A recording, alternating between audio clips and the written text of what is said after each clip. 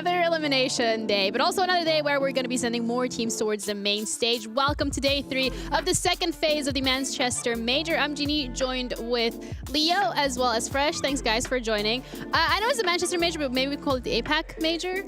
The APAC Major, because they've had so much success. Why not? I actually think, you know, it's been of a short-term success. I'm not too sure about the long-term success of APAC coming into the tournament, you know? EUL.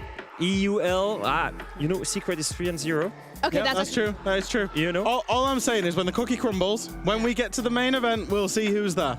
We'll see who's there. There's still a lot of seeds you know to be played. Who's not there? Still a lot of seeds. You know who's not there? Go on, do G2. it. The G2, yeah. G2. The G2 had to be thrown in. Sorry, guys. Okay, I got it out of my system. We're ready to go. Toxicity's out. But let's have a look at what happened yesterday and what we should be looking forward to today. The schedule, particularly here on Stream A, we're going to be starting with BDS going up against CAG. And then we have FaZe Clan against PSG. I am very excited for that one, with the last match being Liquid against Scars. Over on the B stream, there are more BO3s happening. Remember, that is all the action that we have today. But how exactly did we get it? What happened yesterday that made the bracket turn out the way it did? I think for me personally, I want to talk about the fact that PSG won against BDS. Yeah, I mean, crazy. That's how we got her. One of the craziest upset, I think. This is your reasoning for seeing actually APAC's major, right? Because who would expect them to actually beat the #1 seed in Europe? Nobody, not even us. Not a social prediction. I think it was 80% to 20%. Yeah, well, that's something that we're going to circle back to, because first, there are these beautiful videos that we get done every single day to have a little bit of a recap and to make you guys feel like you're here on the ground with us. So let's have a look. Ready, set, let's go. I'm on the way up. I'm on the way up. I'm on the way up, going all the way up. I'm on the way up. I'm on the way up. I'm on the way up, going all the way up. There's nothing you can do to stop it. I've been on the way up cause I know I'm popping. Hits, no misses. Clean up like the dishes. Ain't no point telling me to stop cause I won't listen. Every level got a new devil. I'ma give them hell cause I don't know better. I'm a born winner. I'm going all the way up. There's nothing you can do to make me ever give up. Take them a force. Let's go.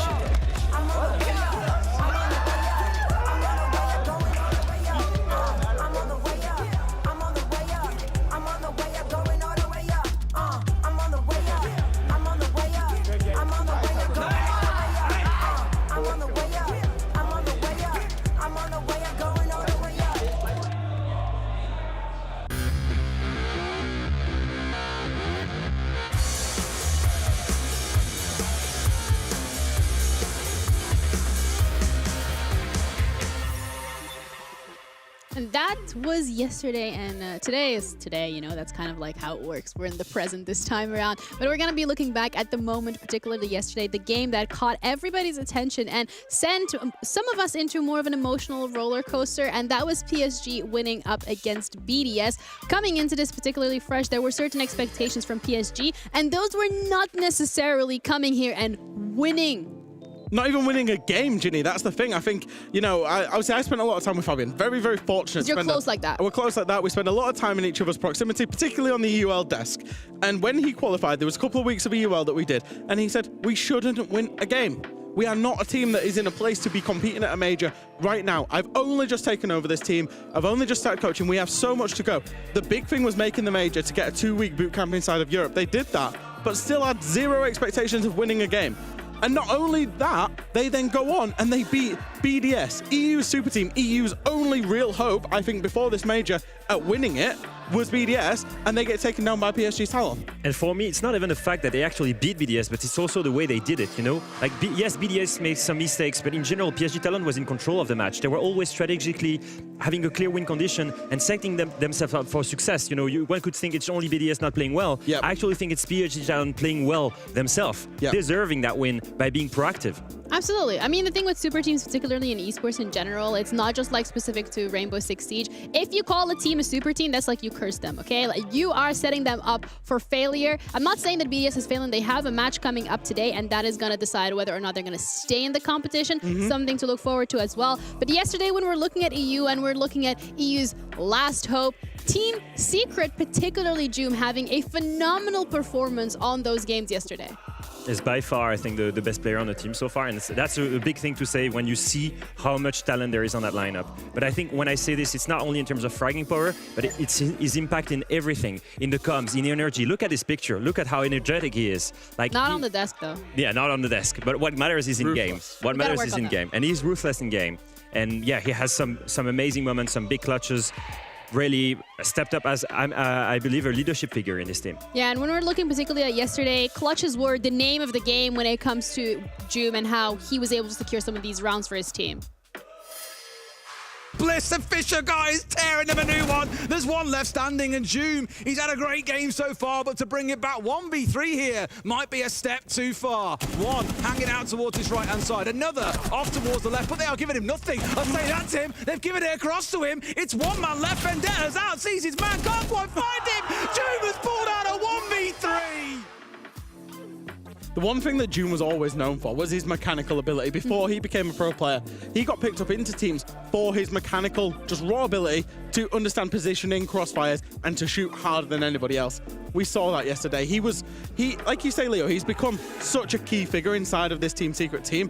I'm so surprised he was available even to be picked up from Team Secret, and they're certainly so happy they did pick him up, to be fair. Yeah, absolutely. It's a question in terms of whether our players will be able to replicate that success that they have online in leagues like the EUL, on an international stage, on a LAN environment, which I'm pretty sure you guys can hear. There's quite a lot going on at the same time, and having a player being able to do that is incredible. But then we also have the games or the teams that have exceeded expectations, and that is PSG. PSG, another must-see for today because they are going to be going up against FaZe Clan, and this is such an important game because if you win this, you are through to that main stage. Like, PSG is one game away of being on the main stage. The only one blocking them at the moment is FaZe, and I know it's a back-to-back PSG must-see, but that was not expected. We had to double up on PSG because they had the moment that has led us into the must-see game today, because their expectations were 0-3. They were just expecting to get the experience. They are now in a best-of-3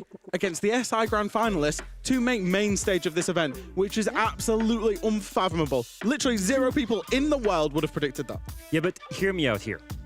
They beat VDS in a BO1. Now you're in the BO3 against arguably one of the best teams in the world, if not the best team in the world. It's FaZe.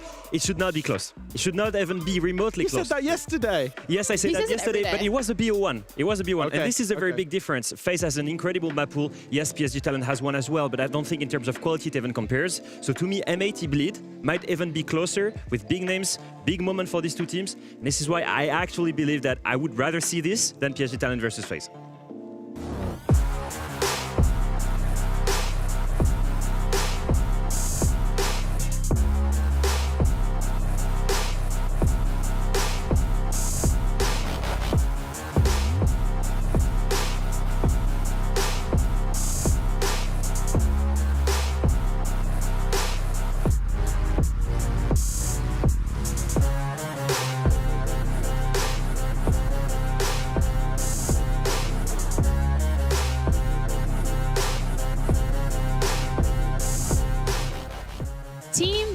Against CAG Osaka. This is an elimination match, the first one here today on the A stream.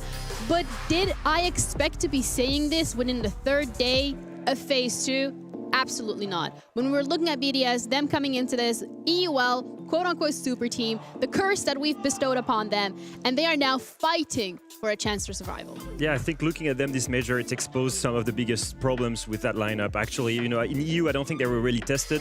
And one of the biggest thing with this roster change, I think it made sense on paper, but everybody was thinking, well, they are going to switch from French communication to English communication.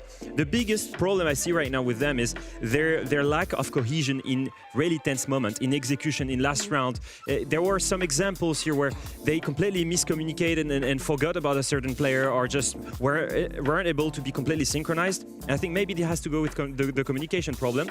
They need to fix this right now if they want to perform at this event, because this is where they're going to play against much better quality. I think this is the type of issues we was expecting to see inside of EUL, but didn't, because they absolutely ran through EUL. They've got a big uphill task now, but the one redeeming factor, is they've got 5 of the best players in the world that can pull them out of this. Yeah, and they're also going to be going up against CAG, particularly. This is a team that has found success here on LAN as well. Historically, not necessarily the fact when we're looking at CAG Osaka, but this time around, they have shown us what they're capable of. And I think when we're looking at CAG so far, they've lost against Scars and Beast Coast, but they won against E1. So there's a little bit of a mix in terms of the regions that they have played against. Yeah, they actually have 3 wins at this event, if you count phase 1. But if you actually look in the teams that they've beat, it's E1, GK, Cruelty. You know, not the biggest teams that you would expect at this major as well. And every time they play against a structured team, a team that has more, maybe less holes to exploit, that play grouped up, that is more strategically and methodical, it's harder. Beast Coast, Scars, it wasn't even close, 7-3, 7-4. That's my issue right now. And this is why I think the win condition for BDS here is to play grouped up, keep it simple, keep the cohesion going with very simple strategies, don't leave any holes to exploit, and that should be enough. CAG are actually, I don't want to say, I'm going to say that CAG tried to build a Japanese super team as well. If you look at how they did their roster changes, you know, they picked up Shironeko, they picked up Chibisu, they picked up Sharif as well. All best players from different rosters across Japan to try and elevate this CAG team because they were hitting their ceiling at events constantly. They're still they haven't proved to us that they've broken through that yet. And I think that's a big opportunity to do that today, to stay in the tournament against one of EU's best teams. And I think the biggest thing with this triple roster change, basically, one thing that was very clear with CAG before is that they had their very unique identity and playstyle. It was all over the place. It was chaotic. And by removing 3 players and bringing these 3, I actually believe that they have the heritage and the core with Black Ray especially and Aniton, but at the same time, they were able to develop more of the strategic aspect of the game. They are able to play more methodical. Not enough, I believe, but at least this basically broke their ceiling of their chaotic playstyle that was super inconsistent. Yeah, inconsistency, not necessarily what we would put on BDS when we were seeing them in the EUL, but here at the international, at the LAN, when they have to show up, it feels like we have seen inconsistent games, we have seen inconsistent plays, but it doesn't take away from the fact that they've still been doing really well, because you have a highlight package particularly that you would like to showcase what BDS has been doing great. It's actually not what they've been doing good, it's what they've been doing wrong. That's the thing with BDS. Okay. So I wanted to highlight how, when pressure gets to them, this miscommunication problem happened. We're looking at Oregon round 2 right now. They're preparing to execute. You see them, the EMPs, the Grim, the Flash. Everybody is ready to execute onto Kid's big window. Nobody has cleared the Kid's player. That's the biggest issue here. That's the key stronghold that you need to remove before executing here. And they go from a 4v4 to a 4v2 real quick. Look at Solotov. He doesn't know what to do. He's trying to get rid of this Kid's player, but it's way too late. This should have been done before they execute. And that's my biggest issue sometimes, is that desync. They did not get the first step. Now we're looking at another round, round 6. Clearly there is a server setup here, a crossfire between the Clash at the bottom of the screen and the mute. Look at Shaiko running into that crossfire, not even checking server. But it's quite clear that server, there is a hole, there is all of the reinforcements, he actually made the vert. And yet he didn't check any corners. See, these are small examples, but whenever a mistake like this happens in the game, your round is finished. You cannot let that happen consistently. And that's not something that we expect or have seen from BDS.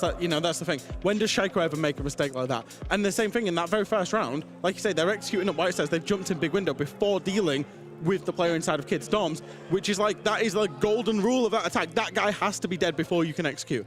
So it's not something we're used to seeing from BDS.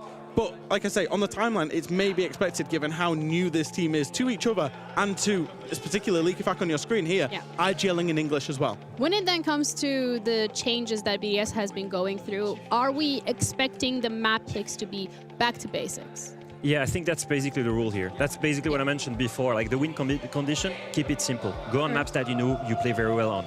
Maybe something that's a little bit more strategic, step by step, that will force CAG into playing more methodically. Because they know at this game, if they play more methodically, they're the better team. It's very clear, because that's where the strength is. The balance and the overall understanding of the game by BDS is just much better. So this is just what they need to do. Go back to basics, go back on higher quality maps. And Kafe is the first one. And that's what exactly what they do. Actually, they pick Kafe, Jack. Yeah, BDS have loved Kafe. As a core roster, they've loved Kafe for a long time. They had a recent drop-off, but then with the new team, they picked it back up into their pool again. So it's a map that they're going to feel super comfortable playing, and obviously that's why they've chosen it as well. And the second map, particularly that we're going to be going this time around, is going to be Skyscraper. This is super surprising, super surprising to me, because not only do they pick it, but also it means they start attack on Sky. One of the, Sky is one of the worst team in attack. They have actually one of the biggest delta between attacker win rate and defender win rate, but they do it against BDS on Sky, really? Yeah. And that's the big thing for me. BDS love Skyscraper. It's their #1 map preference. I'll be honest, I have no idea what CAG have seen to look at BDS on Skyscraper and go, yeah, let's pick that into them. They have seen BDS lose 2 games already to PSG and Furia. Maybe that's but not on Skyscraper. It's literally like we're talking about BDS going back to basics on their favorite maps. They've got 2 of their favorite maps here because CAG have picked their #1 map preference for them. So and BDS will get to start defense. And we're gonna go to Oregon as the decider, which is another map that just requires you to go back to basics. Everybody can play this map. So then you're sitting here looking at CAG and thinking, what are they cooking? Have they seen something that we haven't? I don't know. I think at least the decider, okay, maybe I understand a little bit better. Oregon kind of fits their playstyle. It also lowers the skill ceiling. It lowers the strategic skill ceiling, which I think is better for CAG. But overall, if you look at the 2 first maps, I'm super surprised from this map, Vito. Yeah, I'm very, very surprised. I think that Skyscraper pick just has honestly baffled me. Okay. Like, I'm very, very confused. Why? Like, don't get me wrong, CAG like the map. Yeah. But the last time that we really saw them play it properly was inside of the Japan LCQ against Kinotrope. Completely different quality, unfortunately. I think they need to, if CAG are going to win this, they really need to step it up, and maybe even they need to spring a surprise onto Kafe, because weirdly, I don't think they'll be winning their own map pick. Well, it looks like on the analyst desk here, we are a little confused in terms of how these map picks went through, but let's check in with our casters. We have Dez and Fluke ready to break the action down, but I want to hear your opinion on BDS up against CAG at BO3 with the maps that we have. What do you think? What are we thinking? It is a strange one. We were talking about it before as well and saying, yeah, this feels like it could be a 2-0 to BDS, but that's exactly why you have to be concerned that it's not going to be a 2-0 to BDS. And I was speaking to one of the translators here, actually, for the CAG team, and they were talking about Kafe on the way over. Apparently, they've got a lot of belief that that's actually their map for the taking. So they're cooking something. I don't know what it's going to be. You don't want to be like, their decisions are wrong, but they got to prove us why. Yeah, I mean, I'm sure that they will. We're going to have to wait and find out. So, guys, please feel free to take it away. Will do. Thank you very much, Ginny. Here we go. You're not Tim. It's me. I'm a little bit taller. And I've got a lot more hair. A little bit taller. We love you, Tim, I promise. Anyway, this is going to be one hell of a series. We've cast these teams an awful lot as well over the years. CAG we've followed now for, what, 4 or 5 years. BDS, a similar sort of story. On paper, we all look at it and say this should be a BDS 2-0. But as I said a second ago, that's why it may not be a BDS 2-0. Stop posing for the camera. No, Do never. your job. Never. This is why we sort of look at these moments, and as we say, that map ban, and you go, why? Right? It's one of those big why questions, because why? You're finding yourself on Kafe. I think Alfama, surprisingly, put it very, very well. He's a very clever man. Surprising. He knows this team. He knows where their problems are. They're going to an intricate map. They're going to Kafe. You've got a lot that you sort of got to piece together here on Kafe. You've got what has to be almost a little bit of playing within the lines, which is where CAG want to try and stress the pressure, right? CAG want to try and push BDS round, find these opportunities. The amount of times Shurip has ended up clutching out rounds throughout this sort of tournament so far for CAG and just finding opportunities, that's what BDS needs to try and get a handle on. And the ban's flying on through as well. The Ying not really going to surprise anyone. I believe we saw this banned away yesterday by CAG on this map against E1, which they won 8-7. So clearly feel they know what went wrong yesterday and they can course correct for today. And we've joked for years. At one point in time, Monty was a 31% ban rate in the Japan League.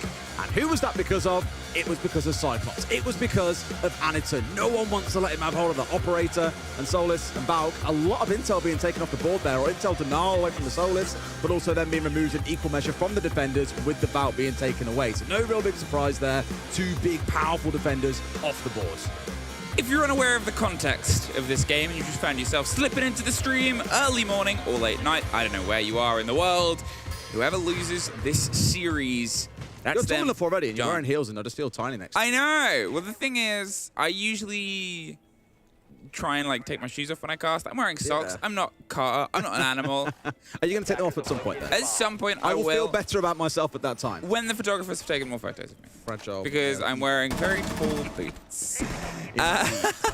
Well, we start down in the kitchen. I was about to say in the basement, but everyone always does. I heard the thing it was Parker and Pengu the other day. Like, basement? That's not a basement. It's the first floor. It's not floor. a basement. It is down here in kitchen, though, for this first one. So no big surprises at all to see the Echo being brought along by Aniton.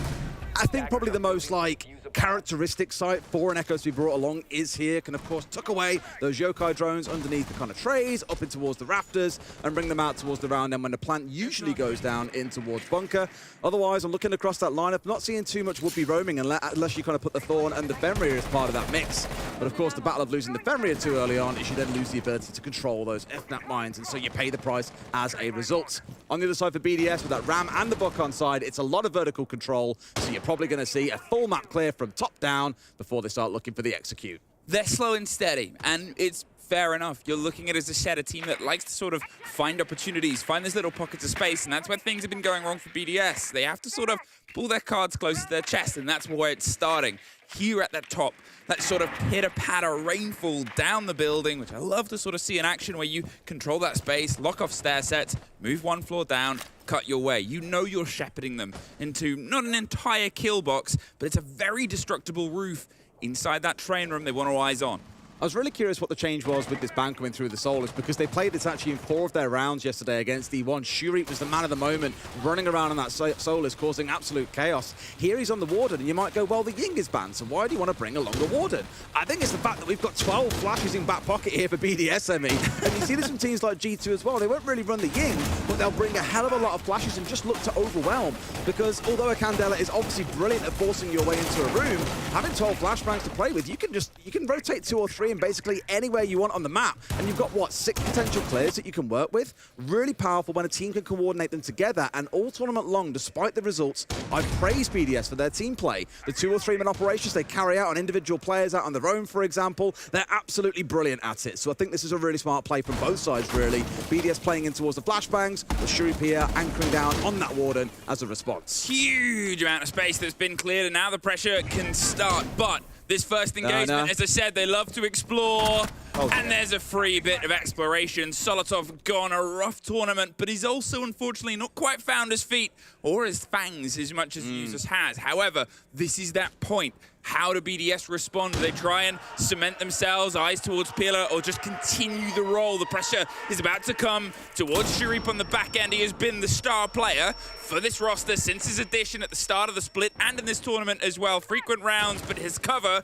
is a little bit blown. The drop comes around the corner. Shurip, no true idea that they're inside the side, tries to put a little bit of pressure closer, thinks he might be a second too late, so instead the movement over the top towards the hatch itself. Shurip, he's about to strike, he's about to catch the single bit of watch, and he doesn't quite get the angle. Users paying keen attention, but they stop the plant. The Yokais, they're going for the catch, they're not quite able to find it. EFAC gets it, and BDS, they're able to cement the plant itself. One more body back from the side of Anaton, but you think how close this was to not being in BDS's pocket. And they're at least making the use of utility at the tail end of this. That's what I mean. You just get so overwhelmed by the number of flashes that they have at their disposal to use, and that's only with 3 players up on the board, not all 4. This was a really close round, and I really like the movement that I saw coming out of Cyclops. They found one, but with 2 more to go, and one of those being on the vertical, it's simply not going to happen. BDS taking round 1, and for me, for them, that is such a massive mental round to win. After 4 rounds against Talon yesterday, Leakifat was sat there shaking his head, looking like exasperated. And I think for them, there'll always be that question of, oh God, is it going to be more of the same compared to yesterday? Are we going to find ourselves losing silly rounds here? But that was a very well-controlled round, very, very solid. Again, Kag had a nice attempt there at retaking with Shuri, but it was well read, admittedly. The Bucks swing across from Yuzu's. I mean, a nasty shot. If he dies there, that's a very different round. If he dies there, think about the position he was watching. I'm not entirely sure who it was, who got the Echo drone as well. It was sort of tucked around the corner. It was the coverage on the utility where, again, you know, one more Yokai pops off. You're looking at a 3-second sort of difference. There was the cover of EFAC on the other set of stairs. Just cleared just enough. Didn't quite get pushed far enough away, and think about it, it was a 5 versus 4 as well when the engagement, when the plant was coming in. The trust of BDS to sort of go, no, stick your head down, Brede, hold it, we've got you, we've got it. Tough round, but KAG, they keep moving. They find themselves moving up a floor, not going to try and double down, and instead to the train room. And somewhere Tim is beaming that we aren't seeing top floor being played. I was actually looking at the stats earlier on for all the sites that we've got. I think the most played one has been Oregon Basement, but the one that has had the most losses has actually been up here on this top floor of Cafe. So seeing us not step in there, that stat continues, and Tim will be again reveling in that wherever he's watching from right now. Vindicated. But I think the more teams avoid it, like teams do keep going there, at least some really gravitate towards it. But I think going away from it is good, because essentially on this site here, we're on that second floor. We spoke about this a lot over the last few days. If you can't defend the site itself, you tend to go and play it vertically. And that's what you're probably going to see coming out of Cyclops. A few players hovering upstairs. We've got a Pixel on Shield with Chibisu, for example. So BDS have got to work through the top floor, where a top floor site would otherwise be, and then get set up for an execute. It's almost like you've got to go through two sites at once. So you're giving them more to do here, more problems for BDS to try and solve.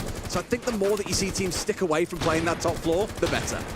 A lot of damage. Almost. To Chibisu, playing a fairly known and prominent position. Obviously, you assume some ex-Kairos is going to pop around the corner and get the destruction done on towards this wall sooner rather than later. They have all that they need and then more, really, but the force is on the verticality. The first step, you can see the pressure coming over on towards the cocktail side, the back end, and just hoping that as the players get forced further and further across, if they go for the hatch drop, they'll end up in the waiting guns of EFAC and Usus. It's like you'd be forgiven here for thinking we are attacking this top floor, because you've got so many players upstairs, 4 of them, I believe, on the side of Cyclops, causing a little bit of chaos. In fact, no, Anderton's down inside a train. I tell you what, they have not shut up for the last half an hour. That's Beast Coast. They are so loud. I believe that's Beast Coast. I mean, Ashen's gone home, but someone else has got to take on the mantle, I guess, and make a lot of noise. Ashen lives. Crazy. Chibisu dies. The spirit has left this plane, and, well, so has pretty much everyone here. Everybody has either dropped off the floor or been knocked off it. Finally, Cyrenaica is fine, and that gives them that clear. A minute left. They have full vertical control. They have 3 of the KAG players killed, and as I said, there was no route, no escape. There's one more, no way! Shurip gone, Anaton, that star player. Wow. Seeing stars. Much better. Even Leakyfat looks happy today. I think this is what I've celebrated a lot about them throughout the tournament. I mentioned these kind of 2- and 3-man plays. That was really a whole team effort. As soon as you see a move come in, I think it was Usus on the rappel, looking to try and challenge the player that was on the mirror window inside a cocktail. At that exact moment, that's when Shoiko starts his move coming in through Cigar Shop, in towards Bar, and gets the kill in towards Storage. And at that point, there comes a chaos for the side of KAG. You've lost 2 players. The angles that were previously covered no longer are. And BDS just keep on marching forward. It's what they've done, as I keep on saying, all tournament long. And I know it hasn't always given the best results. We'll never forget that game against PSG Talon, for example. But even in that game, you did see that team play coming out, and that is still present here today, which is a good sign for them.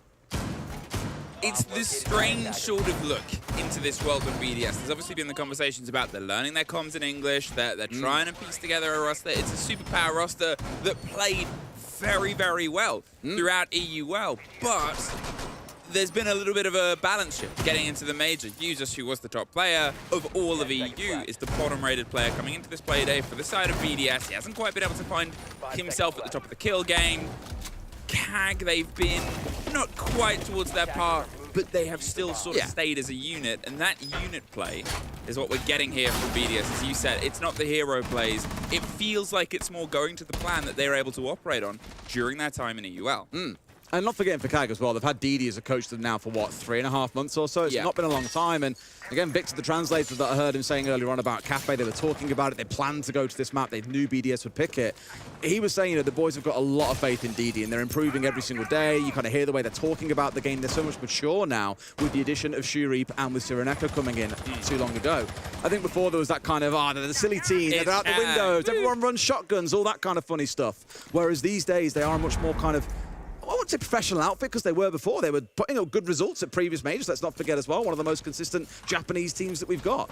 But I think now you're seeing a new kind of level to them, but it will take a couple of events to really see them come into their own, I guess. But to be against BDS this late in the tournament, still a good sign that things are improving. As we find ourselves here on Tim's favourite site, the pressure is not too contested inside the Christmas area. They've got the wall sort of fully reinforced. They've got the mirror window looking across, but with this clearance of the bandit charges, with the assumed Brede about to start popping holes in that wall, it will fall away from them, because there's no real way to directly contest if they wanted to try and get it from the piano side, if they wanted to try and put the pressure on towards the back end. But how much focus, again, are BDS going to pay it? They seem to have their takes in mind, and they're not really shuffling or shifting too far away from other takes. I say, EFAC with a great catch onto Blackgray, who unfortunately has been not great on that energy statistic throughout the tournament. Solotov with the swing. Oh, a C4 does get one, but they then get the site. BDS just keep going. And again, look at how fast these kills all come together from the side of BDS. They move as a unit, but Cyreneco's just walked up white here, along with the Jaeger behind him, and retaking ground that they'd lost just seconds prior. Shoka could be in trouble if he's not careful to his left-hand side. Steps a little bit closer, flashing back pocket, but the swing comes through, and Cyreneco lands a wicked shot, down to a 2 versus 2. Once again, these two, the new additions to CAG, are just proving their worth time and time again. Brede versus Users. There are also two players that are more than keen around their own fair share of clutches. Have a 2 versus 2, time to build as well, but they're on the wrong side of a mirror window. Users doesn't care. Gets the header, Shurip, and leaves Cyreneco on the site. Now the pinch is his left and his right. Perfectly played by BDS. And that was the kind of play that you would see BDS lose against PSG Talon. For those who didn't watch it yesterday, I think it was Misa who hit a 1v4 on the, wasn't 1v4, he got a 4K on a clash with the closing 1v2. It was absolutely bonkers. But the composure they've showed there, they've lost a key part of the map. All right, we've let them slip through the net. There's a problem here. They've then managed to regroup, and even in the closing end of that moment there, both players coming in together to form that crossfire onto Cyreneco means that even if he gets one, there's essentially a guaranteed kill coming in from the other direction. So great play from BDS, and no huge surprise that now CAG are down 3-0. They want to tack timeout on the defensive side of Kafe. The more this half goes on, the more worried I am about map 2. Yes. You're looking at Skyscraper. You're looking at a map that the playstyle that BDS are doing very, very well here, that they've struggled with on the previous days, that they've sort of stepped themselves into of this is the process, we live by the process is killing all of our enemies. There's a lot of snappy takes as well, and it's nothing that's really being pushed aside. Skyscraper lives for that, loves for it. It's just Kafe 2, the awakening, and I mean, they're taking the timeout. Let's see if they can start trying to put some pressure on, because there's just so much freedom BDS are being given in the sort of opportune build-up. I just look at it again, and even as I watch the replays play out, they're winning those crucial gunfights as well, which has always been the terrifying part about BDS. When you combine that excellent tactical play, the team-based play, with excellent gunners, of which we've got 5 of the best in the world in this squad. Maybe not consistently, but at least when they're on their day like they are here, they're hitting these shots, and they're nigh on impossible to stop. It's just when that starts falling away that you start getting worried about BDS, but at least here today, it's their opponents that are feeling that pain rather than BDS themselves. 10 seconds. Well, how much of a conversation can really change fate? Now, there was a moment in this round at the very beginning of the game where it was a little bit close, closest it's been so far, even with that 2 versus 2 clutch. I still think a few seconds in a 5 versus 4, that's pretty good standing for most defenses.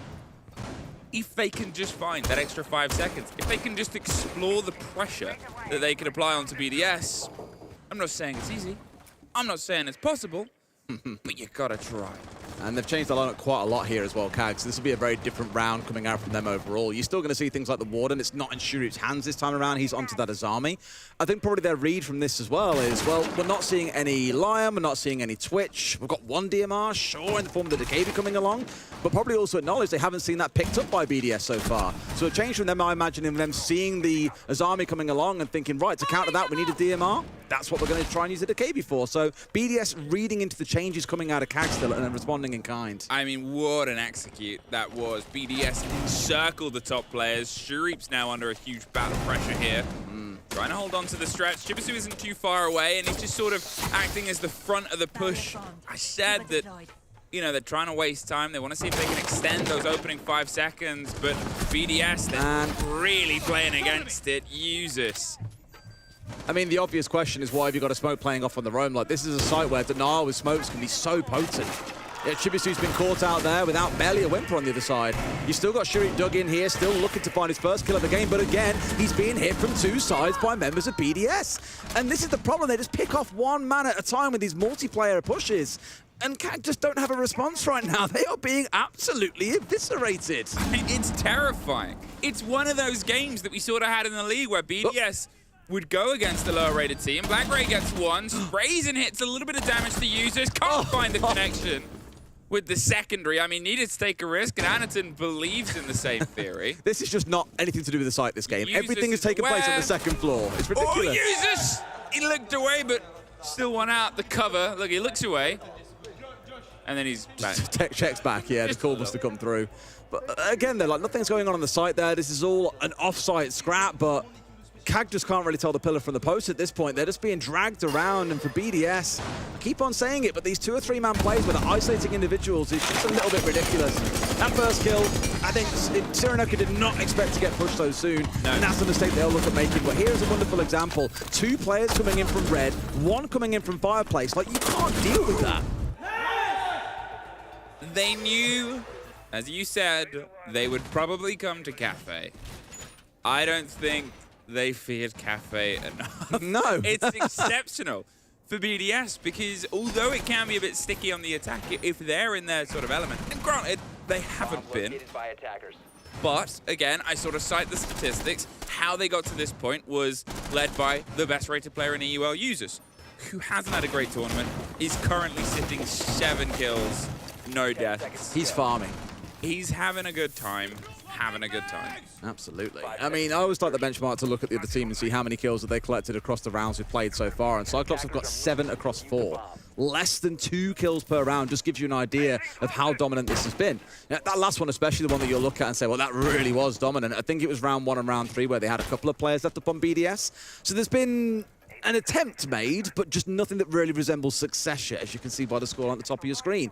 And Cyclops, now they've had that attack time out, this is your defensive side of Kafe. You've got to attack yet. Do I see them bouncing back and getting 4 attacks of their own? Absolutely not. No. And that's assuming they even get anything in these last 2 rounds of the defense. You're hurtling at this point to what seems like a very quick series. And I don't know where KAG need to look because, let's be honest, it's just that BDS have suddenly stepped back up into a game that has been missing. Solotov gets one, gets traded. Black-Grey was ready and waiting. It was a little bit direct towards the side, probably the most direct that they've run at this point there. The attempt from Solotov struck out the building, trying new things, trying new bits of pressure here, and well, BDS, they'll go back up towards the top, go for the clear. Well, remember how snappy it was last time they were taking control of the top. That's the first entry as well that we've actually seen traded by Cyclops. Across all of these last 4 rounds, we've seen the entry go the way of BDS. I think in the first round it was KAG that walked away with it, but it was never traded. There was no one ever nearby the player that goes down, so they're roaming very much as individuals and being punished. That's the first time we've seen them come together and punish Solotov for getting aggressive and claiming what he thought was a freebie. And those are the kind of things that you've got to do. You've got to match team play with team play. It's why BDS versus Furia was such an excellent game to watch a couple of days ago, is both teams were going at each other. There was always a response. There was always a trade. Here, Leakafat picked off for free. Chibisu walking away with that one. And again, the smoke in a spot to be quite aggressive, but a good spot at least on White here to deny up towards Pixel and could easily back down towards site. Well, a little bit of a wasted utility there, but don't really know what's tucked entirely on the corner. A minute. And this is where Cyclops have started to step themselves back. You can see a quick rotate around the bottom of White. They feel the pressure across, and they know that they can try and play this with a little bit of wiggle room inside the site itself. Black-Grey gets Shaiko drifted in towards Pillar. Again, these motions, these movements are ones that seemingly we haven't really had from Cyclops. Brede and Usus left alone. A 2 versus 4. Now they could pull up for 2 versus 2, Terry. We know that from a couple of rounds ago. 30 seconds, half the time, and double the Japanese players to get through. Will this one peel itself in? They're seemingly going to try and tuck a plant here just inside the reading doorway on towards the default. You don't have to get the most amount of ground. There's the first fight. But he's a smoke canister ahead of him. Usus has to go for a quick rotate. They're pulling out pins. There's a player around to his right-hand side that I don't think he knows that, well, he'll actually just pass right by.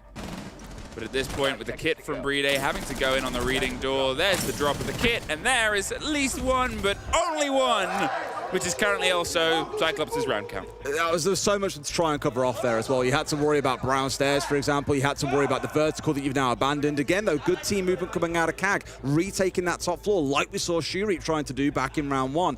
So although we're seeing them lose generally the gunfights and not quite playing as a team when it comes round to those gunfights, I think their overall macro movements aren't terrible from Cyclops. They are just being picked to pieces by BDS. Still, it's around on the board. It's a bit of breathing room. It means they aren't going into the second half staring at match point every single time. That's nice. But it's still only one round. It's still only one round.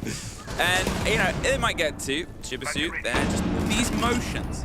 This is something that we saw in the very first round and went, maybe Kag's got a bit of fire.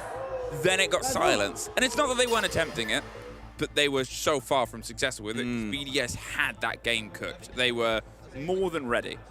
Well, they are going for the chonky boy comp in this round, aren't they? Look, the Warden, the Rook, the Doc, and the Echo on side. That's a lot of HP being stacked up. Really towards Chibisu then to be the only one who's really can move around any particular pace here, of course, on that Azami again.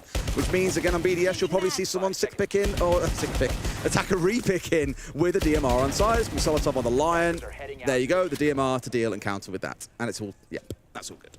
It's a lot of ACOGs, or ACOG potential. This is a throwback to 2 or 3 years ago of Kag. That's what it is. Well, this is, I mean, they once had a famous game against VP where they just spent the whole time looking outside the building, and VP, I think, lost to it as well. Users almost caught out. There's a bit of control. The Lion is going to try and get some of this work done, but again, they're sort of cooking with the idea of, look, let's not let them set up. As I said, BDS a few rounds ago had a lot of freedom in the early 30 seconds to a minute, and they were making the best use of it. Kag have cooked onto that idea, and they're trying to freeze them out a little bit. It's a teeniest bit. I think they've kind of had their early aggression, and I imagine BDS have read into what's going on here. You know, users took a few shots. They had to go at Anaton as well. As soon as you realize there's 2 players trying to spawn peek you, it's kind of like, okie dokie, we get the gist now. Let's slow it down a little bit. Haven't got to go too crazy. Get the control that we need. Get to the building most importantly, and then worry about the rest afterwards. So despite bringing along all those scopes, as you say, none are really going to have the impact they need just yet. But don't count out those extra health points and what it can do for when it comes into those gunfights. I said they had the chance of the scope, but actually not gone with it. Instead, gets the air jab and gets themselves adventuring. There's one and almost a second looked onto them and brings the balance back. Solotov suffers, holding onto Whiskey Window, but he's so concerned about another Kag player popping their head out, and rightfully so, because this is that exploration they've started to throw themselves in. Shaiko caught, Nomad gone. It was a really poor air jab from Shaiko as well, like right in the middle of the open outside the door. Like, what's that going to stop? They can see it. Unless you're hoping they're going to charge out blind, of which you saw you put the air jab down. It's simply not going to happen, but I do fear it's a bit late now. It looks like they're inside the building. Oh, Jesus. Drifts He's on one today. Drops Shurip. 10 kills, no deaths yet, and an assist. Fair enough. Solotov wants this fight, and the fight kind of wants him a little bit. They're still trying to keep the pressure up to buy time for potentially Cyrenaico to get his way back up towards the site itself. Chibisu is holding on, but here it is. Cyrenaico on that approach. Now, I'm thankful he didn't try and charge up the stairs, because 100% that would have gone wrong. Chibisu goes a little bit right. That's not the way it needs to go, man. Solotov's in my fantasy team. Can't do me like this. Should be into a second as well. And again, this is where BDS sometimes start falling apart. It's the only real, I won't say the only weakness I've seen, but the main weakness I've seen is when they do lose a player or two in silly positions, that team play starts to fall apart, and you've seen it there where Chibisu's opened a gap and got away with a couple. But Bride has managed to get a plant down with 3 Kag players still up. They've got to hold off now against potentially a multi-side push in. Oh, the first fight is Chibisu's. It's all down to users. Will this be the round where he finally gets the end of his statistic? 3 players encircle him, and this is the pressure. Nice. It only takes one of them. Kag. 2 rounds tied in a row. Still probably not enough, but that's for them to prove. Have you heard the line that I say on broadcast pretty much all the time? Probably, but I don't listen much. That's very fair. I always say there are 2 halves to a game of Siege. Oh, it's my favorite line because it is so damn true. 4-0, we were sat here, and I would be very surprised if those at home also weren't thinking the same thing. There is no way that BDS don't run away with this game and with this series based on the map draft that we saw, right? But with 2 rounds on the board, a bit of confidence starts building in here. You never know, this could turn out to be a very attacker-sided Kafe, is how things might set up. Obviously, on expectation, that's not what we think is going to happen, but you just never know, especially at events like these. No one thought PSG Talon would beat BDS, yet it happened. Now we go on the defense of BDS. They're starting things off inside of Mining and Fireplace. Shuri, unfortunately, a little bit absent so far from this Who picked game. up in their fantasy team, actually? You double-check that, and you can get your gloating. I will just rather bring... Super has jumped into 2nd place ahead of Tim now, so there's a problem. I've got to stave Super off. That's feisty. It is, it's I can imagine there's a lot of fighting words. I did it once for the EU League. I was pretty comfortable in second place. Ooh, Tim got Shoe Reap again. And He said to me yesterday, like, I've got all my points out of Shoe Reap now. I've dropped him. I've got what I need. And now he's picked him back up again. And now this has happened. Suck it, Tim. Tim, mistakes have occurred. Major mistakes, my friend. Major mistakes. He has been unfortunately locked out of this game, and the importance of him as a player, not only in the roster where he sort of brought, I don't know if he was IGLing, but I know that he had a bit of command power in the structure, and it brought some sort of solidity to their takes. It brought them back into a rhythm where CAG had been blindsided by the new style of the game, by where the game had gotten to, and helped harnessed alongside the back staff. He just cannot find his teeth on these defenses. I am forever nervous when I see a glass picked up. We've seen it probably picked, I want to say 5 times since I've been casting in the competition so far. Every single time, it's either the glass dies first or dies very early into the round, or everyone else dies around him and he has no smokes to be able to use to actually make use of his, his gun. The whole reason why you bring him is that he can see through smoke. He can see those yellow outlines. Very, very powerful. There's no warden on the other side. Yeah, with only 4 smokes, in back pocket, they've got enough to work with, I guess. But why difference I'm already seeing here, 60 seconds in, look how many drones have gone for CAG. Reverse fixture when BDS were on their attack. They'd lost 2 drones by now, so already BDS are chewing through that info game. Well, 5 smokes left, 4 smokes left, still nothing. The pressure comes around the corner, and Solotov isn't quite offering himself this position, has the keepers to maybe try and rebuild, but they're holding, waiting, and not really sure what they're hoping for here, because there isn't any pressure anywhere else. Oh, there's a plant, though. Chibasu, they've just taken enough on the top. They're going for the cover. Oh, he got it! Just in time! Finds the tip of the plant covered by the audio. It's a brilliant play, but they're going to go for the long arm. EFAC's on the kit. They don't really know. They don't really have the position. There's the spray.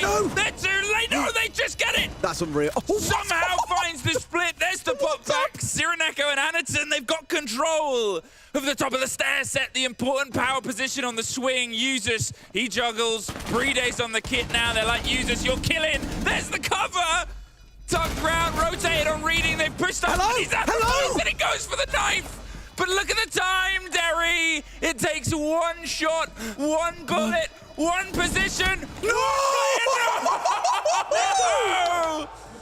What was that round? Wow! Half a second! Half a second was the difference! Half a foot as a knife on a staircase, half a step for the final CAG player. Half a second. That was ridiculous. It's just like, how many bodies can we throw on the diffuser? It's absolutely absurd. But fair play to BDS. You can't really prepare for those moments. You can't like have a coach go, cool, this might happen in game at some point. You got to be able to adapt. Who expects a diffuser to go down in a 5v5 in the middle of mining? It's absolutely absurd. But good recovery by BDS. They know to send someone towards red to get that cleared off. They know to watch out for the player, trying to round in through train as well. Again, good movements by CAG, but that final shot was all they really needed. Beautiful stuff, and a matter of milliseconds, I think, by all accounts, across the board. Look at Naked back here. How close? About half a second. Oh. Not too bad. Bro. That is ridiculous. Absolutely ridiculous. I mean, as close as it could possibly get. 5-2, CAG. They almost got themselves closer towards leveling it up here. But instead, now they'll try and potentially bring this blitz, get themselves input pressure. Anaton, a world-class shield player once upon a time. Oh, well. Take the Monty off, he'll get straight onto the blitz these days. I mean, we've seen, I think, the first game of the tournament, we had a Monty and a blitz ban come through because everyone was like, shields are just that broken. Like, we need them off the board.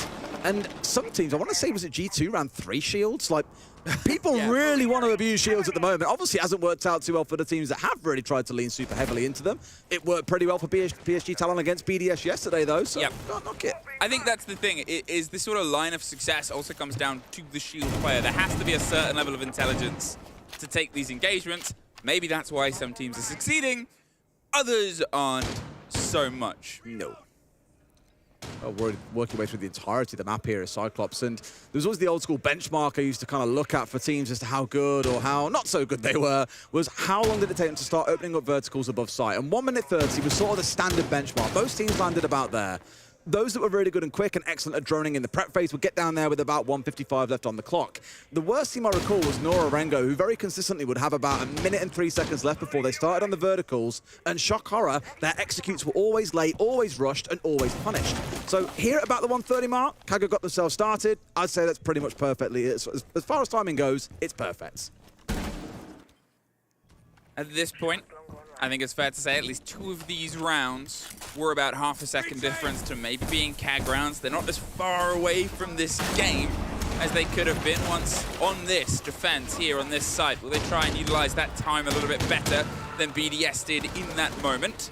There's some pressure here on towards Shaiko. He loves playing just outside coat check. He can sort of put the pressure around onto bottom red, on towards the wedding, on towards the entrance on the far side of bar. If he wants, he will contest these openers. You have to sort of force him out, and that's Black Ray's role, but Black Ray has struggled on entry.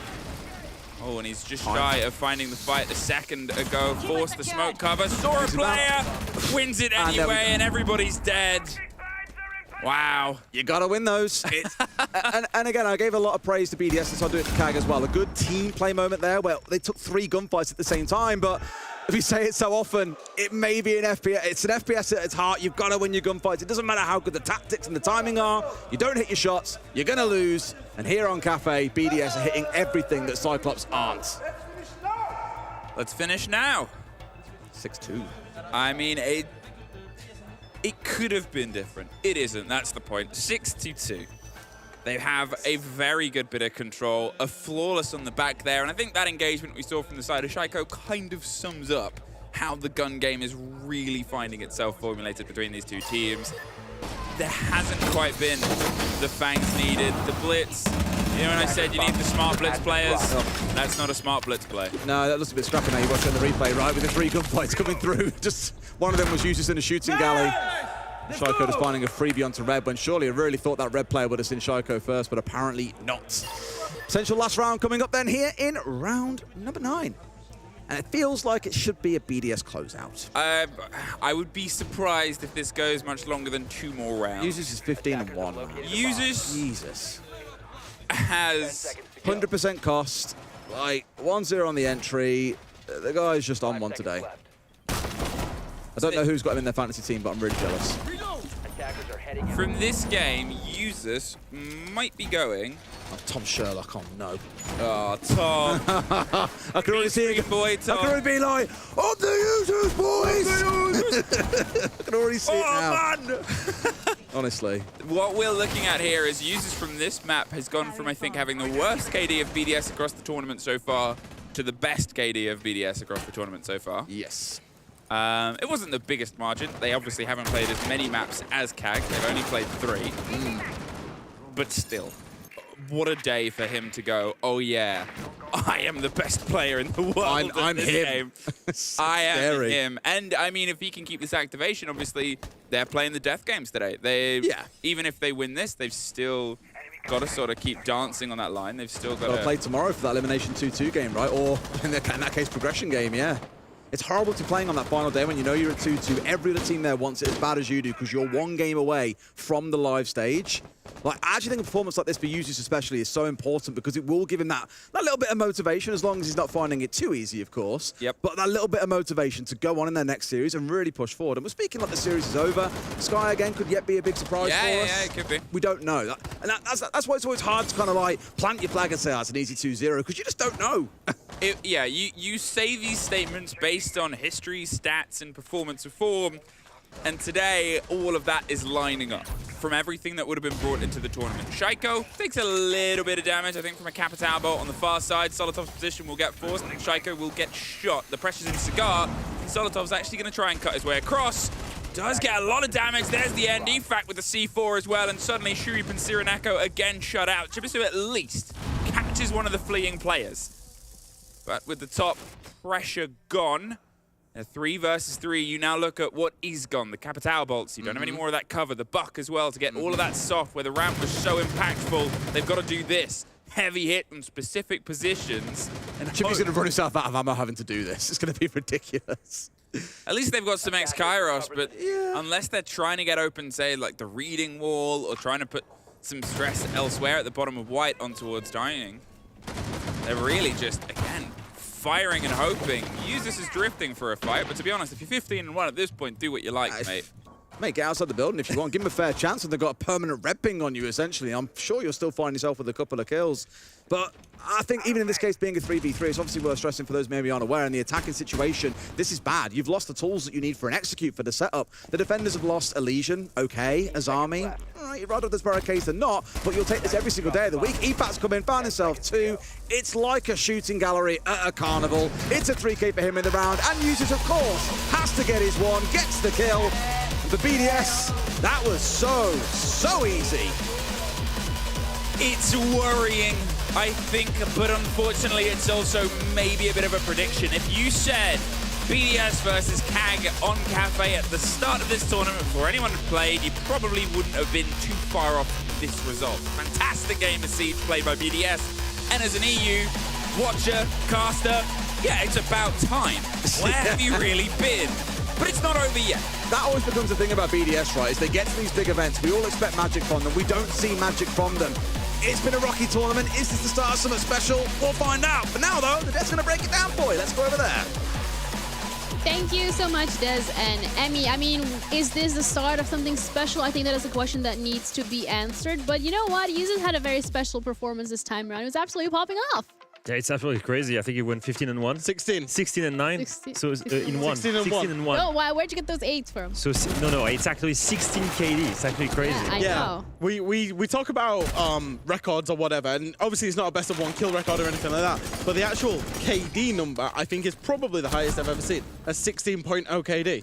What I find very impressive is take a look at his positioning every time. Like he's always in an angle where he has a favorable gunfight. Yeah. And apart from this one.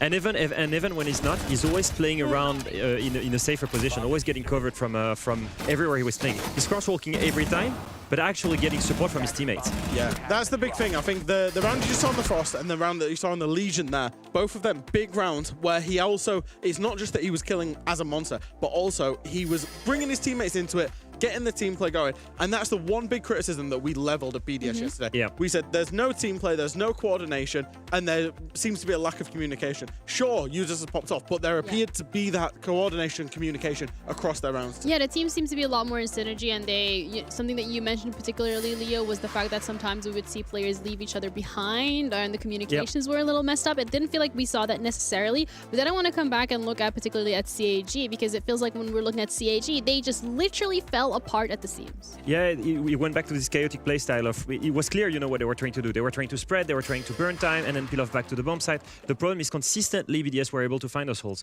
Like this is a great example, for example, like here you have Goyo, here, Sereneko. Look at Solotov just jumping in here. 2:17 in the round. He already gets the opening pick by just finding this opportunity. Doka calls to prevent a trade, and he hears that someone is coming thanks to the Doka call. So they're abusing crowd control operator, and at the same time, they're always looking for these entries. This is another example. Look at Solotov jumping in, 2:12 in a round, jumping in the bomb site, getting that entry again. So it was a mix from BDS, 2 win conditions. The first one, they have a very clear game plan, very clear direction, and everybody plays towards it. And at the same time, Solotov is looking for these opportunities, these holes left by KAG to then exploit and get the opening engagement. Yeah. That's that. They just go out on the opening engagement. They're just on fire. It was like night and day difference from the BDS really we've seen so far in this tournament. Because the BDS we've seen in this tournament hasn't been good. Even the one where they beat SSG, it was a slog. It wasn't a clean performance. Yeah. We needed this from them. Their backs are up against the wall. We needed them to then just come out swinging. Map 1 on their map pick, that's exactly what they did. Yeah, and that's what we're expecting as well from them on their map pick, and Skyscraper particularly being that next map. That's something that we're going to be looking forward to as well, because this could be BDS's chance to redeem themselves. So make sure you stick around, because we're going to be back after the break.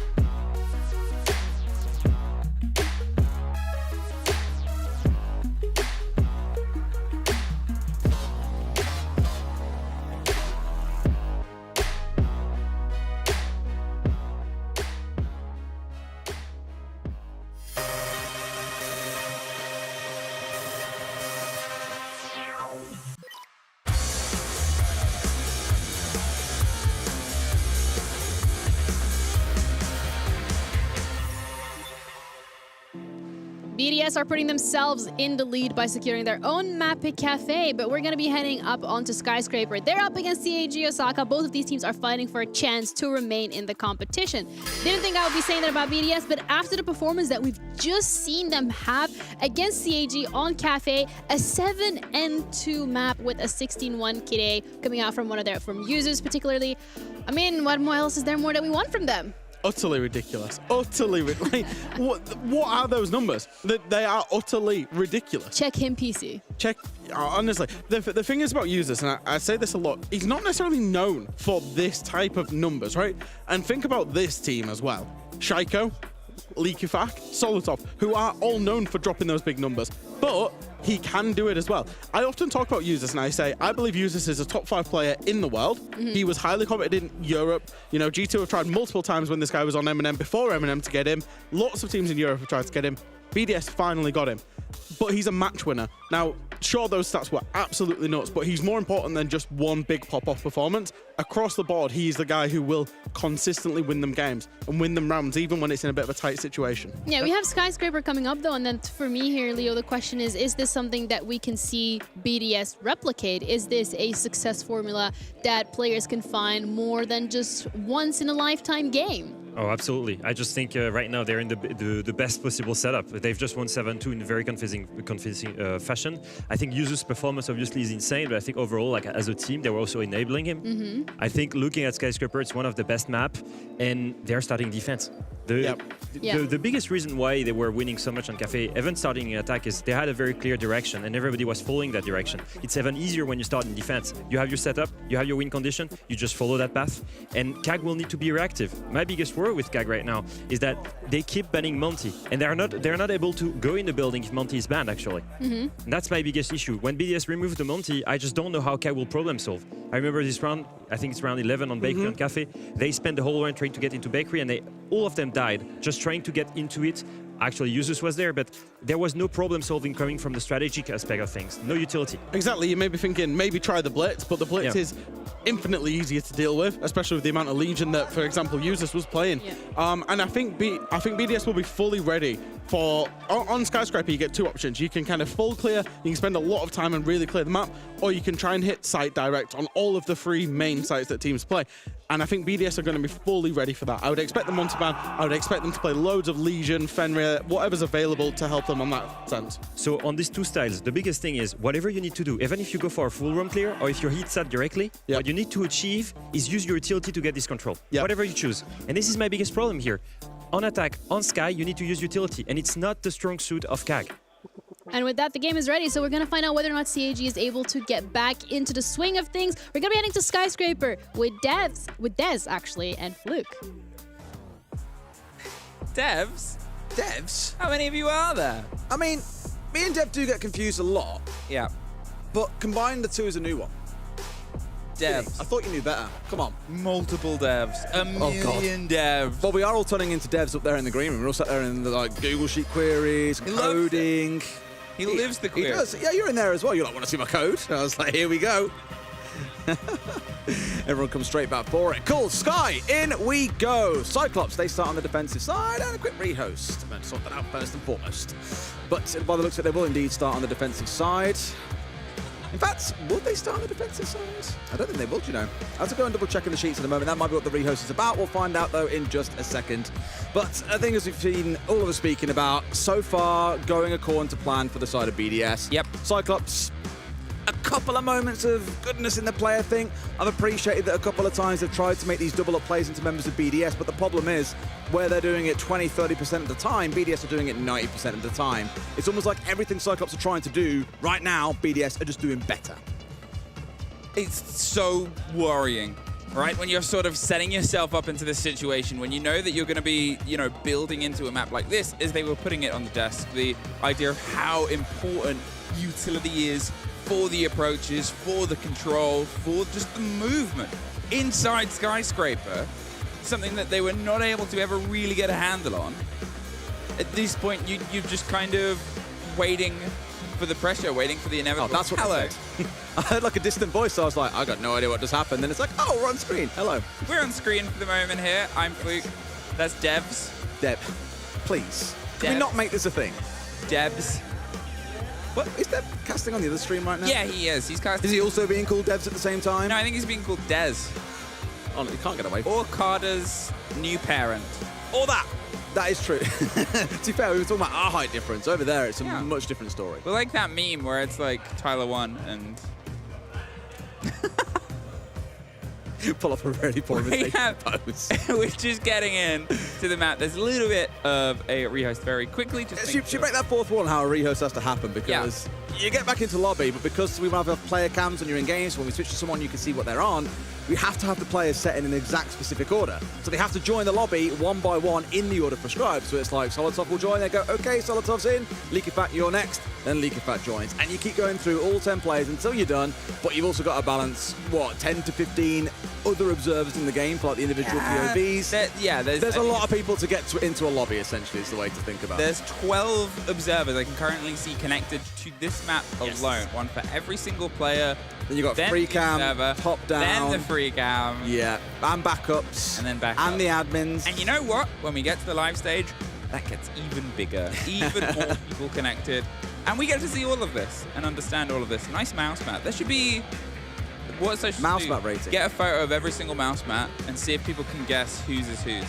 Well, not every single, that's a lot of mouse mats. Quite a lot of players just have like a standard black one though, like no frills about it. Black's cool, baby. You can imagine what kind of mouse pad I'd have, given choice. Anime. To be fair, I got one of the Soku ones. It is very anime and it is gorgeous. Very good actually. How anime is very anime? That could be. It's someone sat there very with with a sword. It's all Japanese themed. It's beautiful. It's really cool. And very smooth as well. Here I am. I promise you, I'm not sponsored by them. I just really like. No, you just really like that mouse mat. Yeah, honestly, I go through mouse pads. I don't know why or how, but I go through so many. I'll do the opposite of a sponsor. I saw people just putting their drinks on a second mouse mat earlier. Yeah, but then that's why twice so far at this event we've seen players spill water all over their keyboards. Has that happened twice this event? To me and Tim when casting, yeah. Kino was one of them. I forget who did it the other time, but just. Has anyone been eating food off their mouse mat yet? We had someone munching a banana. I didn't see the banana being left on the mouse pad, though. I'm sorry, Jackers, if you're out there. You may have noticed. The trend of putting food on mouse pads is having a meltdown. There was a thing recently, and we're pretty much getting back to the game, so just redoing the bans, which takes a little bit of time. We had a lot of EU personas, talent, whoever, posting photos of them eating food directly off their mouse pad. That was specifically to irritate one person. I mean, I thought it was funny at first, but then when it came like piece of toast on there, I was like, okay, I get it, that's funny. When they started putting like actual like beans and stuff on there, I was like, you're gonna stain your mouse pad now. Like, what are you doing? I did? No, what did you do? I did cereal. It was it was like a blurry photo of me. You are an actual idiot. Pouring milk onto my mouse mat. And there was cereal in it. It was an old mouse mat. Okay. It wasn't my actual mouse mat, but also it was a very funny cursed image. Do you know what else is not cursed? This. You know what is cursed? This game. We're in. We're in. Start. Now, this was a conversation we had when we saw the bans earlier, and you were like, hey, Skyscraper, that's a pretty good map for BDS, I think. Yeah, 3-0 on it this year. Yeah. I thought, and I sort of threw myself back, I said, I remember the old BDS roster, when they had Renshiro, when they had Alems, being one of the first to really develop on towards this map. And I specifically mentioned their use of Clash, who they would run out onto that balcony, they would bring pressure. For me, they were one of the first teams I got a proper taste of saying, oh yeah, these are ways you can play this map. I want to say the first time I saw it was an APAC team. I want to say it was Sandbox, or it might have been Sandbox that were playing. I'm a Sandbox enjoyer, or FearX now. They're like my favorite team. Really? Why? Because of the cats? Yeah, yeah. That's a very anime skin. That's all, they know what they're doing. They know what the people want. How I was gonna say if this tweet gets this many likes, we will cosplay those cats. Oh God. But there's not even a tweet, so good luck, guys. Yeah, good luck finding that one. We start here on the top now for a very quick rub and run. If you've not really seen how attacks on this map happen, as I said, there's worrying similarities to Kafe, but you will be cementing your self-control over the top, the stretch, whether you're going from north to south or south to north across the two top floors, you have to get out those players on the back end, Efac and Solotov. Their attention here towards Samurai Window, back towards Shrine. You sort of knock them back as a three-step process. rather than get the direct punch and limit their rotation up the house stairs.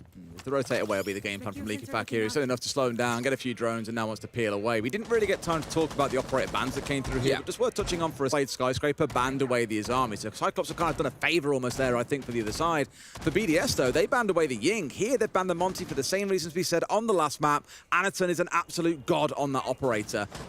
Pretty much 9 times out of 10, you can guarantee Cyclops will draw a Monty ban for that exact reason.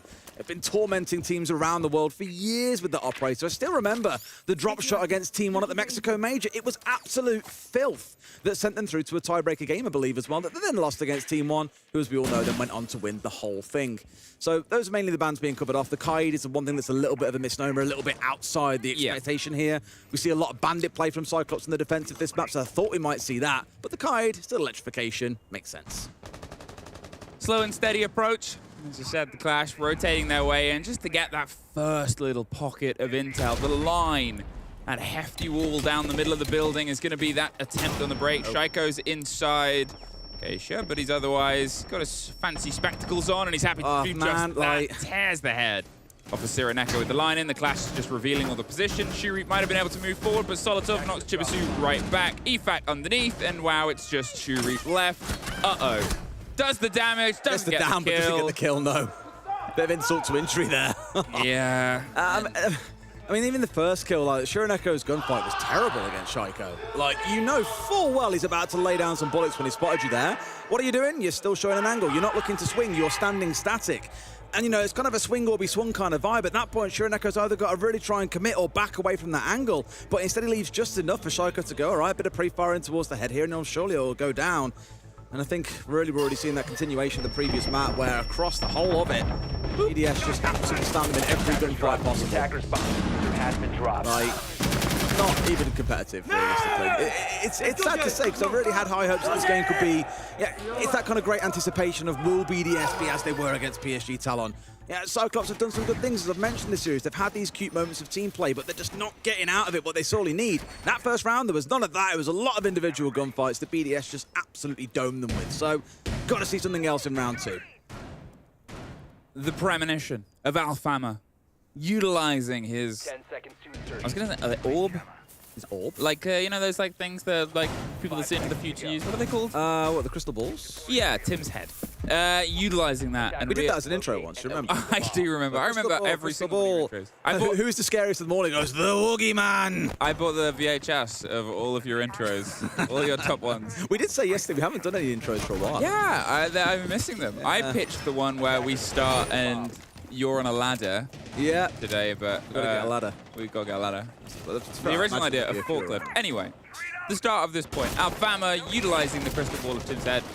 More and more true. The utility that they had was used to force a clash back. Sure, we saw the Yin get into position, but nothing else happened anywhere else. As you said, it was all individual gunfights. Here, they stepped up, waiting to aggressively take this hop-out fight. Shaiko hopes somebody repels up or tries to lay and play a claymore on that position, and it forces Anaton to just sit and watch and wait for somebody else to come in and offer the support. And yeah, they've obviously got the air jabs. They can try and make things a little bit awkward, a little bit trepidatious on the approach here, but send a second player, double dip, do the damage. It's not as confident. Shaiko knows this very well.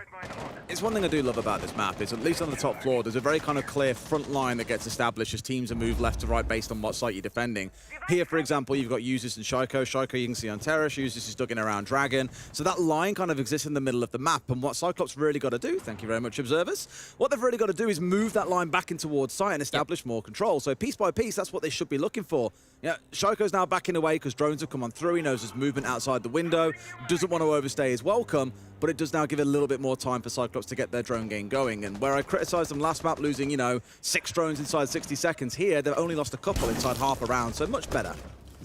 Evac finds the first. Black Ray gone. The buck removed, and there is obviously some pretty nice usage of the rotations, the possibility of a sort of buck getting into these shenanigans, but again, Black Ray just having a very rough great C4. Perfect C4. Shaiko gets rid of again, Shireneko taken out by Shaiko. Again, there's the utility. Shaiko is looking for another engagement, trying to prolong it here with Chibisu. They've been able to get themselves in, but again, look at where they have to push. You talk about this line, you talk about the pressure, we talk about utility. They're trying to send a fight on a single door because that's all they have. And they've got nothing on Shrine Window, so Usus is really uncontested up there. So this means BDS know the push has to realistically come through a single doorway. Like, this is not going to bother them at all. The only X factor they've got is Shurip on the display window. He's all they can really rely on to make a difference here, but it's looking rough. Anaton does find Solotov. They're drifting with the long-range angles, but Shaiko's position should net a kill very shortly. Tux for the cover of the blind itself, holding on the door. There's the spray. They did get 2 and suddenly 1. Hello? Okay.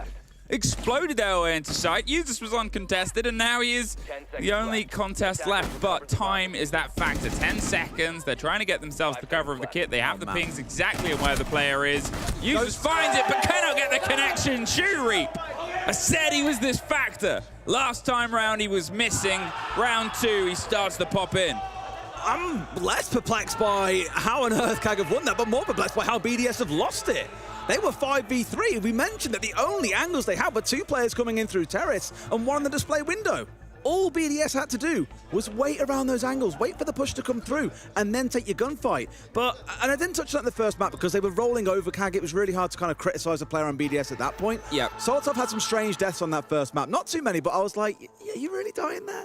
The same just happened then. I'm like, how have you died to Anaton, who sat deep inside of terrace, and you just let yourself fall free to him? It was just a bit strange overall. Well, look here, 5v3 against BDS. You would not expect them to lose that one, but they do. And I just don't really understand how they've let it happen. Bizarre.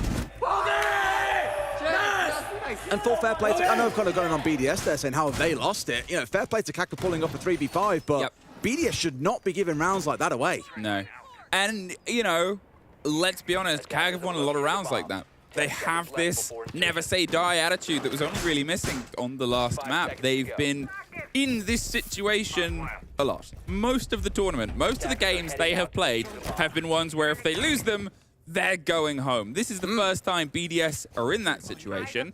KAG, they were able to cut their teeth. They didn't drop a map in the 2 do-or-die games they did play. And they're at least on the back foot here. But from this point, if they've been able to weather previous storms, who's to say?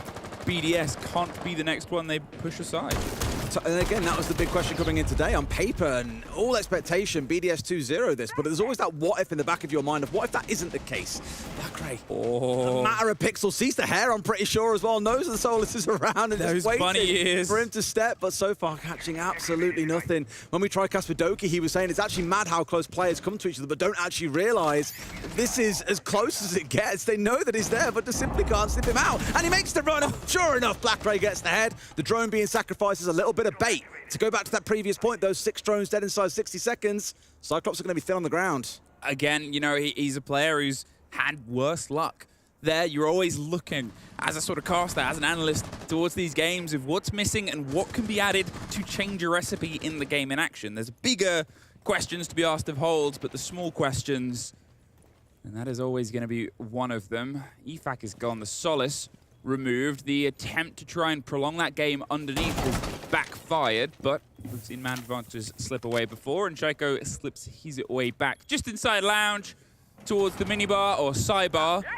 Key one this time, Shurip's got himself up towards the north side, or did for a second. I thought he was going to try and work his way in towards Shrine. He's just Candela out that room, I think, and then stepped away, worked his way back around to go and join the team and get himself onto that display window once again. I think another thing else just reminding Usus there's a threat that he might come in through that direction. So really doing a lot of work by himself on this north side of the map, and Usus once again has planted himself in that corner, hasn't moved for the entirety of the round, and Cyclops have got full focus coming into terrace once again. BDS should not be surprised by the same thing again. Wiggle room is coming through, Honestly, and a C4 does twice. the same thing. Different player this time, and it's the Ace, which does offer the limitations towards, well, that main wall that they had, the tuck here on minibar, which they got open, started the pressure, and that was a bit of the drive here for their successful take last time. This time, well, they've got even less so far, but with the chance of getting the breach on the back end, rotating the exothermic. Instead, they're just going to try and risk it and roll it and get this. If it gets caught out, it's a bit of a disaster. Solotov, he goes down in the meantime. They're not going to stick around and see what happens left. Will he get recollected? But there's 20 seconds. Whatever happens next is, do they really have enough time? The roll of the Candelas. Anaton rolls over Shaiko. Bride's on the back, but he's blind. Shuri finishes one. Bride does hold down the line. Looks for the second, but it's swung. Another 1 versus 2 again for Usus against Shuri and Sironeko. This time, Shuri Shuri's gonna hold on to the kit and get the plant. He's not able to Again. Same place, same death. That whole round was scarily reminiscent of the prior. Same push, same focus, Terrace being the one, you just left in a 1v2 and being swung as the plant is going down inside of sight. Yeah, just even the C4 out and towards Drum was exactly the same. It was weird how similar it all looked. I had my eyes on Black Ray for the end of that round as well, because he was underneath the whole time, and I really thought they were going to try and bait a bandit trick onto the main breach and then get him from below with the buck. But his instead movement came up the back stairs, trying to work up through house, because they identified last time round that Usus was the problem. Yep. Can they get a sidestep on him? He does lose out there, doesn't manage to have an impact, but again, those two newbies in Shuri and Sireneko do all the work you need.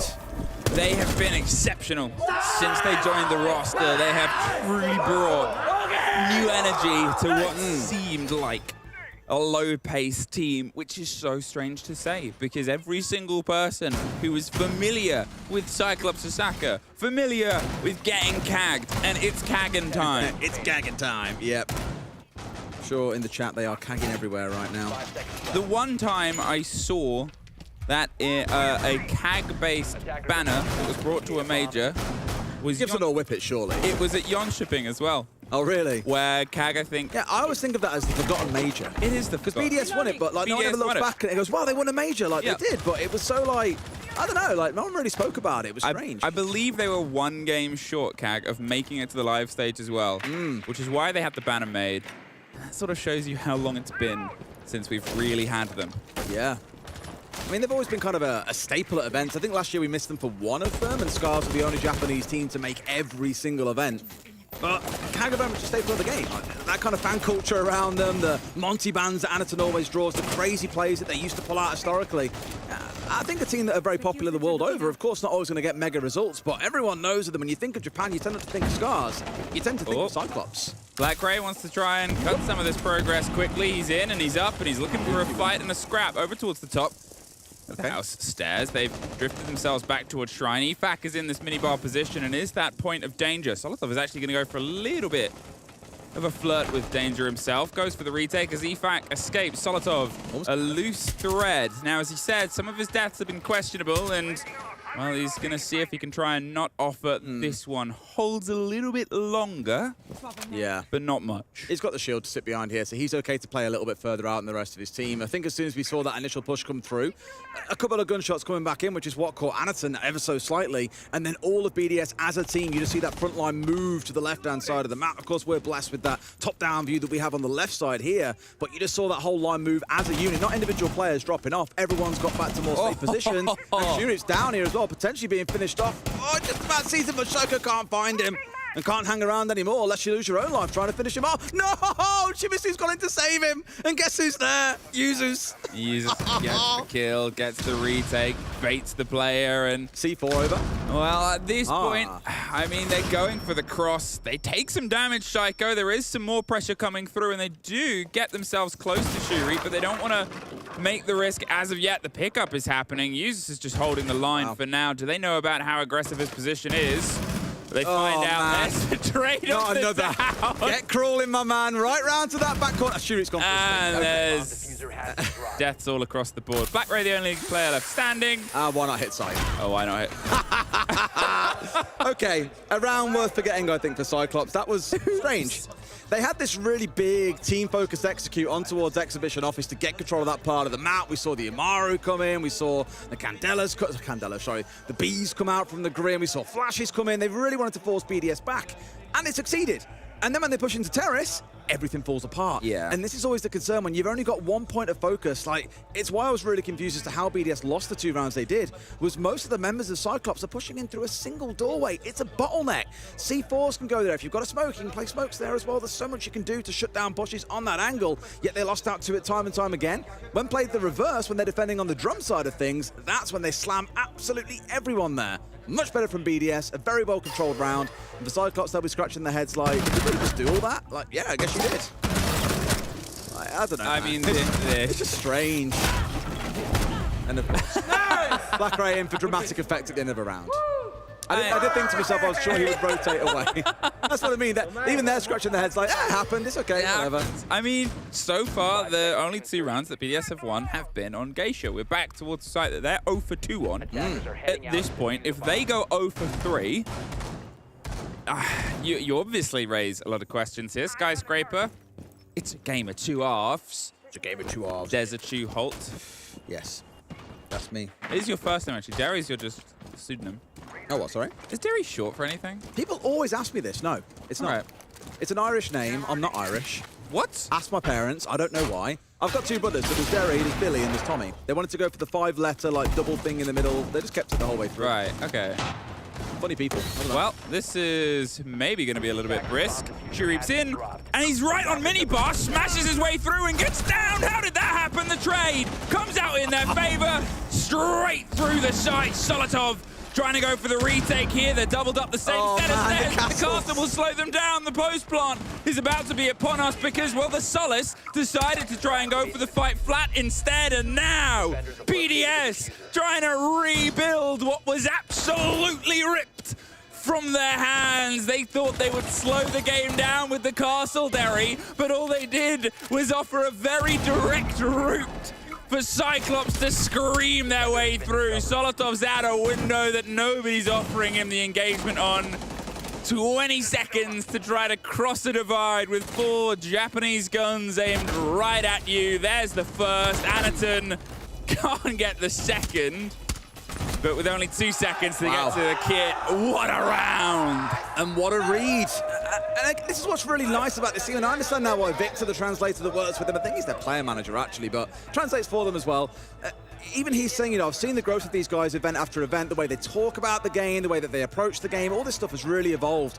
And that round there, I think, is a wonderful example. They realise there's a few players off on the roam downstairs. They realise that there are castles put up in places that weren't there before. Yep. Oh, these players are isolated. Let's get on the blitz, let's rush our way through and do some real damage. Some real rectification of the situation. So there was a player that was onto the left. I'm assuming Anaton. Yeah.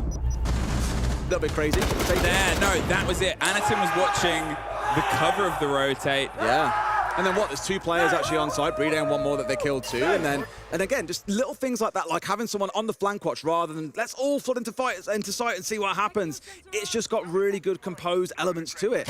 And I think to everyone's surprise, Cyclops are up 3-2 on the attacking half of Sky. A map that BDS, you look at their stats, they love playing it, they ban it the least, they're 3-0 on it so far.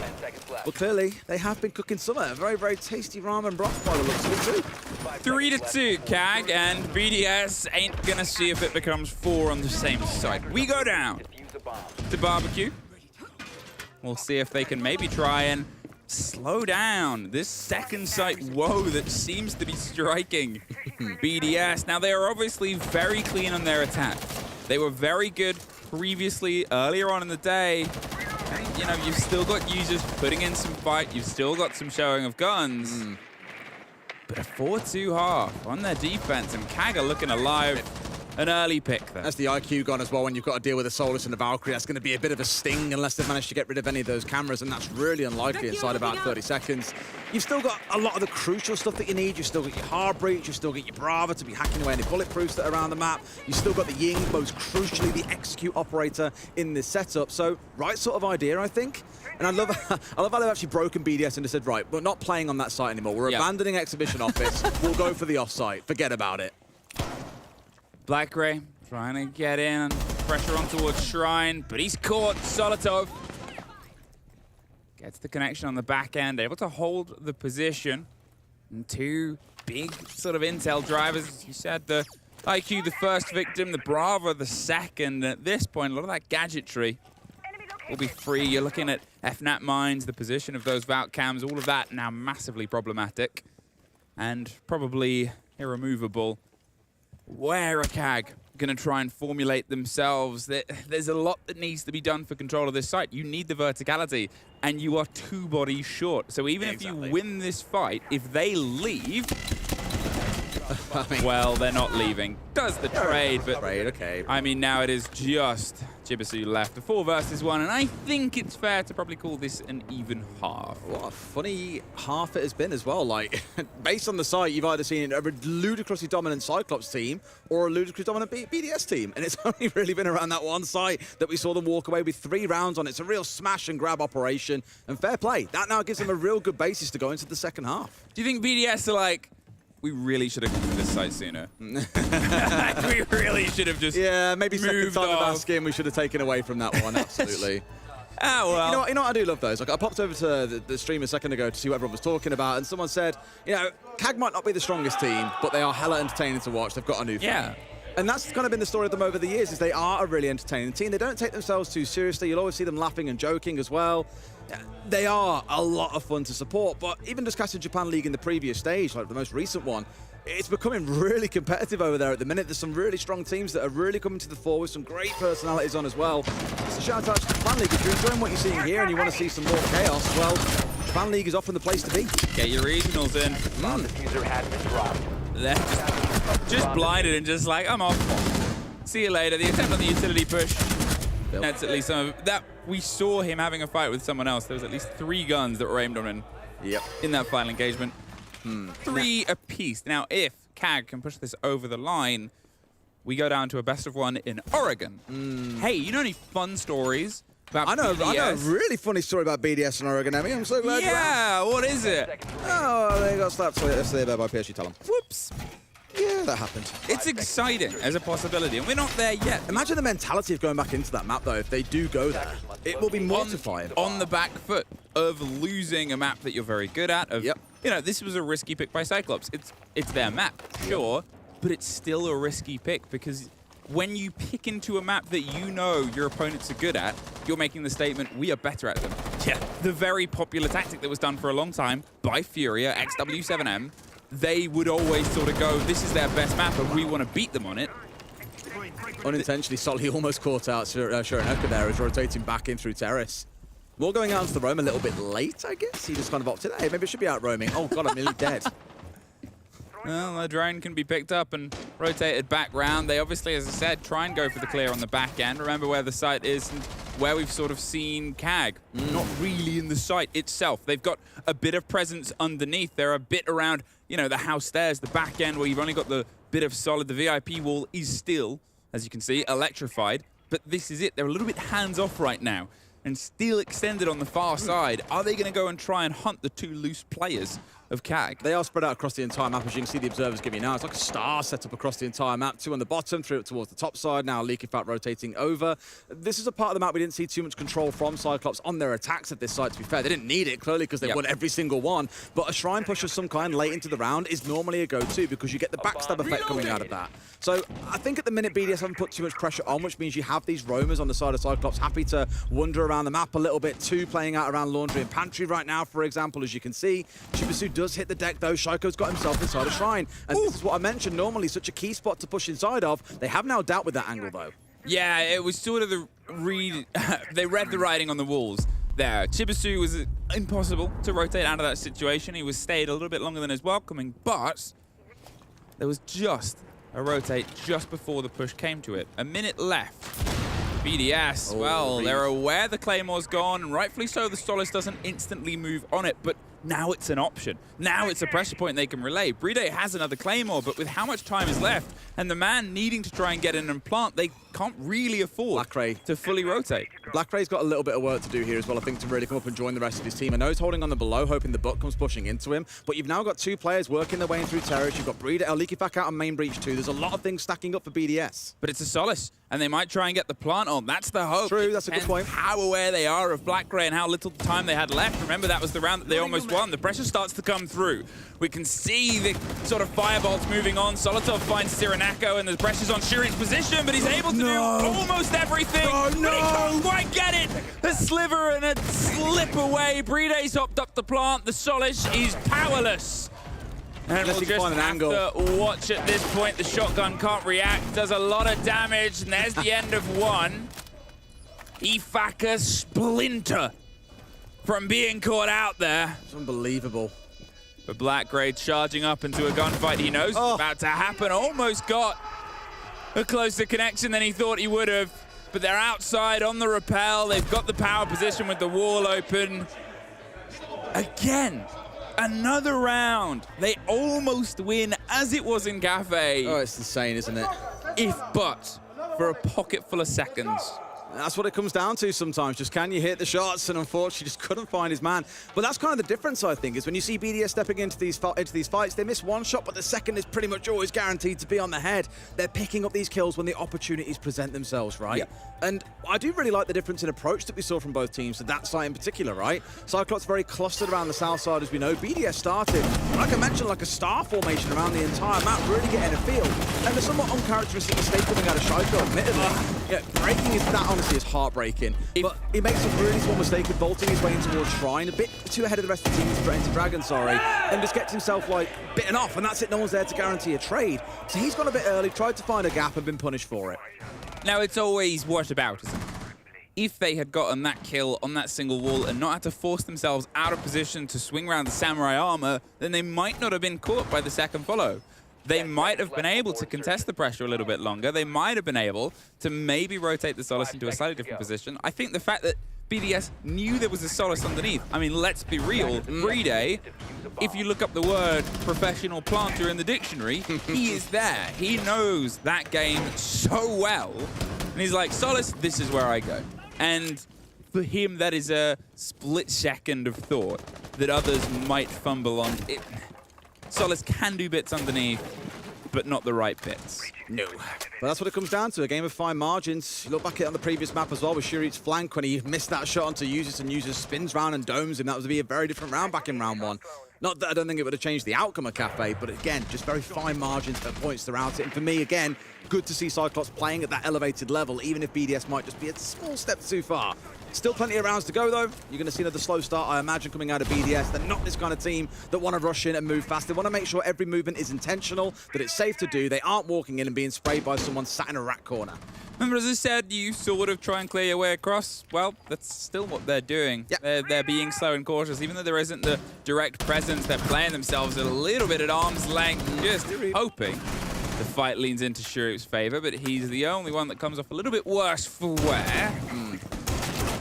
I think they're mindful that, one, they haven't taken down too many drones, and two, they haven't found themselves a gunfight to get rid of a player here. So it's not really been a very effective roam. Like, I keep on talking about that front line across the map here. You can see it drawn straight down the middle. BDS hold those two crucial rooms. They've got the east side of the map. They've made sure it's all been locked down. They've got the Nomad on side to help with that. Flank drones on the setup as well. So now they can start thinking about the side, still with about half the round to play or so. And therein comes a swing. It's a trade elsewhere around the map. Sorry, same spot. Shurit, the one who gets the kill, immediately shut down. A good bit of team play. And then Shureneko gets the dome onto Solotov as well. Solotov's having a great map, but he still has this little moments where he'll get into position, not quite expect what's going to happen next. Here, Shaiko, he's in a very aggressive position, has the flashes if he wants to lead himself around the corner, but he is, you know, still waiting on Users to retake the back end. Now they have it. What's Shureneko doing? He's underneath as well, coming up house stairs. He might get behind them here.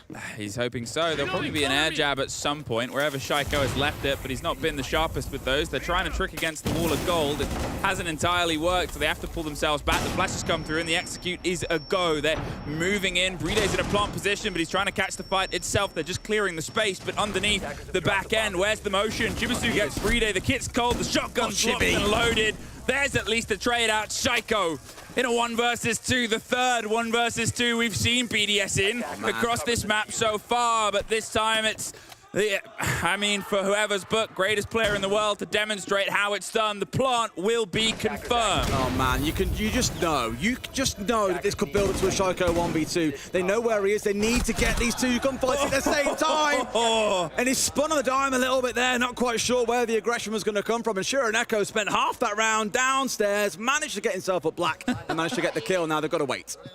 Ooh, tasty diffuser. Takes you a while, Goyo. Like some barbecue. That's the lesson that you learn here. Imagine if we were down to a few seconds less and they had to sit and watch the round lose from there. It'd be unbelievable. That would be traumatic. Oh, crazy. I was looking at Blackray too. That round ended with 2 smoke canisters in back pocket. Like, if you know that there's this 3-man push coming on through, just smoke bold. Like, you know they're breaching, you know they want to push in from there. Just drop the smokes out, stall the round, give time for Sheer and Echo to make a move forward. So I was a bit surprised that that was sat in back pocket for so long. Yes, they get the round win. Maybe made it a little bit harder for themselves than it needed to be. The most important thing, though, Emi, is it's 4-4. Cyclops are staying competitive. I mean, this is that sort of moment, right? There's only been 2 instances of more than one round being tied together at the same time. It's been so continual that there doesn't need to be a break in play. No. Cyclops are keeping this pace. They're developing the game as it goes, and BDS have that extra map. This is do or die for Cyclops at this point, and that is that worrying factor that on other teams could sort of put them in this pressure position. But as I said, Cyclops, I'm not going to say they've thrived in it. No one wants to. But we've had SI winners win off the back of an entire lower bracket run before. We've had teams prefer the pressure of coming in on phase 1 and having to fight themselves into phase 2. Yeah, it's the whole thing about like coming in hot, right? Yeah. Like teams that qualified yesterday, now you've got a good few days off. Like, sure, you can scrim, but it's not quite an official rest. No. Teams that play up to tomorrow, you have a 1-day rest. You can still come in cold. You see teams even at the start of days that they played the previous day come in cold sometimes and take a bit of time to figure out their opponent, get the gears really turning. But again, lower bracket runs, we've seen a lot of success from those historically. This site, thoughts? Less worried about the site, more worried about the lineup. It's cursed. I'm telling you, Glass is a cursed operator this competition. Right. Cursed. Okay. So users have got to watch out. I mean, he's the man you want to give it to, if anything, but we'll see. This actually has been played 5 times so far, I believe, at this major as well, and we've seen, I think, actually the highest plant rate on this site compared to others. It had a very successful run. I cast it last night. Yeah. And it was frustratingly successful. Yeah. And it became the deciding point as well. It was that risk of a roll. But again, you know, what's offered, what's given to you on this site, and what can be taken away by a lot less work. You compared to the sort of heavy clears you've got to do for the other 3 sites, where you've got to get about 75–80% of the map, not just for like checked but cleared. Here is a much smaller window. Now, I'm not going to say it's successful, I'm not going to say it's correct, and obviously every team has their own approach, but the fact that obviously the walkway towards delivery is softened, the fact that they can sort of just drive this glass up towards the single door, it gives them a much more direct line. Oh no, they're going Glass is to cursed, plant. I told Glass you! is cursed, but is Bride blessed? There's a drop from above. Bride will get the plant, get a little bit of a scrape. 2 versus 5. The clash is the worry, exactly. I was about to sort of say, if they can rotate her down, which they do, they can just set Glaz up on that window, cover the approach, get someone behind it and tuck. But Solotov's position here is very important. He can time this with the clash, force the shield to break, do some damage. He is all that is left, looking for the fight on the back, hit by the air jab. He's gone for the turtle. He's playing the cover. Please, someone defuse. 14 seconds, and they are going to get it. Crazy. If he'd hit the turn and burn, then Anderson, he would have immortalized himself as a god. Not quite Monty can do it on, but it can also make it happen on a clash, apparently. But a good hold. Yeah, I mean, it was a great bit of motion. The Glaz, okay, yeah, cursed. I can see that. Holding that aggressive position, shallower than the smoke that was thrown, that went past him and saying, I am fine here. And then seeing a rifle that is 50 meters long slowly crouch its way through and like waiting for a plane. Cursed operator. I don't know why every time I seem to cast a game where it's played, it just never goes according to plan. It's ridiculous. I'm going to do one of the most tried and tested checks of anything in Siege history, which is are we going to map 3? Let me shake my Will Fresh give me a thumbs up crystal ball. Oh, he does not believe so. He thinks BDS are going to pull this one back. I could see it going overtime and BDS taking it from there. Cyclops will get another round in this game. Hands down. I want a 3rd map. I would like one. I would love just for the story, more than anything else. The story. And, like, what do you do if you're BDS in that case? Like, you've lost to PSG Talon, you lose to CAG. Let's assume, of course, CAG win the series. But you've assembled a super team. You take 2 of the best players, if not the best players, from M&M, bring them into your team, become an English-speaking team, retain your 3 stronger players, and dare I say, results have to. No, you.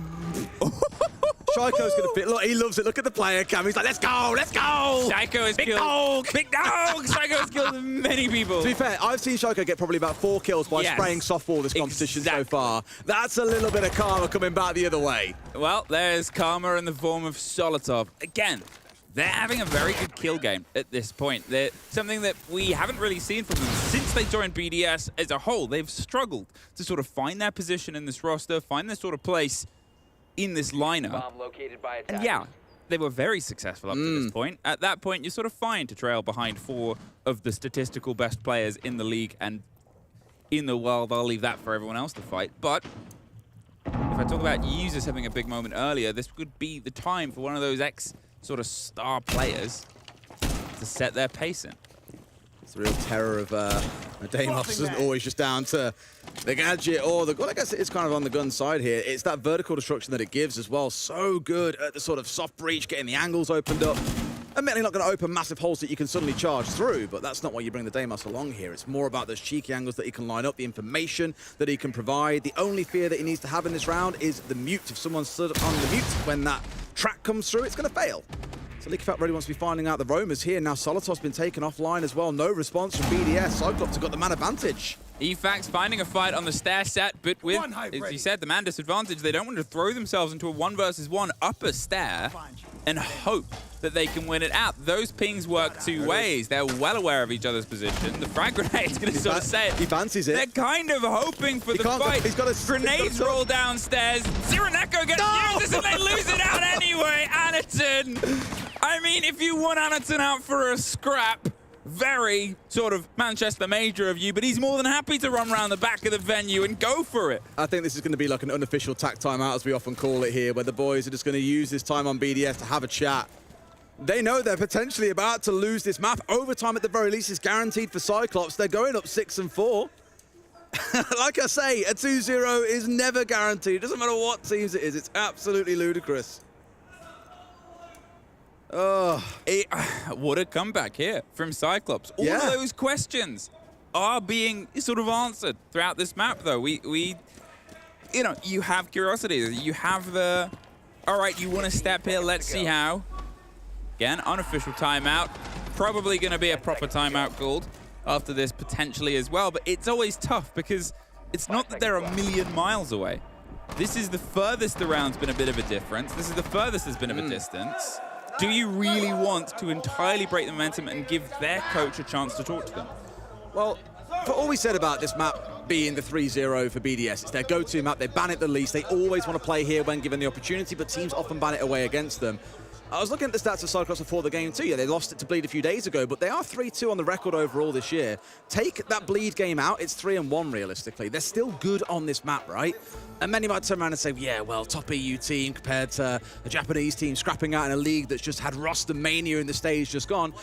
Sure, but they're playing on it absolutely fantastically. BDS turning the unofficial timeout into a full-on tactical timeout now, so it gives them a good couple of minutes to have this chat, get the coach involved. He's probably heard them talking about what they wanted to go through in that round and has said, right, here's what you're missing, here's what else you got to think about now. What can we do? And Cyclops on cloud 9 right now, I imagine. We could be hurtling back towards Oregon. I tell you, Liquifat, I've never seen it too much, but quite an emotional player in the sense you often see his emotions on his face. Oh, he lives for the game. And him and Shiko look fed up right now. The pair of them do. Yeah.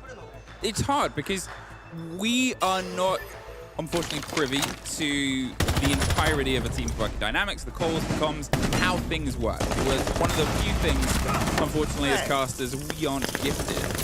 But we have to sort of build memories on what would happen when this team was in this position last time. You used to have a Lems be a very, very vocal part of trying to cheer the team up, trying to get them rallied back behind it. And that's a lot of pressure that falls now towards EFAC, who did start to take over that role as things went on. But it also falls on towards Shiko, who has not always been the most sort of vocally, you know, present player. Brede as well isn't always the most vocally sort of present, energetic player. We all remember those clips of Renshiro, where he smashed through a table. Hulk smash! And that's an element now where there's a responsibility from those 3 remaining French players to sort of try and get that energy. It's not something that is you know, written in the rulebook you've got to bring, but it helps. Yeah, it's one thing I think about actually now that I've not really thought about it this way, but this is a very quiet team. Yeah. Like, Bride's quiet, Shaiko's quiet, Nikifak is quite noisy, he's the IGL, I guess. Yuzu's is silent, and Solotov, I've never seen him be a massive talker, to be fair. There is a lot of pressure on him. So when the mood's down, who's going to lift it up?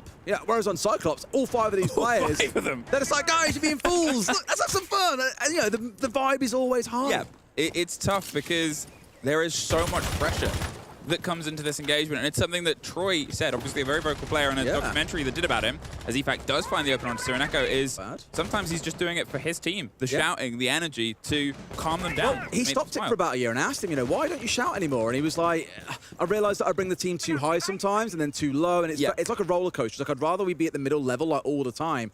What actually happened was they'd either be middling or low. There was never any high point, and that's why I think he's now back to his more energetic, screaming self that we all know and love. For now, at least the breach being delayed here onto Geisha. But yeah, I think for BDS, that energy is going to be a really important factor here. Yeah, again, I think Cyclops now probably take this map. They're at 6-4. They've got a couple of rounds where they can get this over the line.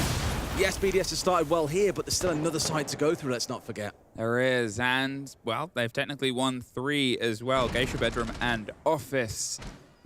Geisha is where they're going to try and rotate back round. They got the early take. We're getting some flashes and pressure in towards Geisha, and they're already in, and Anaton gets Solotov, knocks him right back out. The Grim is gone, and there's nobody instantly on the pick back up. Anaton with the Tubarao, he's been able to buy himself a second, but he's in a very isolated position. He cannot truly, really rotate out of this whilst feeling confident. The C4 goes flying, and half a Bride. The single soft wall and the pressure that's about to hit on towards the swing of drum. There is almost the catch onto it, and the double dip.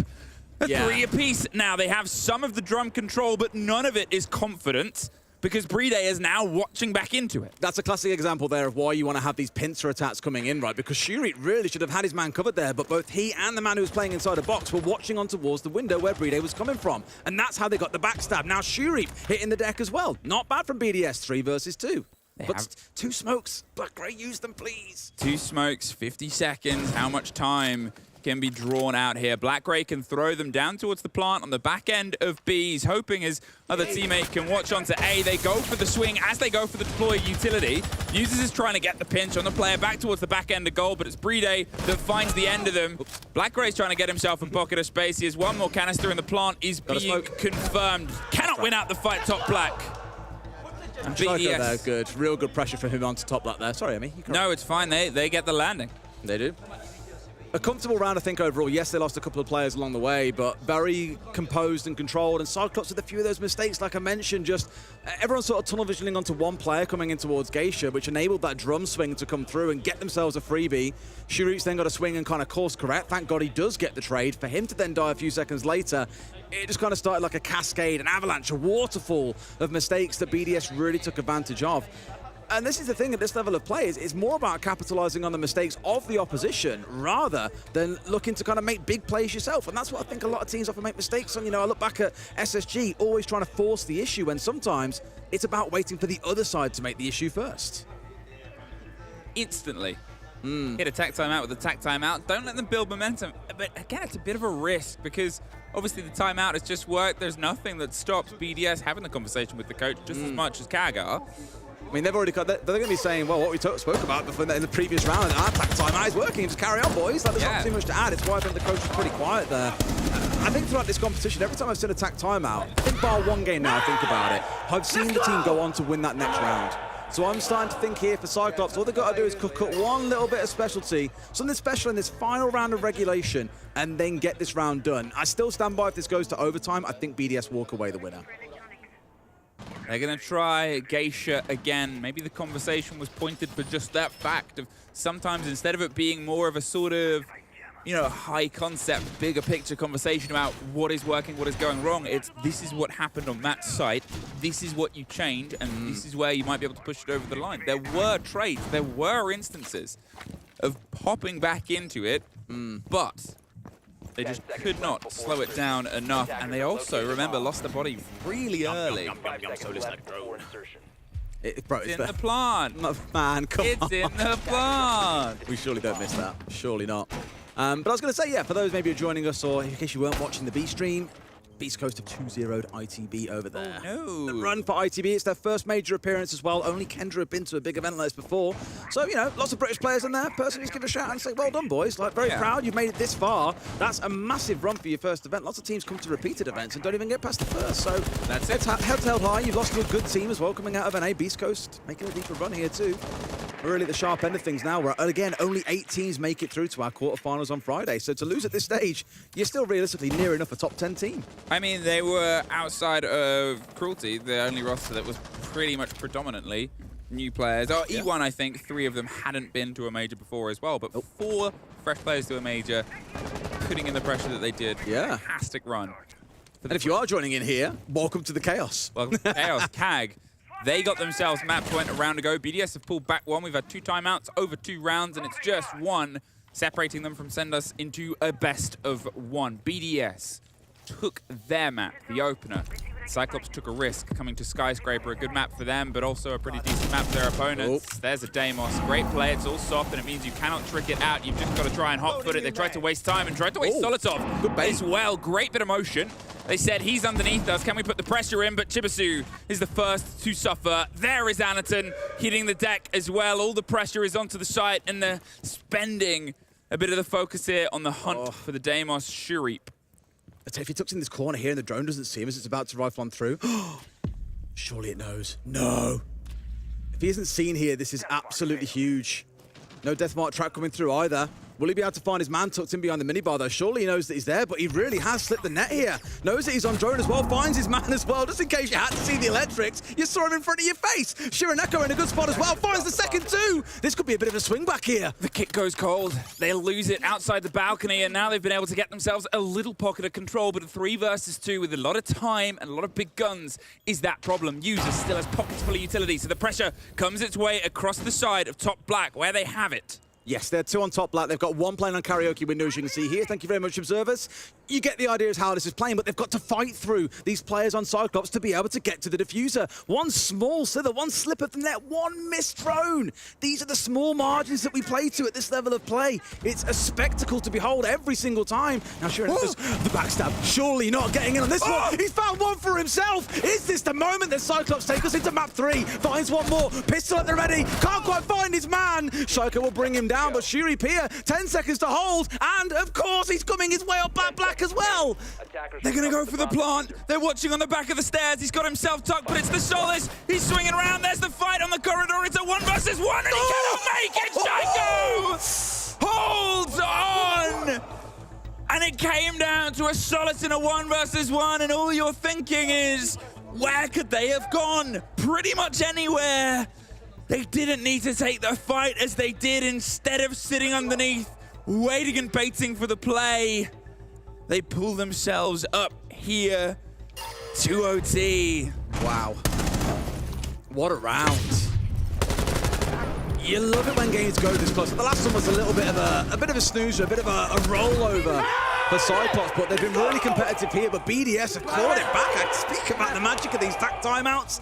That one wasn't really in the favor of Cyclops, but it was so close. They win that 1v1. The plant is stuck with the plant going down, and that's an easy closeout for Shuri.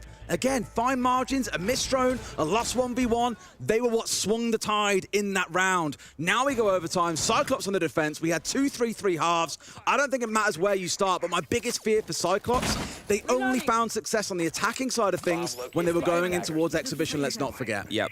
There was 1 site they did over and over again, and they did it pretty well. BDS just have to hold the 1 site that, well, they also did pretty well. I mean, they got 2 flawless rounds, BDS, it's worth noting as well on Karaoke and T. So guess where they're going when they go on the defense next round? Exhibition. Write that round off. It's probably going to be a loss. So Cyclops have got to get 2 defensive wins here. They lose this, and I think the game's done. Shurip wants to take a big risk here and hope, as they're setting up utility, he can be a nightmare. Now they could drone him out, but Asolis is the perfect one to tell you when that's pressuring, and Shaiko is the perfect one to try and push back against it.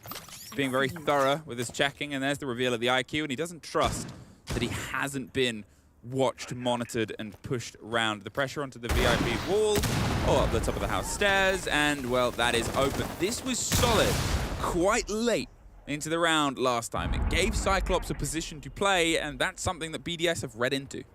I think Anaton was hoping someone would be on the rappel there as that breach opened up, hoping to get a cheeky kill. He wanted to get it in reverse. In fact, Eustace has been found. That's out the house door downstairs, I believe.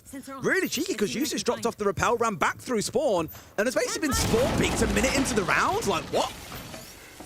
A little bit eager there, Shuri. The breach was coming round. You know, the position, obviously, they're not trying to trick it from the back end. They've got themselves some clarity. They're just going to roll on through here.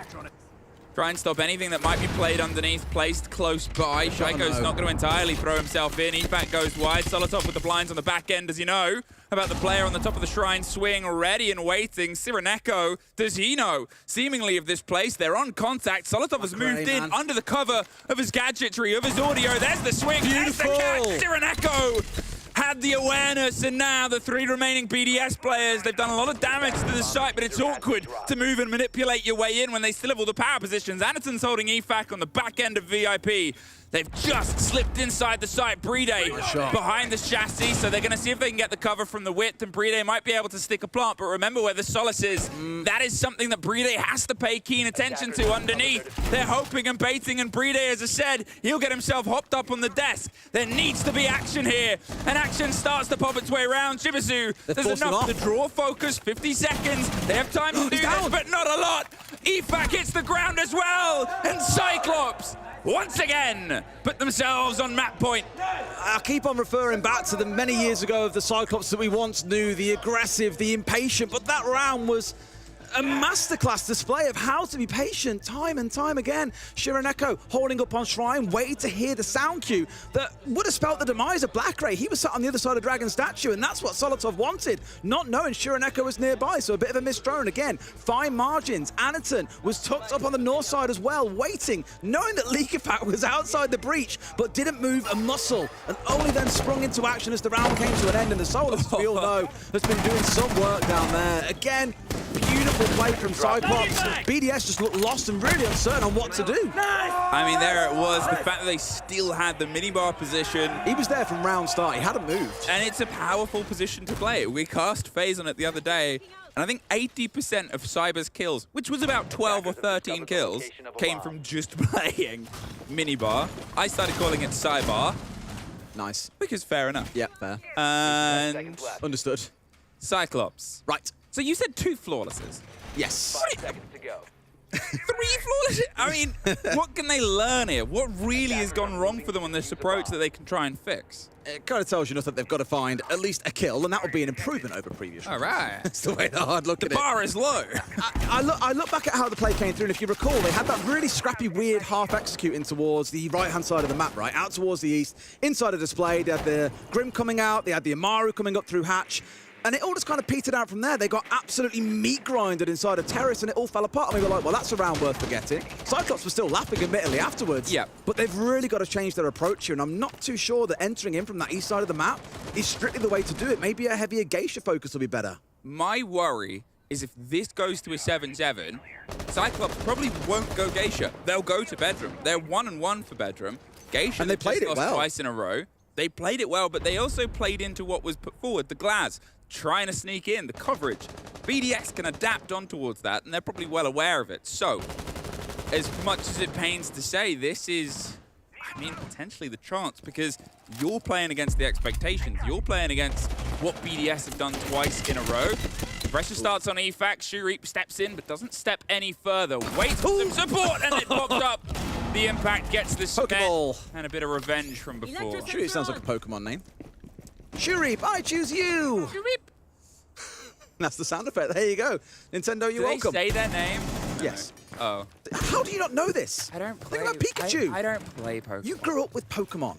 I thought Pikachu. No, Meowth talked. He did, the only one. Yeah, he was allowed. Others did telepathically. That's kind of cheating, though. Messed up. A little bit. It's like, whoa. Do they eat the Pokemon? No, unless you play Power Wall, in which case, yes. Yum, yum, yum. 7-6. Scary game. Cyclops, and they've lost the opener. Uh-oh, it's happening again. The Ying is gone. The one piece of utility they've successfully really been able to use to force motion, even if they couldn't get any of the commotion on the back of it. Jibisu sneaks his way up along delivery with a lot of support. They've tried to buck themselves in. It's a slightly different take. Pressure up the stairs, but do look. Clash of Breday, though, I'm nervous about here. That's the main effect that I think is going to hurt them. You know, Shaiko was on the warden just in case, but with the Ying gone, all you got to worry about is a bunch of flashes. And I spoke about on Kafe, when BDS brought along 12 flashes, it's still good to have the warden. So they'll do something here, but the main response was for the Ying that they expected, and sure enough got brought along. It's not being put to any use in this round, at least. And look at the drone count, almost completely out for Cyclops. This last 30 seconds, they're just going to have to figure things out as they go.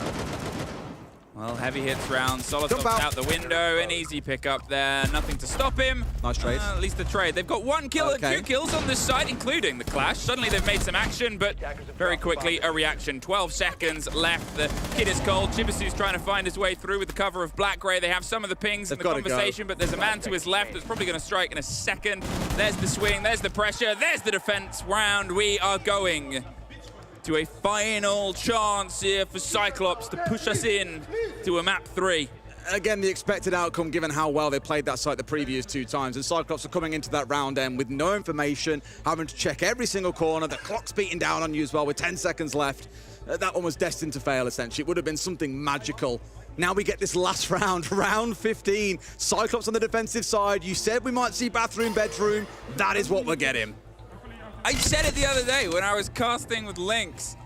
I think it was, we had bedroom bathroom as a deciding round on this map. And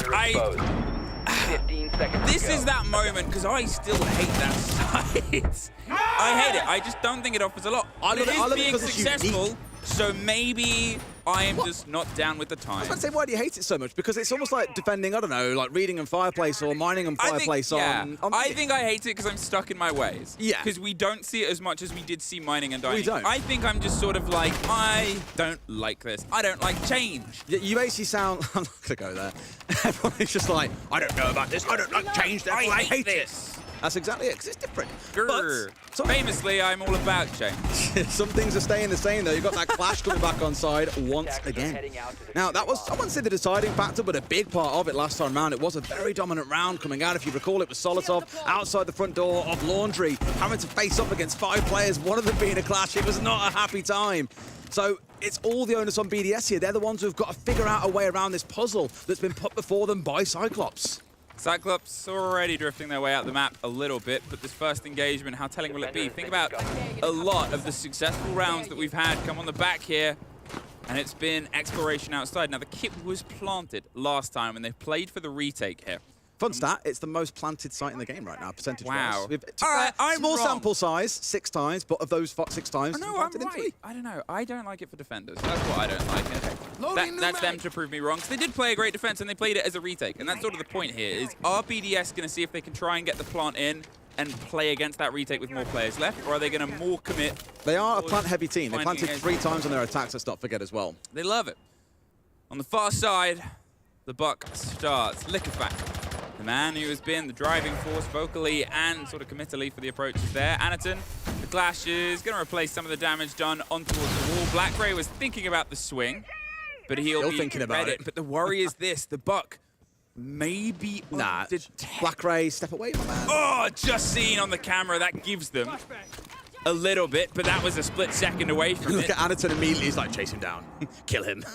He's actually pushed all the way up to drum. They're going after him. There's 2 of them chasing him down, realizing he's alone, and Black Gray's got Solotov. Huge! Black Gray gets Solotov. They pull back. Shaiko gets Black Gray, though, and traded out. The clash did not find the result that they wanted and asked to restack and re-step themselves up. In the meantime, the Buck below has gone for some of the pressure here. They still have below, but BDS is just trying to clear space. They realize that CAG seem to step back, and if they can keep themselves in an even sort of hand and go for the retake, they might be able to hold on. The 4 versus 4 post plant, rather than the 2 versus 4 post plant, statistically, is a little bit happier for you. The vertical control was the problem last time, so at least they've addressed that problem, but I'm worried they don't leave enough players up here. There's only Yuzu still holding. I mean, what a guy to have up there. As we saw, he went absolutely nuclear last map and is, again, one of those top-rated players that we have from Europe. He's who you would trust to hold down this flank while the rest of you get focused on the execute, but Shurip is ratting. Oh, and he's... Was he detected there? I don't know if he was. It was a very quick swing. I don't know if they know about Shurip's position. Now they do. Oh, and he's caught by the vertical. The punishment comes, and now the plant is attempted. There's a 3 versus 3. 20 seconds, and the clash is still on the board. They have to try and find the stick. Anaton, he's trying to get territory. Timothy gets used as Pre-Day. He's going to try and hold on to the stick, but the clash is round the corner. It's Pre-Day versus the world, and a clash is trying to make everything as loud and dramatic and KAG! They have fought back here onto map 2. We are going to a best of 1 to determine who goes home between Cyclops Osaka and BDS. Imagine the mental that BDS are now going to be feeling. Oh God, it's that map. The map that we lost to PSG Talon on. We've just given away a map that we're 3-0 on so far this year. This is looking like one hell of a series is cooking right now. What a map and what a performance from Cyclops. Beautiful play. I mean, what a step back in. It wasn't that BDS were invisible. It wasn't that they weren't sort of not in the game. They kept on fighting. They kept on fighting. Solotov, again, having one of the best games he's had since joining BDS. Shaiko, 16-10. Cyclops stepped it up. Well, BDS are going to have a good talk outside, I'm sure, in our desk. I'm sure I've got tons to say about that thriller. Let's go to them now. CAG have done it. They have equalized the score. We were saying Skyscraper, BDS. You really want to do this? I mean, you know what, Fresh? The answer is yes, they do. I can't believe it. I can't believe it. Like Derry said, 3-0 this year, BDS on this map. They love it. Their #1 map preference. And we're seeing CAG pick into it, and we're thinking, what the heck is going on here? Now, it did go to overtime. It did come down to the very last round of overtime, but I do just want to give a shout out because CAG's attacks were exceptional, particularly on that office side in the first half of the map. And then, yeah, in overtime, it's just about who can hold their nerve the most. And it was CAG and particularly Anaton on that clash in that very, very last round that's got them over the line. But even on paper, it should never have went to overtime. Like you said, like we were all expecting BDS to take this easily.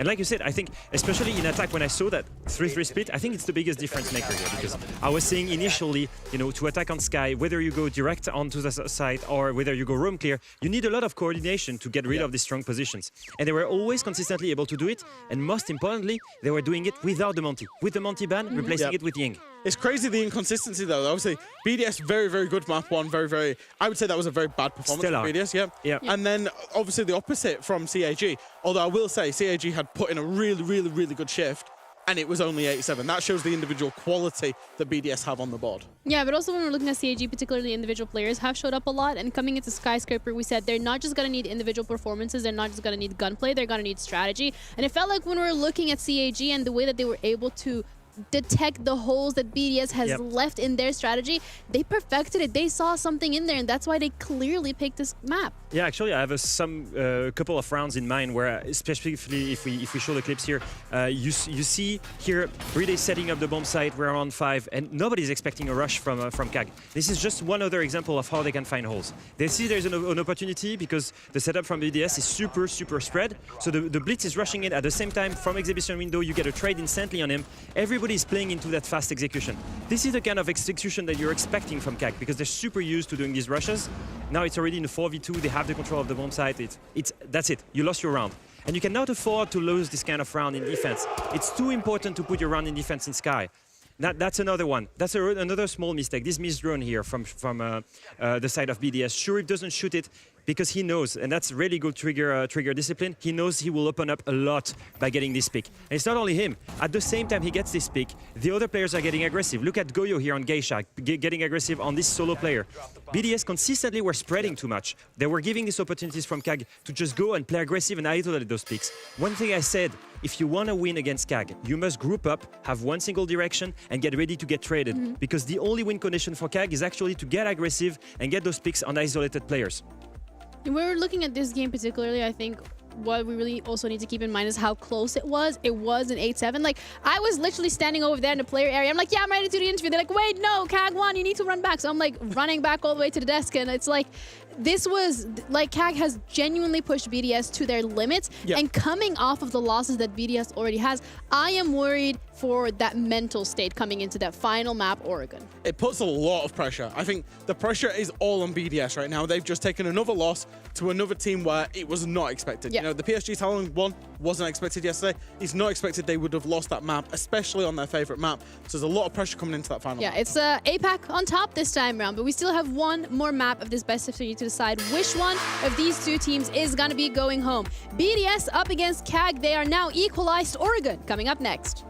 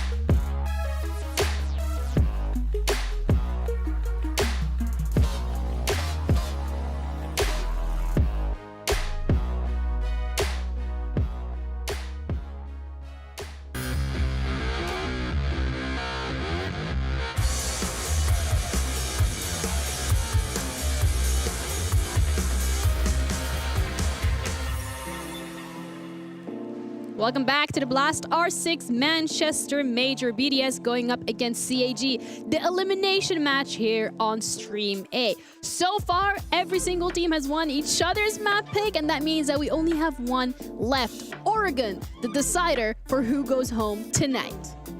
Pressure is all on BDS right now, like really clearly. I think before they were saying to themselves, okay, it's fine, we lost 2 BO1s. It will be fine when we get to BO3. We have a better map pool, we're the better team, we should win this. And yet they're here, they're in the designer map against an APAC team. I don't think they were expecting that. And clearly it is the here. APAC major, so you know. Oh, you're with it again. Yes. You trust APAC teams to take it. I do. Is that your prediction, Ginny? Well, my prediction is that if BDS goes home, Presho's gonna cry on this. I will cry. I will say Oregon is a map. We're coming up onto Oregon. Oregon's a map that BDS obviously lost on yesterday against an APAC team. And also we highlighted in the pre-show their desync, their desynergies, and we saw it again on Skyscraper. So I think the winning factor for me is KAG will put in that consistent performance, but which BDS is going to turn up? Because if it's map 1 BDS on Kafe that was clear in utility, making it look completely easy, winning the rounds on attack nice and easy, then BDS will win it. However, if we see Skyscraper BDS, maybe not. Well, I guess we're going to have to wait and see which BDS does turn up to the server. But CAG, they are looking confident and comfortable. We're ready to head into the final map of the series. Oregon coming up with Emmy and Dez. This one's going to be good. I don't think any of us expected to get to third map today, but now that we're here, let's see it go all to 15 again. I mean, anything else and I would be disappointed, right? You had such a good fight back in on Skyscraper all the way, and it wasn't that BDS weren't there. It's just boy KAG were there. Oh, yes, they were. They showed up ready to party. And now it's time for Oregon party. Wow. We all saw the game, not all of us, most of us saw the game yesterday. I didn't, because I was casting on the other stream. Yeah, we were talking about it a second ago off air, and I said, realistically, it was the 1v2 from Misa that really cost BDS that game, I thought. It came down to overtime, and that is where we saw Talon manage to get things over the line. That 1v2 never should have been a thing. And the BDS, we've seen relatively good composure in those situations where it's a man advantage situation on the last couple of maps. So that is kind of patched over, I imagine. Ban-wise, I thought we were going to see Ying, Monty, Solus, and Azami based on what these two teams had banned last time they played it. But KAG had come straight out and said, you know what, yeah, we'll get the Grim off the board. The Monty, no surprise at all. Solus may well follow here, especially since we saw a lot of that being played by KAG on the last map. I think it's just, you know, that eternal world where they play without the sort of Monty-less world. You have, as you said, the Grim drive. Clash gone. They're not messing around. Anderton draws a double ban. They're not messing around. Fear or respect? Fear. Yeah. Solid's taken out. Okay, interesting. It didn't massively work for them, I think, as well as it did. And to be fair, when we saw BDS play this yesterday, they played it in 5 or 6 defensive rounds. Yeah. So I'm not too surprised by that. Wrong map, actually, ignore me. Both shields gone. Attack and defense in terms of the utility. BDS start on their attack. Sorry, PSG Talon banned Solus against BDS yesterday, so BDS didn't get to play it, but I think probably there's a look at that from Cyclops to say, right, they banned it for a reason, or we've seen the same thing that PSG Talon saw. Let's take it away. If Fabian said it's good enough to ban, then we should do the same. Cyclops starting the defense as well, which to me makes this really saucy. I thought we might see BDS on the defense to start, but no. Cyclops get that pleasure, which might give them that little bit of momentum because, again, I spoke earlier on about how quiet BDS are as a team. Head start drop in, comms fall off even more than they maybe already do. And that is when I start to feel a bit worried for them. So if KAG get off to a flying start here, the momentum might just carry them all the way through to the finish. Oh, you can taste it. Oh, yes. Oh, you can feel it on the wind. We love a close game. We need a close game.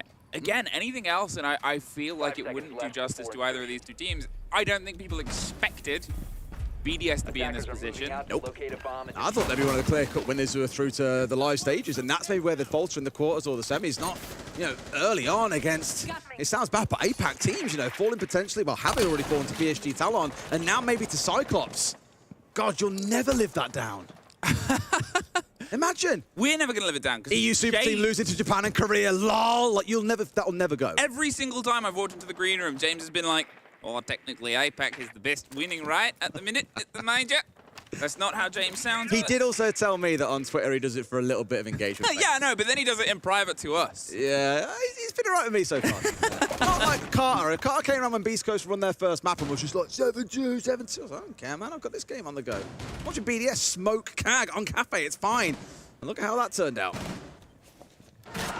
Well, it starts here with the chance.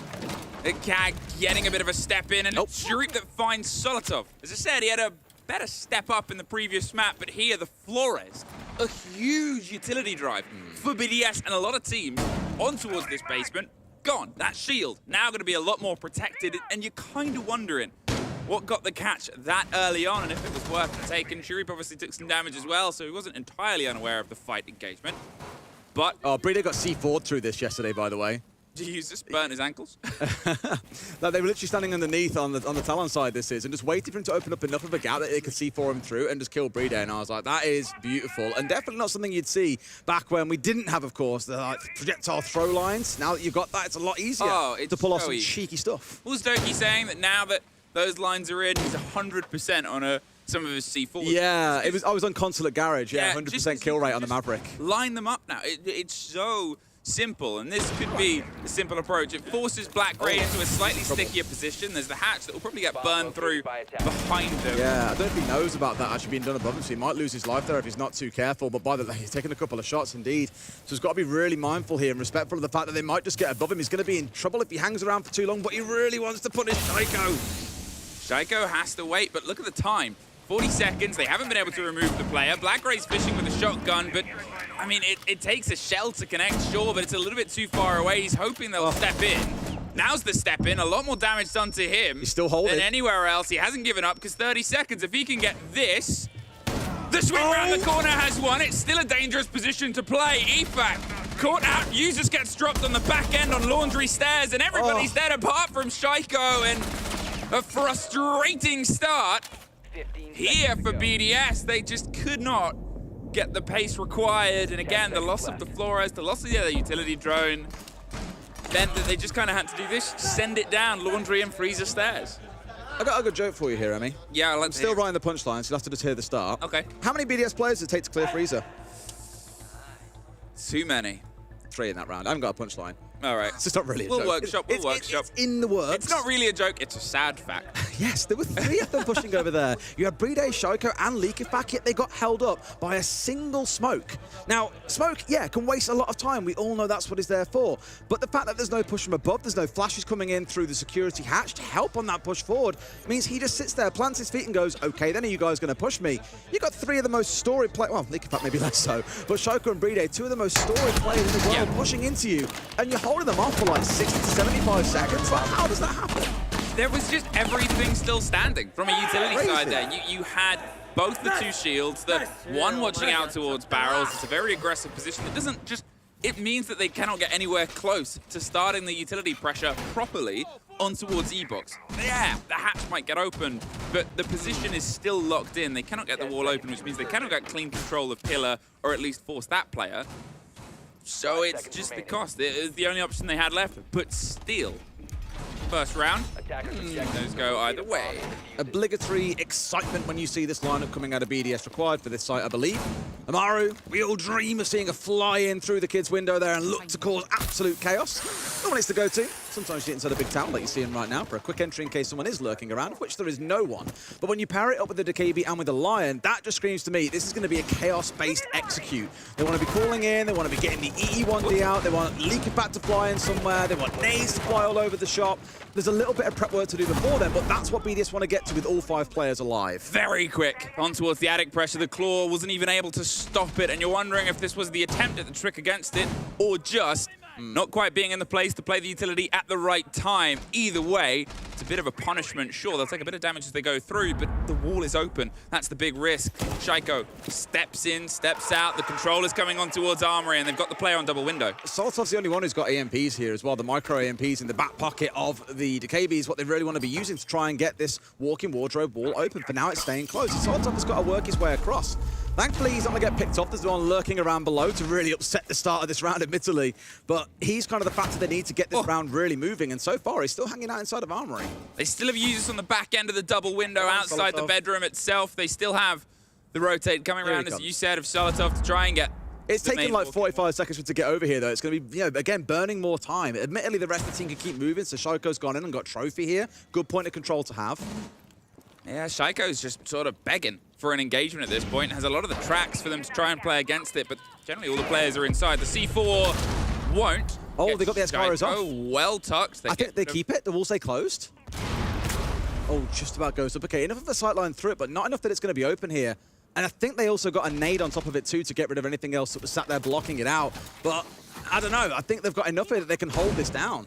Shuri rebuilds, but he's about to get swung. There it is. Pretty easy pick up there by Shaiko on towards the foosball table. The Tiburow will keep them with that position for slightly longer, and it'll probably buy them enough time to keep this wall solid for all of this execute. Sireneko stepped up, keeping the sort of calm control, but the pressure is on the swing towards foosball table. Anaton is that lockdown on the single door. He's pressured from behind. They have, I think, the rotatable hole on towards it, and Bride's starting to try and make his way around. There's the start of the pressure, as you said, but it's dropped. Anaton gets EFAC. There's the trade and the pressure. Users takes a lot of damage, but is able to win it out of 2 versus 3 in the meantime. They're still trying to force their way around the corner of the fight and think about where the kit is. Oh, that's sort of in no man's land. As soon as it stepped in, it was dropped, rocked, and right back out the door. Solotov all the way towards the top white with 10 seconds left. He's about to walk into the first engagement that they're offering to him. A great exchange, and they went out on the Shaiko kill as well. They're just pushing for the fight. He's on the back end. But 1 versus 1 with the Diga! Yeehaw! Pop that revolver and pop off! Wow. Remember I said yesterday there was that 1v2 from Misa that shouldn't have been won? That may be that round we talk about at the end of this game that shouldn't have been won. Wow. I can't believe it. It keeps on happening. Shaiko can't believe it. He looks pissed off. Think about what they had at that point. Shaiko had started to plant. Solotov had gotten that first fight, and they knew where the last player was. If Solotov has stepped back, Shaiko could have finished the plant. It's just 1 versus 1. You know what wouldn't shock me? Someone has called there. Push, kill, go for kill. Because you got to say kill, kill, kill. Go for that last man. It's a 2v1. Yep. Or we plant and you hold cover. You have to make one of those calls. Whether that was a missed call and they disagreed and there was a little bit of misalignment, I don't know. But it was enough that he got 2 separate 1v1s. This is it. Look, they both so out of sync with each other. It's so unfortunate, but... Oh. Pop off, Black Crane. You go, King. Frustration. Frustration on a roster that is still developing those calls, and that is where you are going to see it the most. In that final chaotic 5-10 seconds. If you've ever watched back on teams play, listen to those moments. Even if it's all in a language you've spoke your entire life, you'll miss a lot. Wow. But that came down to the clock. And think about what I spent.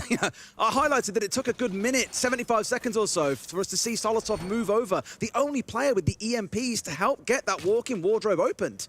You might look at that and go, well, it's not a big deal. They're still going to open. Every second counts, whether it's the first or the last in Siege. If you run the clock down that far, you can win on time. As we've just seen, Black Gray won that 1v2 because the time had BDS under pressure. Which is weird because of how quick they were at the start. Yeah. Instantly getting the single breach onto it, instantly getting Shaiko the pressure in bedroom, and you just wonder, where's this disconnect? Sireneko, he's not going to stick around and find out what happens. Oh, he is. Well, it is. Well, he's committed now. He's committed to that single position, and Solotov's going to drone it out.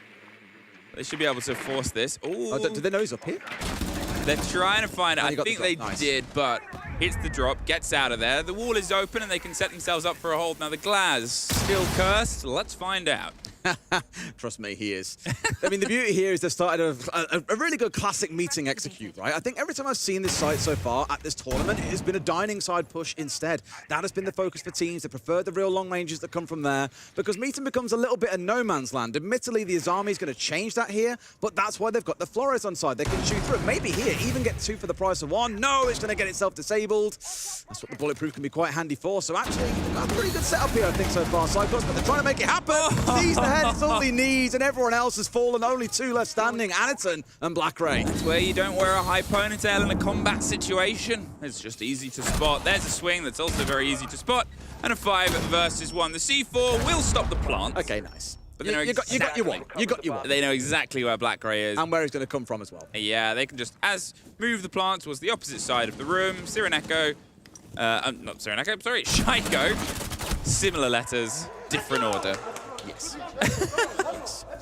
A lot of S-name players, actually. Yeah, a lot of S, Sharif, a lot of Cyreneko, Solotov. Keep going. It's like Azami, Aruni, Amaru. Oh, we had a right moment on the TriCast yesterday when me, Fresh, and Tim were casting. For some reason, I forget which one Fresh said he always mixes up. But for me, it's Bandit and Blitz. I think because they're both yellow, both Bs. Both German. Sometimes they just mix the two up completely, and I'm just like, honestly. Amaru, Azami. Oh, that's a silly death. And so is that one, really. But these are the small mistakes that I think, you look at a team like BDS and say you wouldn't really catch them making those kind of mistakes themselves. But the same with PSG Talon yesterday. The guys were asking me in the green room earlier, how would you describe the game? And I said, really, it felt like PSG Talon were in control in every aspect. Mistakes they made got rightly punished, but they always found a way to course correct. Yep. In the same way in the last round, Blackray was the one who course corrected for his team making mistakes elsewhere. And that round there is one they will have to come and bounce back from, no doubt, because 2 easy deaths there that really shouldn't be given away. Of the 3 rounds, this was really the only one that Cyclops held the pace on.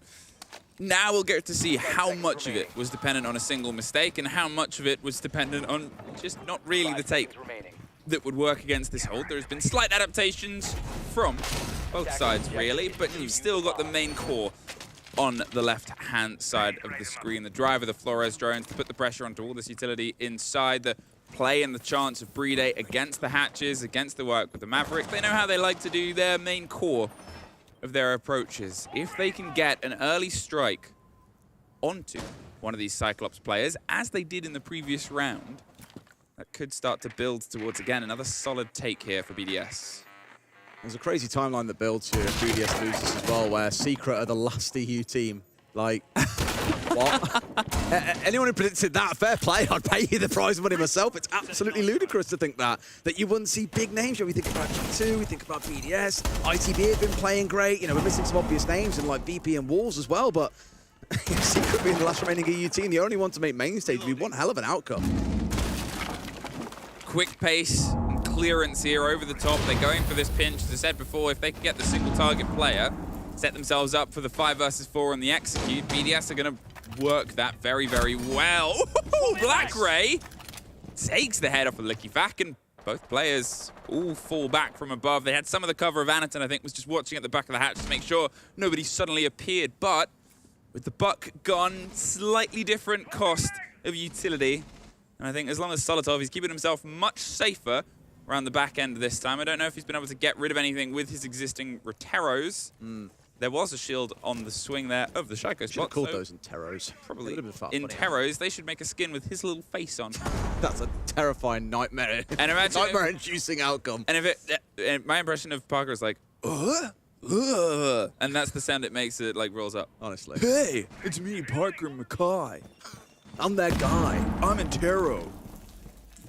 It's like he's here in the room with us. I had to turn around just then. The big thing about this round, it's worth noting, is once they got that opening kill onto Leaky Fack, everyone could afford to fall back. You're in a 5 versus 4. You've got rid of the buck. Sure, not the most effective operator for this site. There's no soft flooring to worry about downstairs. And sure, why not shoot out your own drone? That's the last one that's gone as well. I don't think there's a shield left standing at this point. No, it was on the Shaiko swing. Oh, was it? Yeah. But it's gone. You can see the massive explosion radius where it's gone. I think there was an FNAT around some point. That might have been what they were trying to get rid of there. Harry Potter player. There's the pressure. They're inside E-Box. They're going for the drop. Chibisu could try and lock down with the shotgun, but it's Cyreneko that gets to use this. Blackray does go down, and so does Solotov.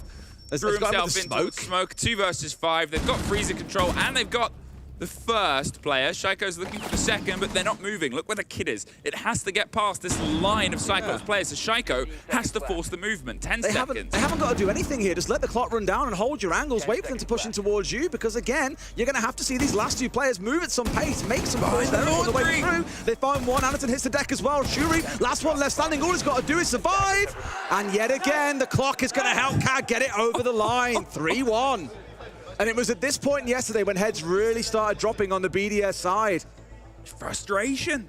I feel so much for Shaiko, because you ask any player in competitive Siege, and really anyone who watches the game, who is the best player in the world for your money? Pretty much everyone says Shaiko.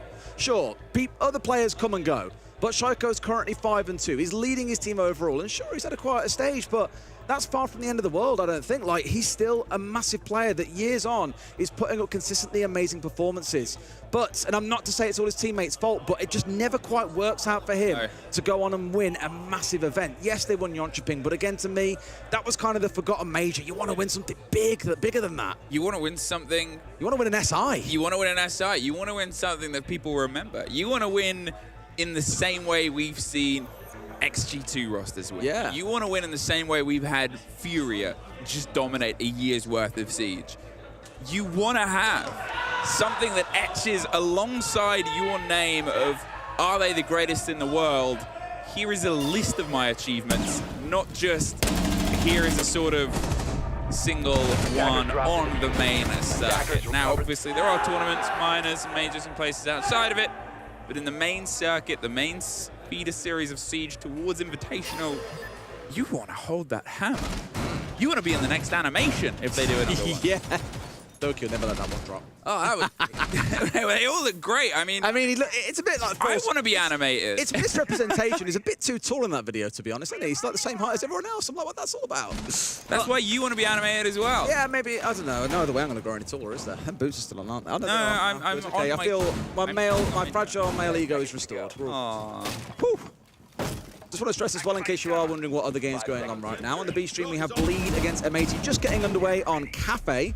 M80 are currently up 3-0. Started out well there. I mean, they really rolled their way over ITB yesterday. It could prove to be a similar story here against Bleed. So catch that one as well if you want to. But really, you don't want to turn away from this map on Oregon. It's the third map. It's the most important. It could be BDS getting knocked out by an APAC team after losing to one yesterday.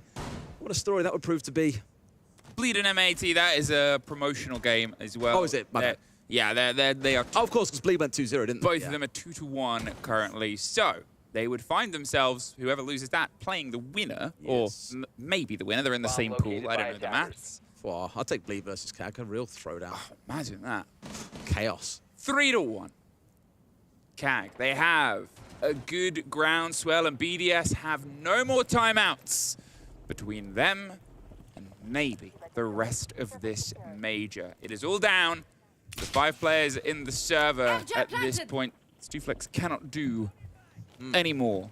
I was looking back at the outcome from the game yesterday, and BDS won the first attack and then went on to lose 3 defenses, right? That's when they had the attack timeout. So we're basically in an identical situation right now. A slight scrambling of the exact round order in terms of who's won what, but scoreline attack timeout is the same. Straight to the floor, not quite finding his man, but almost getting him there as well. Worth noting, after that attack timeout yesterday, it was a BDS round win and then a PSG Talon round win. So it ended up being 4-2.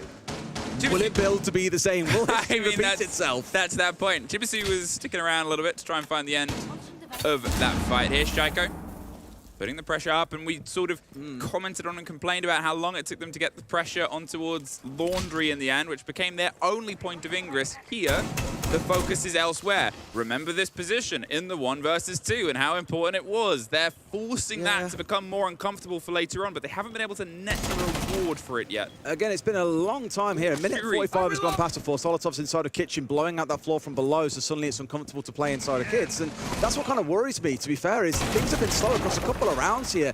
And I don't necessarily say it's not part of the game plan. It could be, but at least from my observing eye as a caster, it looks a little bit strange that things have been so slow. And Solotov's been at the center of both of those delays. So Shuri was droned out of the back of green. It's a quick send and a quick denial. And it's in C4, stops the approach from top white, uses his Candelas, net nothing at this point. They're just trying to shove their way in towards the site and see if they can get the pocket. The Damos underneath in the back and forth sort of fight, but they're still so happy to lead into it. Cyclops don't want to stop the engagements. Chibisu does finally get down by Bride. They're inside, putting the pressure on, and Solotov gets caught as well. There it is, back and forth, but Users inside with the kit on the back end, but the timer, Derry. 10 seconds for them to try and cement the plant. The C4 from Black Ray should get the catch, and there it is. Nobody can get to the position and hold F in time. Cyclops, 4 rounds, 1 for BDS. They take the round after the timeout. But how many of these rounds have been within 5 seconds left? I've got another joke for you. I'm so ready to hear it. How many BDS players does it take to clear kids? Oh, sorry, run out of time for the joke. That one's got a punchline at least. You're getting better. You're getting better. I don't get it. Like you've got the Buck on side, you've got Shaiko with the Vendetta at the ready. Yeah, Shibishu should be dead to rights. You've also got pressure coming in from the double window. Like he should be dead, but it's taken what 2 minutes and a lot of chaos and utility to get anywhere near removing it. And when they do it, there's an immediate response on the other side. It's just absolute madness watching BDS struggle with what feel like what should be nice. A reload one tap. Is that on the bingo? I was just sick. That was vile. But again, it comes down to them taking too long to do the prep work. They knew that last time round they lost the kids, they put all the focus there, and they lose to the clock again. This is madness. This is a slow BDS, Emmy, and my word, are they paying the price? 4-1. Production just came on mic and went, I like that joke. Cyclops. At least somebody does. Cyclops. You enjoyed it. I did. You're getting better. I said that. I'm working on it. Wait until the next one. The third one will be a real script. You're going to be so funny by the time you get back to Tim. I hope so. He won't find me funny, though. He never does. He'll be like, all right. So this was the one site BDS have won in this showdown so far. They have a chance to double it down instead of going towards the dining side. Tag think that they can alter things, but it was a 5 versus 1, so it's got to be a pretty big alteration. BDS, in the meantime, they're going for a take around the back end. They've put the pressure here onto trophy side instead of tower first. They're trying to find the catch. Solotov from range. Shaiko holds the rotate, does a fair bit of damage, but as the rebuild comes through, it's actually caught out, and there's 2! Black Gray finds users, and it's sort of falling apart here on the trophy side. The only ones being put up on the walls Shaiko's at the EU side. Solotov, he's surrounded. Shaiko is so chalked. Like, full mental send. There's jump outs coming through. That's a nice kill, nice spot to know where the window is below, but the damage is done. It's 2v4 on the attack. This is grim. Sharif's just out of there. He knew Solotov wanted the chase. He's just hot-footing it towards tower. BDS tried to alter their approach from how successful it was last time. They thought, well, let's go for the B take on the backside on trophy. And it's the B take for a reason, it seems. It obviously came down to engagements, something BDS are very good at. But now they're desperately trying to find one. Black Ray gets Brine! A 5-1 ha! Chalked. That is the face of a man whose mental is gone, if not at least on the brink. And we come back to that earlier conversation. Who is the mood uplifter when things are down like this for BDS?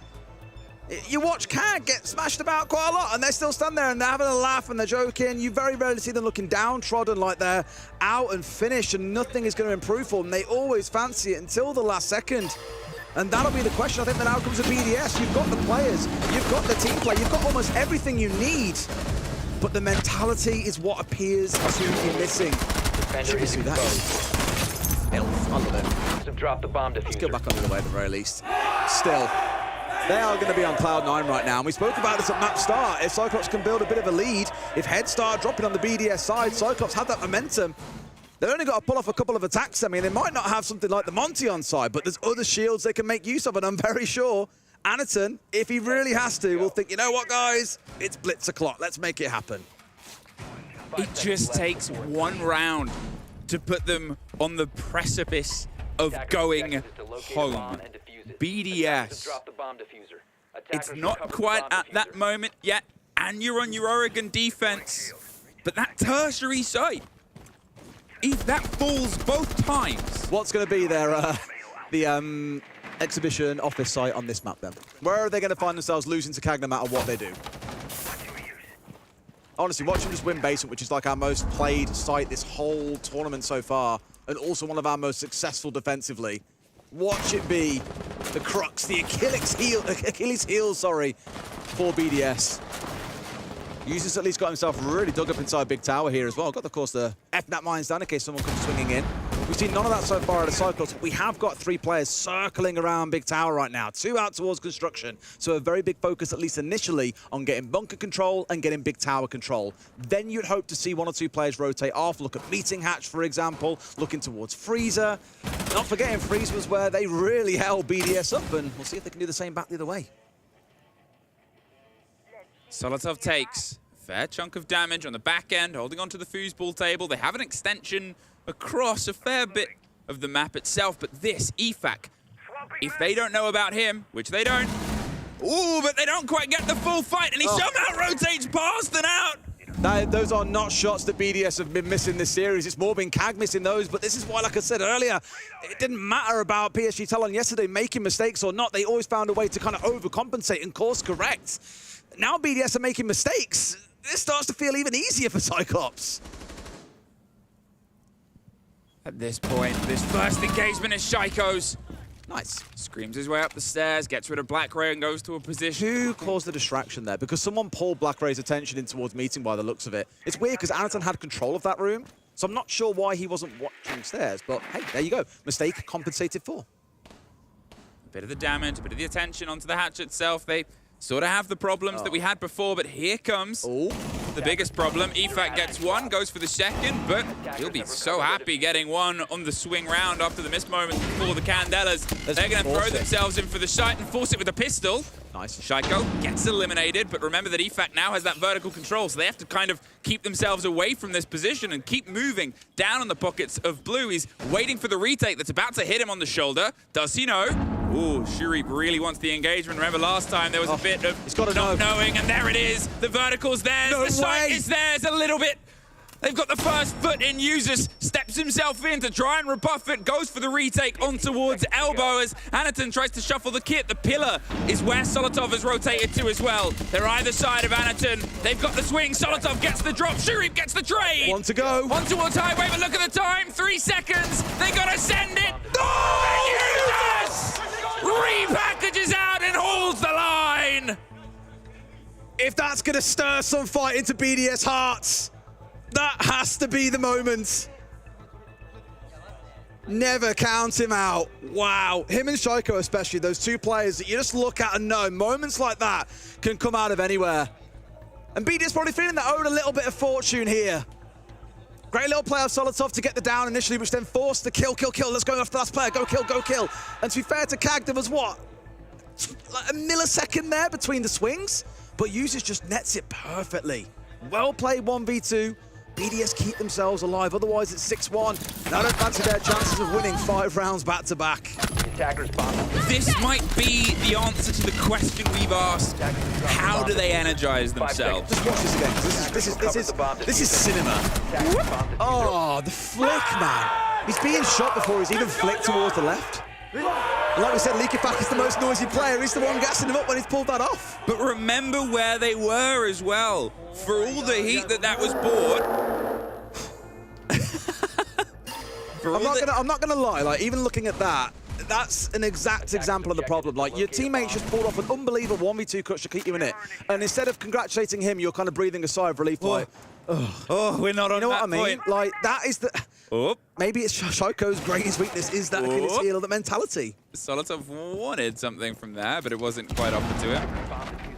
But as I was sort of saying, remember where they were. It was a 5 versus 3 for a portion. There was the swing up the stairs. There was the loss of the player on the hatch itself. Cyclops did the best they could possibly do of saying, look, it's going away. Let's send it towards the site. They somehow fought it from that situation and not having the vertical into a 2 versus 1 with a few seconds left. At this point, will they try and net a cleaner opening? They've got a very keen drone game. They've got eyes pretty much everywhere, but nobody is close towards entering as of yet, apart from Shurip, who's sort of waiting for a 3-2-1 go, wants to hit maybe a rotating player background. He must know about trophy. Or Users. Oh, no. I thought he was going to try and get himself bolted in, but of course you've got to break through the whole barricade, so it's not quite so simple, but you know there's going to be a trophy player, so I think the right sort of idea being shown there, they might have to try and crack it more conventionally though by pushing in through bedroom. Where are they rotating away to? 2 up in Big Tower. You've got Chibisu with 1 other plane down south towards bedroom. So the little split coming in between that north side and the north side and the south side divide. But where's the fifth? I've missed the fifth player. Where's he hovering? Oh, there he is. Vibing. On the roof. Thriving, surviving. Getting the solar energy. Yeah, why not? Letting them... Charging up. Oh, Although it has just dropped off the building, taking about, what, 25 HP of damage. That's nice a bullet. All right, the bullet. The pressure onto Trophy now. They are underneath, still in classroom. So EFAC with a C4. Bullet, two keys. Bullet. There it is. There we go, beautiful. Yeah, that's just a bit of a mistake moment there. It is. All their droning in, apparent knowledge. And they make use of classroom themselves when they're on the defense. Let's not forget, like Jitsu's jump out, right? Those are kind of the moments you want at least a drone down there to know what's going on, because he has slipped the net at that point. Maybe it was a timing thing where Shironeko was the one sat on drones, and then as he's come off, he's made the move, in which case, beautiful timing from EFAC. Well, the Candelas will get him some cross, but they have nothing else covered. Nah. At this point, this is a very solid BDS hold that Cyclops are trying to just throw themselves at because, well, things have gone out the window. I said it before, if plan A fails, you go to plan B sometimes. Yeah. Plan B sometimes isn't so good. At this point, when you lost your approach onto the hard breach, when you've now lost your Candelas as well, just hucking EMPs. Great swing as well from Trophy. Perfectly played. Cyreneko gets one for the stat padding, but at this point, that might even be the only one he gets. Yeah, BDS, 2 rounds in a row. All right, is it the start of something special for the French side? That clutch breathing a little bit of a sign of life into them. May well prove to be. I think for Cyclops there, when you lose those first 2 players, the last 3 are kind of like, right, this is going to be hard to do. And Anderton wanted to kind of make a Hail Mary push. Did so without the other 2 players in flow, though, and ultimately found himself picked off. BDS played it out really well, just using the man advantage, looking to kind of make these... Yeah, I don't understand why he did the drop there either. I was just like, pull it, please, pull it. It's just... Comfy 2K coming out. As soon as they knew the Maverick came onto that wall, that was the time to go. And it was, again, a few mistakes being made by Cyclops. The solo push coming out from Anaton, the no drone coming in below, costing them 2 players. Just little things like that working against them there. But BDS have played it all the way through from start to finish there in a very controlled manner. And it's still good to see that discipline's intact. For how close Laundry was for putting us on the edge, sort of becomes the conversation here of how close will this round get if CAG don't cement this. You get a little bit worried because BDS then have 3 rounds in a row. They've got a perfect rotation. They've got themselves solid ground to build from, which, let's be honest, when they were on the 5-1, they just didn't have. And it's a game of 2 halves, 100%. If they win this offsite, then I think it's that round 12 becomes really, really ropey, I think. Yeah, because for BDS, you expect them to then go on and win the next 2. As you say, move up to 5 rounds overall. It's then 6-5 to CAG going into an offsite attack. They could 7-5 it at that point. They don't win this round, though. Overtime at the very minimum, I would expect. If you don't see something absolutely crazy, I mentioned you might see a blitz come out of nowhere from Anaton at some point. You know, yet to see that, of course, but it's only been a couple of rounds to date. More stays, they still will change as we go. That's why they're attacking though. Normally, again, you'd see a push coming in towards the meeting wall. That'd be the main focus to get it opened up. Not really going to be their point of entry or focus here. Instead, they want a lot of vertical control. You've got that ram on side. You've got a few breaching charges in pocket as well. But that means going through and clearing out the roamers that you often see stationed inside of kids. They'll drop through the hatch away towards safety. Now, whether or not you see someone on the side of CAG looking to punish them as they come for that drop through the hatch is a different conversation. That's why, realistically, BDS want at least some knowledge of what's going on inside of Dining at the same time. Here he comes. Straight through the FNAP mine, straight with the drive. Solotov suffers a what a great swing, but Users at least gets one on the back end. So it's not entirely flawless. The Amaru's done the job, though. The surprise factor of bursting in towards site whilst also being swung from inside of the main area of that top floor is beautiful. Again, moments of team play that we wouldn't have seen from Cyclops historically is really giving them some great advantages going in. I'm pretty sure BDS will be happy coming out of that. They got themselves into a 4v4 and now have 2. That was such an angle. I think that was towards the top of White Stairs, through the top of the breach of the server wall with an angle all the way up. I've seen that a few times this tournament, actually. People use it really well, and teams just don't respect it enough. Love it and I hate it. You love to see it, or you hate to see it. Take your yeah. Users gets himself 2 for the round so far. A minute. They have the man disadvantage, but can they try and just peel a bit of space? Remember what they need to get the plant here. The pressure is on towards that slightly loose player on the side of the bottom of white. I was going to say they rotated themselves down towards the back end. There's one drop here, holding on the corner, and that's it. The boogie drone. The noise more than anything else, I imagine. Oh, they're in. They're dropped. They're hitting barbed wire, and they had no idea. Picked up. Yeah, Users swings around, gets his third, gets his fourth, gets his fifth. Users! And look how chill he is. The man gets an ace and just goes, yeah, cool. All right. Round, I guess. I mentioned that 1v2 might energize them back into life a little bit, and I think you're seeing it across these last couple of rounds. I mean, that one there, Cyclops looking a little bit disjointed. And with it being the offsite, that's now where I feel a bit concerned for them. Is BDS are the ones fully on a roll, and Cyclops are probably thinking, tack timeout soon, maybe? BDS win this round, you've got 2 more to go. All things are even at 5-5. This is that awkward point, right? Because there. Oh, I hate it. Lovely. When do you take the time out? I think a lot of people might think it's already too late. You should take it here because you finished that quarter of the half. Like, I always talk about the game in quarters, like blocks of 3, because you tend to see 3 site rotations from most teams. They won't tend to replay a site, they'll just keep on rotating through the same 3. So once you've played 3 rounds of your half, you then know, okay, then what's that team been doing? What have we sucked at? And honestly, I think where Cyclops has struggled in those 3 rounds for me, and where the coach could really step in is saying, guys, our early round team play is fantastic. Like, we're really good at bursting in towards kids, for example, and clearing a player out of there. We had the ace out, we had the Amaru coming in, we had a swing coming from doorway. Beautiful.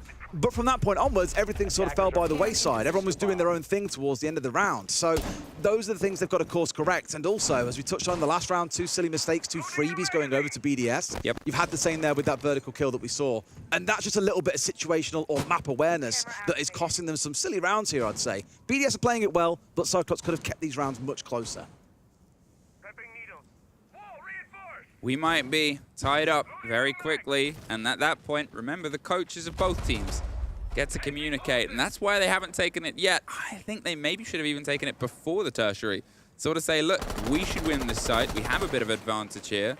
Let's get that conversation in, put the pressure on, and put ourselves onto map point. Guarantee it. But, again, it's down to the teams, the players, the preference. Chibisu finding the slow catch round. They're hoping that they can maybe try and force these loose players into waiting engagements.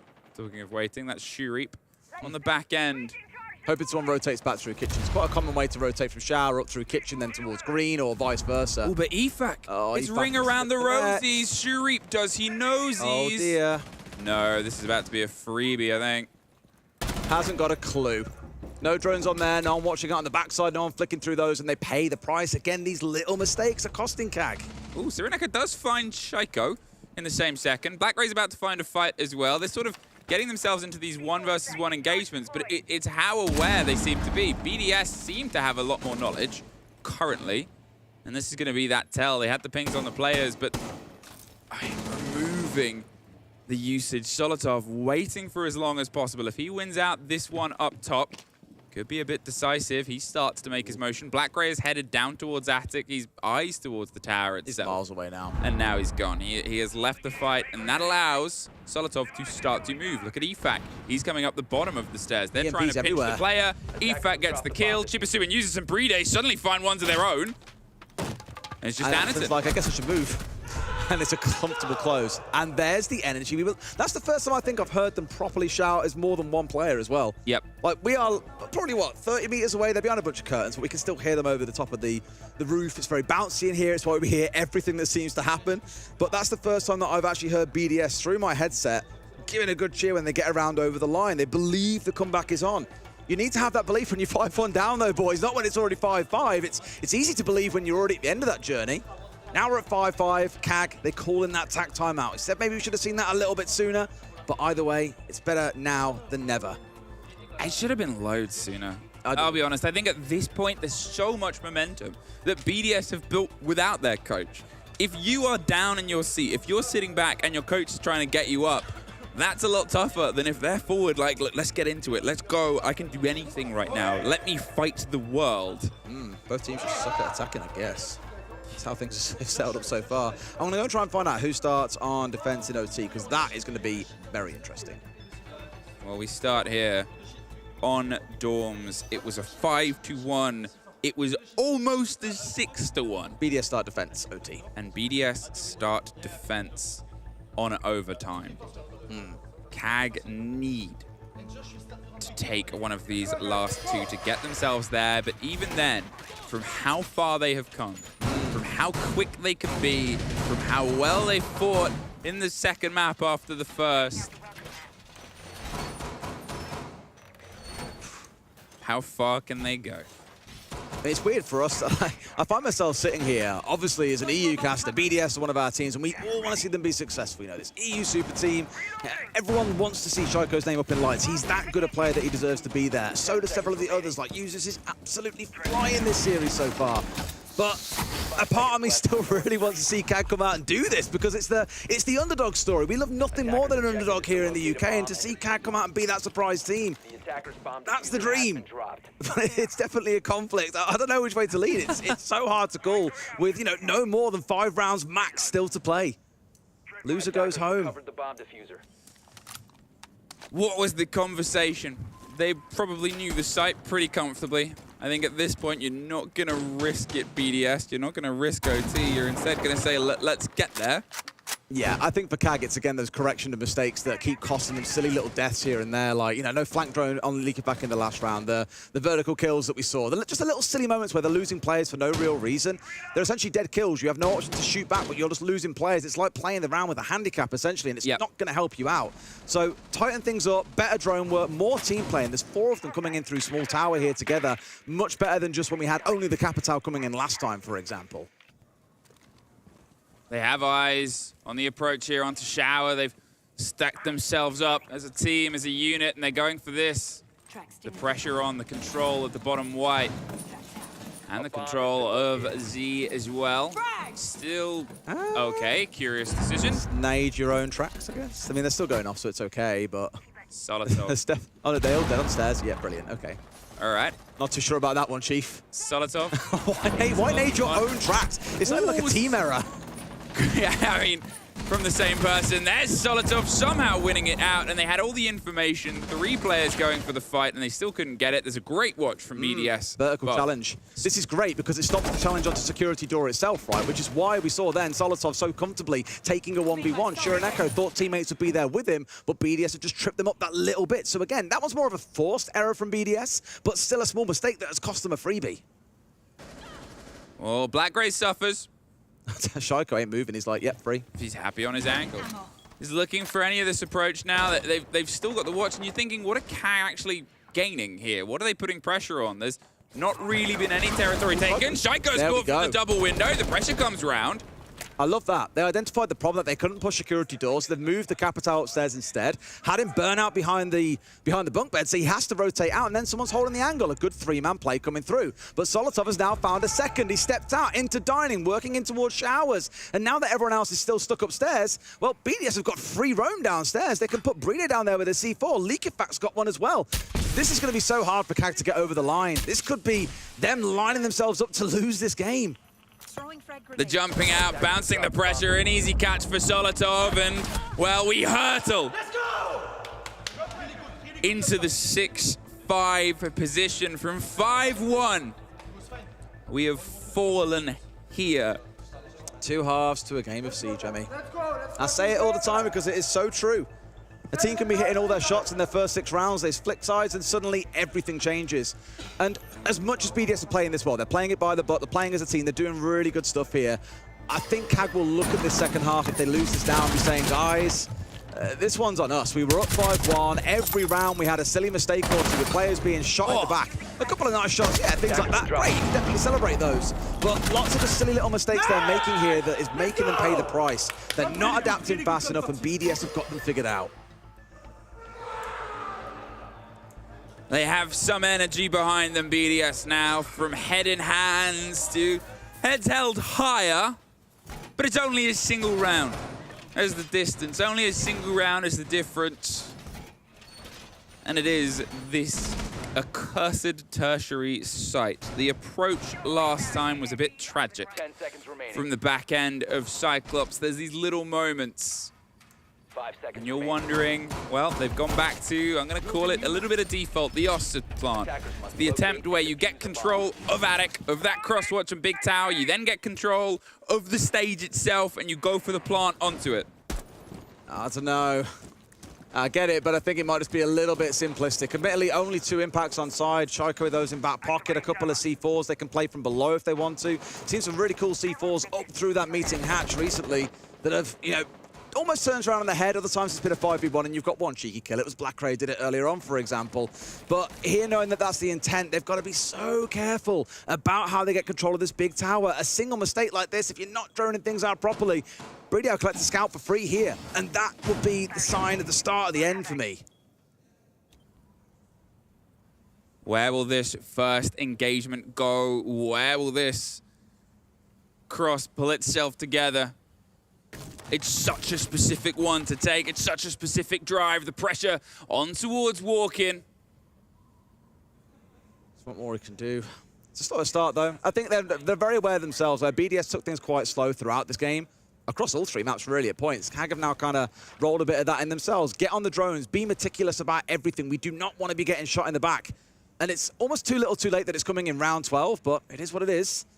Just worried that they're going to run themselves down. I mean, they're pushing onto a different side of the map here. They're not even bothering with going on the meeting side, so this is a little bit different, Emmy. Yeah, you sort of see the Ossa, you have expectations, and now as the pressure comes, the Ossa is gone! Solotov had the angle, the breach a second too late.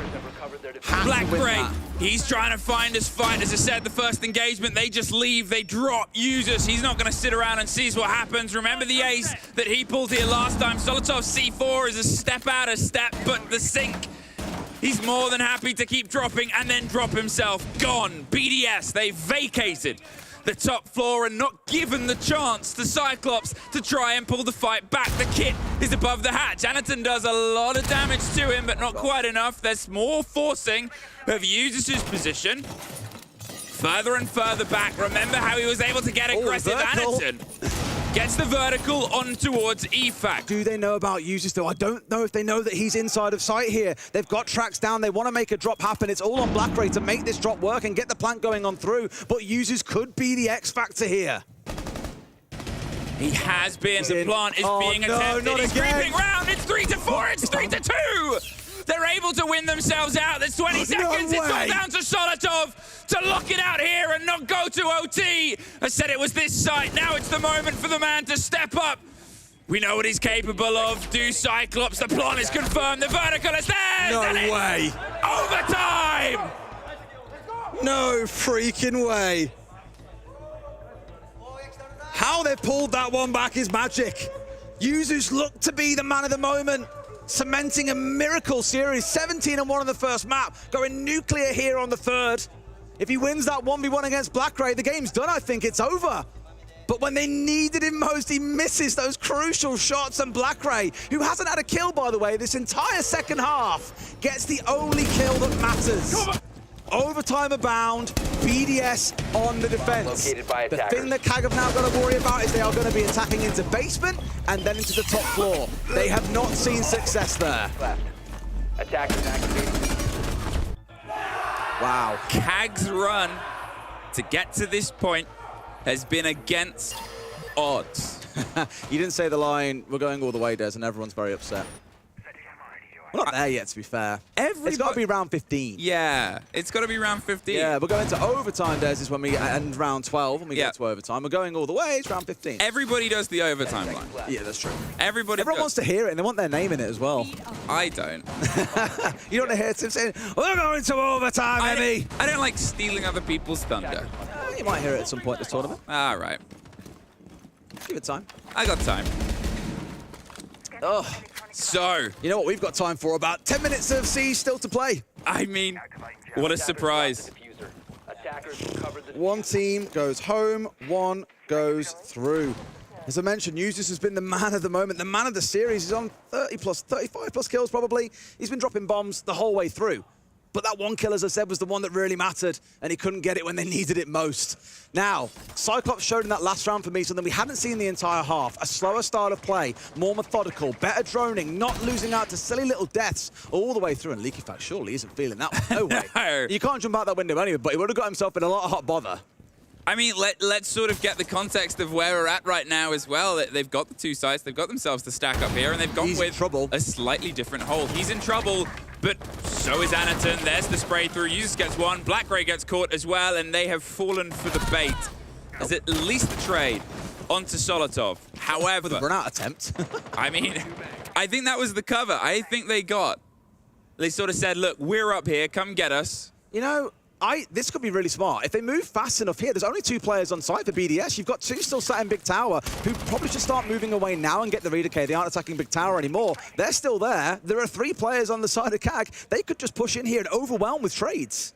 The one thing going into their favor right now for the side of Okay, they're coming now. Good. Now they're coming over. For the side of CAG is that they still have at least the Hibana to try and get some of this progress and process made. But without the Thatcher, without the obvious, use of the Ying and the Candelas, they can't quite get the strike through. And, let's be honest, Ying is a very good operator for a lot of people, but it's also a very good operator for them. The quick play underneath. Remember how devastating Classroom was? So do they.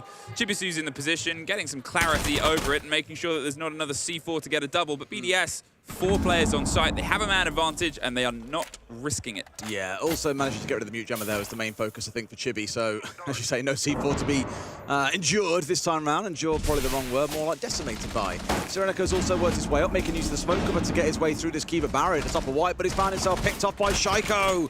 Chibi's got to try and make some magic happen here, and equally, a shotgun at the ready. Down goes Shuri, but it's going to be CAG losing out in this round. BDS up to match series and stage point, Emmy. 1 round separates Cyclops from going home. 1 round separates BDS from surviving another day. They're not out of the woods yet as a 1-2 team, but they have been truly tried and tested up to this point. To come back from 5-1 down to this position, this is that argument. They haven't won Laundry or Dorms at all today either, but remember when we talked about sort of karaoke and we talked about expectations, things led up, and then we talk about bucking expectations.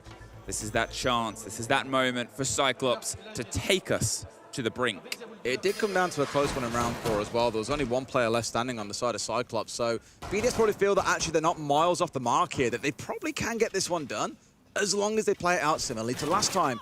The one thing they've really got to avoid, though, is getting just bottlenecked in Freezer. Recall the really terrible half joke I told about Black Ray? Like, he held up 3 players for a good 75 seconds by himself on just a smoke with no real support from his team. BDS can't afford to get held up there again, whether it's attacking somewhere else, whether it's bringing an operator that can deal with that. Take your pick, you've got to do something about it. I actually like it. I think the Ying might actually be the answer to that as well.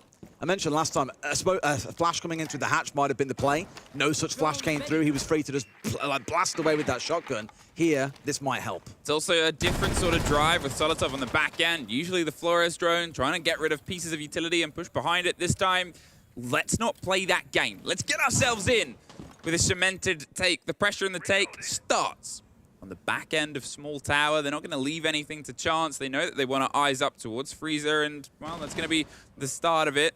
Sereneko has an important job of not being blinded and being in the right place to take the fight, but sometimes when you're looking at 3 different staircases in the direct drive from Blue and how quick the pushes can come around them, it's not always guaranteed you'll be in that position. Absolutely not. For now, things starting out relatively slow. I was going to say with no Hibana on side, you turn into towards those tin openers, as we call them. The hard breach gadgets in the back pocket of both Bride and Likafak here to get the 3 hatches opened up that you very sorely need. After that, well, that's what's really there, just there for decoration. Don't need it for much else beyond that point.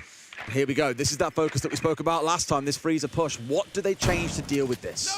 BDS are going to try and send it hard and heavy. There's a second player behind Black Ray actually as well. I want to say it's the Warden in case. This is genius. They've read into the fact that we might get a Ying coming down, and they might just read into this. But they cannot sit around. Remember the difference of Hard Breach. Last time that was Maverick lines, a very awkward fight. This time it's a fully opened window into the soul of anyone that splits. This is the drop.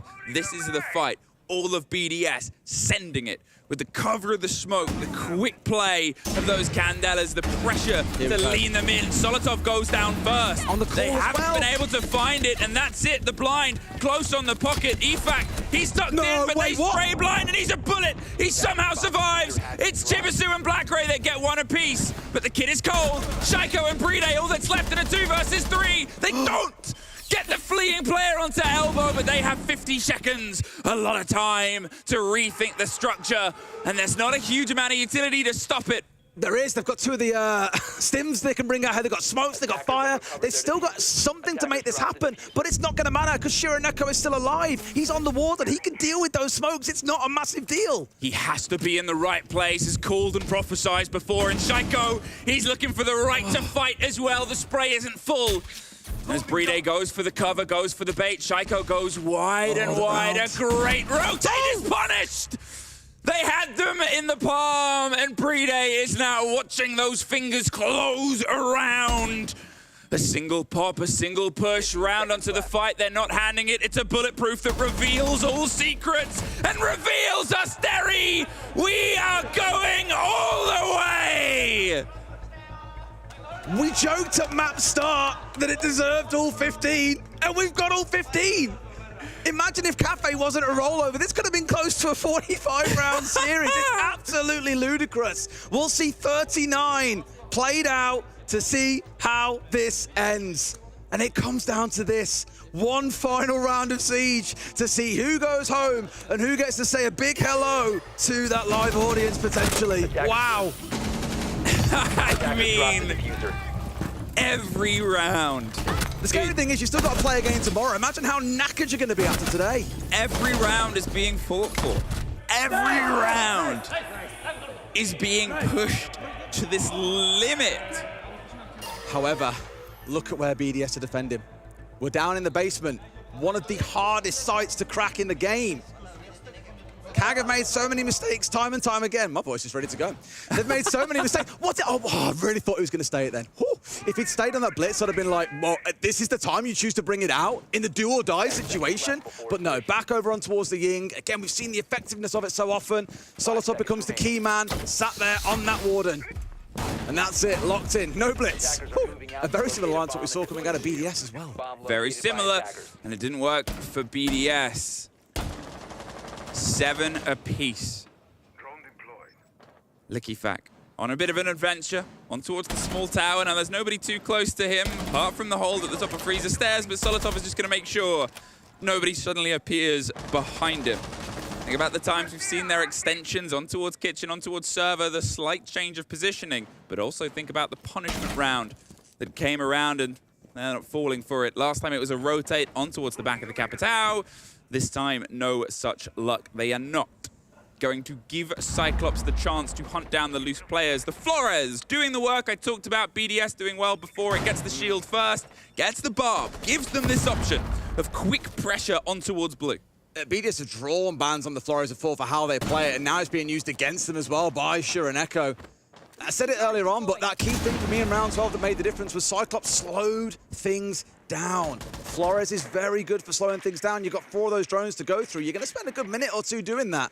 It means the rest of the team, as long as they're patient, as long as they realize what needs to be done in this round, which is what you'd hope Coach DD has helped them out with, will mean that they're not going to get themselves caught in any hairy firefights and start losing players at silly times. The Candela's thrown from the bottom of white to get them the shower control. A minute 30 has passed.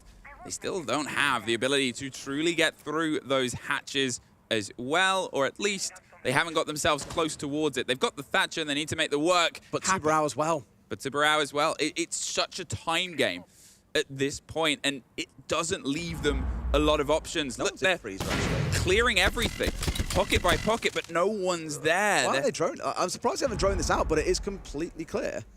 Solotov at least is holding deep freezer, but no one's playing close, and now they're going to be able to deny the hatch as well because they've got Liquifat coming over. BDS are running this clock down like champs right now, and you've got Shaiko potentially coming in from above too. Well, there's the play, there's the Shaiko motion, and this is going to be the most important part. White stairs, the power position, it is, and he wins out the first. Anaton King is gone. Drifting about, they pull back. Cyreneko's behind him. Cyreneko needs to act because the timer is 40 seconds and they're still finding fights on the top floor. 4 versus 4, 40 seconds, and they haven't got the hatches at all, but they have got themselves tucked into freezer. However, the space being cleared, 30 seconds, the pressure onto the bottom of the laundry stairs. Everybody is here, everybody is invited, and with 20 seconds left, your eyes can't be anywhere else. Solotov gets the swing onto Black Ray, a cacophony of explosions, and a swing round is traded back out. They're down. A 2 versus 3 technical with not a huge amount of time left. Sireneko doesn't have the confidence of the swing. 8 seconds. They're trying to get the pocket.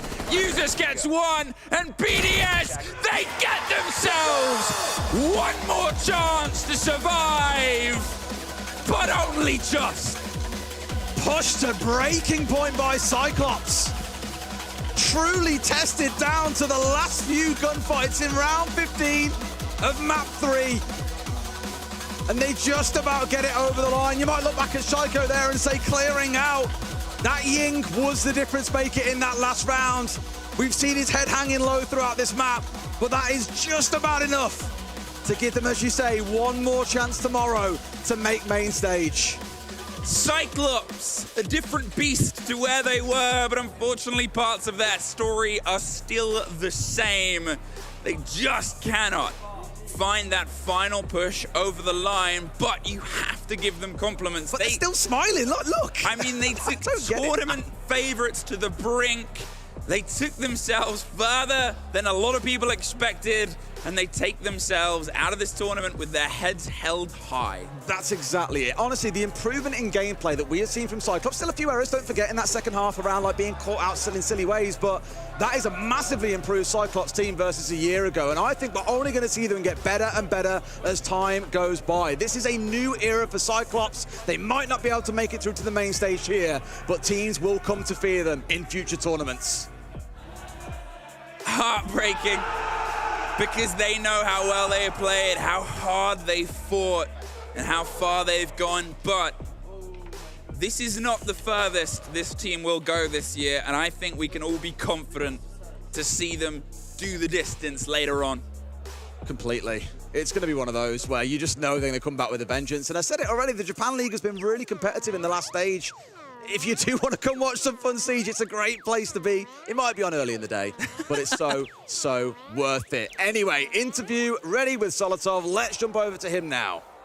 Thank you, guys. I'm joined here with Solotov. Congratulations on that win. I want to start off with, how are you feeling after this game? Because coming in today, did you expect it to be a 3-mapper with 2 of them going to overtime?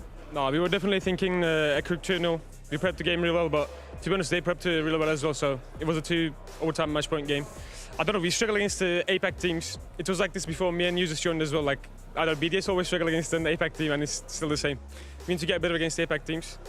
I just feel really relaxed right now, because the game was a bit too stressful. No, everyone, like, the tension, you could literally cut it with a knife. Everyone just glued to the TV watching the game unfold, because it was down to 1 round. 1 round to decide whether or not you stay in the major.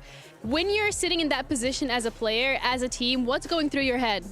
To be honest, when you're in that position, nothing goes through your head. You just focus on winning the round. If it's in your head, you can't win the round anyway. So you have to be focused on the last round, get the win, then win the game. How do you get to do that as a player? How do you just sit there and push that to the back of your mind? I think it's just the experience, to be honest. I think at the start, of course, it's hard, but when you play in this environment a lot and get used to it, you just manage to deal with that. Well, one more game that you need to win to be able to qualify for that main stage. Moving forward, what are you going to be changing up? What's the plan? What's the game plan? What's the plan? We're going to prep like we did before. Nothing going to change. We will be relaxed. No pressure, nothing. Just focus on the playoff. That's it. Yeah, we need to chill a bit after this game. Yes. Definitely. Yeah. Thank you so much for the interview. I appreciate it. Get some rest. Congratulations. We're going to be heading over to the Telestrator with Fresh and Leo. So, guys, take it away. Thank you very much, Ginny. And indeed, here we just want to highlight just how good CAC plays this game. Yes. Both strategically, but also in terms of collective, right? Yeah, we want to be, they got close, and we want to give them the props for that. So we're actually going to start on round 2. And it's in the prep phase. Not normal that we'd start a Telestrator in the prep phase. This is Brede on the drone. He's put his drone outside the master balcony, and it's been hit by a mute jammer. Now, the expectation for BDS is because there's a mute jammer here and one in the closet, that they think, hey, it's going to be a master extension with the rotate, as we see that here, Leo. Yeah, actually, you see that the rotate happens, and at the same time, Warden is reinforcing the wall. But he's not reinforcing the one next to it. And this is key, because it's something that you don't see very often in Ranked, and that you could reuse. It's having a flex reinforcement. The drone is still on the doorway, so they know and they feel like it's going to be a master extension. But the Warden comes in, gets rid of the drone, and then he goes back and reinforces the wall. So BDS is under the impression that it's still a master extension. In fact, it's not. It's reinforced off. It's turtled. The site is stronger. And he's reinforced it after the end of prep phase. And what that means is BDS are locked in their operators. They've brought operators thinking it's It's a master extension, and they now get impact tricked by Shuri over on the Azami. What that means is that the breach that you can see here, it's not walkable, it's not vaultable. They cannot go through it, it's only a line of sight. And that's going to come back to bite them late when they can't push through it, which was their initial plan. And this is a bigger problem now. You only have 3 entry points onto the bomb site. You have one here on the big window, you have one up white stairs, and one on trophy. And if you actually take a look at how they're set up, you have a perfect crossfire from every Cyclops player on every single entry point. They can just now play a 2v1 on every entry point. It's exactly what will happen here, Jack. Yeah, and that's exactly what happens. Now, as the player walks in white, he gets traded, but it's the player that comes in big window down the bottom of your screen here. There's a nice pinch onto him by the CAG players, and ultimately, like I say, this was CAG with their strategy, with their late reinforcement, forcing BDS to do something different that wasn't their plan A, forcing them to think on their feet, and then punishing them when they did. It did then, I'll be honest, it did then come down to a 1 versus 2 clutch from Black Ray, but it never should have got there. That was just BDS's individual skill getting us to this point. So, for us, I think even though CAG are out of this tournament, we wanted to praise them because they were always known as a team that got a little bit crazy, but their strategical depth has gone up like 10 notches in this tournament, and I think we will see them at future tournaments. However, that being said, after this short break, we will have a quick interview with BDS.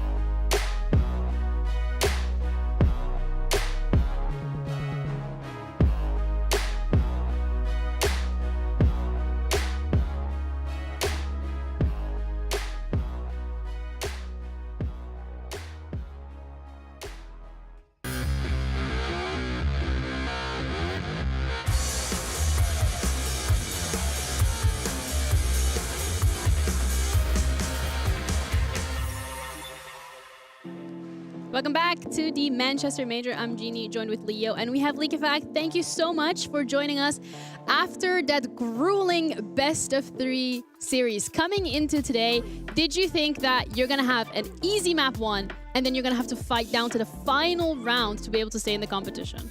To be honest, after the map 1, we were like, okay, our plan is working, we have to change nothing.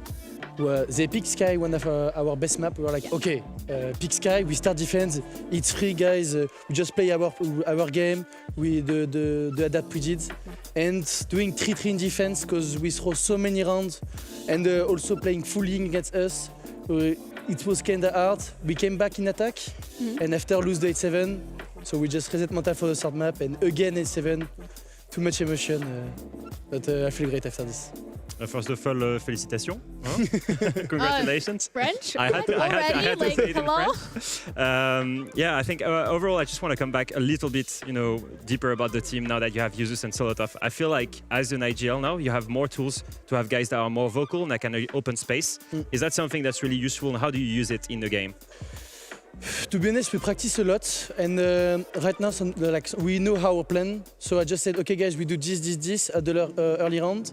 And mid-round, late round, when I'm not dead, it's most like Yuzus and Bride leading the late rounds, because I'm a lot of time on lurk, so I can't see what we do.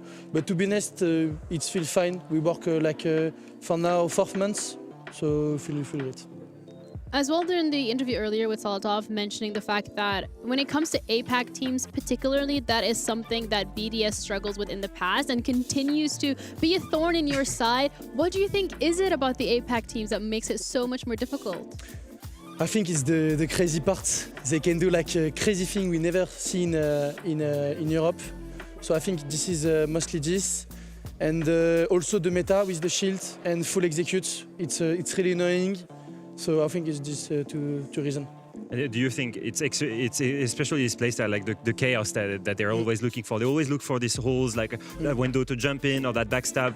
Do you think this is also pushing you guys now with the communication changes from French to English? Do you think that's an issue? Because then you need to react really quickly in a short amount of time? Yeah, I think this is the main issue as well for on our side. Because basically everyone waiting us here as a first major together. Because we beat everyone in Europe and in Malta. So in this kind of match, even like yesterday against Talon, we should win as BDS team. So we have a lot of pressure on us, and we do mistake, bad like on the close round on 8-7 or on 6-6, this kind of rounds. So yeah, the communication, we need to fix that. Today was better because we are like, okay, we lost to Talon, so basically we don't have to prove anyone. Everyone can beat us now. We are not like the BDS will win the major. So less pressure. The com was better today. How do you fix those communications in a short period of time? Because your next game, you're now in that lower bracket. If you lose it, you're out. If you win, you qualify for that main stage. So there is still a lot of pressure, maybe not from the fans, but potentially from yourselves? It's really less, like, because during AUL, no pressure. We play our game. The com was perfect. And here, I think today was really better because even if there is pressure, it's not like we can't lose. Now we know that we already lose. We know like how does that feel. So we can't have pressure. It's like, okay, we have pressure, we're going to lose, we go back home. No one wants to back home. So we put ourselves in good condition before the match, and that's it. It's actually something funny because it's actually something we talked also on the desk is how many people were hyping you up, the expectations versus the reality. And I think overall, like, I don't think you're disappointing. I really think it's basically you're your own enemy right now. Yeah, and I feel like you've got everything it takes to actually be the team that you want to be. But right now, maybe it's more a mental problem of the pressure and how you handle it that's costing you. Do you have anyone in the staff, is Tuflex or Katu or anyone else helping you with the mental side of things?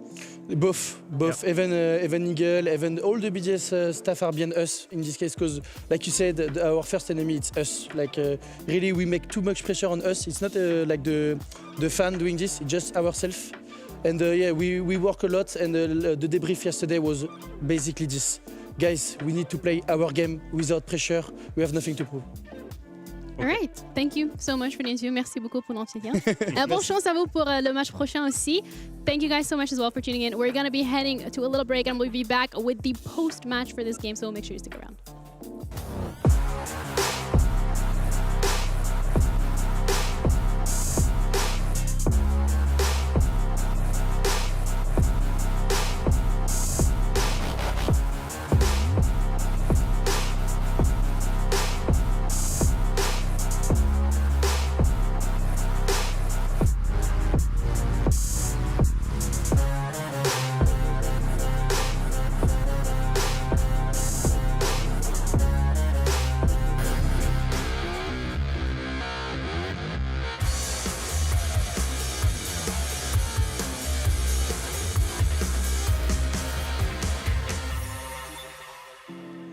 Welcome back. I hope the 30-second break was long enough for you guys to get hydrated. We're here and we're going to be breaking down CAG up against BDS, with BDS advancing further into this lower bracket. CAG, unfortunately, they are going to be going home, and I really want to commend them here because not only did they prove themselves and were able to get this far, they have also pushed BDS to their absolute limits. I love their improvements. I don't think many people expected them to be that good, especially against a team like BDS, because that's actually something that Likefak said. Yes, we're on our own enemy, but I think overall, like, CAG played this very, very well.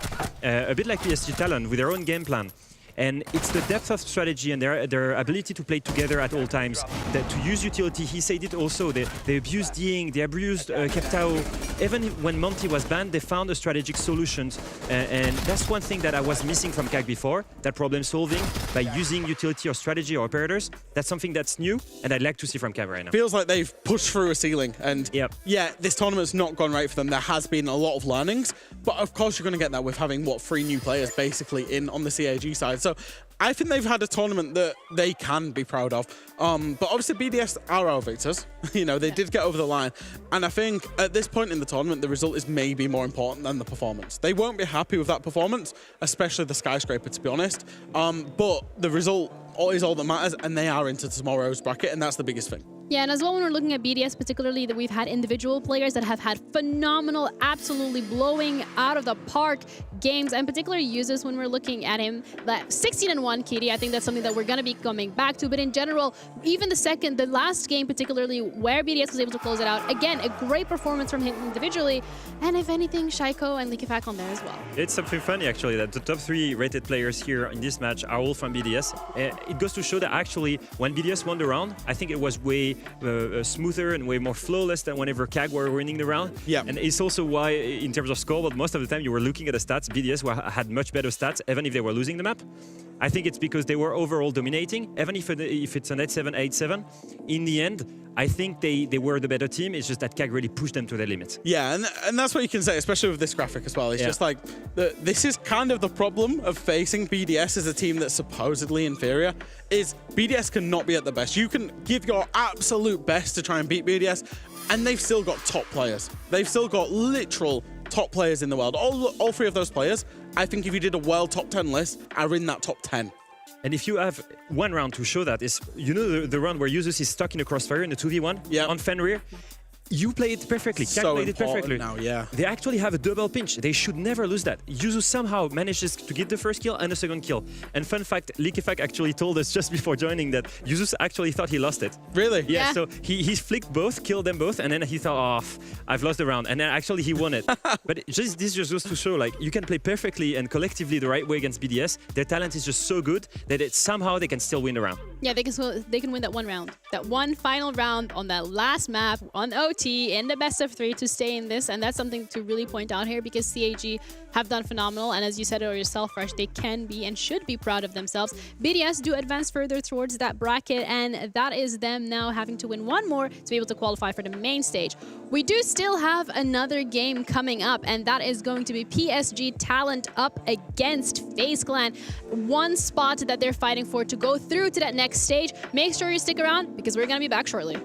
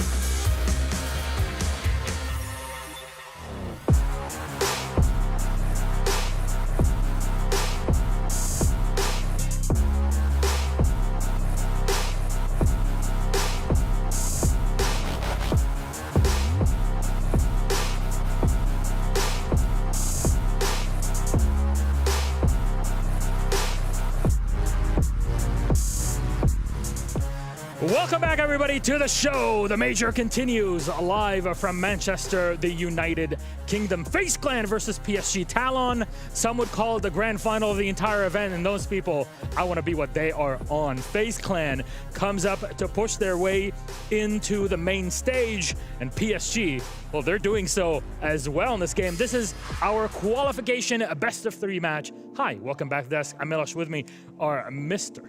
Jesse J. Chick, of course, Mr. Jack Fresh Allen. Gentlemen, welcome to the show. How are we doing today? I mean, you've been on earlier. Yeah, I'm good. We just had a 4-hour best of 3. It was great. BDS nearly went out. It wouldn't have even been a European major, but, you know, they go to tomorrow. We hold on for a moment. We just push that into tomorrow. We breathe for a moment. I only aged by 87 years during the game. Jesse, let's talk about FaZe Clan in this matchup, because for all intents and purposes, FaZe Clan are the team that should take it. In no way, shape, or form should this team that is considered pretty much number one, if not, you know, in the top 3 in the world, lose this game. Yeah, I mean, I said it coming into this tournament. In my mind, FaZe Clan, this is their tournament to lose. They should be the favorites in every game they go into. Yes, they had a stumbling at the very start of this tournament, but I still believe FaZe Clan are destined to make it to that grand finals. Now, they go up against Talon, of course, today here, and this will be a team that will cause them some problems. Talon have gotten big upsets in the past. We saw it yesterday. It could happen again. But I gotta believe in FaZe Clan, man. This team has been looking amazing throughout the last year.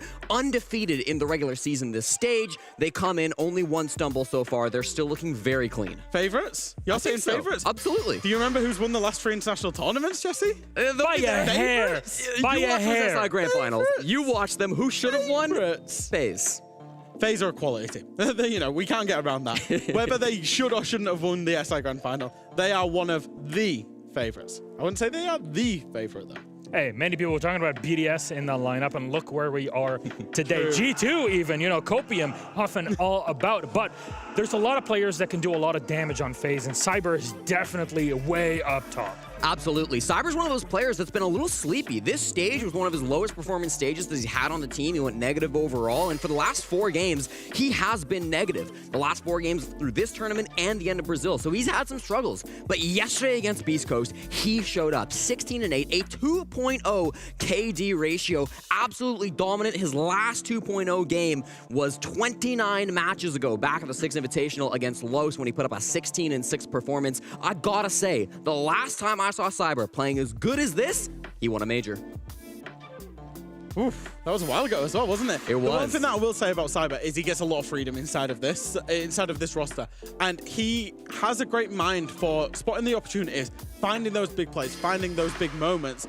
But he's got to find the flow to do that, because when it pulls off, it looks excellent. But also when it doesn't pull off, as you can say, he can be one of those players that can keep going negative. But if you FaZe, you just put up with it because you know he's got the quality to just win you games. Well, on the other side is PSG Talon, of course. Underdogs is kind of it's a diminutive at this point. It's not even enough to describe the level of underdoggedness that Talon has, Jack. Maybe David versus Goliath might have been a... Pretty much. I think PSG Talon, I spoke about them earlier in the pre-show, where I don't think they expected, to be honest, to be in a game to make main stage. They will actually get today's game and tomorrow's game regardless.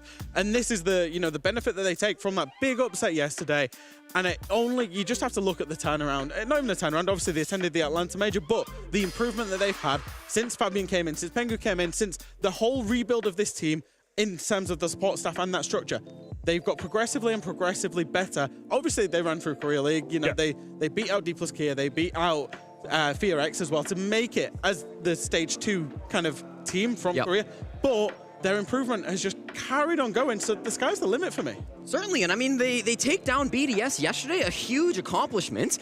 Then KAG do almost the exact same thing not too long ago. That does throw that accomplishment into some questions in my mind. But Talon are still a good team, you know, and they have been improving. For me, if they want to win this game, we've got to see them winning the entries. This team has the highest win rate of any team in the tournament when they get the opening pick, 81% of rounds. Wow. They've also got one of the worst win rates when they don't get the opening pick. 20% recovery rate. They are almost never being able to recover those rounds where they lose the advantage early. So that's going to be the key thing for Talon Talon to focus on here today. Some would say they either soar very high or they fall flat to the ground. Talon. See what you did there. Nice. There you go. Definitely so. You know what? Let's take a look at our map picks and bans for this matchup. This is a best of 3 in this case, and our first 4 bans go in, with our first pick being Oregon, Jesse. No surprises on Oregon. This is FaZe's most played map through their Stage 1 domestic competition with a 4-0 record, taking out E1, MIBR, Liquid, and Furia in the span of just 11 days.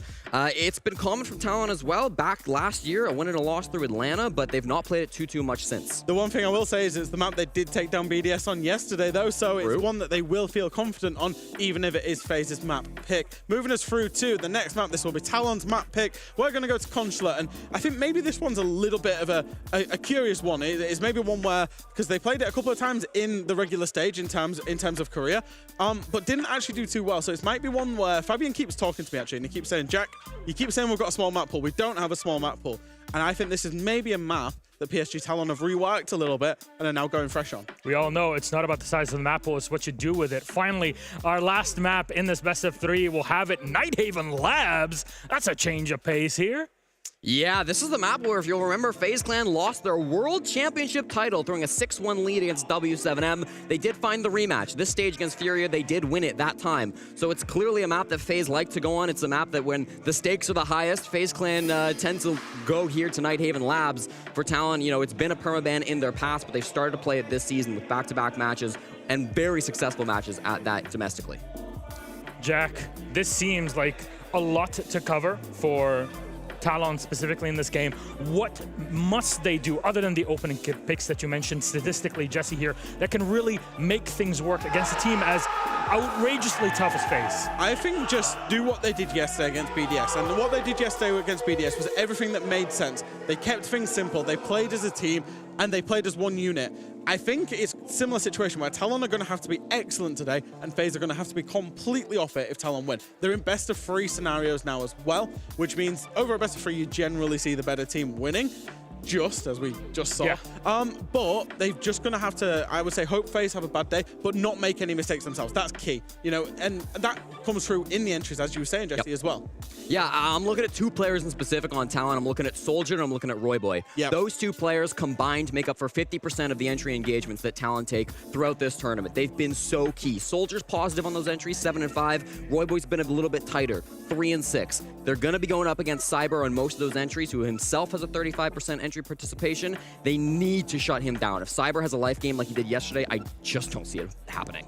There's a lot for us to explore through this game. A real challenge now, one after the other fresh. And Jesse, thank you so much. Our casters await for Oregon, so let's toss it to Pengu, Intero, and Alfama. We have stolen one of your own and brought them over to us. We wanted to work with Alfama for quite a while. We saw your vibe from across the bar and we wanted to bring you in here. That's very kind of you to bring the French here for a Paris Saint-Germain game. Oh, nice. It's normal. I need just to watch Paris play, right? Yeah.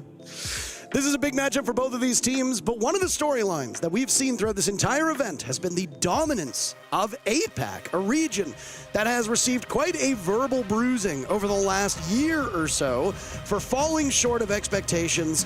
And when you talk about things like how many people are we bringing, what teams are we bringing to the major, how many regional spots do you get, it's a nice thing to see a resurgence from APAC. I know, Nick, you want to talk about PSG Talon. Whoa. Let's talk about FaZe Clan first. What are the win conditions for FaZe here? I think so far they need to be able to not do the same thing that BDS did yesterday, which is leaving too many holes for PSG Talon to exploit. Many times, actually, in the first steps of the rounds, they were hitting everything. And then they were leaving these big gaps where Misa or Soldier could go aggressive, get a multi-kill. I just need to see them more grouped and, yeah, strategically manage that execution the right way. From my side, I guess, if I'm the PSG man, adaptation. FaZe Clan, they are a team with so many strats, with so much adaptability. If PSG Talon don't have the strat book depth, the understanding in the server, in every single round, FaZe Clan can steal rounds on the defensive side on all 3 maps, and that can really limit PSG's attacking side when they get there. One thing to immediately notice on your screen is a blitz ban. Monty was one of the top band operators for attackers through much of the regular stages, but now we've slowly seen the blitz ban numbers tick upwards. What is it about this operator in particular that's receiving the ire of these teams versus a Monty? I think FaZe have done their homework because you don't typically ban Blitz all that much in Oregon these days, I would say. But if you watch Korea domestically in Stage 1, you know Soldier's been popping off on Blitz multiple times so far. It became a stable ban in Korea, and if FaZe look far enough back, they can see that was a problem, we'll ban it too. And it's actually something that we've noticed before, we've spoken into before, is that Korea were actually quite late to the meta. But I think that right now the meta is a lot around the shields because they get you in the control of the map really quickly. And that's been an issue recently, is the aggression from the defenders to prevent you from getting in the building. The shields actually solved that issue, and it's been a real big crutch for everyone. It's either you play the shields, either you play the Ying or the Capitao to get these strong positions and remove these guys from here. Yeah, I mean, we saw Damwon in Korea actually, they played double shield and Deimos in Consulate. We've seen, I think G2 played a triple shield on here in their very early exit in phase 1 of the major. And I think you're right, the shield's rework have been very effective, and almost every single team in region have picked up on it relatively quickly. But the Blitz being banned does leave Monty open, and sure, I think most teams these days, they can bring out the Monty operator, but Vidiking is one of those people that is excellent on that particular operator, so FaZe, if they want to, they could flex onto Monty. I would argue that Vidiking is actually good on every utility-based operator. That's a good take. That's the best thing with him, that actually, I was praising him before, and when he arrived, you know, after this SI with FaZe, you know, the SI in 2023, his ability to call and at the same time bring utility-based operators, drop frags, but at the same time use his utility to remove strong positions. It's so amazing to see. And whether he's on Monty or on Grim, he can do the same job, but actually with a gun up. Oregon's the second most played map so far through this event. It's tied actually with Nighthaven Labs at 8 plays.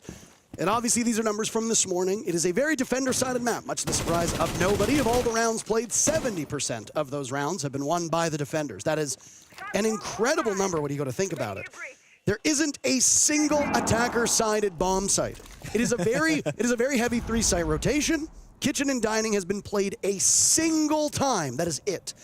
The rotation typically goes laundry or dorms first. The other one will go second, and then the tertiary will be meeting hall and kitchen. And the lowest win rate is 63% for the defenders, which is still a hard thing to overcome. So for FaZe Clan, 2 rounds, probably good. 3 rounds, excellent on this map, starting on attack. Whenever I watch Oregon Alpha, I have this thing in my mind where, how do you track how well a team is doing? If you reach all the hatches between 130 seconds and 145 seconds, you're right on track. You're doing pretty good.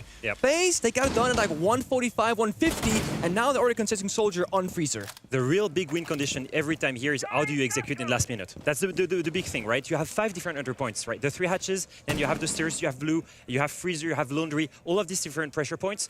The real key is to be able, if you want to go for a back take here, to get rid of Misa with the Warden in Pillars. He was instrumental yesterday against BDS, playing in the hallway, playing in Pillar, and the reason for this is, from this hallway, you can actually cover and retrade all of your teammates in all of the key areas. Laundry, freezer, Pillar, the hatch drop, even blue. So right now, take a look at him. He's always in the hallway here. Yeah. There were a couple forces set up from FaZe Clan looking for a bunker take to go through blue. They have all peeled off now. So instead, the focus is going to be on that E-box hatch. It's going to be on freezer, maybe even over towards the front. But just as I say that, they're now actually just moving their forces around yet again. Souls will walk in the diffuser for this blue take. And in the final 30 seconds, they are inches away from being able to strike. It's going to be Bees, Candela's out, then a 3-2-1 countdown, and FaZe will follow up. There's focus up to the 9 now, so play like 5v5. Handy's made his way inside the bomb site, though. The only kill at this point for PSG Talon's Roy Boy. On the ground, Handy didn't look down enough. The Warden that you said was going to be an issue, dispatched by Cyber, who pulls out the sidearm on the Ash and gets the final 2 kills. You said, how do you attack in the final minute? I think that's a pretty good example of how to pull it off. It's actually really well played to focus all of the utility onto blue, use the ink to bait everyone, and then at the same time, the 2 real key players here. Handy dropping with the buck, and then Cyber with the backstab from the Ash. That's actually 2 guys removing all of the anchors, because all of the anchors were too focused on the execute. Perfect trap. That's it. You really had to like...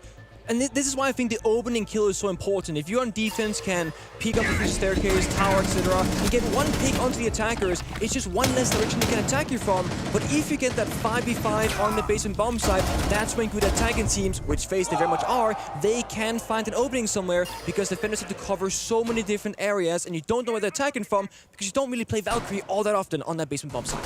Yeah, that 1v1 in freezer with Cyber was really the key to the bomb site. I think when you remove that player, when everything is open up, then all of the defenders have their back turned towards the utility. Here it was in blue.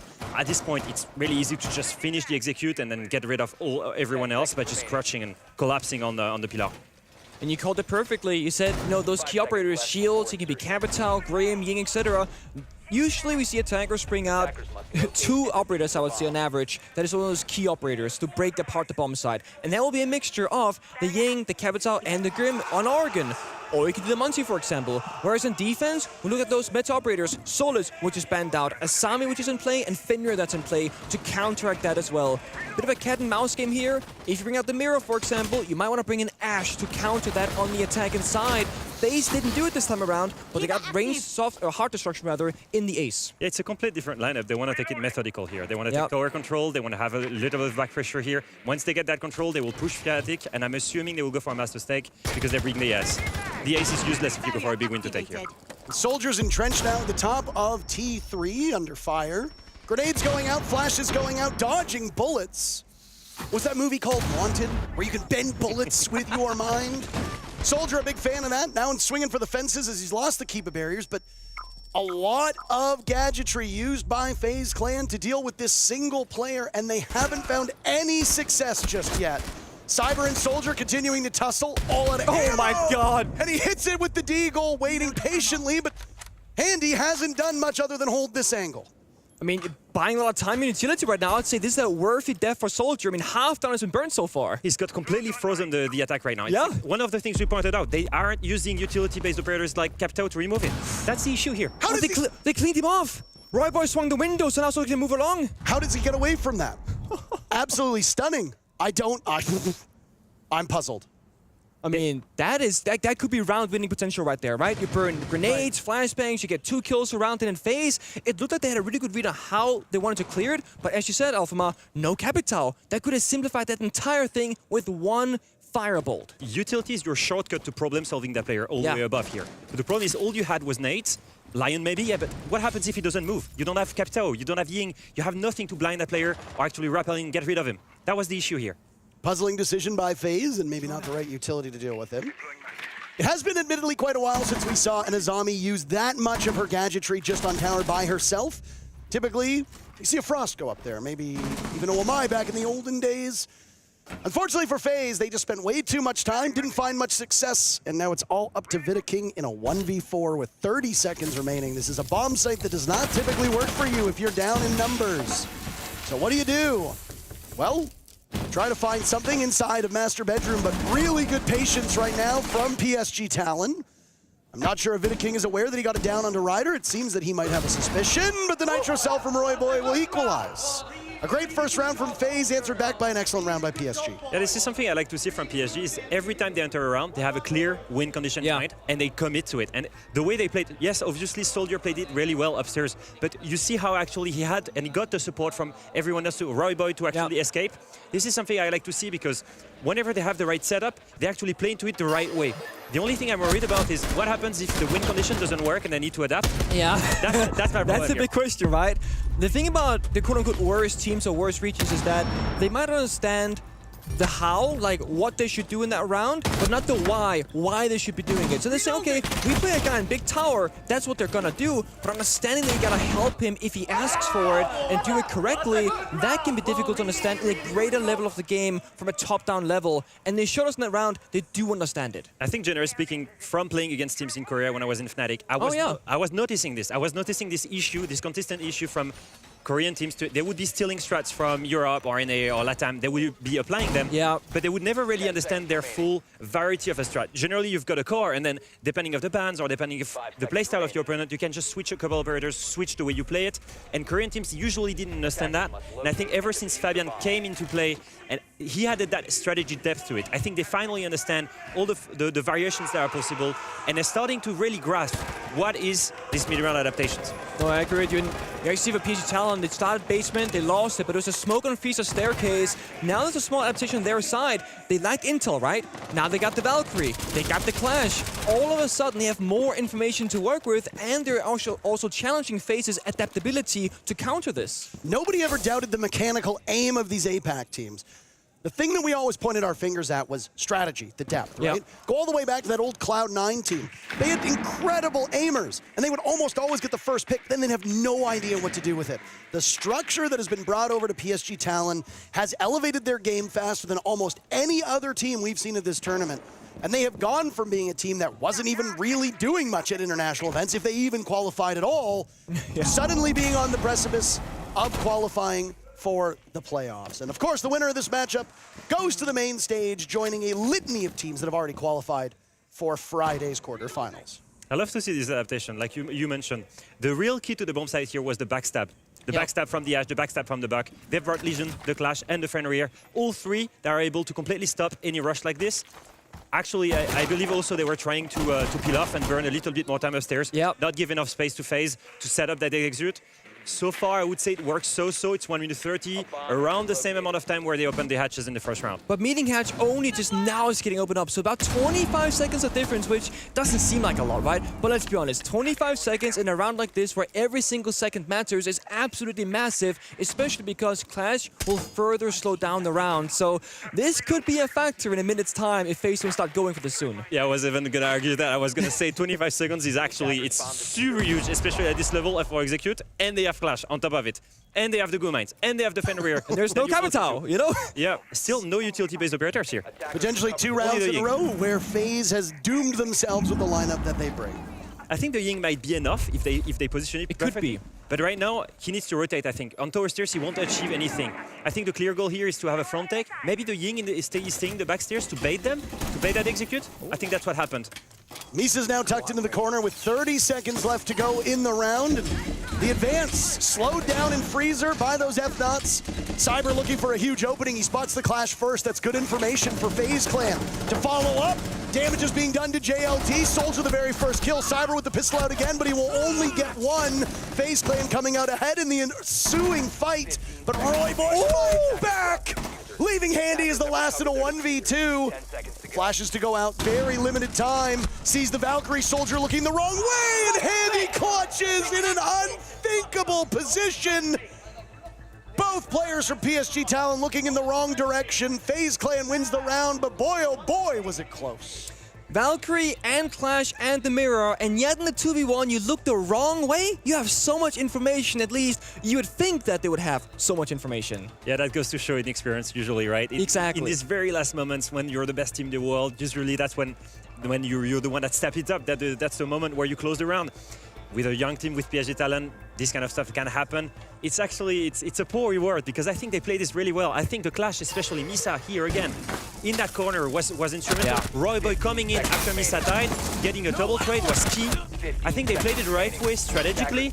It's too bad that they just lost the 2v1. He just had to run away, to be honest. I don't think Handy could have planned it here.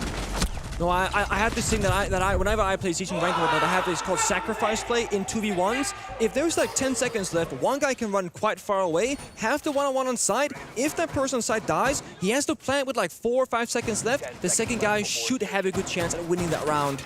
But again, as you mentioned, experience, are they going to make that call out? Is that what they normally do back in Korea? Probably not. This is still a very new roster for PSG Talon. I think for Fabian, the real test isn't necessarily how far you can make it here, because I think they've beaten most people's expectations. It's what can you do in stage 2 and the next major, because then Fabian has had a proper time with the team. But beating BDS, for example, speaking to Parker's point about how many kills they can get, against BDS, Misa dropped 17 kills, 8 deaths.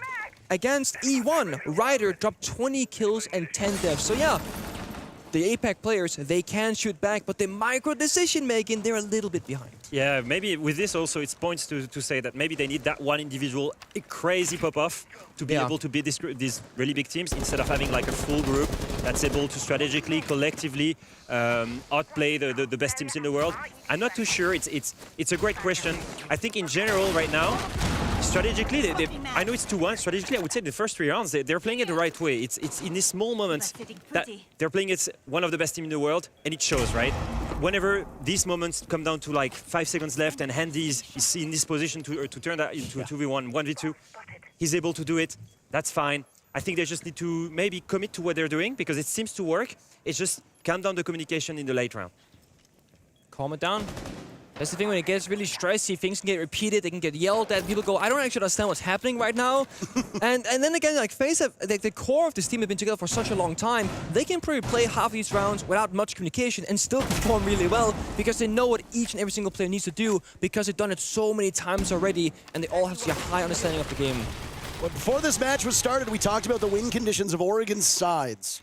With the way that the defenders play and the benefit they have from the map working in their favor, 2 rounds for FaZe Clan on attack is good. 3 rounds is outstanding. FaZe is already there. So it's their map. You expect them to do well. They've had some stumbles, and these rounds have been closer than maybe they want them to be. But that's what makes good teams like FaZe Clan so great, is that they're always close to their competition.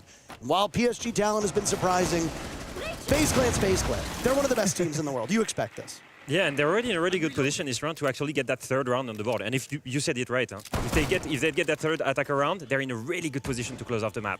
But right now, they've got all the vert to Kitchen. The next step clear here is to go down the white stairs, get that dining control, and execute Kitchen. Cyber already is in meeting, so close to Kitchen door, sorry. So this is the moment where they need to execute. And Cyber's in, not the person you usually expect to be getting the diffuser down, but if it works, it works. Misa from far enough back, pushing up. Can he stop Cyber? No. He manages to get the kill, but not before the diffuser goes down, breathing in some of his teammates' own gas. Now the control from above, read into by Vidaking, playing on those utility operators, like you said, so successfully, but a good gun is a good gun, irrespective of who it is. Soldier and Misa very low on HP, Royboy taking some damage as well. Meanwhile, on the side of FaZe, they've got the diffuser going and they are all at full HP. Oh. Particularly dangerous spot for Talon, but Soldier gets a nice kill. Misa traded off. Handy from above. Royboy hopped onto the diffuser. He has plenty of time. KDS needs to shut him down and he should be able to get there in time. He will do just that. Final 3 kills break in favor of FaZe. PSG Talon spent way too much time on that top floor, and before they knew it, the round was over. Yeah, I'm not sure why they gave so much space to FaZe. FaZe actually got that vertical control almost for free. There was no opening engagement, no fight from Talon from this. At the moment you get all the vertical control, you saw they had the Nomad for the retakes. They can open all the vert, and then they just need to get their planter into Kitchen. And again, I think he was uncontested. Cyber didn't have a single gunfight to go and plant. They let him plant for free. I'm not too sure this was the plan of Fabian here, to give all of this space for free to FaZe. I think the only thing I can think of, at least, looking at it, was maybe that PSG Talon thought the timing would be a little bit different because FaZe Clan, they still had like 30 or so seconds to work with. Maybe they would take 10 seconds longer, right? We saw JLT and Ryder go for a double flank upstairs from Amory and from Attic. Had they been there a little bit quicker, maybe that could change things around. We saw Misa sprinting to the bomb side across the verticality, but also mistimed. I think FaZe simply were too quick in this round for what Talon expected of them. It's something that I actually love to do when I was the IGL with the diffusers. Whenever you see the bomb site open, you know your team is ready for the execute. Go for it. Just go for it. Yeah. Especially if you have 1 minute left. Nobody's expecting it. Exactly. Every player has this idea that, okay, the enemy's gonna do the roam clear, the setup, they're gonna drone everything, they're gonna get fully ready, then they're gonna go. So you have in your mind an idea of when something's gonna happen. If an enemy does it 10, 20, 30 seconds quicker than that, you're gonna be like, what? They're going right now. Why are they going right now? I'm not ready for this. It got a little bit too close for Comfort still. It did get a little bit close. Yeah, that's what I don't get. So they get the top floor control. They have the Nomad. Actually, Vitakin gets a double kill from just holding the flanks. Yet he comes into a 2v2. For a world-class team, and I think it really shows to FaZe records right now. Like it's been really slumpy this major, right? It's been they lost 3-7 to Secret, and they managed to beat Liquid 7-5, and then it was 8-7 against Beast Coast. Everything is a bit too close for Comfort, and it's surprising because they were unbeaten in Brazil completely, and now they look slumpy a bit. Fair to say that this event has some of the most upsets that we've seen at an international event in quite some time. Are we in agreement on that? Yes, predictions are tough. I would say 100%. I was actually talking to Colot yesterday after he was eliminated, and he was telling me, you know what, Alfama, I'm super disappointed because I think this was one of the majors where everybody is beatable. I don't even think Furia is as dominant as last year. I think overall, like, yes, Secret is looking really good, but in general, all of the bigger favorites, BDS, look at them. They had to be 1 round away from almost getting eliminated, by the way.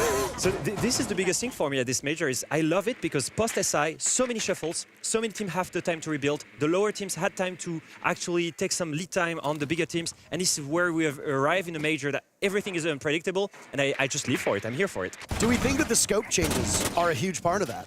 slowing teams down, making them not as able to take such quick gunplays. Do you think that had maybe more of an impact than we expected when they changed around the sight housings and the scopes and the slow ADS speeds? Or do you think there's something more to it? I think it's kind of like Alpha was saying, like it's bridged the gap where like the better teams and better players that could just like be in your face aggressive, like Fury for example, just storming it in gunfights, they suffer a little bit, and the worst teams can benefit a bit more because they just hold their gun up already. So maybe bridging the gap a little bit on my end, yeah. Yeah, I think overall it gives more space to the team that were more methodical and were more playing around the utility. This is why you see such a meta around Shields, around Captao, around Grim, around all the operators that are gonna put you in a favorable gunfight.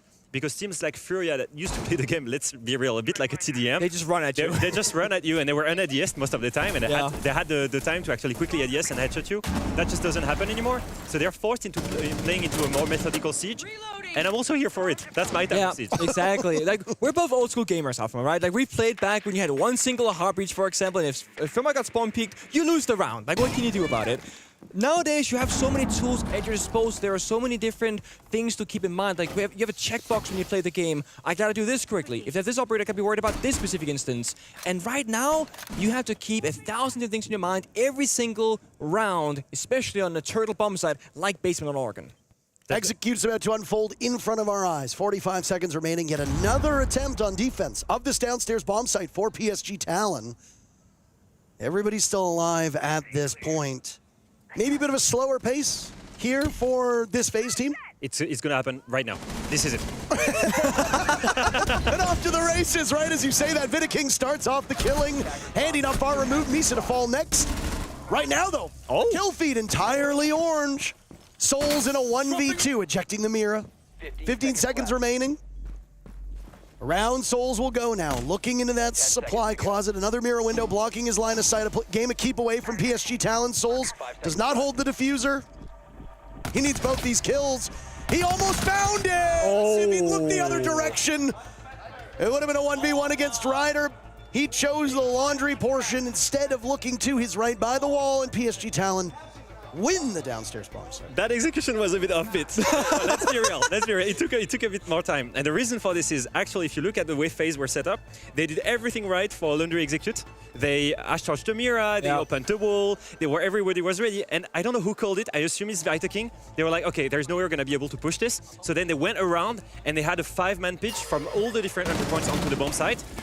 This is why, like, you had 2 coming from Freezer, 2 coming from laundry, and then 1 from the backside. The thing is, incredible gun free for the whole way. Again, PSG Talon showing that they have the individuals to shut them down, and untraded as well. FaZe, they used to be so good at trading these kills, and in the late round executes here, I just didn't see it. Well, it didn't happen.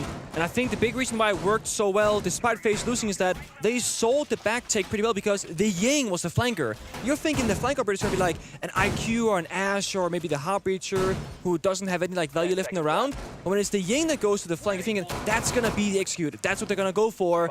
It wasn't. It was still, as you said, 2 Freezer, 2 Laundry. But when you don't get the opening kill and can build off of it with that momentum, it can get very hard to get back into the round on the attacking side when you lose those guns very early. To be fair to them, it's one of the hardest bomb sites to attack in the game. Like, the natural crossfires that this basement defense offers are just too good. And PSG Talon, they're not taking any risk either. One of the things with this that we've mentioned multiple times with this basement is you have different entry points, right? And at the same time, if you have 5 guys alive, each one can cover it and get a trade. And I think that's exactly their game plan, and they just stuck to it. Again, they had a clear win condition, and they played by it. Sometimes you just simply have to stay alive, I think, on defense, especially where having 5 players out in defense is all you need because you can cover more angles. This defensive setup, however, is more aggressive. It's what Misa playing instead of Master Bedroom. You can often open up that Master Bedroom closet as well with a rotation. FaZe Clan, they've seen this 1,000 times in Brazil. They play this themselves as well. So this shouldn't be anything new for FaZe Clan. But they are just slowing down and rotating to Big Tower now, saying we don't want to deal with this setup. We're going to go to Big Tower instead. Yeah, and we saw it went last time. Actually, even if they saw these setups fun enough, and just clearing that tier 3 guy 2 rounds ago took a lot more time than expected. Oh, and that was an aggression that I did not expect. One thing that we were mentioning, they always go and play passive, and now they're trying to play aggressive for some reason, especially when they have so much utility on the bomb side. Managed to chase Soldier off of this position. I believe it was Soldier who was playing the Azami up there before, if memory serves me correctly. it is a little bit more common to see a Frost in that position because you always have to take a deliberate engagement. Do you shoot the Frost or do you shoot the Frost mats? Now, it's not a death sentence anymore because you can pick yourself back up, but you are hobbled and you are in a bad spot. This time around, you can get back up. You'll be okay. So usually you're going to want to take the engagement with the Frost instead. Final moment, though, and well, final minute, PSG Talon have lost Ryder. Other than that, FaZe Clan sitting quite pretty. It's very interesting to have a look right now how they're going to problem solve this master setup. Because one is in Trophy right now, one is in Closet. They have a double crossfire with Misa. It's abusing the ring right now to suppress the crossfire and getting the control. Amazing play from Souls One here. Roy Boy just lets him go past, doesn't see him because he was blinded out, and Souls taking no prisoners. Not good enough for a third kill. 2 will be all he can settle for, but Handy's there to pick up yet another, and KDS on the top of White Stairs will give the first half a rarity to the attackers on Oregon. And that's more like a FaZe round, right? Where they get their first open kill, they're in full control, and they trade their bodies. Excellent there. Souls, support play with Diffuser, doesn't matter. Blind bind going, big balls, and just go for it. Well, we've got a call-in from none other than Jesse J. Chick, who's wearing a beautiful sweater today. Ooh. Jesse, what would you like to talk about? Thank you, Parker. I like your outfit as well. And I'm here to talk to you about PSG Talon because, as you know, this is their 4th game of the tournament, and it's their 3rd time playing on Oregon. So predictability is a huge concern for me. And I think that bottom floor attack is where we're really going to see the problems come into effect here. You see FaZe Clan banned out that blitz. That's because Soldier has an 80% pick rate of blitz attacking this bottom floor. That's a massive weakness, and they've seemingly exploited it. The one silver lining for PSG Talon, though, when he played the blitz 4 times out of these 5 attacks, he lost every single one of them. And the one time he didn't play the blitz, he played the Monty, and they actually won that round. So pay attention to what Soldier's playing on these bottom floor attacks. If he's playing the Monty, it's a good sign they're going back to basics. They're going back to the strats that work. If they're not playing the Monty, if they've got an actual gun in the hands of Soldier, that's a sign they're playing something new, and they might catch FaZe Clan off guard. Well, thank you very much. And as you see on your screen, the Monty being brought in right away was something that I was going to make mention of when we saw the Blitz ban come in, but of course you got to wait until PSG Talon goes. Before we talk about this round in particular and recap the first half, it is worth noting that we do have a Bravo stream going right now. There is another qualification match on the other stream. Dark Zero is playing Bliss. The winner of that team will clinch a spot in the playoffs on Friday. Will it be the Aussies or will it be the North Americans? Alfama, I'm letting you start. Which one do you think is going to win? I would love for Bliss to actually do it. I think they deserve it. And I think it's 2 very similar playstyles as well. Really around the team as a unit, really methodical. Really interesting for someone that loves strategic things to check. And I agree. And I also think DC, with the more experience, they can go down 2-2 and then win the following game and make it later on. So I feel like they could both make it with that outcome. Now, just because you want them to win doesn't mean they will. No. I think Bliss right now, with what they've showed against the best teams, they should beat Dark Zero. I don't disagree with you with that. Oh. Cyber takes out Misa, by the way. This is early action. We're 1 minute into the round, and already you've lost your Ash. Misa has been a tremendous player for PSG Talon throughout this entire event. Without him, without the Ash, how much more difficult does this get? And already, you see a different win condition here on this basement. You see already a completely different playstyle from FaZe. Yeah. They go and they play aggressive. They don't leave any room for you. Even on a basement defense that's usually so strong where you need 5 players alive, they still will commit. Cyber will still come and hunt you just to burn a little bit more time and not let them set up properly for an execute. And then they still have the burn also on the bomb side, right? You got the Goyo canisters, the mute jammers, toxic babes from smoke. They got Asami keep it barriers. You can slow down the bomb side as well later on. So they get opening pick. They are in your face. They're slowing down. Plus they have that late round utility as well. You'd almost have to say here, if PSG Talon don't find an opening pick before that execute, I don't know if they have enough manpower, especially with Monty as well, to have any real chance in this round unless FaZe they make a massive mistake. Yeah, initially I think the win condition here with Misa on Ash was probably to open up that freezer wall, have the Monty come in and have a laundry freezer execute. That's now completely out of the window now that Misa is dead. How do you use the Monty here? To walk down the stairs? I'm not too sure how they will isolate the player on Pillar right now. They don't have any utility-based operator, except for the Grim. I don't think that will be enough. And here is the execution coming. EMP's going off in the drop from E-Box. The Monty must be slowed down. There goes Ryder. Soldier taking some damage as well. Souls watching over multiple angles. He doesn't need a crosshair to make this work. PSG Talon have not yet got a single pick. They downed Souls with no confirmation. The first defense for FaZe Clan is won flawlessly. The big thing that stands out to me, Alphama, is that FaZe Clan, they think many steps ahead. They saw the Monty. They heard him at some point in the round. You know what they did? They had one player play Pillar, super normal.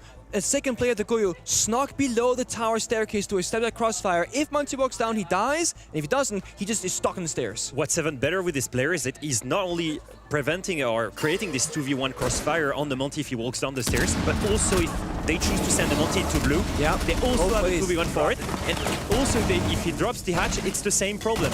And this is my biggest problem with Monty here. It's super effective to have this freezer push, but if the enemy team recognizes that and plays it the right way in defense, actually the Monty is useless for Pilatek. Completely useless. That's exactly what happened here. Well, I think you have to go that good old, like you can with Blitz, you go into elbow from blue double door, you can isolate that player with the Monty, get something going, or as you said, go front take. But sometimes it can look easy, right? Because the big thing, FaZe didn't show their player position, so it looked pretty easy. They had those mute jammers, they were aggressively peeking those drones, so Monty thought it's clear. It actually doesn't look all too bad until it is really terrible. Toxic Bait came out, double swing, and FaZe. They just have this thing where they're making an APAC team look like they're an APAC team on the attacking side because it is that much more difficult when there's no gaps for you to abuse. It was one of the things that we pointed out. It's very clear whenever they have a plan that they're going to stick to it. But here they should have recognized that there is no way they're going to be able to win this. If you drone that guy playing TARP, you know that your Monty is going to get into crossfire. You got to rotate, but they didn't call it.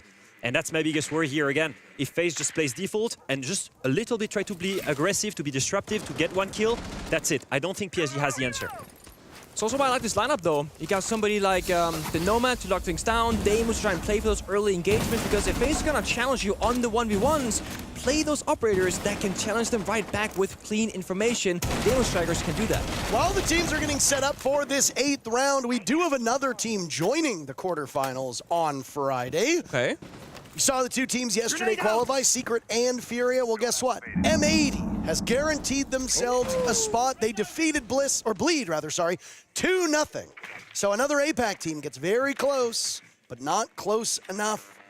Be interested to see, because we didn't get to watch that actual matchup, what's going on over there. So, hey, you've got one team from Brazil, you've got one team from Europe, you got one team from all over the world.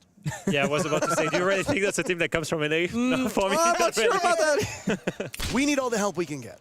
Oh, down bad, huh? NA needs all the help we can get. This is a bit different though, isn't it? A buck below from small tower? I mean, it happens sometimes, not all that common. I actually love the fact that they're using the Lion to make them move, and at the same time they use the Demos and the Buck, because Demos is actually a vertical player also. Oh no! How does he miss that? No way you lose this. Okay. Sigh of relief. Cyber almost winning that engagement against Soldier. Way too close for comfort. It's very interesting setup, right? You have the Buck in server bucking the guy for a big window, and at the same time you have the Demos to play the guy in kids. That double vertical setup to try and remove the strong position for a big window execute here. Yep. But the problem is, it's not as reliable as when we had the nades being cooked by Sledge. That's a lot easier, but they forced Souls back. They didn't get the kill on him, but they cleared that Kid Storm's position. They can't go in big window and up that wide staircase and actually get into the side itself, rather. And they got massive bedroom pressure as well, so a lot of different angles to work here from PSG. I love to see it when a new character like this just is into vertical play and nobody expected it. Ryder walking up white stairs will start off the killing for PSG Talon in the execute. So far, they're looking like they're in pretty good shape. Diffuser goes down, but FaZe Clan still have two players left, one of whom is Souls, who can't hit the broad side of a barn at the moment, allowing Misa to go out the window. The job for KDS and Souls just got a lot harder. You know how treacherous it can be to deal with one player outside of the window. Where will the remainder be? Misa far enough away, playing this tight angle so that when they swing, he'll have a read on it. There you go. Souls will have to go for the hop out. Now a zombie being watched. Where is KDS? Nowhere near the diffuser. That's the real question. Only 5 seconds for them to be able to hop on it. KDS dies.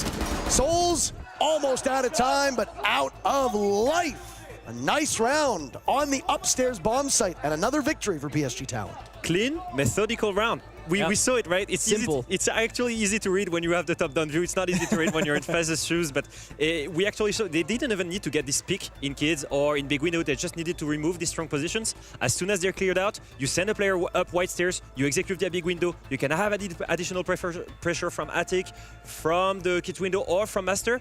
And it was all according to plan, and they kept the Demos downstairs to also prevent the execute retake, and punish anyone vertically. Again, I just love how Demos became a vertical player when nobody had thought of that at the beginning when he was released. No, he's a roam hunter, right? Like Jackal, you scan someone, you go shoot them, but that's not how he's being utilized. And the big thing about, I think, the post planned in that previous round is that how PSG Talon have multiple win conditions. Like you said, they can play outside the window, they can play from below, because if one person falls, if one of those elements they don't work out, you have a second backup. It's what we see from the best teams in the world, and it's something that a team like PSG Talon, they didn't do like 6 months ago, right? They were in the Atlanta Major. Guess what? They went 3-7 loss against Lowe's, then they lost to CHG 0-2, then they went home. That's the only international tournament PSG Talon, back then they were just called Talon actually, that wasn't even PSG. That's the only time they've played international siege before, and now they've beaten BDS. Yeah, and they're actually giving a good fight to FaZe, I think. I think it can be disappointed in that difference they have. They were looking to get more rounds on the table. There were 2 close rounds, yeah. Yeah, 2 close rounds, and at the same time here, even if they play really well in attack, I just don't really believe they can come back. It's quite hard because FaZe is here. They actually won the last round perfectly because FaZe gave them the space. I think if FaZe starts fighting a little bit more, getting a bit more aggressive, it should be okay for them. Here we're looking at a usual attack from PSG Talon. They bring the Osta, they're going for a big weak tower take. It's the classic one. We've seen this in ranked a couple times last couple years, I would say. So again, FaZe shouldn't be surprised by this, but they have made a small kind of adaptation, I would say. Bandit trick in the attic walls, that doesn't happen all that often, but it could prove very effective here. Almost forcing that double breach, for example. The EP's coming up, but look at this. The bandit trick is successful. They only got one of the 2 bandit batteries. They get the downstairs wall, but we all know you need attic control before you can start laying down that diffuser. Now Ryder's taking some damage as 1 minute is off of the clock. Has to be a little bit concerned with those back tower stairs. I also think it cost him one of those Talon shields as well. This is one of our biggest concerns, and we spoke about it already. What is the mid-round adaptation here? You cannot problem solve the bandit trick. What is going to be the call? Who's taking the lead here to find a solution? I don't see any right now. They're just struggling, they're stalling. I don't see where they're rotating. They should be taking master or top floor control if they want to remove that player. Now look, this is the adaptation. Ooh. Going from Solotov, taking that top floor control, rotating to a dining take.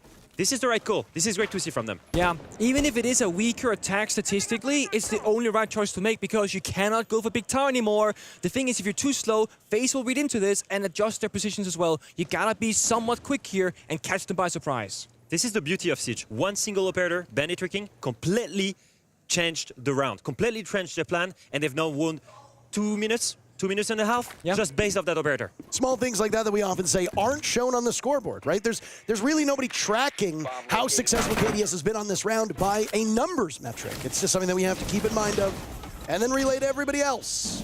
Final 40 seconds. Logic Bomb will go off from Soldier. It's the last one to be used. He finds a kill for his troubles on to Souls. Immediately, Soldier gets traded out by KDS. He's been inside of Attic for the entirety of that round. He has no real desire to go anywhere. KDS still playing in that spot. Now it's Ryder obscured. Information is given as he approaches stage. Vidaking with one. Oh, what? Ryder blowing up Misa. That'll earn you a tongue lashing from Fabian. Roy Boy in a 1v4 shutdown by Handy. And FaZe one step closer to victory on their own map. Disaster. Yeah, that was the right call, but not the right execution, I think. Yeah, I mean, you saw it when we started spectating FaZe. They were all looking from tower side, smaller tower side. They knew exactly what was going on because it's a little bit too predictable because the pacing, right? You said they're stalling out, Now they're rotating, but they should have seen the moment they couldn't get that wall, guys, rotate right now.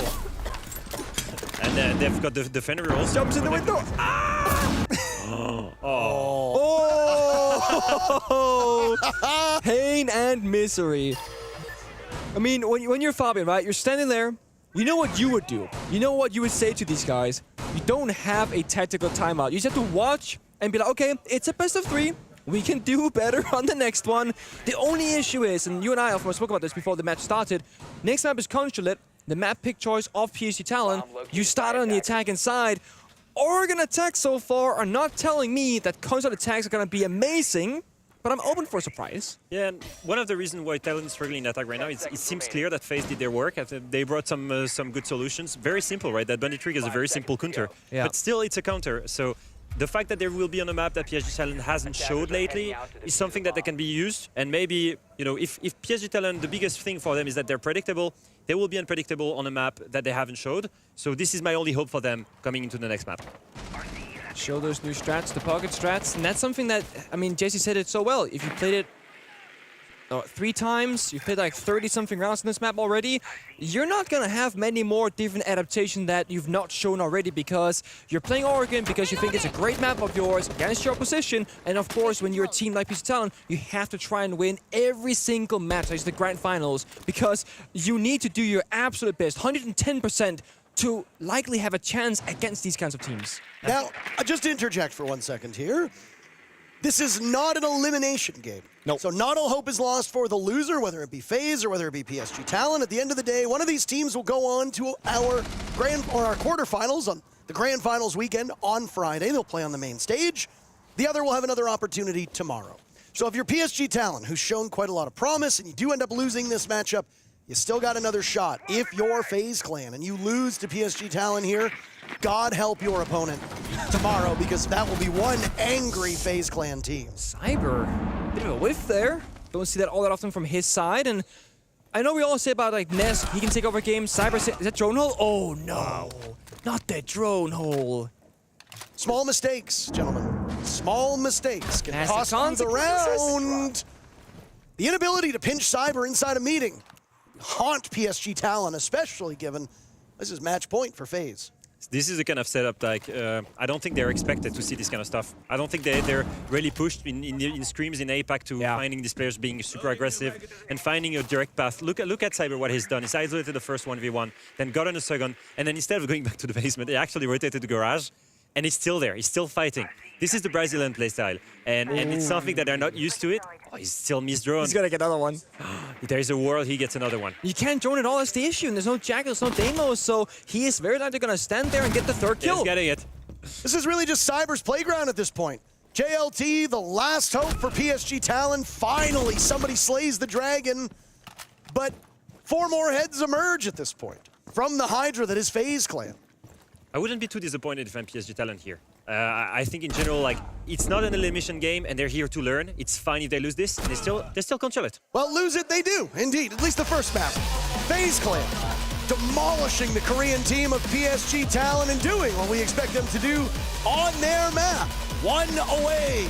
Can they steal Consulate from PSG Talon and launch themselves into the main stage games on Friday? That's the real question. To the desk we go. 1 more map for FaZe.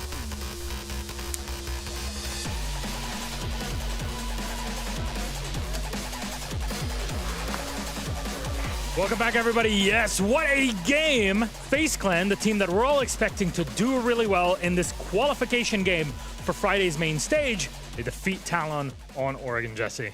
They do. They take their map pick, and obviously an extremely strong map from them. I think it really helped out that they've seen Talon play Oregon so many times this tournament, and it's a map where they clearly had a game plan coming into it, and they perfectly executed it to take down Talon. There were some really strong attacks in this first round. Of course, obviously winning back-to-back bomb site or pushes on the bottom floor, one of the hardest sites in the entire game to attack. They did it twice successfully on the side of FaZe Clan, and then this top floor on the 6th round when they go for that master clear. My God, beautiful little Ying play to take out the Kiba barriers, to push forward deep into the room and take care of the one Azami, and then double back for the closet player. So strong. I love the execute coming forward. And then I talked about it at the halftime show as well, coming through in with that blitz ban makes those basement pushes so difficult for Talon, and it didn't feel like they had any other answers. They showed a lot of respect to PSG Talon too. You know, go into obviously it's preparation for themselves, but to respect the fact on that blitz ban, as you do say. And I think it was excellent from FaZe. Their attacks really set themselves up. Anytime you can come out of an Oregon with a 4-2 attacking half, you're always going to fancy yourself, because ultimately you can just keep forcing a laundry defense until you win it anyway. Yep. And that's what they did. I thought, you know, we spoke about Handy obviously got 11-4 there, but we spoke about Cyber in the pre-game, and actually how he had his fun. We saw him have his fun in that very last round, where he just inside a meeting with a drone hole kill, slipping in and out of drones, and just basically punishing PSG Talon for being sloppy. And that's what you get at this level with these top teams. You have to not make mistakes, and PSG Talon made a mistake. It lost them the round. After a rough stage, Cyber now has back-to-back positive KD games where he's putting in really high impact kills. That final round, undoubtedly his best of the day so far. Insane roam coming through in the basement, single-handedly winning it for his team. Loved it from Cyber. We got a package now for him, and really just making that space, right? Playing that entry, but also able to get some sneaky little plays in there. He had a plant on Kitchen 5v5 halfway through this game, and I think that really talks up to the flexibility of Cyber as a player, the experience he has, of course, bringing to the server, and just the nutty angles he's able to bring out.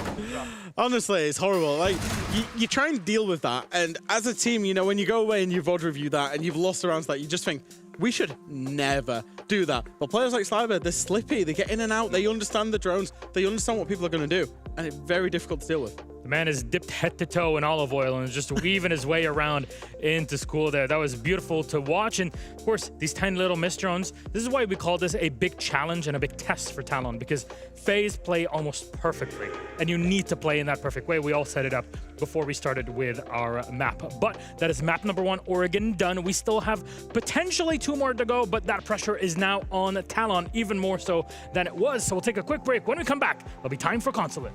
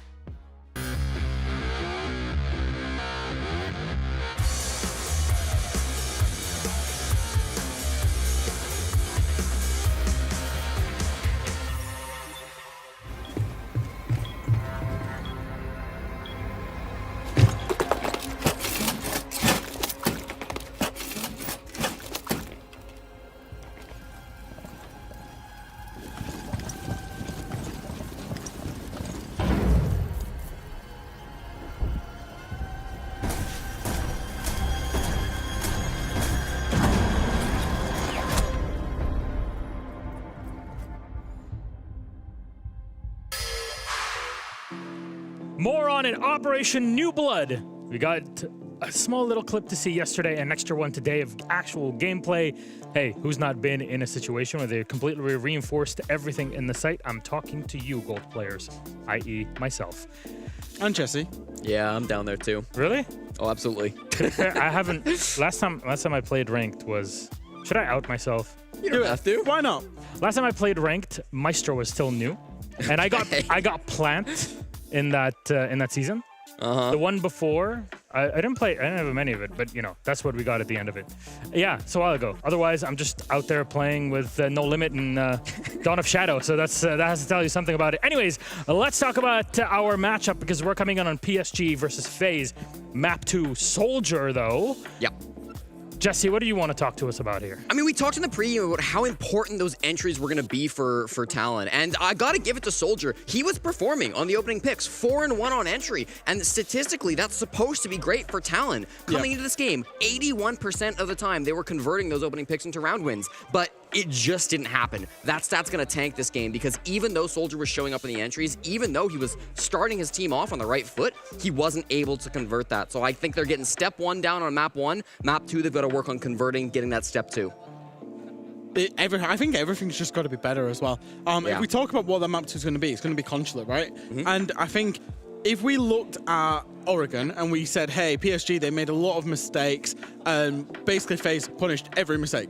Consulate is a newer map, so as much as these teams have been on the ins and outs of the newer maps, of Consulate, and have been through everything, it's still quite new. There's still, you know, new theories, new things being found out, new metas being developed on it, but there's a lot of rooms and there's a lot of opportunity for those players to be punished. So PSG have to step up massively going on to Consulate in my mind. Talon have never in team history won a match on Consulate. Now, to be fair, they pushed it to overtime twice this season, both times against D plus Kia, so they've come close, but never have they finished out on Consulate. Well, hell of a way to try to test it all here against FaZe Clan, and what is, again, not an elimination game. This match, the winner of it, goes to the main stage to play on Friday. It is a positive note here. Nobody's knocked out in this matchup. So you know what? Let's get back into the swing of it with our casters, Pengo Intero and Alfama.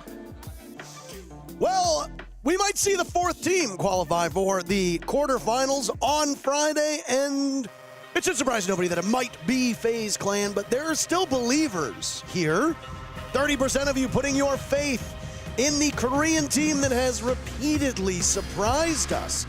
As the desk said, this is not do or die for them. They will have another chance to qualify tomorrow if they fall short on Consulate. But still, you typically want to win your map. Yeah. It's a very tough way and position to be in for PSG Talon. You're starting on Consulate, but in attack, and it also offers plenty of opportunities for FaZe to be more aggressive in defense like they were on Oregon, to be as disruptive as possible, to have Cyber run around, challenge them, be that disruptive factor, and to prevent PSG Talon to perfectly execute their game plan. Oh, so the Amuro ban here, you're thinking like, what's that about, right? Well, FaZe, I said it on Oregon, have they gone back and watched the Korea VODs from PSG Talon? They have. There is this one execute on the upstairs attack of CEO where they will Amuro in to CEO, to, FaZe will like smoke grenade it or to Shanka fired. They're gonna jump back out, rinse, repeat, plant eventually. This Amuro ban heavily denies PSG Talon's primary upstairs execute. I don't think they've shown any other real iterations of an attack upstairs. So again, adaptation, we keep going back to it. Think on your feet, problem solve on the fly, a specific operator target ban, and remove from action here on Consulate. And that's the goal of the operator ban phase, actually, to be as disruptive as possible, especially when you have a team that's so predictable and that always applies the same game plan. Now, I want to say that if you're the favorite in a matchup like this, you will want to ban these cheesy operators to prevent these cheesy plays, because the cheesy plays are actually a great way for non-favorites to get rounds on the table. The one thing that I feel like, so we spoke a bit to Jesse and Fresh between the map 1 and map 2 here, and we all say the same thing. The map veto is kind of where PSG Talon, they fell short, right? You go Oregon first against that FaZe who is insane on it, has a really good track record, like 15-1 I think I was told. and then you have to go Consulate and start on the attacking side. This is a map veto issue where Europe backs against the wall and you're forced to ban certain maps, which leads to these less than ideal scenarios, and you're of course starting on the back end of map number 1 and of course map number 2.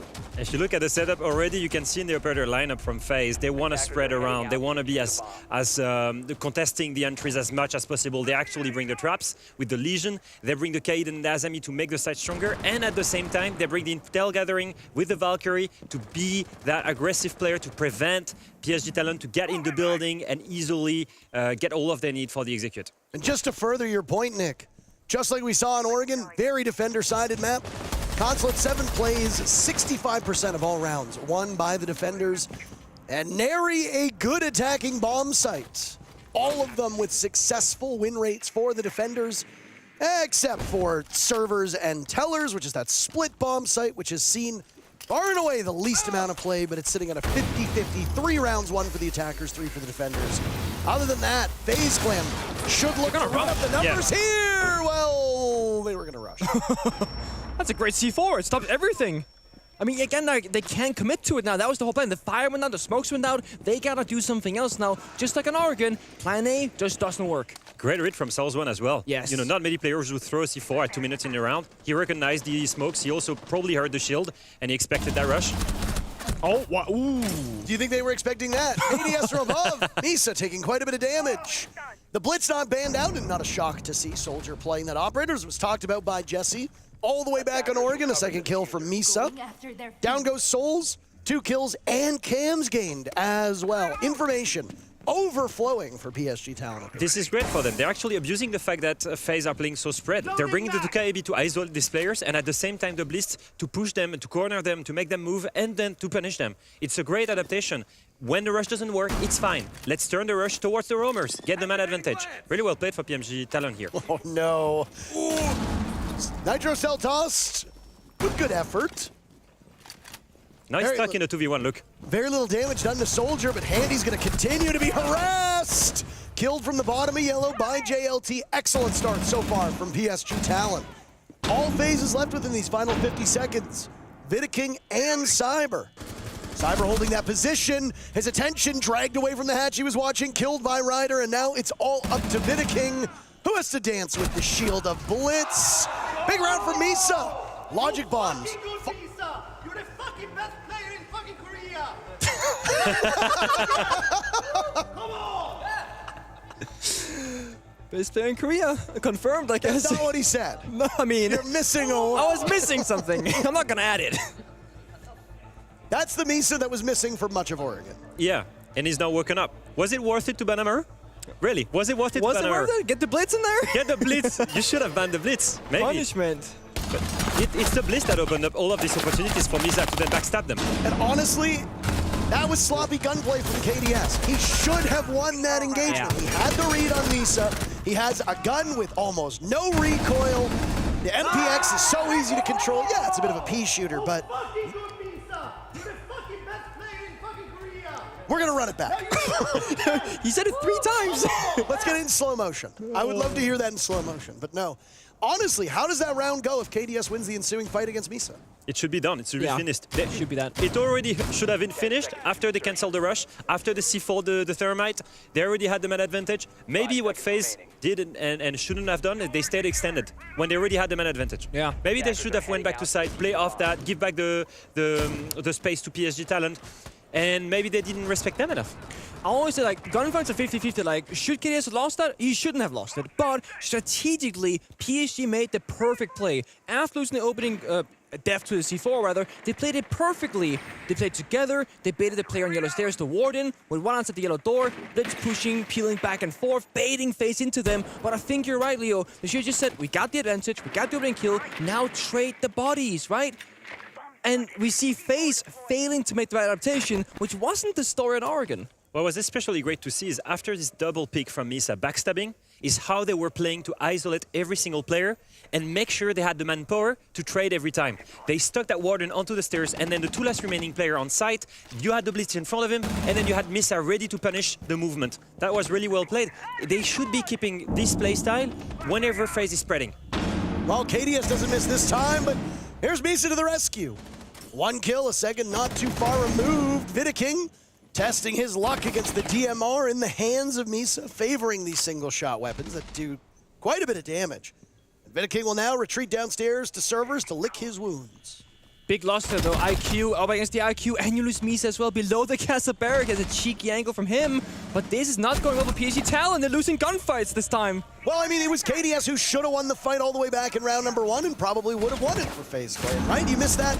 You allow these monsters on PSG Talon to continue to rack up kills. KDS yet another on to Roy Boy. He's put a nice performance together in this round, and now it's all up to Ryder, who will die to KDS. A quad kill for KDS. We were mentioning the trades were so important in the first round, and now 0 trades. Nobody was playing together. Everybody was picking one by one. I don't really get this play style. They were going for 1 floor horizontal, but there was no the control needed. There was no utility being sent. Nothing to actually get in a favorable gunfight. And you're up against the Valkyrie. IQ dies first, and we saw the players of FaZe always sitting on Valk camps the entire time, giving yellow ping spots to say, hey, there's an attacker here. That's why FaZe were pre-firing most of those gunfights. So you lose the worst case scenario operator, you can't do the counter until in the IQ, and you don't have a trade game either going for you. You don't have Blitz that time to just like run through the building. So again, no clear win condition, I would say, for PSG. And it kind of showed them around. They were just walking around trying to figure something out, and also losing those gunfights. Yeah, just a 1 floor take enabled by the Dokaebi calls. The Dokaebi calls are great. They're good to take a lot of space really quickly. The problem I see here is that they didn't take enough space, and especially they were challenging the opponents without taking vertical control, with just fronting any back pressure, no back pressure. That's my issue here. You're just super easy to read, and you have nothing to go, to make yourself more favorable taking these gunfights. And these things are often determined rather in the operator pick phase. If you don't play a buff, for example, or a ram, is it worth to go above if you do that, clear? Now, then you gotta go horizontal. This bomb site will be upstairs, and this is where the Armorer ban comes into play for FaZe. Almost every single time, PSG will take Armorer in CEO window, try and get that diffuser planted. They cannot do it this time around. There are C4s denying, there are Valkyrie camps, there's Verticality, and of course, Toxic Babes from Vidiking on the smoke. So we're thinking to ourselves, probably go admin take. It's possible, but this would have to be a newer strategy that they prepped for this matchup or for this major, because that's not what they did in Korea. It's very important they problem solve this guy in the right way. This admin kill is the key here to the bomb site. If they can get admin control and at the same time this opening engagement goes their way, it's perfect to be set up. I'm just struggling to see how they will do it with their utility here. With the lineup that they have, how do they make them move? Grim? That's not enough. No shields as well. You talked about the Blitz all the way back in round number 1. They banned out the Amaru, and you immediately said, well, maybe we should have banned the Blitz, right? No shield operator for these 2 subsequent sites. We'll see if it emerges once the cycle likely repeats itself, because again, just like Oregon, this is a map that tends to run through those 3 default bomb sites. Servers Tellers does not appear with the same frequency as we said. FaZe have achieved what they wanted here. So they gave away admin, but they've burned 1 minute. And it's very good because now they can set up the crossfire with the Asami, with the smoke, with the mute. They can abuse the site that's really good, and the crossfire that are existent on the top floor. And normally, it's not that hard to problem solve this setup if you have a Cavatar, right? 1 fire on Soda Machine, you clear out 1 portion, 1 fire meeting door, you can now swing things for like that 10-second interval. But without the Cavatar and just the Grim, you're stuck taking really bad gunfights. At best, they're 50-50, but with the crossfires established from FaZe, I would not be surprised if they're gonna get a really rough trading game going here, likely favoring defense. These drones have been having a lot of difficulty as well with the mute jammers of Souls. We've seen it a couple times, and obviously just on the screen for maybe a little bit more time than we expected. Now here's your first engagement. 5 kills from Misa to start things off. Out-dueling Handy. Upstairs on Spiral. KDS is assuming there will be a follow-up, but Misa has retreated from that position. Final 45 seconds before the execute. Even with the meta advantage, I don't think they're in a good position here. They still haven't breached here, and they should be a mute jammer. And I don't see... Yeah, okay, he's going to open it upstairs, but they won't be able to go through. No. So then I don't think... They're going to be forced to execute into 2 doorways here. That's going to be a big issue. Try and isolate these defenders playing here. Soldier, but hold on! Strategically, they might not be the most sound, but they've got some good shots. Leo, diffuser going down. His Riders halfway through the count at this point. Cyber and Souls combining for 1 kill. Nitro Cell goes out! Oh. It does damage, but it's a bit too late. Cyber now spotted, playing over by Long Desk, rotating around. Diffuser running away from Cyber. He looks for yet another drone shot away, but the 3 players from PSG Talon have all scattered around the map. 6 kills from Misa. Could he find a 7? He gets information on Cyber now patrolling the corridor. Not far removed from the bomb site. Royboy down below has the reading. He'll open it up, but it's a long arm. You don't know where he is. There's no way. Oh, to the rescue. That's close. Nanosecond left. The Lion was there as well, so he would die no matter what, but way too close for comfort. I thought they lost it actually for a second. I was like, oh no, please not like this. Like, shotgun below, boom, boom, missing. I think FaZe misplayed that round. And I think you're gonna agree with me, because it's like, PSG don't have a good position here strategically, they don't have enough kills, and then FaZe, they start swinging. They leave their strong positions and they go outside the bomb site and they lose 2 players right before they execute. This is what I don't understand. Where does this aggression come from? Why do you do it? Yeah. You have the smoke in a strong position on the bomb site. That Grim was only able to open a tiny hole at the top of the wall, no real pressure on you. You have everything to be controlling this execution, especially close range of that door on the bomb site with that shotgun. You had all the chances to take it. I don't understand the swing. That's a given for PSG Talon, and they just don't need to do that. Keep it simple, especially when there's all of this utility set up on the side to help you win that execute. You've just played it the right way at the beginning. You killed off. You have a strong setup. Don't overpick. And I think the fact that FaZe, they called their tactical timeout off that loss also speaks volumes that they definitely did misplay it by their own standards, because otherwise, why call it already? It's the 3rd round just being played out. It was a close round at that. You know, they almost got the counter defuse, but they didn't think ahead correctly this time. And the Dennis kind of spoke about it. This is a newer map.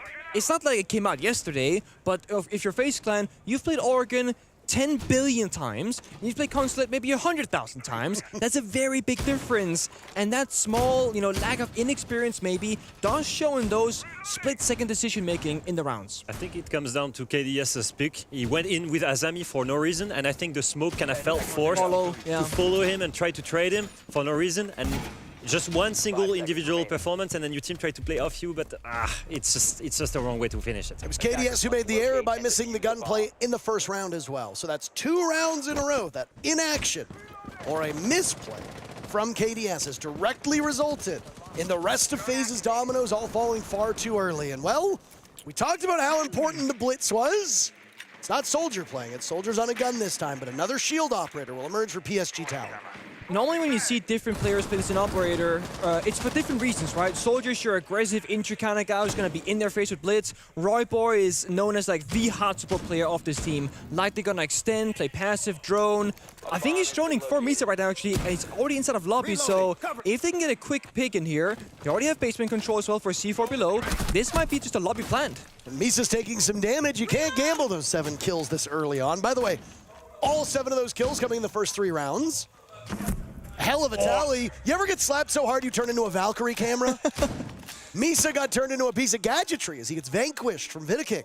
Lack of IQ. That was this camera there in lobby. It yellow pinged Misa, who was standing right by the bomb site door, and it shut everything down and got them the kill. At this point, I think FaZe understand the game plan from PSG Talon. So the idea is that they spread around. That's what I call a spider attack. So you have multiple pressure, some from the windows upstairs, and then horizontally you have Misa looking for these opportunities. This is why the Val cams are so important. Look, he's rushing onto the bomb site to try and prevent that and go for the execute really quickly. They know this information. KDS taking damage, Nitrocell goes off, JLT dies, down goes Ryder, Royboy's still alive, but they've lost the rest of the team around him. It's all up to Soldier, who, by the way, still has those death marks. He hasn't used any of them. You've got full utility on Soldier, 2 nades, all 3 death marks, and you get nothing for it. A flawless round by FaZe Clan. Why do you not use the utility you have, PSG Talon? Well, Parker, I believe it's because they don't need the utility, or they don't feel like they need the utility. Because basically what their game plan is we're lurking around, we find a hole, we try to go into it, and it's what matters with the team that are trying to upset big teams. They need these cheesy plays to try and to be able to win enough rounds, especially when they're starting on an attacker side that's weak-sided. They need to be able to have a bit of gambles, have a bit of luck to try and put these rounds on. The problem is consistently doing that and hitting that, that's just not gonna happen. I will say with FaZe, they do something that very few teams are able to do at this level of play. When Royboy just tosses down those smokes, runs in with Muncie, they saw the Valcam, he's gonna go for a plant immediately. And most teams are gonna just rush the bomb site, try and take down Roy. But Roy died second last. They dealt with everybody else first and said, it doesn't matter if you plant, if there's no one left alive to do anything about it. And it's just great problem-solving skills there from FaZe, saying, we can do this in a different way that doesn't require any risk or movement into those lines of sight. You see how there was zero panic after the diffuser? Zero panic. Of course, they were in a 5v3, but you know, a team that doesn't have experience could panic in this situation. They could start throwing bodies one by one. They didn't do it. They problem-solved it the right way. Okay, which informations do we have on which player? Let's group up on him. Let's make sure we have a trade. We are up 5v3 anyway. We're sure we can get it if we just get a trade every time. And this is exactly the way you should play it. And this goes to show the experience on FaZe's side. Capcan. Speaking of cheese, no? I mean, I love me a Capcan kill here every now and again, but dying to a Capcan is the most tilting thing, I think, in the game right now. You're running about, you're droning, your teammate's droning for you, misses. It's clear, just go in. Poof. If you're talking about a team that doesn't really know what to do next, Capcans are great to deal with that, right? If you think that PSG Talon's going to go for a rush, they did in the previous round. Bring a Capcan. They're not going to look. They might be trying to get out of harm's way right into a Capcan trap. There's another shield operator for PSG Talon now, as well as Discovery continues. Korean team, 45 seconds into their advance, and Soldier is looking for a vault in the Visa window. I think, again, it's a great adaptation from Vitaking, or from FaZe, actually, from the first round. What happened in the first round? After the failed rush, they went and lurked around the first floor, around the roamers, to try and punish them, because they were missing information, FaZe. Now they bring the Valkyrie, they bring the Legion, and they bring the Capcan. 3 operators that can give you intel on where the lurkers are. It's actually a really nice way to spread around, but actually guarantee that you know where the opposing team is. It's also forcing PSG into an uncomfortable spot because they want self-destruction, hard destruction, they want to like slow things down with the line, for example. There's no space for an IQ in this lineup unless you sacrifice something else. So now it's either lose something and find the Val cams, or just you cannot find the Val cams. So those yellow pings, like constant information for FaZe, make them so comfortable. That's going to be here in this round for the 3rd time in a row. The server take is what it looks like as the forces from PSG Talon coalesce around the back side of this map, or at least some of them for the time being. Monty makes a hell of a lot of noise. Cyber knew he was in that position when he looked previously. Where do the rest of these PSG Talon players decide to hit from? I think they're trying to get the opening engagement here on that one roamer. If they don't, this is going to be really tricky because it's cold. It's evident now that they're going to be pushing towards server, and it's a brute force front push with the Monty, or back push, sorry, with the Monty into a crossfire. Plenty of time left, but this could be the very first punch landed from either of these teams. Nitro Cell goes out, Soldier taking damage, Ryder punishing Souls. So PSG Talon will draw first blood. Handy dies as well to Misa, who tosses in a nade, Adrenal Surge, and will confront KDS in but a second, but the Valkyrie needs to be very careful. Oh. Nice play by Cyber. Soldier left there, nobody to escort him. Vitaking firing back. Ryder now dead. Misa engaging, and a crossbody shot from KDS. Everything falling apart for PSG Talon. They got the first couple picks, and then it was all FaZe all the rest of the way. But strategically, I like what they tried doing. So after taking server, they actually went in, and then they sent Misa on the backside, and at the same time, Soldier upstays to try to have some back pressure, because they knew if they 5-man front this, there's no way they're going to do it. And actually, they got 2 picks of it, just not enough because it's too late. I think there was a bigger plan that they wanted to achieve in that round, because Fabian said afterwards, focus, right? It's like they have this idea that they want to accomplish, and they get halfway there, then things they kind of fall apart. And as you said, when you get that 5 versus 3, it looks so easy, but then they isolate themselves and fall in 1v1 gunfights. That's the first pick, and Misa finds the second, and this right here looks so winnable. It's a very silly kill, by the way, that we just saw from Misa in that position. Why are you peeking? Why is Handy peeking the yellow door, just sitting wait at that point? We already said multiple times that FaZe looks sloppy, and I think it's 2 times in a row now that we noticed that they over-aggress for no reason. I don't understand the lack of discipline here.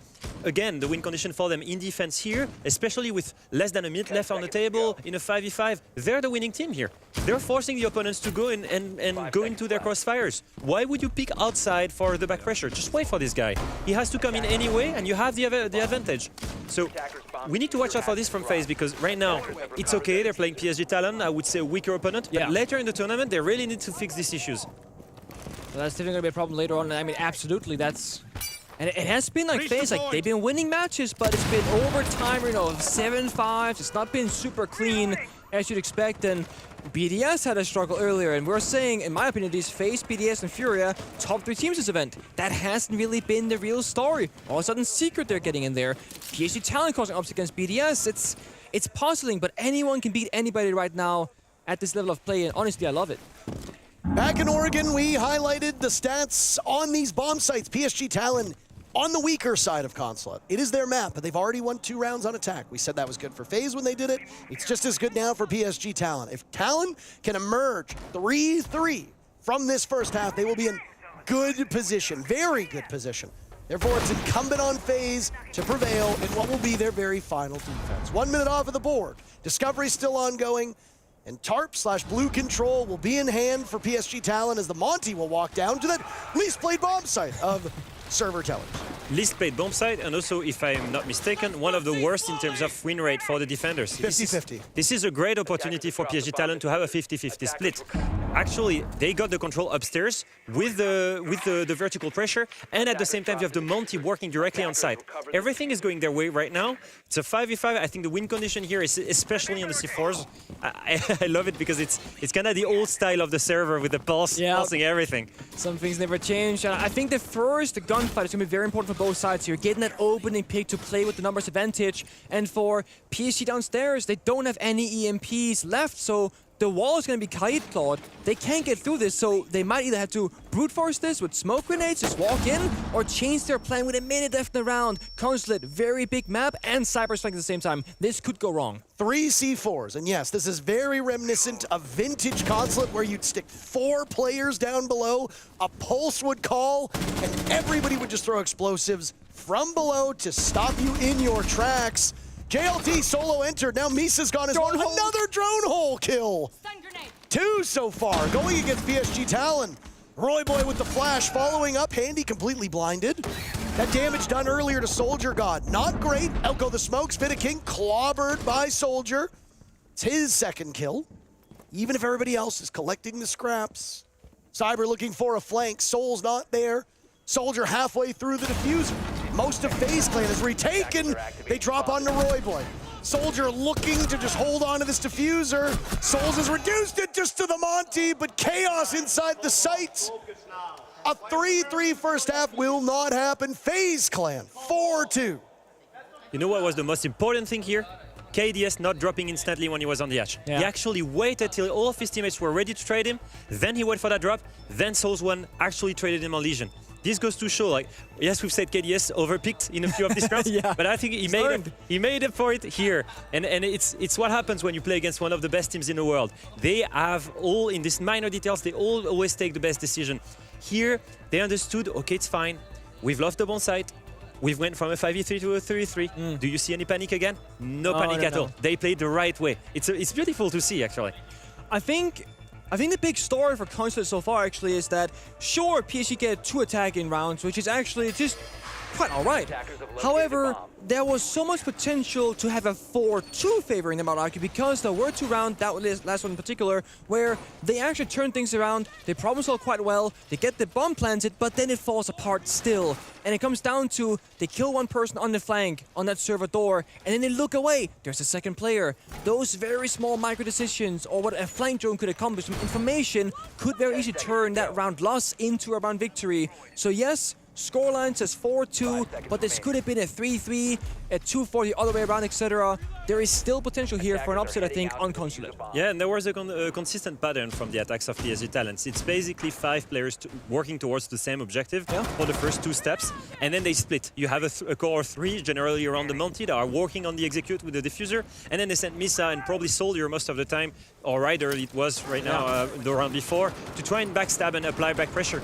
Now, the only issue with this is, for these 2 players, you're actually giving opportunities for FaZe to flank them and gain them an advantage. And that's what happened 2 times in a row, and especially the round just before. Speaking of Blitz and Monty, how about both in the same round? FaZe bringing not 1, but 2 shields and the Dokkaebi. So maybe in terms of gunfire or gun power, not the most amount of, kills they can get that way, but utility-wise, pushing people around with the shields, taking up those strong positions on the map, that can be very effective for FaZe Clan if they can get the right information with the drone work, which is problematic given the mute jammers and that extensive roam from PSG. It's very clear that they want to try and get in the building the safest way possible here, using both the chemicals and at the same time double shields. But where are they? Where are they? Where is he fronting? Where are the shields to get them in the building? Outside. Outside lobby still. door. I mean, I would say you can go one shield lobby, one shield top floor. You can work both areas, but instead FaZe are very spread out. They have no clear indication of which side they're going to be attacking from right now, which might lead Talon to guess what's going to be happening here. Is it going to be an admin attack, CO attack, yellow, is it rushing the bomb side? Because they have breached those walls to side. They're going to need some explosives to deal with the remaining castle barricades as well. Vidaking calling by lobby for one of those castle barricades to be dealt with. But spread out is absolutely correct. Good news is they've got about half the round still to deal with this. So FaZe Clan will be running out of time quickly, but they're not quite in as dangerous a spot yet as you might fear. Feels like everyone is watching into each other. Everyone's trying to guess what's happening. Everybody's spread. No one is really making moves. That's it. Maybe that's the opening they were looking for. No, that's your ace. That's gone. KDS got killed, became a barricade. Cyber now also out-dueled. A much better defense for PSG Talon than a lot of the attacks we saw from them. And again, defender-sided map, you expect this to happen in this manner. Royboy taken out. Vidaking's found himself potentially with an open sight to get the diffuser down, but here's the question mark. There's a pulse from below. Does he have the right read on the player from FaZe? Vidaking inside a piano, waiting for it. Somebody needs to go deal with Soldier God. Souls taken out by JLT. Took damage earlier in the round. Final 30 seconds. Down goes Ryder as Handy punishes him. 3 still remaining for PSG Talon. JLT gone. It's Misa and Soldier with Handy as the only one for FaZe Clan. And he's going to try to go for the plant, but guess what? The pulse is still down below, and Soldier gets the read on it through the floor. Oh no. But he completely misses. Handy gets away with it, and he can now watch as whoever crosses him will be within range of that 417. So much damage is done, but the pulse of Soldier can still give information. They know exactly where he is, over by Zulu. Worried about the advance. He'll cut across, missing the opportunity, and he almost gets them all. A sliver of HP for Soldier is all that remains, and he gets the diffuser. Again, so close, so close. About 15 HP. Yeah. It's actually crazy because at the beginning of the round, I think we were missing the direction from FaZe. Yeah, we were. And I want to call it, almost looked like experimental of a round. It didn't seem like... Nice. It should have been 100%. Yelling only 99? It should have been 100. That's not right. He hasn't been yelling as much as usual, but you can tell the thing really dragging him down, his charisma. Oh, that's the tiniest notepad ever. It's a sticky note with a tiny pencil going beep, beep, beep, beep, boop. This year, though, the retake on yellow was phenomenal for Andy. That was a really nice decision. So he understands that there is no way they're going to plant the diffuser because the setup from PSG Talon is we have the pulse downstairs, and then the only safe spot is covered by vertical play. And 2 players are upstairs. So he actually takes the opportunity to tell to his Monty, okay, stay here, bait them. I'm going to go for these 2 guys upstairs. Actually get the double pick. He should never have done that. There should have been a trade. Yeah. It was really well played from Andy. He brought it back, but in the end, PSG Talon won this because I was lacking the direction from FaZe here. There was a clear core of players working the bomb site, but the rest of the defense were up and basement.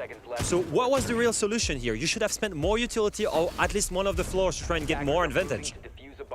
Yeah, I think typically on that piano bomb site, either you take top floor or basement because you can't just fight all 3 floors at once. However, with this bomb site change-up being the basement bomb site now, you had to just do either a bomb site rush, like PSG tried in the first round, or, of course, a good old top-down roam clear, right? You start top floor, work your way down, but there could be a trick up PSG Talon's sleeve. They got the Pulse and Valkyrie and 3 separate C4s, so if they go top-down for the roam clear, unless Handy does some exceptional work with the IQ here, there could be an opening pick potential from utility from below. And out of any bomb site that has been played more than 5 times, this garage bomb site on Consulate has the 2nd best win rate for defenders out of every site in the game. Oh, and you know what's funny about this? They have the exact same lineup, almost the exact same lineup as FaZe. They bring Intel Gathering with the Valkyrie and the Pulse. They bring the Azami and Kaid on the side to make it stronger. And then they have the traps, again, Intel about the Lurkers. Is anybody going to be able to deal with those Valkyms? Handy presumably will be the one. PSG Talon didn't decide to bring the IQ. FaZe doesn't make that same mistake. Yeah, it's always gotta be... Oh, that's not good. Handy's just in. not just in, taking no prisoners, Soldier and Ryder are dead. Handy, supposed to be one of your support players. You don't necessarily think that he's going to be as lethal as that, and yet the depth on FaZe allows anybody to get those kills.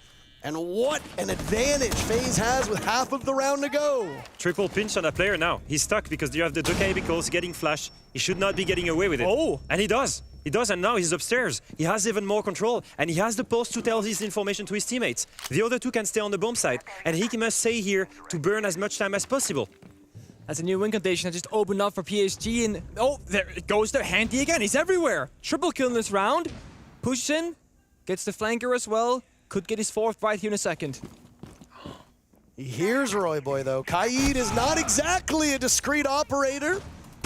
No ace to be had from Andy, but the win for FaZe Clan is more likely than ever. Souls with the final 2 kills.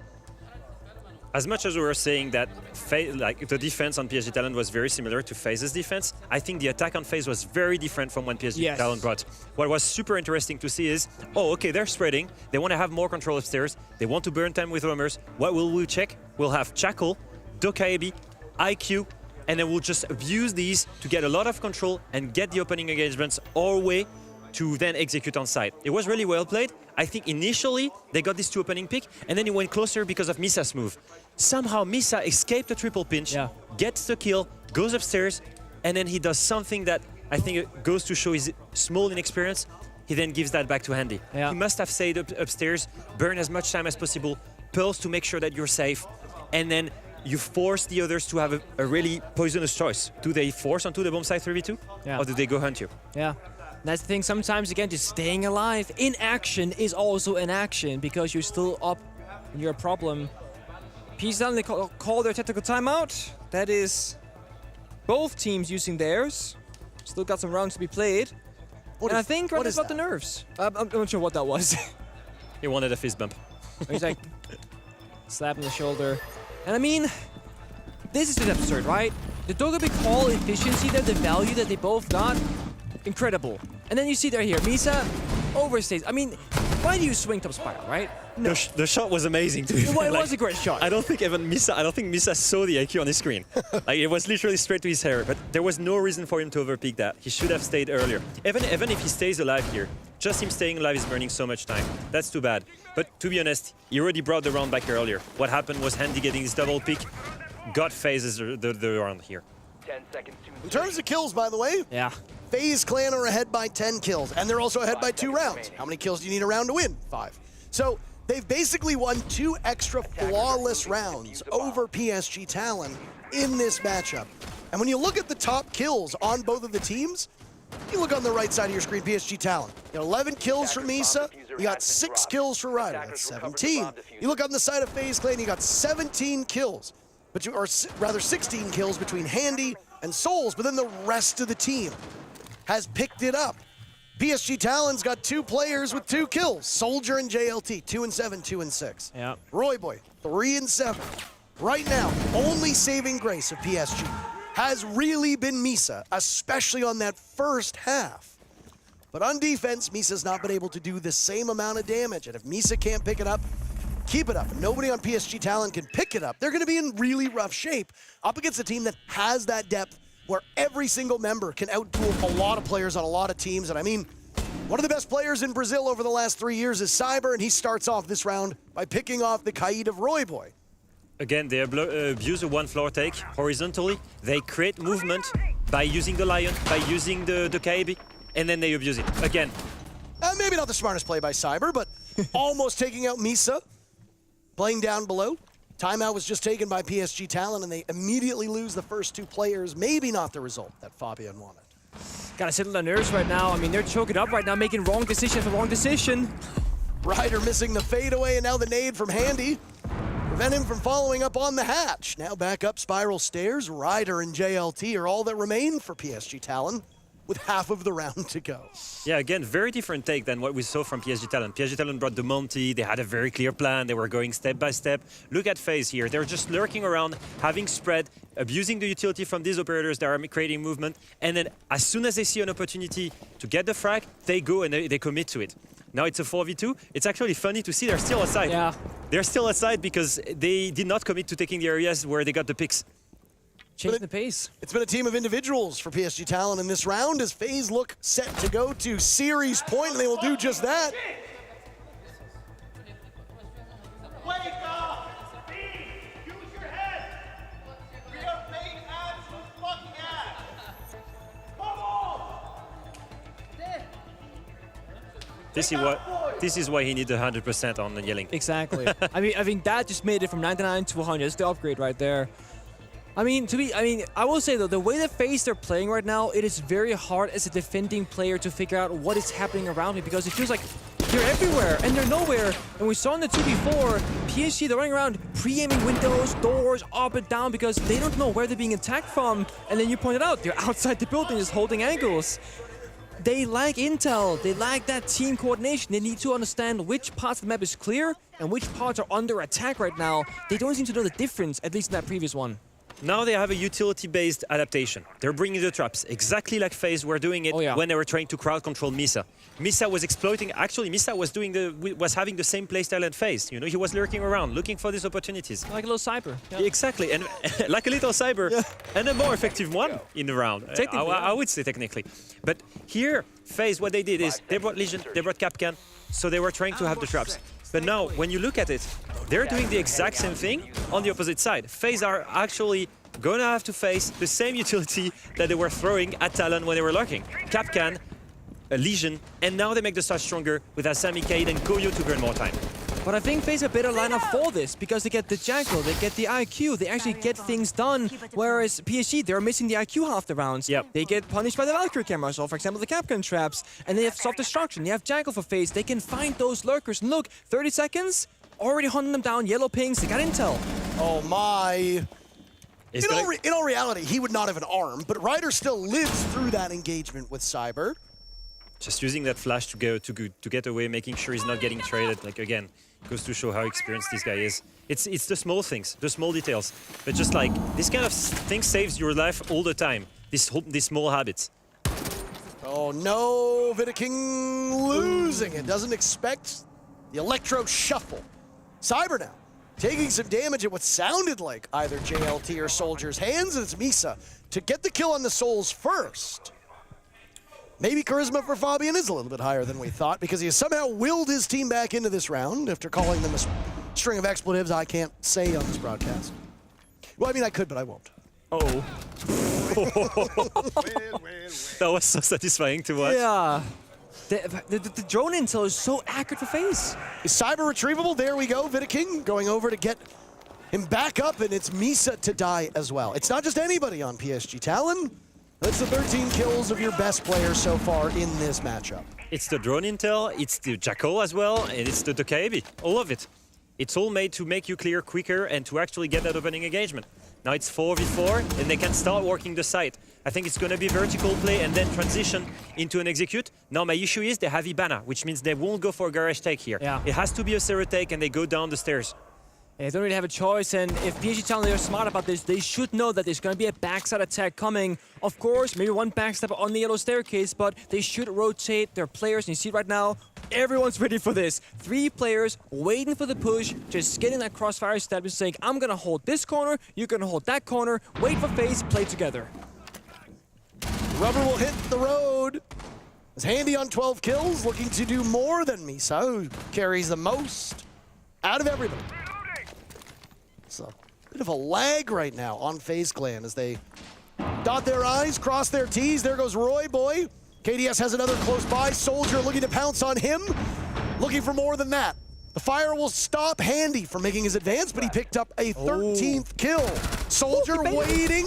Vidaking holding on to that diffuser. Handy takes some damage from the fire. It's all under the shoulders of JTL as Soldier's been dropped. Vidaking needs to pull off the plant. Handy needs to watch for it as JLT found an opening. He has, but Handy gets the final kill. FaZe Clan, the 4th team to clinch a spot on the main stage on Friday. The surprise that PSG Talon has been, well, they're still around. They'll have one more opportunity to qualify tomorrow. It's also the best team that PSG has ever played as a roster, so a massive learning experience because their weaknesses, they were very clearly exposed in both Oregon and Consulate. I think overall they can be happy with themselves too. It should have been closer than the scoreboard shows. I think lots of the rounds, they actually had the right adaptation, probably not the right execution of it, but hey, they're playing against one of the best teams in the world. From where they've come to where they are right now, they can be proud of themselves. And it's not finished yet. No, of course it's not. FaZe Clan did not go perfect, by the way, here in the playoffs. Like, they have not. So there is obviously some deficiencies for the Brazilian team. And, well, I mean, if what Callout said to you the other day is correct, everybody looks beatable, including FaZe Clan. An excellent, excellent showing by PSG Talon up to this point. And by grace of God, they have one more chance. We'll see if they go tomorrow. An impressive showing by FaZe, and honestly, one of the more masterful showings from FaZe that we've seen here at this event. Well, what does KDS have to say about FaZe Clan's performance? Let's ask him. Thank you very much to the trio on the desk. And yes, I'm here with KDS to ask and debrief. First of all, congratulations on the win. You're on the main stage again, but you've seen the main stage so many times. What does it feel to you? The feeling is always amazing, you know, because we work a lot to be in the stage, and grateful we win and we qualify. All right, now you're on the main stage. Of course, we're still yet to decide other teams that kind of sit in that space. Is there a team that you really want to fight in the quarterfinals? I think the only team I want to beat in the finals is the BDS. I think BDS in the EU League play very well. And I want them because I think they are the best team with us. If they can qualify, that is. Yeah. So far, not looking too great. Yeah, I think they will qualify because they are very good. And the finals against them will be very cool to play. Well, now, congratulations on a win against Talon. What do you feel was the toughest thing for you during this game? Because it looked like, in general, FaZe were just in control of the match. Yeah, not so difficult because the only thing I think is the communication we are having. Which in the last rounds, I think we are 5v3 and sometimes go to 3v3, you know, like we give some kills free for them. I think this is the biggest problem of us, and we are working to improve that. Any other things that you want to let me on that you want to kind of fix or improve before you get to the main stage? I think this is the most important thing, the communication. We are having very issues with this, and we are going to work on that, only that. All right, KDS, now that you made it to the main stage, is there anything you'd like to say to the fans out there in English and in Portuguese, of course? Okay, thank you everyone for watching us and support us. We're very happy to be in the playoff again. E para os fãs brasileiros, muito obrigado aí por assistirem a gente. A gente tá dando a vida aqui para ganhar esse Major aí e vamos para cima aí. There you go. Muito obrigado, KDS. Congratulations on the win. See you on the main stage. There it is for all you watching at home. You heard it here first. FaZe Clan make it to the stage. We'll take a quick break. We'll be back to you to debrief our game in a moment.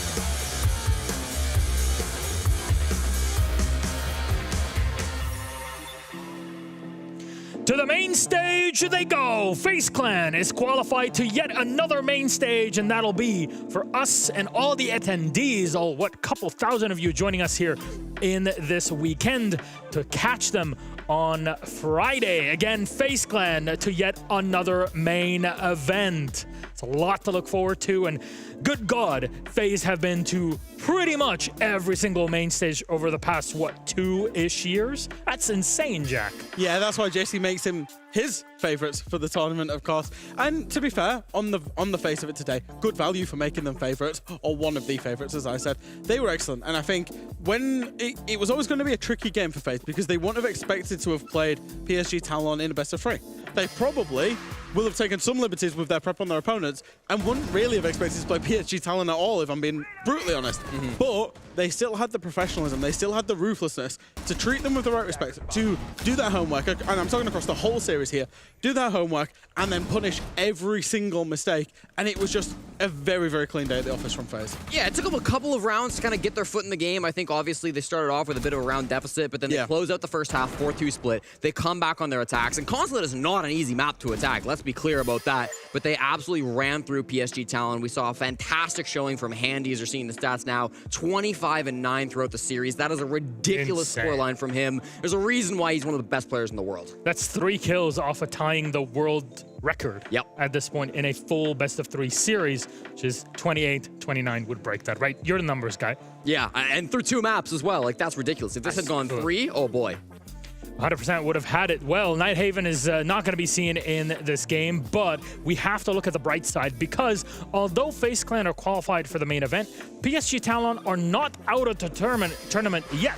Fabian and the crew still need your energy because they can make it to that stage, Jack. Yeah, of course they can. Obviously, this was I keep wanting to use the term promotion. This was a main stage bout between these two teams, right? And that's what this best of 3 was. Whoever won goes to main stage. Whoever loses, they go to the 2-2 game tomorrow. So for PSG Talon, and again, I keep talking about the expectations. Did anybody expect them to be in this bit of the tournament in Phase 2?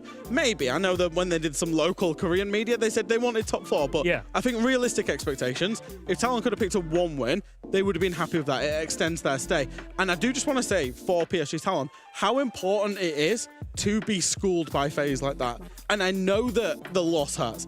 I know we saw Fabian did not look happy after that game whatsoever. I can see it on his face because obviously we spend a lot of time with him. He won't be happy because he's a competitor. But it is so important that a team has come out to PSG Talon and just absolutely schooled the life out of them because they'll learn from that and they'll get better over the long term. Yeah, we have to keep it real at this point, and we know that Fabian is. Now, you might be noticing that Jesse's laptop is here, but he isn't because he's over on Telestration to talk to us about Talon and specific player. Yes, I am, Milos. I'm here to tell you about the one guy that really did perform today, and that was Misa. I really thought he played well, and I wanted to show you one round from round number 3 in particular. Now, this is the top floor attack, and this box here, right, these 2 rooms, the top spiral stairs, are crucial for the attackers to take. And typically, there's going to be 2 angles that come through from the attackers to try to take control of this. The main one is in from the admin side, right? And this is typically what the defenders are going to be worried about. But there's a second player. It's Misa all by himself, who is, as you can see, on the bottom floor, about to creep his way up the spiral stairs. And they are ready for it on the side of FaZe. We see the Warden watching out for this kill. But as we play the clip, you'll see he's going to get absolutely fried by this massive shot from Misa, takes him out with 1 quick shot with the Twitch DMR. And then in this situation, right, a lot of players that walk up spiral stairs will continue pushing, either to get to the bomb site down here or to go farther, more towards the west and try to pinch the backside. Misa doesn't do either of those. Let's see exactly what Misa does. And as we play this clip, he's going to actually sneak up the yellow stairs. And nobody noticed this on FaZe. Even though they've got a Valk, this is not something they're aware of. And so it's a massive little play for him to come on through. And you can see the teammates of Misa have gotten some picks, and the 2 players inside of FaZe that are still alive are both focused on this plant that's going down in the bottom right part of your screen. That's just finished, and Misa is creeping in from the back. Again, this lone wolf style player, he's gonna have a huge impact. We'll play the clip, and you'll see him get his 2nd kill of the round, taking out this 1 player with the C4. So that's massive. Now it's a 1v3, and all you've gotta do is protect this defuse kit. And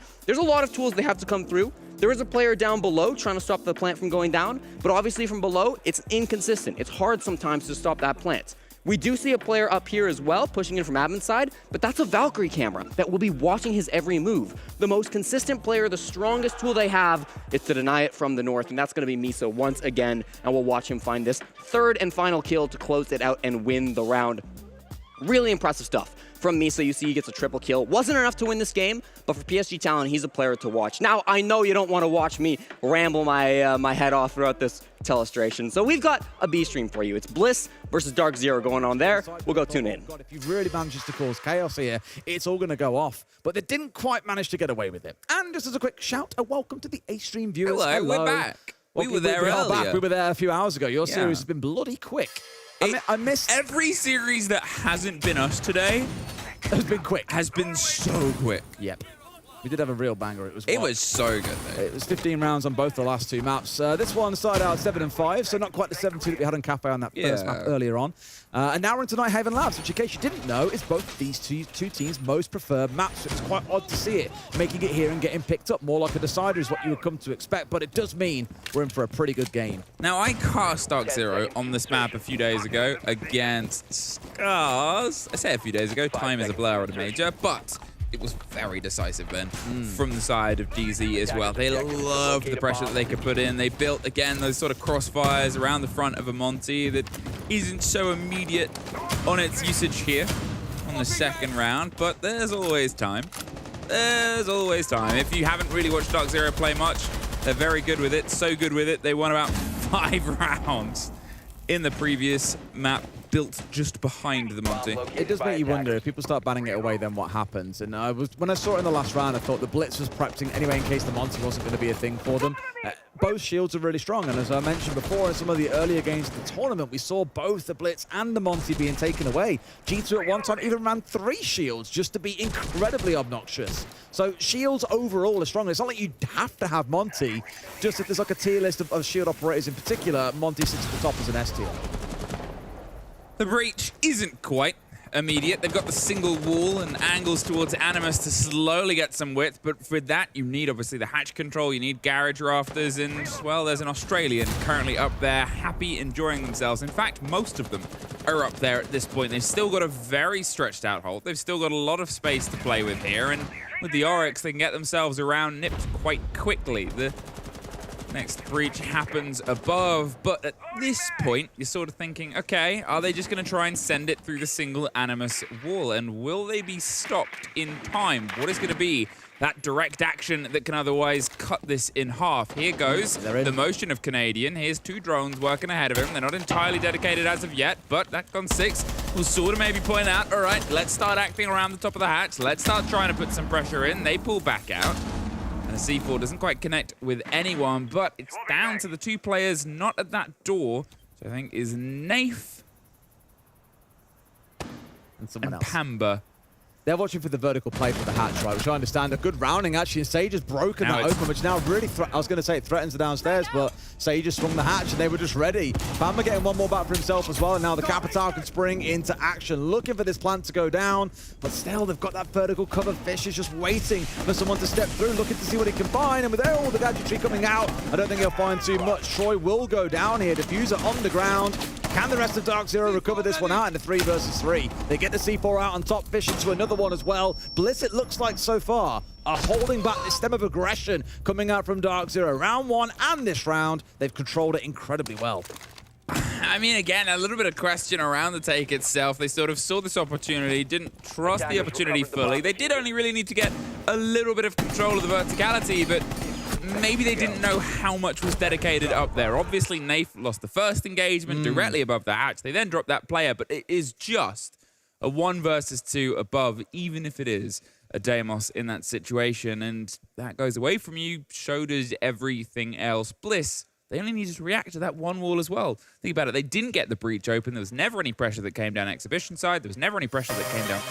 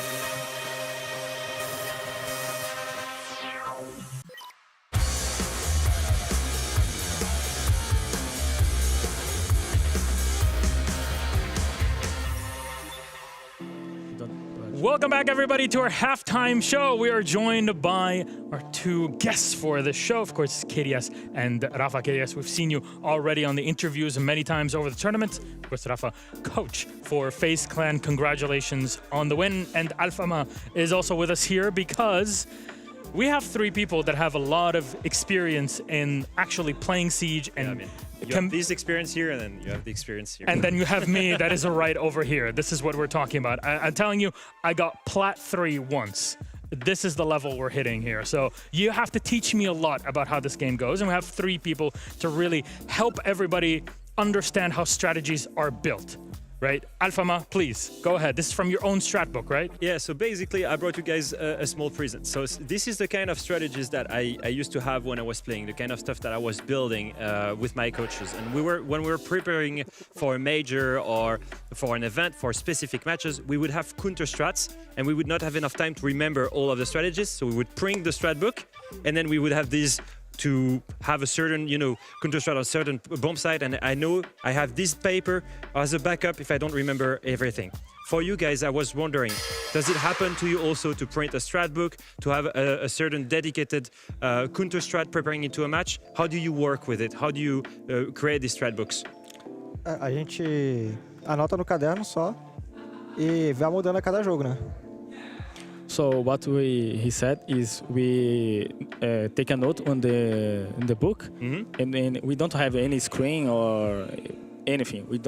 I only remember, and all the other guys, one guy write, and we remember like the round in the prep phase. So I think this is the basic what we do. So you guys, you don't have like a visual of the strategy. You have like a base, a default that you have, and then you have variations. Yeah. And how do you call these variations in game depending of what there is in front of you? Who does it? Quem escolhe as táticas? Geralmente eu que escolho junto com o Vita e a gente vai discutindo as alterações que a gente vai fazer em cada jogo. So basically, when we are playing, the captain Vita, we look in the prep phase what they are doing, and we decide about remember the name of the player of the bomb. So like Piano and Consulate, we have names to remember about the play.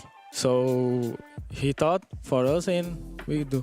So he gives you like a clue or keyword, and then you guys know what strategy it is. We remember. So it's easier. How do you remember all of that? Because I'm sure you've seen all the other teams. There's a lot of them that are coming in with a dictionary's worth of paperwork. I've applied for visas with less papers than what they're bringing in, just to kind of see what strategies they have. So I'm really wondering, like, how do you remember all of that? Como a gente faz para lembrar? Aí fala que a gente às vezes esquece. A gente sempre usa para relembrar durante o jogo, né? Tipo, antes do jogo, no pré-jogo. A gente vai escolher as táticas que a gente vai ser usadas. We are in the prep game preparation. We know what we are going to do, but sometimes we don't remember, and just make it up. Yeah, but always it's very hard to don't remember, and we don't remember. Later in the game, we talk to each other and play with each other, roster them. You go back to defaults, you go back to classic stuff, and that's enough to just like have your rounds and prepare to whatever is in front of you. Yes. You can revert to default and it's fine. Yeah. I was wondering, as a coach, how do you handle your relationship with Vita King? I remember when I was an IGL, I would speak a lot with the coach to prepare some counter strats for the opponent in front of me. Is it something that you do regularly with Vita King? Como é a sua relação com o Vita? De tática? A gente, geralmente, sempre de manhã a gente fica discutindo aí algumas coisas que a gente pode alterar durante o treino. E é isso, a gente conversa muito de plays de mapas ali para diferenciar de um dia para o outro, né? So him and Vita always discuss about the game early in the morning. In scrims days, they always talking to each other. So I basically the same with you. The relationship between the Agile and the coach. The same. Yeah. That's fair enough. And I wanted to ask you, actually, Alfama, since you're here, I know you showed us the strats here, but can you show them on the Telestrator? Yeah, I'll go. There you go. Okay, so we're going to actually get everything blown up to see. I just wanted to ask you a question here before we kind of toss it to Alfama over there.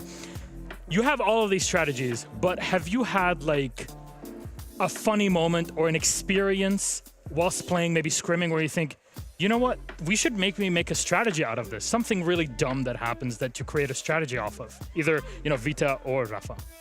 Perguntou se tipo, algumas vezes em treino ou em campo acontece alguma coisa e a gente acaba criando uma tática nova, alguma coisa idiota que aconteceu. Ah, isso aí não aconteceu não. O que acontece é a gente só rir do outro porque fez alguma coisa diferente ou alguma merda lá no jogo. So this not happen a lot because when we don't we see another tactic of other team on screens and we don't like it, we just roaster, you know, like dumb shit. So yeah, that's it. That's fair enough. I mean, I can't wait to see what you get out of the main stage. Again, FaZe Clan have qualified to it. Thank you both. Alfama awaits us on the telestration. On to you, your friend. Thank you very much, Milos. Yes, indeed. I wanted to show you guys what the strat book looks like for a professional player. Obviously, we see from FaZe they have different ways to do it. For me, this is what it looks like, or what it looked like when I was in a roster. You have multiple informations here. The first one is my pool of gadgets that I could always play with. Obviously, you know, most of them are available here. Sometimes I import some in some really specific cases. The basics here. So here, what's important to note: reinforcement, line of sight, a flex reinforcement. We saw that today. An explosive, a barricade, and a barbed wire. This is just to build like the basic layout of defense strats. What I love the most about this layout is here. See how I have a lineup of 5 different players? What you could do here is, when you print that, any player can write his personal notes. What are the things I want to achieve with this strategy? What are my variations? What are the operator pool I'm playing with? Is there a touch ban? Okay, maybe then I can play Kaid instead of Mute. This kind of setup is very important because then every player can now have his own version of his own strat.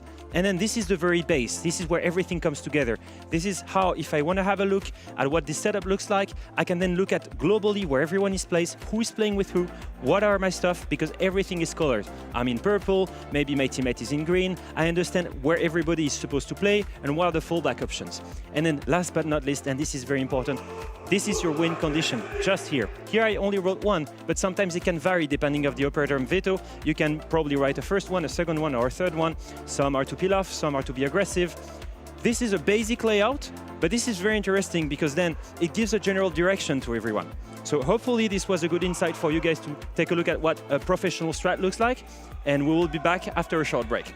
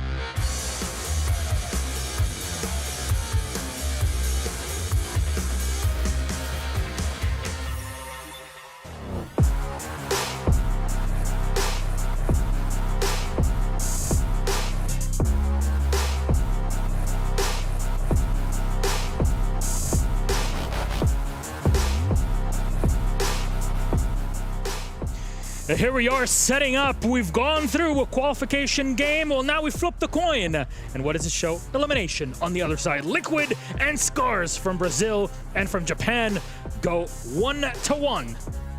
We'll see which one of these two teams can proceed to tomorrow and maybe survive to make it to the main stage, the place that both of these teams were at last year at the Copenhagen Major, the first event that we've had under the Blast R6 umbrella starting 2023. Hello, welcome back to the desk. I'm Elish, with me the beautiful Gabe. Hello, Lex. Hello.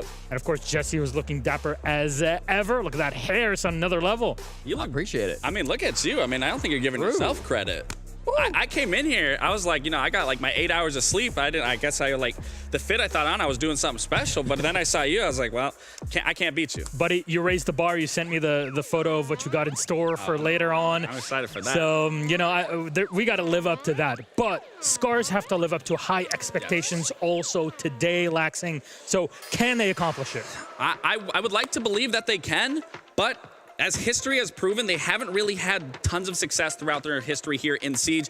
We'll go all the way back to Copenhagen Major. That is the highest that they've placed last, in that 5th, 8th spot. Since then, Atlanta, they were 15th, 16th. At the Invitational, they were 17th through 20th. This is another situation. If they go out here, they are pretty much going to be in the same situation that we would see them back in Atlanta. I would still like to believe that they can do it, but it's against a team like Liquid, and if I have to compare both teams, Liquid has a little more resilience. Scars are the last hope for Japan, with Cyclops being knocked out earlier today in their match against BDS, a match that it looked like they were going to win, but they couldn't lock it down at the last moment, and they did go home. So now it's Scars fighting not just for themselves, but for an entire region. But they've done this before. They've had a region on their back many, many times throughout the last year or so. They're used to this. They're going to be ready and fired up, and I'm hoping that they bring in their A game, because Liquid is not going to be an easy opponent. Absolutely not. There's a lot on the line, a lot to prove here, but if I were to borrow a very famous line, look at this graph. Put it up. There it is. Lax. So again, this goes into what I was saying of their history, and then you're looking at here, starting their phase 2, they obviously meet their counterpart of KEG, and they do come out on top there, but the problem is then they start going into the international play of Versen, former world champions, or current world champions, I should say, of Furia, and then that game obviously doesn't look good. Now you go against DZ. Then it gets even worse. So now it's a situation of here, you are playing Liquid. Again, I talked about the resilience just recently. They need to be coming into this game ready, and when I mean ready, they need to be able to adapt. The communication needs to be there. They need to be on point. This is it. We'll talk about highlight players once we actually get through our map bans later on here for Scars, but Team Liquid, on the other hand, Jesse, there's a lot of pressure. They crumbled under it at SI. Here, they might have survived through phase 1, but it comes back biting in phase 2. We talk about it a lot, Milos, but it was 6 years yesterday when Team Liquid won the Atlantic City Pro League Finals in Season 7. God. They've not won a Does that mean that they were world champions? No, not quite, Milos, but it does make them Pro League champions. And of course, the team has changed a ton. Only Nesk remains throughout this entire 6-year history of Team Liquid. I know they want to win one with Paul Liu. And I mean, this team, they always have expectations, right? They're always going to come in with mega fan support with some of the best players in the world. Nesk on your screen now, showing the fans some love. Paul Liu as well. But they've never been able to get it done with this core. And that's the key storyline here. And only a couple days ago, Nesk and the squad celebrated. And this, by I mean Nesk and the squad, it's with everybody that's kind of retired or has become management within Team Liquid, because Nesk was posting about this on social media. They were so excited. Hell, I got to cast that grand final where Nesk won it. I got to call this team winning the first ever Pro League final for the Brazilian region. How old is Nesk in this photo? He looks like he's 16. 6 months. Oh no, actually, this was in May. Of course, that is 5th month. In August, he would become a dad. This is how I know I'm old. When I'm looking at this, I'm like, I see an older version of myself as well. Like, I didn't even have a beard when I first started. Yeah, that's right. I saw those photos on the Elevate back in the day. Yeah, those were rough times. But, I mean, I am glad to see Liquid here again. Both teams are fighting. Lives are on the line here. But, again, I talked about that resilience, and Liquid are no slouches here. They've had more than enough success throughout their career that they can get it done, and they've had a lot more games going into this game, which 100%. Does put them in more of an advantage than I see Scars. Experience usually means depth of map pool and strategy, so let's pull up our map bans for this series. As always, this is a best of 3.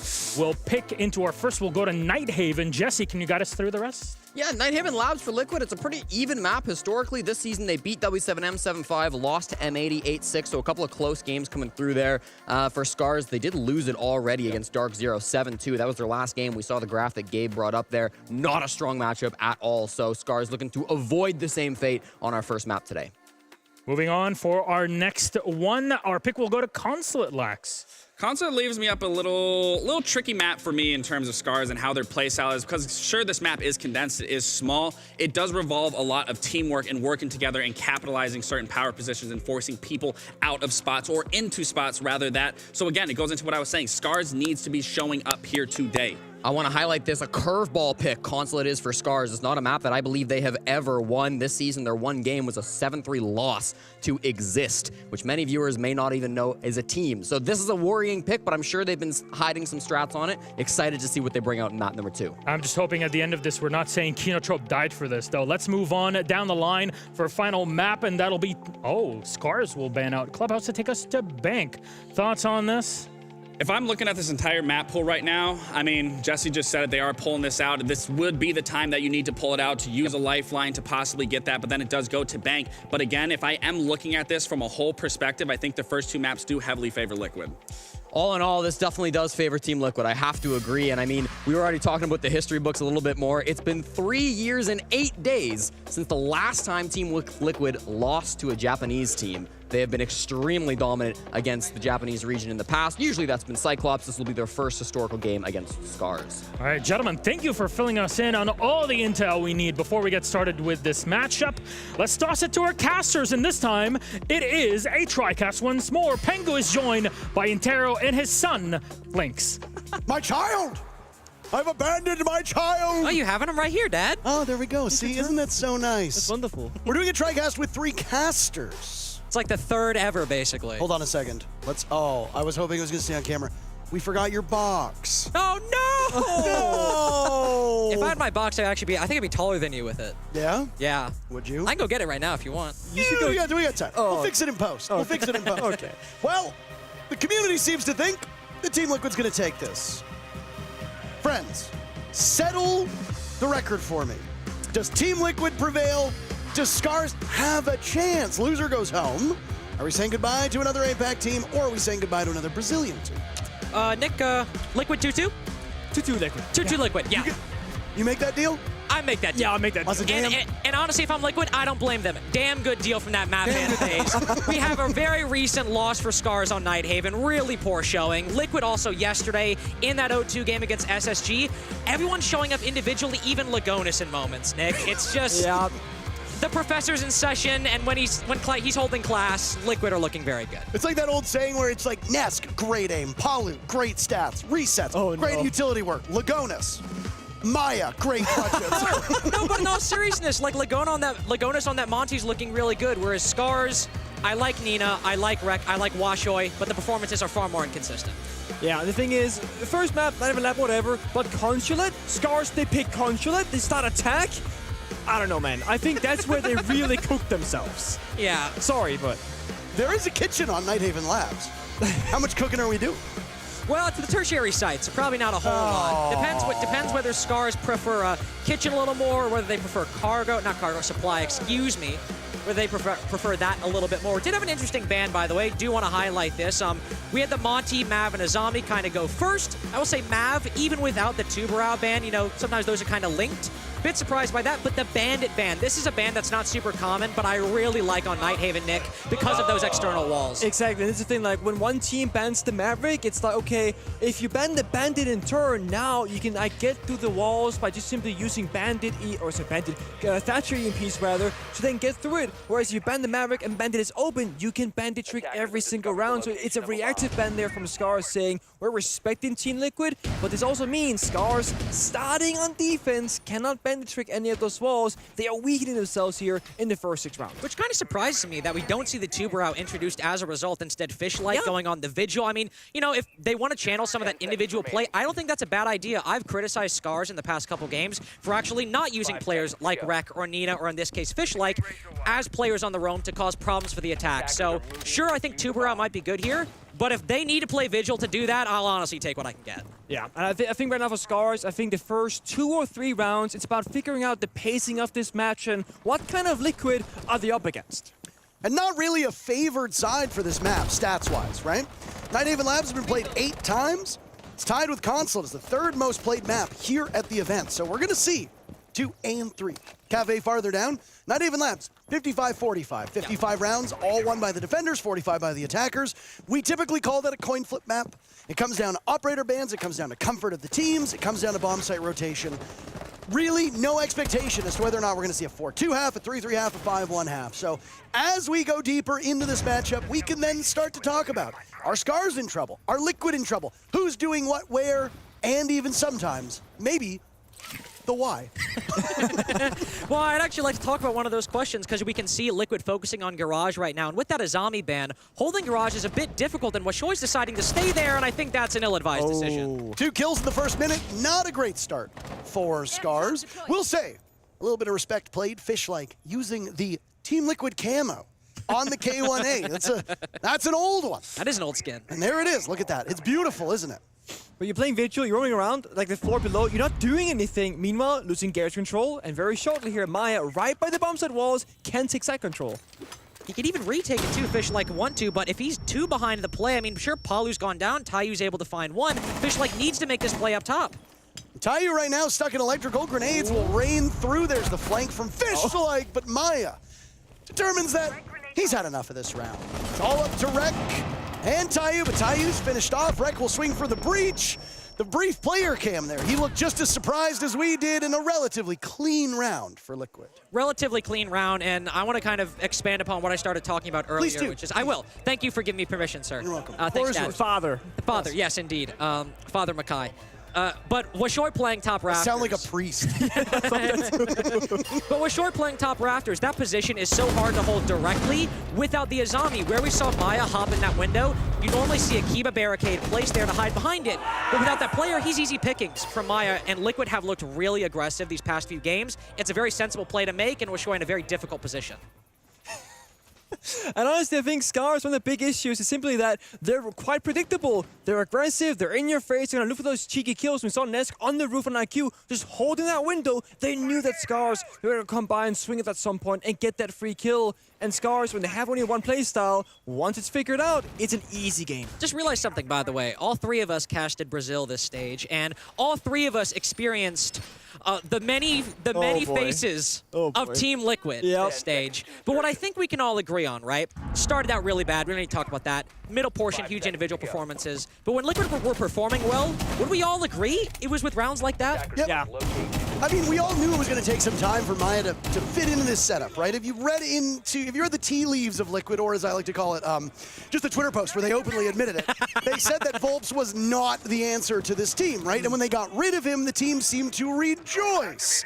Well, Volps had a second life over on W7M, his initial organization. That team did very well, and Liquid looked... until they didn't. And Liquid looked pretty good when they made the change. Maya is a tremendously gifted player and will prove it immediately by killing me.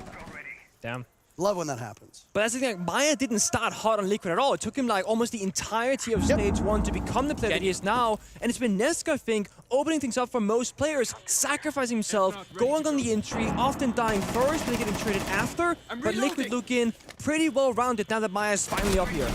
Ooh, Washoy trying to go for this kill right here and ends up winning the 1v1 with resets. And Rek too. The defense from Scars is very spread out. They're winning these fights, but Maya's hitting his shots too. He's made his way into the site. 4 kills for Maya, no deaths. Lagonis with Diffuser, might find an opportunity in a moment. Is he going to make the boogie go? The whole point of doing it is so it makes a lot of noise and it covers the sound of the plant. Very similar to what we used to see from Gridlock when she would throw out the track stingers and then go for a plant herself. Solus. Gadget? Solus! Well, I guess we're at a post plant now, boys. Well, Team Liquid have lost resets and Nesk. Rek will fall as well. That's not the old NA organization. No, that's the player. Washoy and Fishlike are left. Palu gets both of them. This is a bad start. No, this is true. This is not a particularly good start. As I kind of mentioned earlier, the roam from Scars is very spread out, and as I think Liquid realized too, was heavily dedicated to that middle floor hold. And even though they were in a man disadvantage, they realized, hey guys, Cargo Stairs and Tank is clear. We'll just move on in, push down. Palu can hold the rotate, and we're all good. Yeah, I mean, you first in the first round, Vigil not doing anything really, goes for a flank, dies. That round, you have Solus in the roam, doesn't scan where the plant is going down either. Yeah, you said it, Solus, hello? He never went for it. FaZe like just walking around shooting drones without the gadget. It's like you need to use the operators that you're picking, otherwise why are you playing those? I mean, they have great guns, but if you're not even hitting your shots, then why are you playing those operators? It's a bit of a tricky decision, but also I think, you know, to kind of end that with, again, a big bonus, or, you know, us praising Liquid is they are taking this initiative now, whereas at the beginning of Brazil, they weren't realizing those opportunities. Now, they're capitalizing off of them and realizing them very, very well. I like this adjustment, by the way, that we can see from Scars in this on this top floor hold. Sure, not the top floor site, still holding Garage. You don't have the Azami. Next best option is that mirror window right there. Yeah, and the thing is, when you see a team that is, let's say, really, really good, which in this case, Liquid, against Scars, who's a little bit further below, you will see a team making more gaps, which is more opportunities for the better team to take advantage of. Liquid, they can't do this in Brazil. These gaps, they don't really exist. You need to create them or really look for them. But against a team like Scars, you will just find gap after gap on the defensive setups because they have these minor details that are not fully ironed out. Well, we talked a little bit about how Nesk was bringing this team back and has seen a bit of a renaissance, right? Well, Nesk is one of only 5 players to break 100 kills. Now, obviously these stats are not even because they had to play through the play-ins, which means they played a lot more games than some of these teams that have made their debut here in the second phase. But Maya also just broke 100 kills with his 5 kills already. Let's go. Round of applause. And for a player that was so instrumental in Los's major run, you want to see him make these kind of heights, achieve these successes. And 5-0 so far, maybe he'll get a Yuzu's KD, you know, 16-0 at the end of the map. Yeah. Nesk, by the way, on 104 kills, picked up 2 more. He's now at 106. 101 for Maya. Scars, obviously, in the complete opposite side. They've only played a couple games. The player on their team with the most kills is Washoy with 25. So, I mean, it's a huge difference. Okay. But admittedly, Scars has only played, what, 5, 6 maps at this point? Oh, but Maya on for number 6 now. What is that, 102? 102. He's in a gap right around the site. You want to take this one? Yeah, Nesk at 107 now, by the way. We're just going to keep going right here. Lagonis on who knows. Number 5, probably. Yet another for Maya, and Nesk with yet another. See, there's a nice friendly rivalry where Maya says, you know what, I'm going to get 2 kills. And Nesk says, well, no, I'm going to get 2 kills as well. And Lagonis is like, I could shoot back too, guys. And that is Lagonis' 48th kill. So a little bit when farther. you're the hard support IGL, like, where you're graded on a different curve. Lagonis, in all seriousness, you know, we do like to meme on him sometimes. He's had a solid tournament, as solid as you could hope for. And really, it's been the 4 players on Liquid, because we've already talked about Maya, Nesk. We saw Palu get some action. Let's talk about resets now, okay? Let's just round out this roster, because pop quiz, gentlemen. How many kills did resets have after the first 4 games of Brazil? Oh boy, not many. 5. He genuinely, I don't know the exact number. 4. He was in the single digits after 4 best of ones. But he started bouncing back. In this tournament, has he been taking over games like Nesk? No, but he's consistently in the running. You know, 9 kills, just, you know, low double digits. Resets is still getting in on the party, and that's really been the story for Liquid so far. Resets, sure, getting involved, but Nesk, Palu, well, Maya, there we go, 7-0. I was looking away, and it just escaped me. Liquid did start this map, right? That's their choice. It is. So we expect them to do well on it. But sure, but this well is really something else, right? Yeah. 4 kills through 3 rounds for Scars is just not going to get the job done anywhere. Maya has almost double the kills of everybody on the side of Scars. And yet Scars is taking this kind of vigil operator where I'm like thinking, again, you can get more utility, play C4s below, you can do other things. I mean, they're playing Solus Valkyrie. if you want to. They're playing Valkyrie with impacts. Valkyrie doesn't even have C4. I haven't seen this really before in this level of play because normally Valkyrie always will have a C4 in pocket. And usually if she does bring impacts, you have that C4 spilling out substantially onto other people, not just 1 for Taiyu, but usually 1 maybe for the Warden. They're bringing the deployable shield instead, which I've seen Scars run the strategy before on Nighthave. It's not super uncommon. If Garage gets opened up, they have the shield by the A-bomb chassis so they can fall back to that position and contest it. I think that's a good strategy. I think it's a good idea, but you're right. With the Vigil not bringing the Solus and with only 1 C4, they're low on post-plant options. I think you and I are kind of missing the whole point, though, because how close have Liquid even really needed to come to putting that diffuser down? That's my thing. Like, I think Liquid, they win the round in the first minute and 30 seconds, where by the time the bomb site is the focus, the round is almost over. They've gotten 2 or 3 kills, and Scars don't have a leg to stand on. This has been their slowest round so far, though. No one's died yet. But there we go. First mirror though, that's gonna get cleaned up. Then you get that shield to fall back upon, for example, for step number 2. You have nades on Nesk and Lion though, that can get dealt with. You joked about the impacts. Well, Rek just impacted the Selma. Oh. A little bit late after it already destroyed the mirror. Not the point. Completely irrelevant. He got the second charge. And he also killed Nesk. I'll give you that one. There you go. Doesn't matter whether you have impacts or not. A team leading 3rd kill. A 4th now as well. As Liquid's advance is being rebuffed as we hit the halfway point of the round. And it's being very effectively rebuffed. Maya has 4 Candelas, sure, but he's been trying to lurk on the Aqua side where there's a Warden with a shotgun right around the corner. If they want to try and base this round on an Aqua push, this is not the solution they're looking for. Oh, but look at the CMP. That's so smart. And it will disable the glasses. Candela will go in as well. And Nina backs off. Maya doesn't seem to have information, though, to capitalize off of this. The Warden still being chased from this position and won't be able to get away with life intact. Fishlike taking some damage elsewhere. 3v3 on site. Fishlike and Nina combining for 0 kills so far. And these are your first 2 lines of defense. Not ideal for Scars. Such a good mini play, though. Like you pointed out, Carl, like just like the EMP with the flashbangs, it really opened things up and caught Scars by surprise even. And with now 2 Candelas on site, they can actually throw this in Aqua, blind Washoy, and with Rek and Fishlike on low HP, there's a winnable round in here. Yeah, I mean, you could never really count out this team. A Liquid, Washoy just kills all of them. Okay, well, it's up to Palu.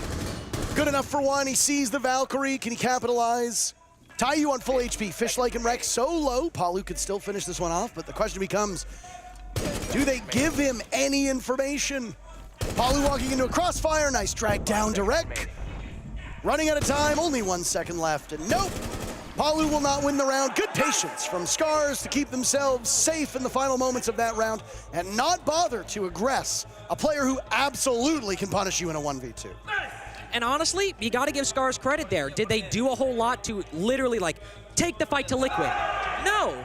But they also didn't make any big mistakes. They didn't troll, and Liquid, in the face of that setup, Nick, they really struggled to actually clear that out. We see solo 1v1s and IT breach on Mirage. Liquid getting very individual. Oh, I did not know that's how they got that kill. Yeah. That's really impressive. Good playmaking from Scars, actually. It's even better than I thought. Yeah. By the way, because we show replays, we don't show the operator kit cards. All of Scars are using the FaZe clan backgrounds against Team Liquid. So Liquid's got all of theirs, and then Scars just have FaZe clan, FaZe clan. See, I know we always like to flame teams for not having their operator cards in the background, but that's Skinnergy right there. That is. That's haters, too. They're hating. They are. It's professional hating. It is. I've talked about this before. I take hating very seriously.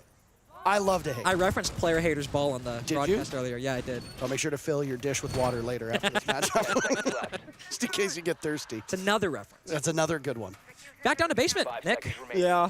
I'm trying to look at this and go Scars game plan. I mean, I like to see this lineup I can work with. The Solos, the Valkyrie, the Poles. I feel like there is actually a plan happening that from a top-down level, this makes sense. You're going to play Cancel on the roam, Fender for the side staircases, and try and force Liquid into a roam clear top down, then you got those C4s in pocket, try and get that opening kill. Liquid though, great, I guess decision making here, getting that power destruction done first, then of course the IQ for the Val camps, and just like very slowly gonna work their way through this map and not risk those steps early to those C4s. Nesk got a good read on the Solus as well, and not just pinpointed it for himself, but the rest of the team. So now everybody is well aware, even if he didn't vocalize it, that there is a Solus lurking and seemed to be doing so deep in the heart of basement. Right now, Rek is going to be able to get a lot of information from these calls, actually playing on the main floor. Ooh, I was about to say, do you want to waste an impact on a drone through a floor? I don't know about that one. But you're right, Rek is getting a lot of intel. Tayu can also basically go to the other side of the site, though down below, see where Liquid are pushing from with that heartbeat scanner as well. So there is a lot of intel that can be gathered by Scars, and also a bit of a difficult defense for Liquid to crack because of how much intel can be gathered, how far out they're playing. They are committing to this roam clear, Nick, and well, I guess Palu's cut down one. Where exactly was that? Oh, in the window? Ah, the classic cutoff. We love that. Is another person going to feed him? Gets past the rotate. No! Green peeks it. Things go from bad to worse. Huge round from Paul Lucifer. Shotgun. The devil himself, and yeah, Pulse shotgun is bad. You're not going to win that. You're certainly not winning that gunfight at that range. The FBI shotgun is a lot of things. Good is not usually a term we use to describe it, but at that range, you're not hitting anything. I used to bullseye Womper out to my T16 back home, and they weren't much bigger than that hatch. 4-1 for Team Liquid, and again, this is a coin flip map, so it doesn't matter whether you start on attack or defense. The match is going to be quite close. Bomb sites are going to be quite close. Yeah, typically the defenders should do better, but it's not enough of a difference that's worthy of a distinction. Yeah, and also specifically that round, to talk about it right here, 3 players peeked Palu on this window. One actually re-peeking Palu on this window after he somehow got past, and then the castle peeks it too.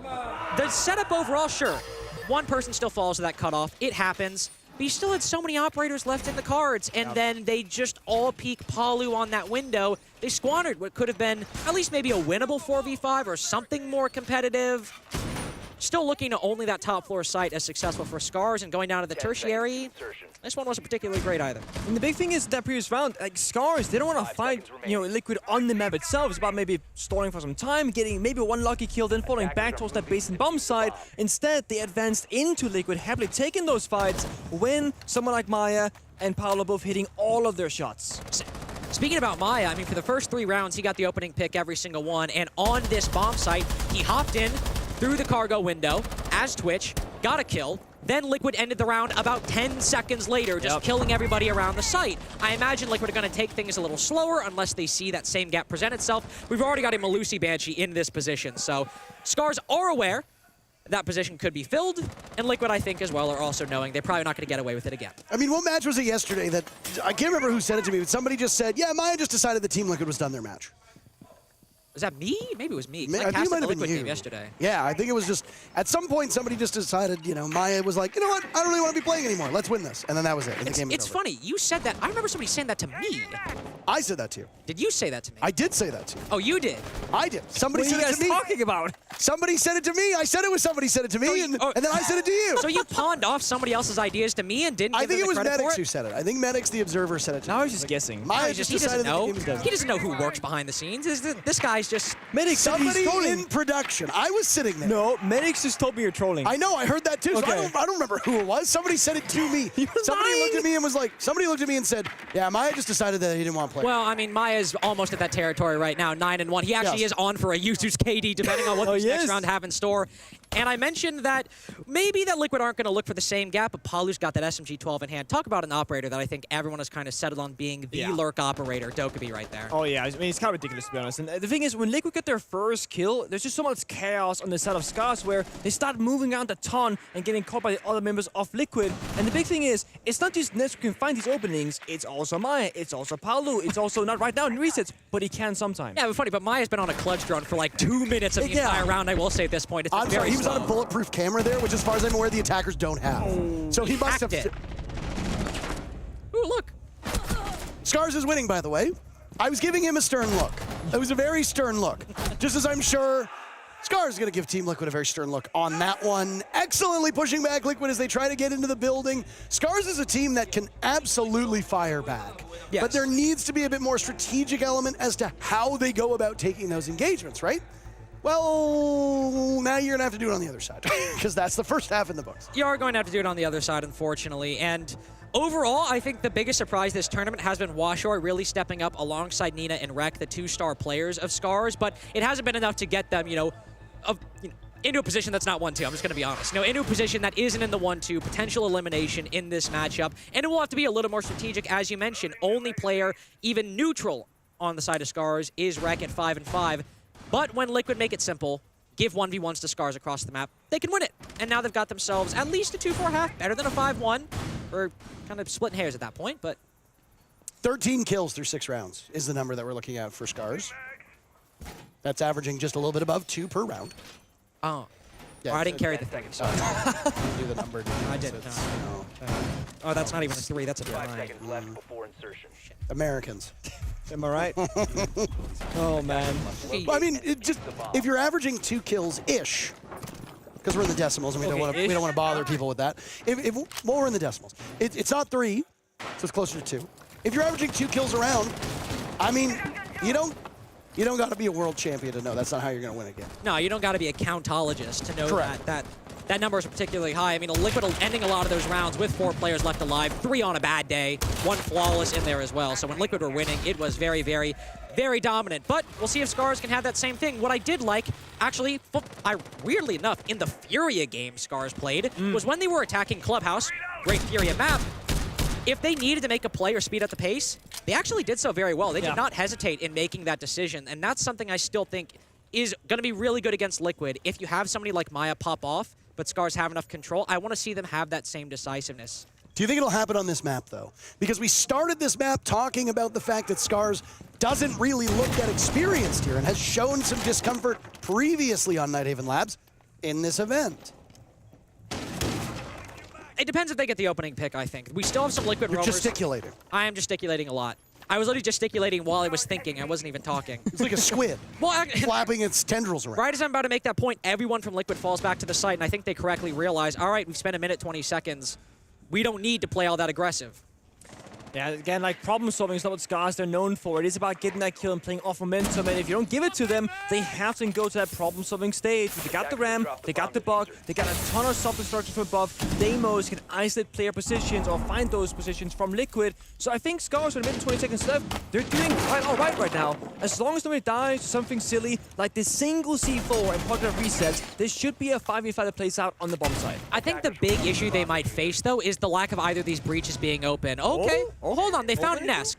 I will say, without those breaches being open, you can't cover, so it seems like they're gunning for a plant, you know, down bottom XO inside of assembly, is what I imagine they're going for. And without that breach open, you only can hold from this vertical control. But if you flood into site in a 5v4 and just trade this down, you can negate that entirely. Well, one of the Electric Claws spotted. And now getting the breach. And they'll be able to open it up. As Rek watches on the flank, the first player on this team to go positive, Nina, drop through that hatch that was opened up. Palu will ascend the stairs and vanquish him. Diffuser going down by Fishlike. Where is Liquid to try and stop this? From outside of the breach, they shut it down. Diffuser does not get planted. It's Rek's opportunity to try yet again. Team Liquid with 20 seconds left to shut this down. Swinging onto the breach, resets with 1. Almost another onto Rek. Shoy from above to end the reign of terror. Now it's Maya to drop, but is boxed out by his own castle barricade. An ungodly amount of noise as that gadget's ripped off of the door, and now Maya in a very precarious position, toying around. You could barricade this. Absolutely could, and he could keep Rek out of it quite well. There's no way he does this, though, right? Just under 20 seconds, peeking around the corner. He hears the engagement! Run. Maya might have time, and with 1 to 2, 3 seconds left, Team Liquid will prevail on their first defensive round. And I'm making an executive decision. That's Reset's kill. That's not Maya's kill. Because as Reset swings around, he kills the guy on the breach. Issuing a correction? You don't gotta hand it to him. No, but Reset swings around, kills the guy on the breach, but then softens up the Dokkaebi as she's coming off the diffuser, which makes that kill happen for Maya. I mean, maybe he still gets the kill if there's full HP, but it makes it a lot easier with the full HP Maya. But to give him his credit, Parker, don't let it slip by. Maya was the one that retook upstairs, too, to make that 1v1 possible. Legonis is the real hero. You think Legonis was? Legonis was, yeah. He impacts the breach, creates that big smoke effect, sprints in deagle in hand, bang, bang, takes out the first Panther. That's the real hero. Fishlike, by the way, was on less than a second until that diffuser would go down. Hard-pressed to imagine Team Liquid winning if that first attempt at the diffuser pulls off. You know what's a shame, too, Nick? Maybe you disagree.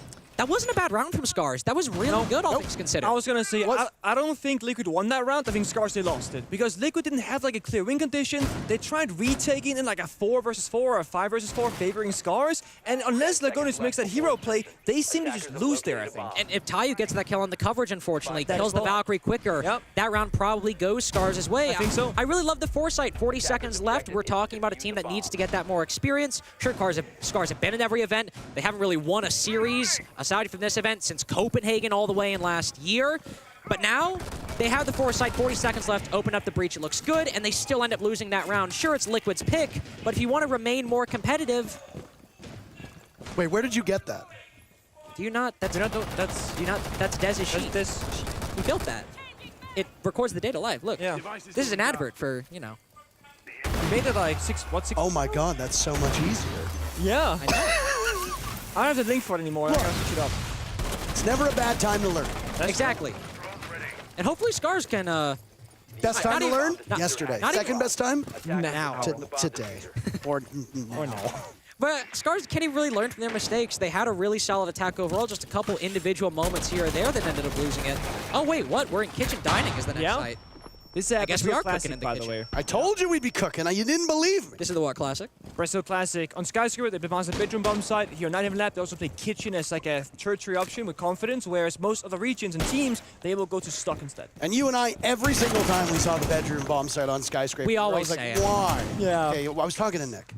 Sorry, I'll go around the corner. Bro thinks he's on the team. Dude, it's crazy. Thank you. I was a last-second draft. Just turn around and Okay. Blair Witch. There you go. That's perfect. Yeah, you know, Carter just walked in here and it's like, what's up, boys? And Parker's like, do you want to try cast? We just Carter did goes, it. Yep. Yep. And that was it. You may return. Okay, sorry, I wanted permission.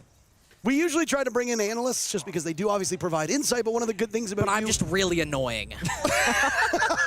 Not where I was going, but you know. what I was going to say. I was actually going to compliment you, but you know what? Your point's much funnier. It is. Minute left in the round, by the way. Reset's able to cut down Nina. Star player I mentioned, not really having a great performance. You know, picked up off that old Northeption roster once it imploded. And he'll sit on cam duty the rest of this round. Scars had made so much good progress, Nick, on the basement bomb site previously, and I can't really tell you what they have right now. I will say for Scars, the one thing they're missing right now is shutting down those like key players right now. They are losing the individual 1v1s, and yet they're not going for 2v1 gunfights to shut down somebody like Maya. They just keep feeding him those fair gunfights, which isn't a good idea.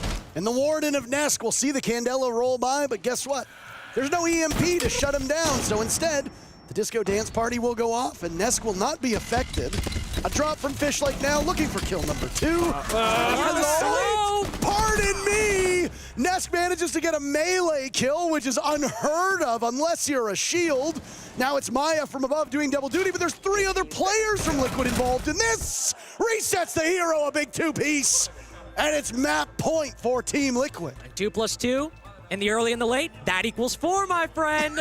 Resets on for 4 to get Liquid to match point. Nesk, to be fair, that knife basically equaling 4 kills for the style factor. I think we agree on that. Not checking your corner if you're dropping down the freezer. They droned him, by the way. They knew where he was. He also sat shot in one of the the Candela. same corner where you droned him. And he was shooting from. as well. He was shooting the window as Jing walked in the door. No idea. Timeout called by Scars, and, well, yeah, I mean, you don't really have much more runway to land this thing, so.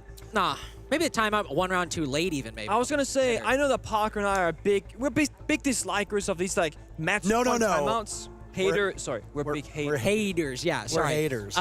Management got a word down. The word is haters now. We're not supposed to use dislike or distaste. I take hating very seriously. Not a fan of. It's hate. It's not a hobby. It's a profession. Okay, we need to be taken seriously. Let me try again. Parker and I are big haters. Now let me ask you a question. What do you think Scars talked about on this timeout? Let me think. It could be their aim, rotation making, strats, callouts, drone work, or teamwork. I'm not sure which one. Very decisive. He was nominated for Color Caster of the Year. I don't know if you know that. Don't stop Multiple doing times, actually. He's my color caster. Okay. But look at this. He knew he was in the corner. This is one of those moments that really sucks, because we actually had a really good attack from Scars in round 7, and then we just had a nothing burger of a round in round 8. It's like complete opposite side of the spectrum. Admittedly, my least favorite burger. The nothing burger? Yeah. What about the burger? Is that what they served at the burger in King in Copenhagen?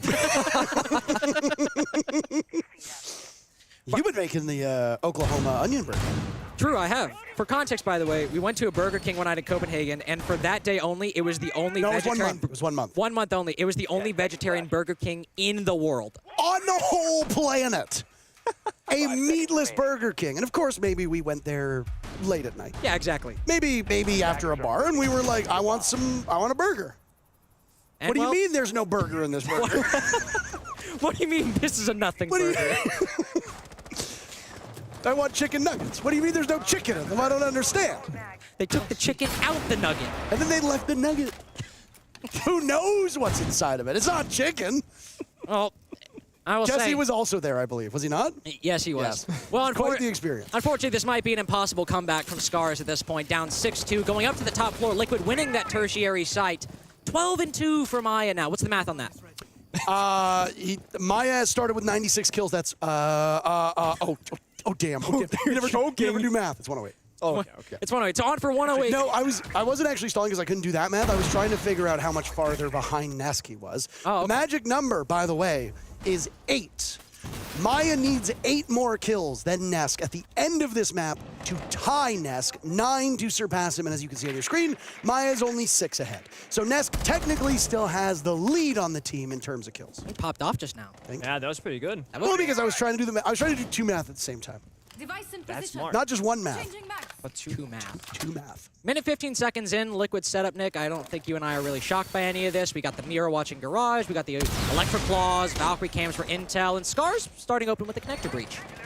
And you think that when it's this kind of matchup where one team is so far ahead, I think Scars going to really basic default attacks isn't a good look.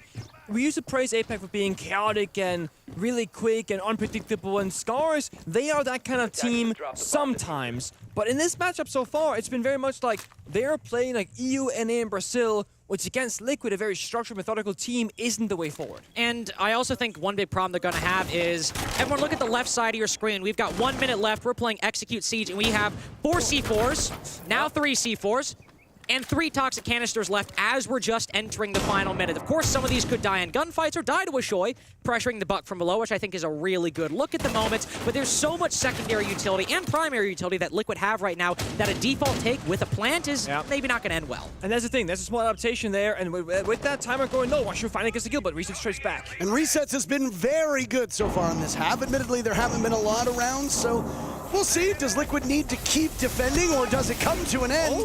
Resets positive on kills, but dies to Wreck. The advantage goes back to Scars. Now it's Lagonis. Prone. Wreck yet another. Everything working out for Scars at the moment. Nina losing a huge chunk of HP to Lagonis. Will have to work with Nesk as they keep the site intact. A bad swing by Lagonis. Nesk softened up. Excellent end of the round as Fishlight collects both of those kills. And it's another round for Scars, immediately converting their timeout in a positive direction.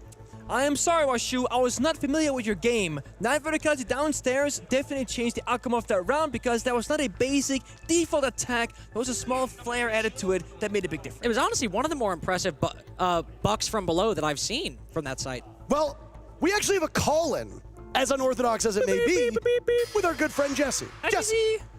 Hello guys, I'm coming because we've just broken 2 ridiculous trends from Scars through both their match that they're playing right now and the last Night Haven Labs they played yesterday against Dark Zero. In that DZ game, not a single player went positive and they didn't win a single attack. Now we've seen, for the first time, Rek is positive and they've won an attack. Is this the start of a comeback? Probably not, but it's at least the first right step. Thank you very much, Jesse. Hell of a stat, and honestly, as my family likes to say, you can't jump back. Wait, Jesse, don't go yet. I want to ask you a question. No!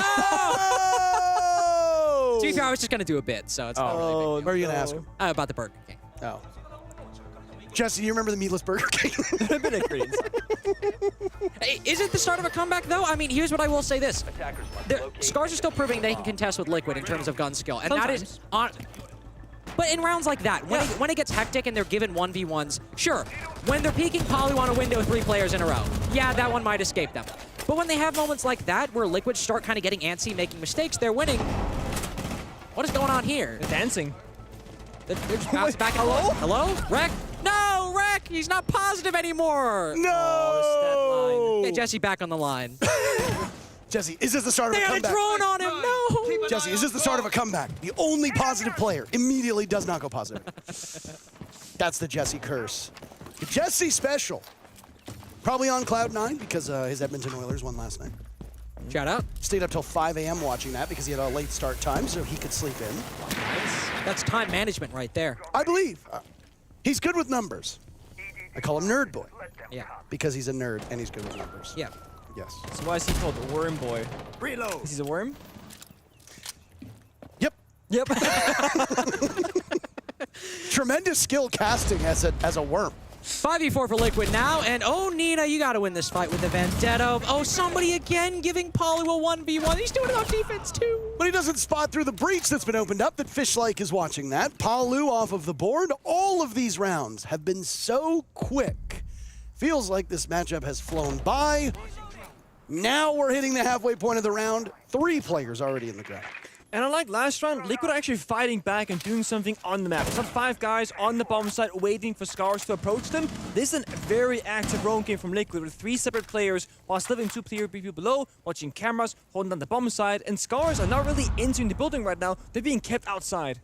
Playing very skittish, very, very skittish. Maybe using this final death mark would be good to try and power one of these players either on the top floor or below on the site. Taiyu will try, but this is Diffuser. He's got to win this one, and, well, Fishlike certainly didn't. Now the swing here from Ness goes in their favor. It's all up to Nina. It does not go in his favor. Ness wins the fight, and Nina now on Garage looking in the wrong direction. It's just another day at the office for Nesk. What a result for the Brazilian Beasts, looking to keep their run here in Manchester alive. And looking very good for Liquid. I was a bit worried for them because, you know, sloppy stage 1, bit of a slow start to this tournament, not looking like excellent, but yeah, okay, it's Scars, fair enough, but I think Liquid played quite well in all the rounds where they won. And even if they had some problems, I mean, Maya 3K, 2 Palu 3Ks, or Palu 2K and a 3K, Maya 3K, resets 4K. It was also a really big individual performance from Liquid, and even if they have strategic problems, when Liquid are getting stuff like that, that makes them scary in and of itself. We did a lot of analysis, but we've got a desk who can dive into it a little bit more, and I'd have no doubt that they're excited to talk about that matchup. Would be even more exciting to talk about that comeback, eh, Jesse? It was not a comeback. Maybe it was the start of a comeback. I say it was not. It was not. Well, you got our hopes up, certainly, but seems like we got disappointment from Laxing. Disappointment is the nice way to put it. I mean, this isn't the resilience that I was hoping that I would see them try to bounce back from. I mean, Jesse said it, this was the first time that they went positive in a round, but that goes into my graph that I was showing and why they're having such disappointing results, whether that's because the teamwork isn't there, the fundamentals aren't there. It just looks like they're kind of lost, and then going back to a map that you just didn't have success on and then almost repeat the exact same thing. It's a question of, are you not able to adapt? It's unfortunate too, because it's easy to look at yesterday's game against Dark Zero and this game against Liquid and say, all right, fine. Nighthaven is a relatively new map. It's a difficult map for a lot of teams. Scars just don't know how to play Nighthaven. But that's not true. They won this map in Atlanta. They won this map in Sao Paulo. And now they bring it to their 3rd tournament in a row, and they're just not able to even look decent on it. A 7-2 loss yesterday, a 7-3 loss today. This needs to be a map that Scars really work on in the back lines. I know it's easy to rail on Scars in this case, but Liquid just kind of played a completely normal, fluid game that we expect from them. And that's the thing, like, Liquid didn't do anything special. If anything, Scars gave them every single initial pick that they possibly could have wanted, even gave them site or power positions. Liquid did not have to do anything crazy to take advantage of this map. Yeah, I mean, Maya and Paulu, you saw him at the top of the stat line there. The round where Paulu is outside the window and 3 people swing into him kind of is like the one that sticks out in my mind as like a real microcosm of the whole match. It's like Liquid played the basics, they hit their shots, they were always ready for the engagements when they came, and they often did come very quickly into that round. And they always shut them down. It was classic Siege from Team Liquid. They played well, but really wanted to see more out of Scars. Yeah. All right, then we'll see. Maybe Consulate will be redemption for Scars. We'll have to dive into it and see. Maybe Liquid can just take it there and move on, because this is survival in this matchup. That'll be after this break.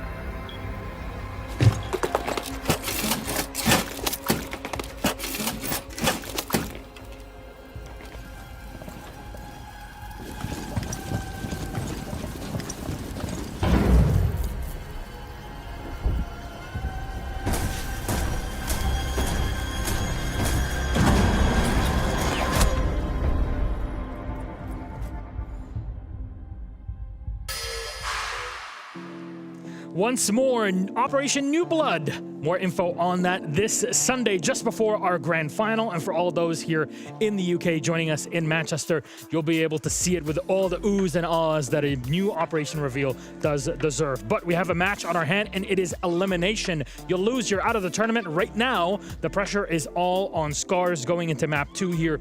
Consulate is the one we're on. So Jesse, please bless us with your numbers. This is a gamble. Scars have picked a map that they perma-banned through all of last season, and this season their one and only play was a 7-3 loss against Exist in the Japanese regular season. So this is a map that they are pulling completely out of the woodworks. This is the biggest gamble they could possibly make. With everything on the line, it is do or die. Scars are gonna go out in a fiery ball of flames, or they're going to show something we've never seen before. And talking about the oohs and the ahs, that was literally my exact sayings as I was watching most recently Nighthaven Labs. I mean, this is not what I wanted to see from them after already losing Nighthaven, going into this map, and realistically, Liquid didn't do anything special to get that 7-3. If anything, Scars gave them that map. Now you're picking this map, as Jesse said, that this is from them.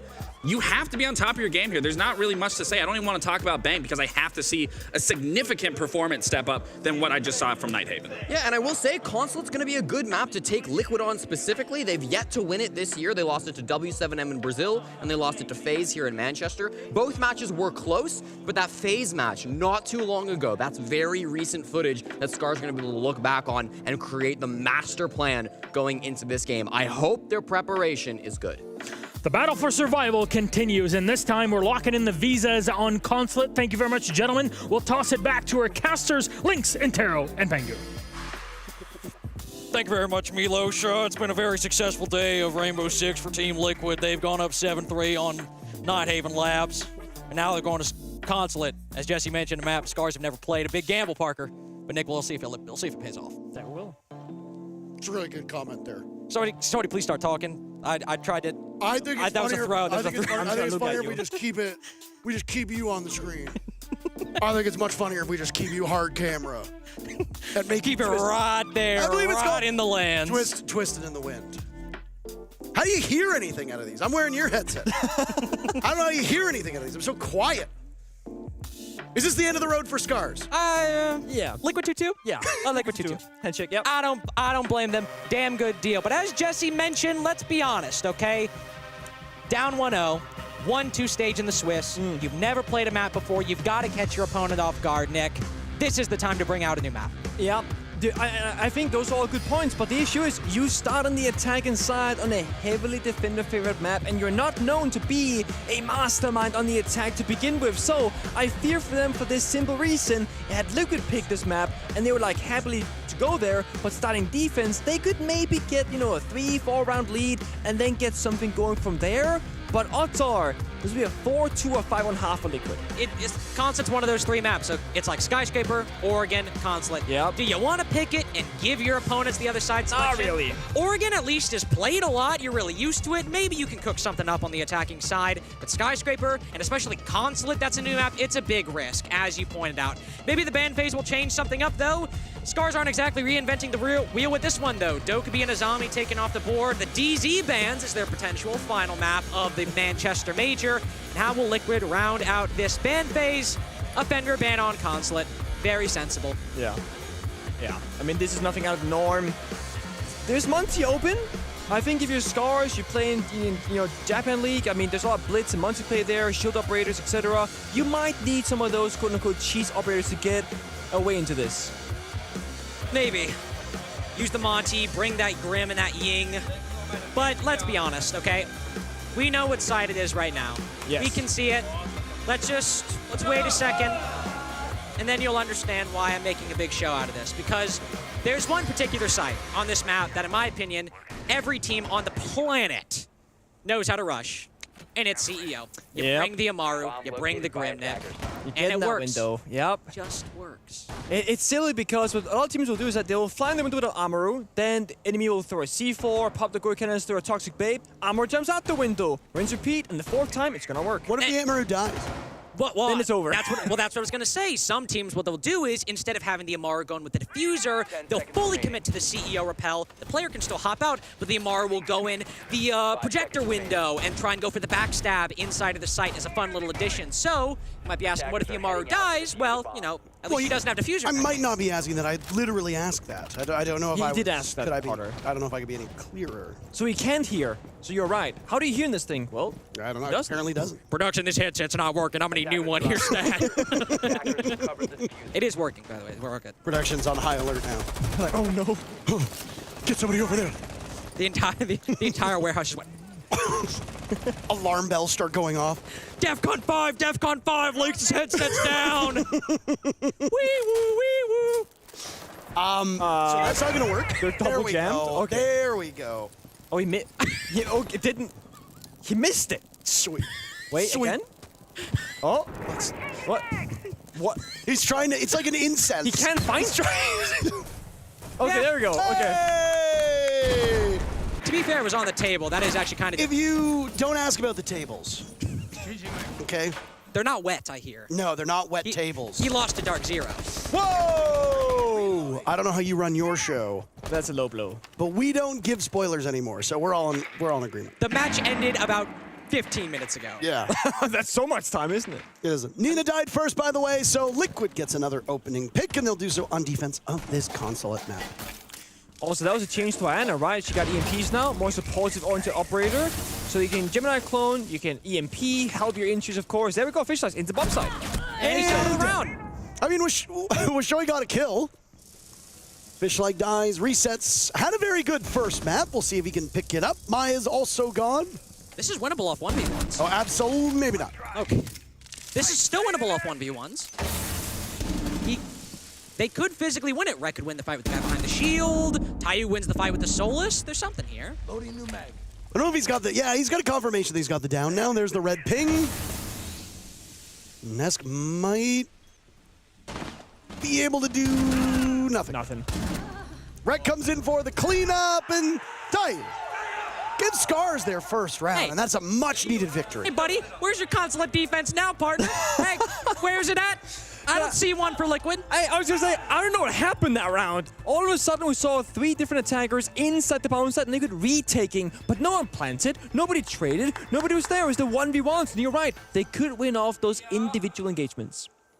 They've got it, okay? Some people got it and some people don't, and when you got it, you can't turn it off.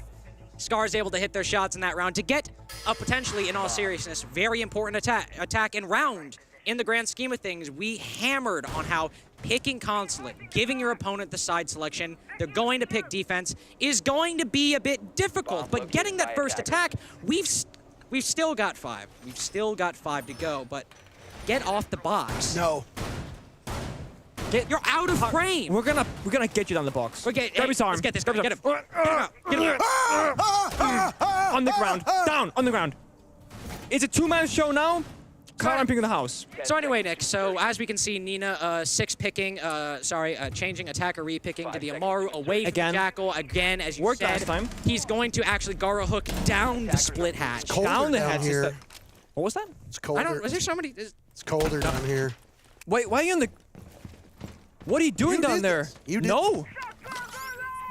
So it's a split defense, and as you can see, we got 3 C4s and a Solus to hold from above. A lot of intel. A lot of intel, a lot of positionings. He's back online, by the way. He's back up. I'm wired in. Please proceed. I will.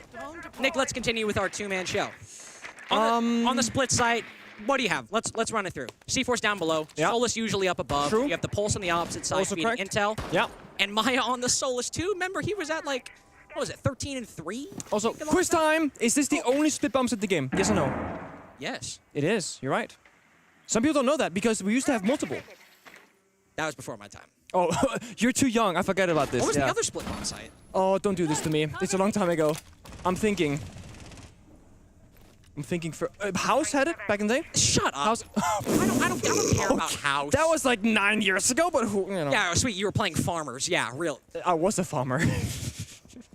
Rek is, by the way... Hereford has split bomb side. Thank you very much, medics. You know Hereford before the rework? No, you don't. Yes, I'm aware. Maya and Esk on for 2. If he's still holding on to this top 4. He's very young, admittedly. There was a major life moment he wasn't alive for. That's a back push of mine. Which I am legally prohibited from talking about. Fish like now with one potentially impactless kill.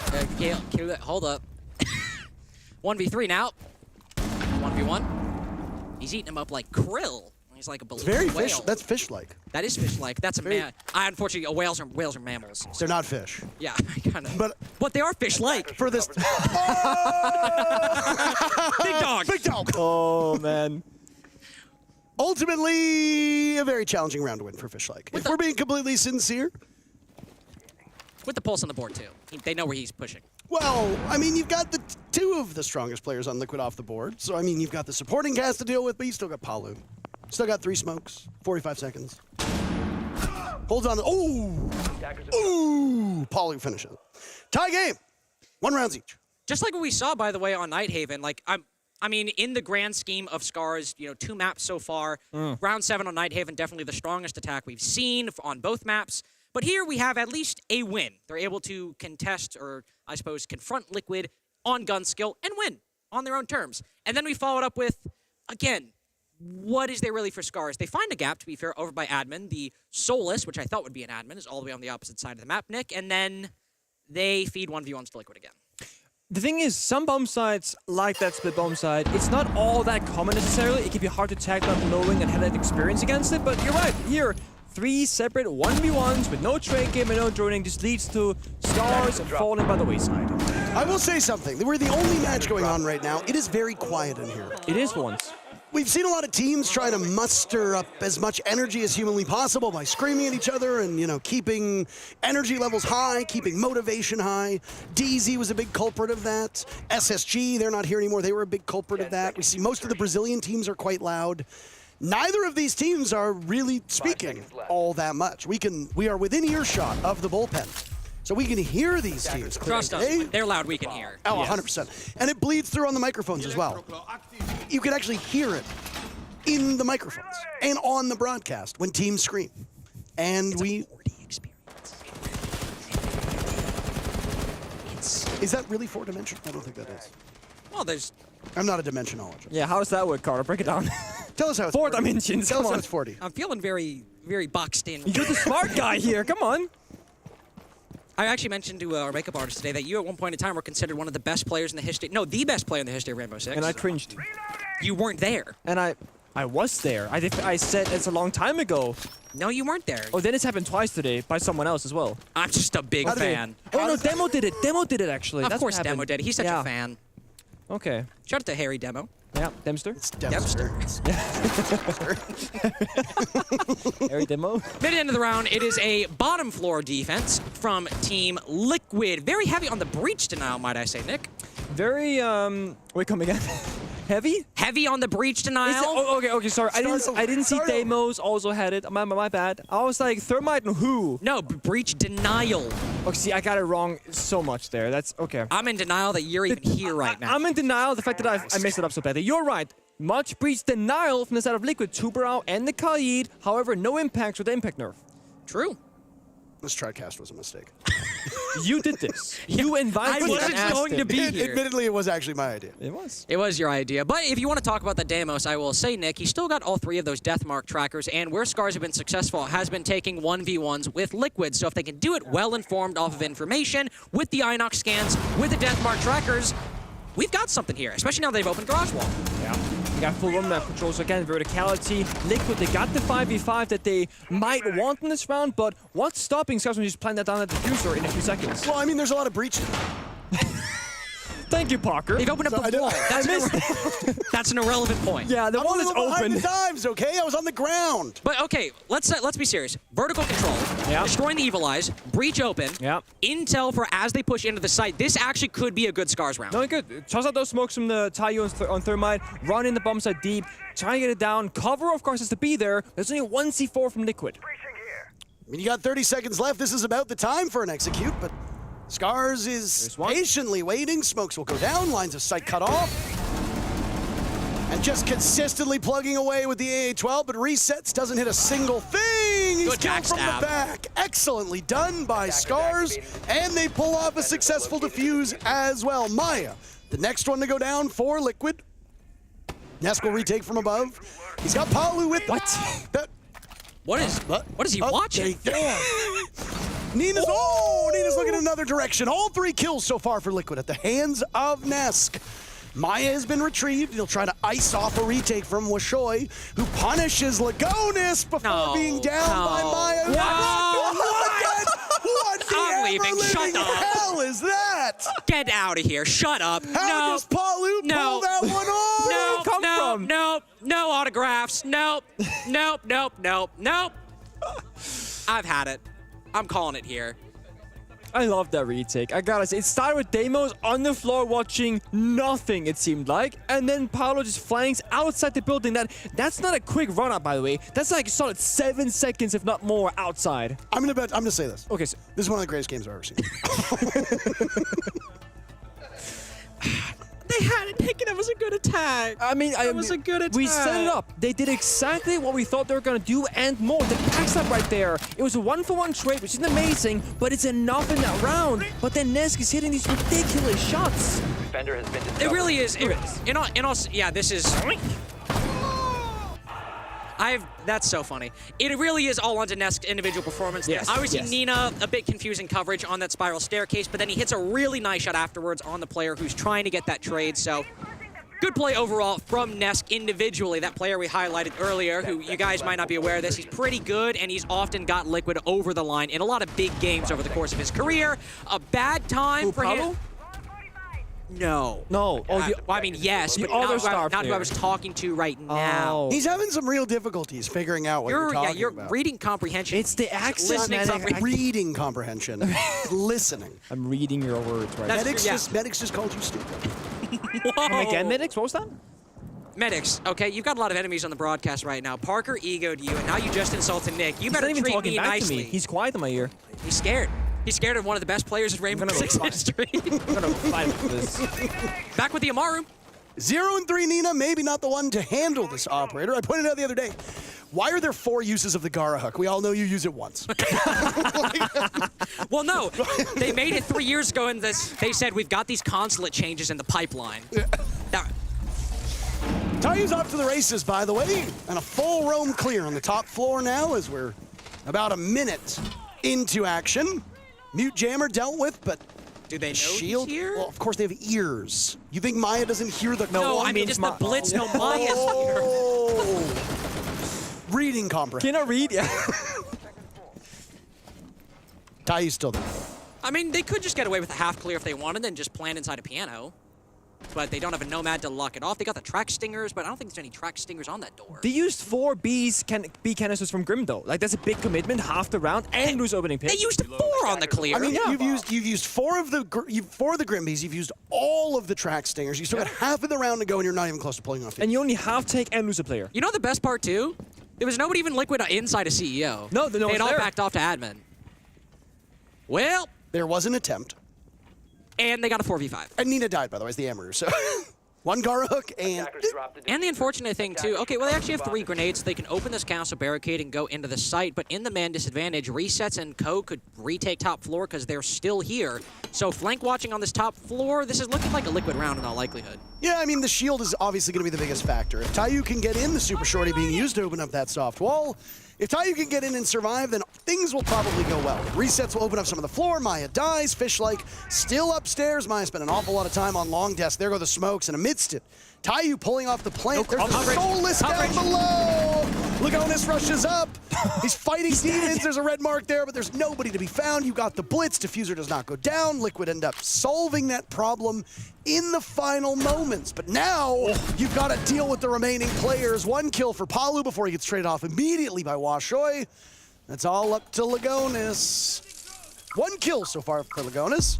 Last E1D and last pod of Bs will go out, and look at this angle, but Lagonis dies from the side. He thinks Washoy's in the other direction, but he gets hit in the one place he wasn't looking. A big round for Scars. Where's your defensive side of Skyscraper? We're playing Consulate, Carter. I'm gonna. I know where you're going with this, okay? I get it. It's been a long couple days. It's been a long couple days. You're off the clock as well. You're not supposed to be working. Well, I am on the clock. I get paid by the day. Yeah, but you're done working for the day by the schedule, you know? Sorry. You did by choice. Sorry, my Prada's at the cleaners. Don't finish the rest of that. But seriously, Scars now, I've said but seriously so many times this series. But seriously. But seriously. But Scars are at 2 attacks now on a side that we thought was going to be very difficult, maybe even a 5-1 half for Liquid, when at the beginning of the series, it seemed, especially as we can see, 4 opening picks in a row for Liquid, that they were hot, that they were going to be able to contest very, very well. And Scars are able to just win a very hectic Flood 1 round, set up for a decent execute that time, even if the coverage was a little lackluster. They get the man advantage, especially Fishlight covering up above, might I add. They've got 2. We potentially have a ball game now. Have you noticed that Liquid have done this thing now a couple times where they cancel Barricade off the bomb site multiple times? And we don't see that all that often, and actually it works out pretty well for Scars because they keep bringing 4 nades every single round, which is pretty much unheard of in the current meta of Siege. Same with playing Gridlock now 2 rounds in a row. What's up with that? Well, they could go for the track stingers on the flank. We also see them used, as you can see right there, they're also used very often to kind of lock down retakes when the defense try and move up. On this particular site right here, you can use the track stingers, place it close on that corner to then stop anybody when they actually swing around to deny the defuse, make it a lot slower and have them take damage when they go for that swing. And compounded with the Grim Bees, the EE1Ds, it makes it hard to move, and you're probably going to be revealed if you move once Scars actually go for that execute. Track stingers out! Does look like a CEO-oriented Yellowstars take here. Well, they've used him off the flank, so what do I know? I mean, maybe next time, you know? I think you know a lot. Hey, thanks, man. I appreciate that. We fist bumped. You did? Didn't pick up on camera. On mic. No, because the last time we were on camera, I got hauled off Shadow Realm. Do you guys see what it's like to be me, by the way? This is what it's like in the green room and on cast. It's just every little mistake it's like... I complimented you. I didn't... You're doing great, Carter. Thank you. I appreciate that. Nina with the backstab, Maru into admin. And Nina's played Amaru 3 times. True. Has 0 kills. Also true. And when you're on an operator like this, it's very little value. Oh. Come on, Nina. Only the Pinta and the Santa Maria to try and get this kill. Excellent. A great quote. Nesu's getting droned out and finished off by Nina, who breaks the ice and gets first kill. All Consulate. Palu with 2, though, and now Lagonis will fight from just outside of admin. Down goes Maya. What's happening? The Blitz is by himself. Is he BMing him? Oh, wow. That's so rude. I thought it was very funny. Fish likes in sight. Oh, smoked. Now it's Reset's turn to take some damage. Off at the top of Yellow Stairs. How nice of Nina open up a small opening that will be used by Resets and Fishlike, who's been having an outstanding game. Fishlike, usually at the bottom of the standings for Scars, carrying this team on his back, not unlike the Diffuser. Plant going down, there's a Toxic Canister, and the 2 remaining players from Liquid will now coalesce around this bomb site. Fishlike pops up. Oh no, finally gets it, but it's a bit of a sloppy play, and Resets will get the final kill. Right as Lagonis hops on the Diffuser, and the counter disable is good. 30 seconds still on the clock, plenty of time for Liquid with the objective running, and Liquid will regain the lead. How about that Consulate defense, Carter? Oh, they guaranteed at least a 3-3-half. Scars could still tie the game, buddy. Don't buddy me, all right, pal? Listen, friendo, we're gonna have a lot of problems, okay? Especially if Scars end up getting it. Do you see how close that was? I see how close that was. That was a 2v2 before Nina opened up a hole for Resets to shoot him through. But you know what? Liquid, they've been saving one player this entire tournament to pop off at the right time. Lagonis. On the attacking side, no more Heartbreach, no Shield Operator, Ash ACOG entry with Nestroni for him. That's what they're going to do to beat Scars. I don't think you're being serious right now. But seriously, no, they're not going to do that. Yeah, they're not going to do that. But it would be cool, actually. Imagine Lagonis has, like, his hero moment where he just has a pop-off game and plays entry every round. Can you imagine Lagonis has a hero game when they're up 3-2 on the second map and they won the previous one? It's not really a hero moment. They don't need saving. As long as you win, you're a hero. That's how it goes. You can be you know, best of 5. You're out 2 maps, and it's like You hear this guy? He's saying everybody can be a winner, okay? You're not just rewarded for participation. We're all in this winners. day and age. We're all watching Siege. You know why your generation's so bad? You all hand each other participation trophies. Everybody needs to win. Back in my day, you only got a medal for winning. That's Parker, not me. That was a great impression. It's like he was in my ear.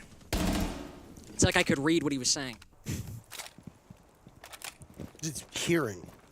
Yeah. Oh, you're doing the bit. Yeah, it was a callback. Oh. Speaking of castling off the bomb site, this was one example on this bomb site, Nick, that we saw where they did castle the bottom yellow door, if I recall correctly, and I can see it right now. You guys can't. It's actually barricaded this time. Well, you guys can see. I'm talking to the breaking the fourth wall. Who are you talking to? I'm talking to the audience. Oh. Yeah, it's barricaded this time. What do you mean, guys? All one gender? You don't think we have a diverse audience? No, I do. It's just a broad term. I can say chat. There you go. Yeah, there you go. He got there in the end. Not my streamer, but hey. I don't really stream. No, that's what I mean. I wish you. That's not true. I think what you do is close to streaming. I've watched your streams. Thank you. I appreciate that. We did a watch party the other day together. Yeah. 50% of my viewers right here. I actually didn't watch it. Because I was streaming myself. Palu getting flashbanged inside a projector at the moment. A roam clear to try to cut down this castle. Nobody really following up off of the utility usage from those flashes. It's a bad spot to be in if you're Tayu. Oh. Fish like walking in. Nina with another kill. What? Rare Nook. Oh my. Okay. Exothermic charge burn to open up the castle barricade. Fish-like with the secondary out for Deimos. You know how much damage it does. Down goes Palu. Resets was the next one to take some damage. That SMG-11 will be the full weapon, and there goes the Deimos. Multiple multi-kills from Resets so far, and could have another now playing around long desk as the Bucket with Shoy is in hot pursuit and wins the fight. It's all Lagonis. Lagonis. Lagonis. Lagonis. Lagonis. Lagonis. All right, well, he's kind of a He's not ways away. peeking. Yeah, he's not. He's not peeking. I'm not doing that for another 50 seconds. Lagonis. Oh, no. Lagonis. Oh, he's off again. Oh, he fell back down. So now Tayu, reset here, right? Reset. No flashbangs, by the way. No adrenaline. Lagonis with a retake. No, they're on a collision course. Lagonis. Lagonis. Come on. Flank. You're drunk. Lagonis. Lagonis. That's my goat, baby. I told you, he's hero Big moment. dog. Told you, man. Hero moment right there. This is one of those things where now we're loud enough that the players can probably hear us. They're like, why are they saying Lagonis' name in a 1v1? Reset's looking up like, what the hell was that? That wasn't us saying his name. I don't understand. Which, by the way, beep, beep, beep, beep, beep, beep. We have a call in. Gabriel, please, what do you have to say? Well, I mean, I wanted to. I mean, you guys are great. I got to say that, but I want to talk about Scars here specifically, and for the chat to be watching for specifically in these next coming rounds. That when they play together, whether that's on defense or attack, that's actually where they find success. But every time you see them do individual plays, that is where they are not finding success. Obviously, in this situation, this was a close one. They did pair up together in the end, but they fell short. Obviously, getting on that camp. But if they can just play together, whether that's on site together, on a roam together, we can possibly see this going to a third map. But that is it for me. I'll let you guys get back to your biased host of, your cast of Lagotness, as we call him. I'll let it get back to you guys. I don't think we're biased in the slightest. No, not at all. No. I think it's very normal for to hype casters to people up. chant somebody's name for a minute straight. I'm just here for the violence. From Lagonis. Well, from anybody. It's Liquid doing more. Liquid surviving the first half, and not just surviving, but some would even say thriving. A 4-2 scoreline. We support the winning team. It's that simple, no? I always cheer for the team that ends up winning. Exactly. Biggest hater and biggest fan. Correct. Yeah.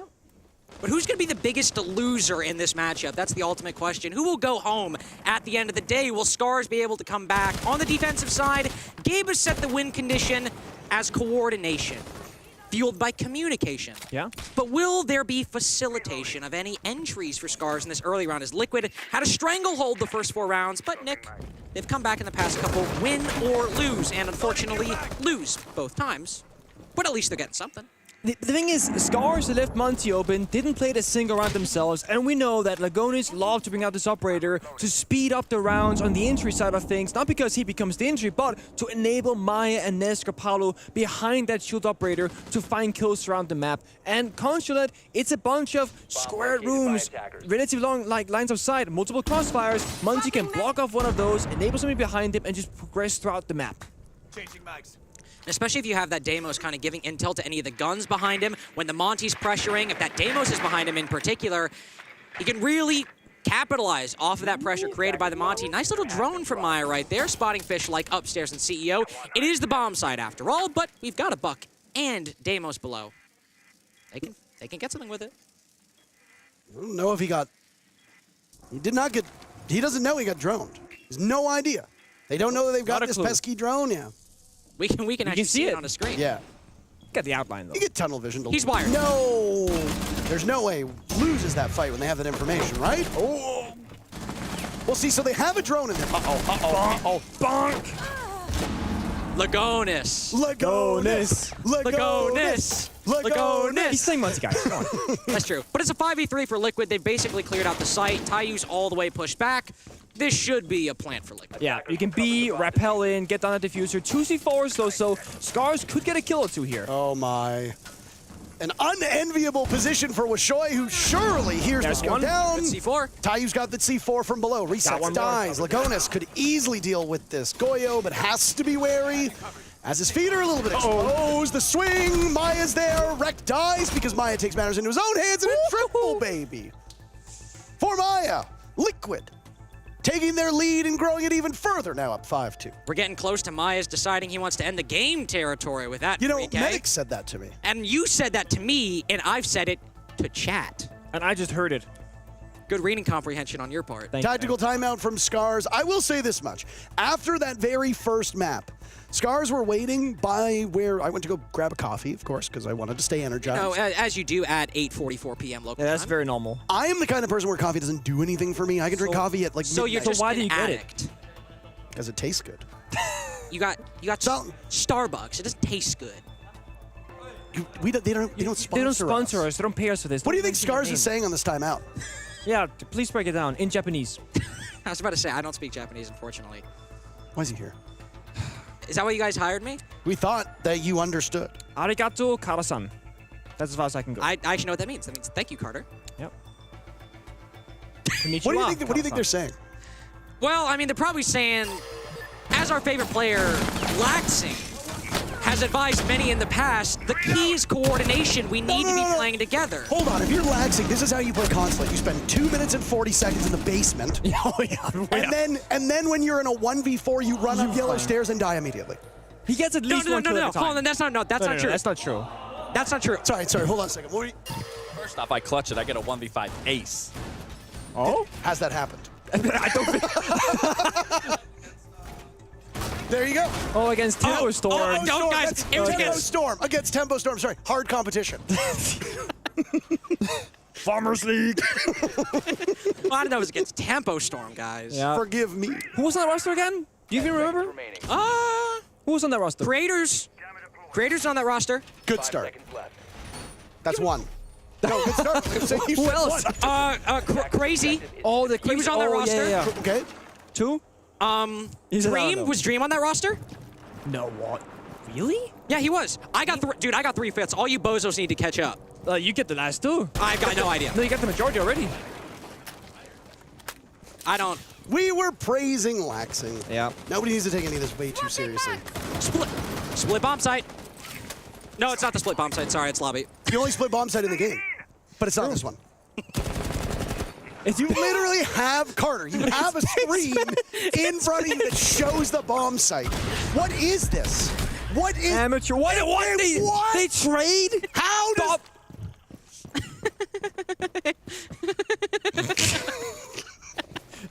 Nervous laughter. How do you do that?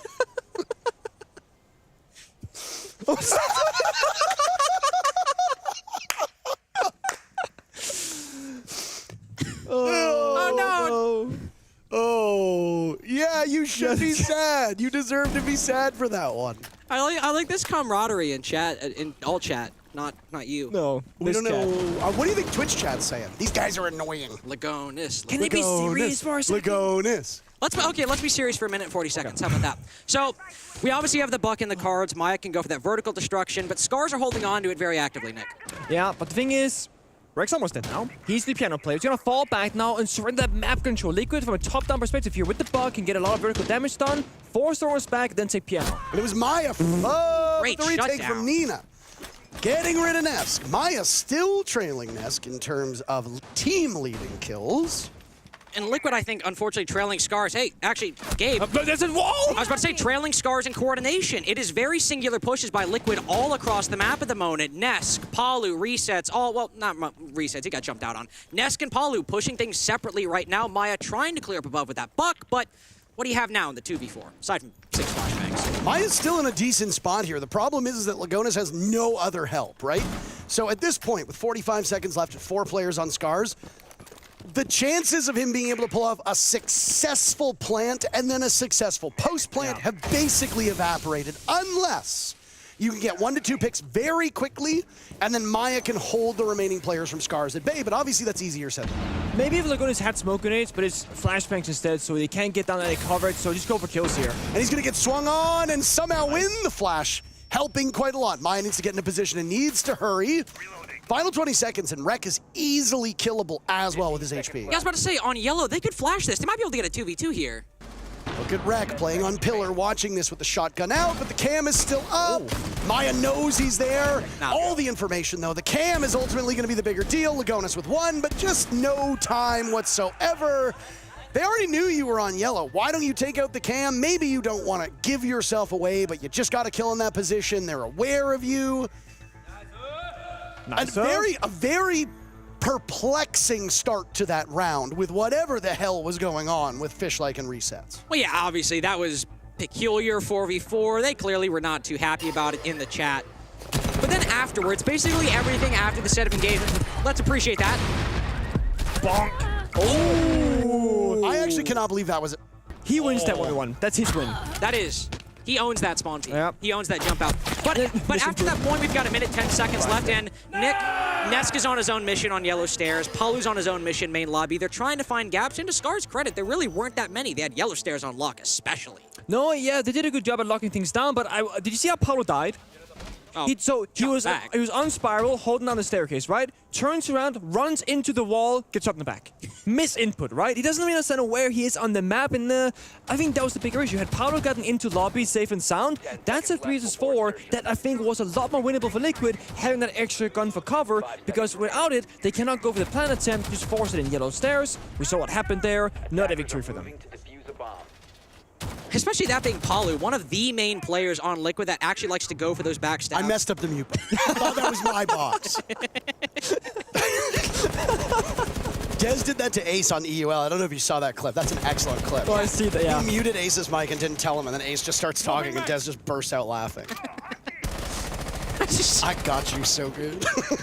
I was confused for a second. I literally was making a serious cogent point, too. I was like, losing Palu, who's one of like your main flankers on Liquid in that position. Give it a rest. I get a job.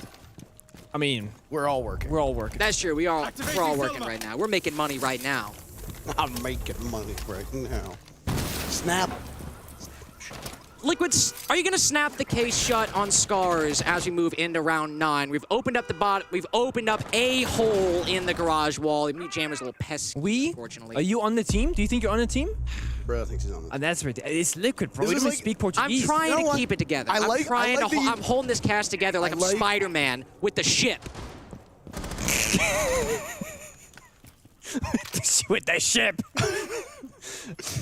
You know what the funny thing is that Nick also... Has this been funny to you? Nick did this. Nick has done this a lot, where he will talk as if he's on the team and I'll roast him, but he's worked really hard to stop doing that, and now you're doing it, and now Nick is getting to do exactly what I did to him. Well, it was good, man. We spent 1.5 minutes tackling this garage problem. We spent 1.5 minutes. All right, fine. Liquid have spent 1.5 minutes tackling this garage problem, which they've got a couple breaches open there, but are they just going to try to flood in off the Ying? What's the bait?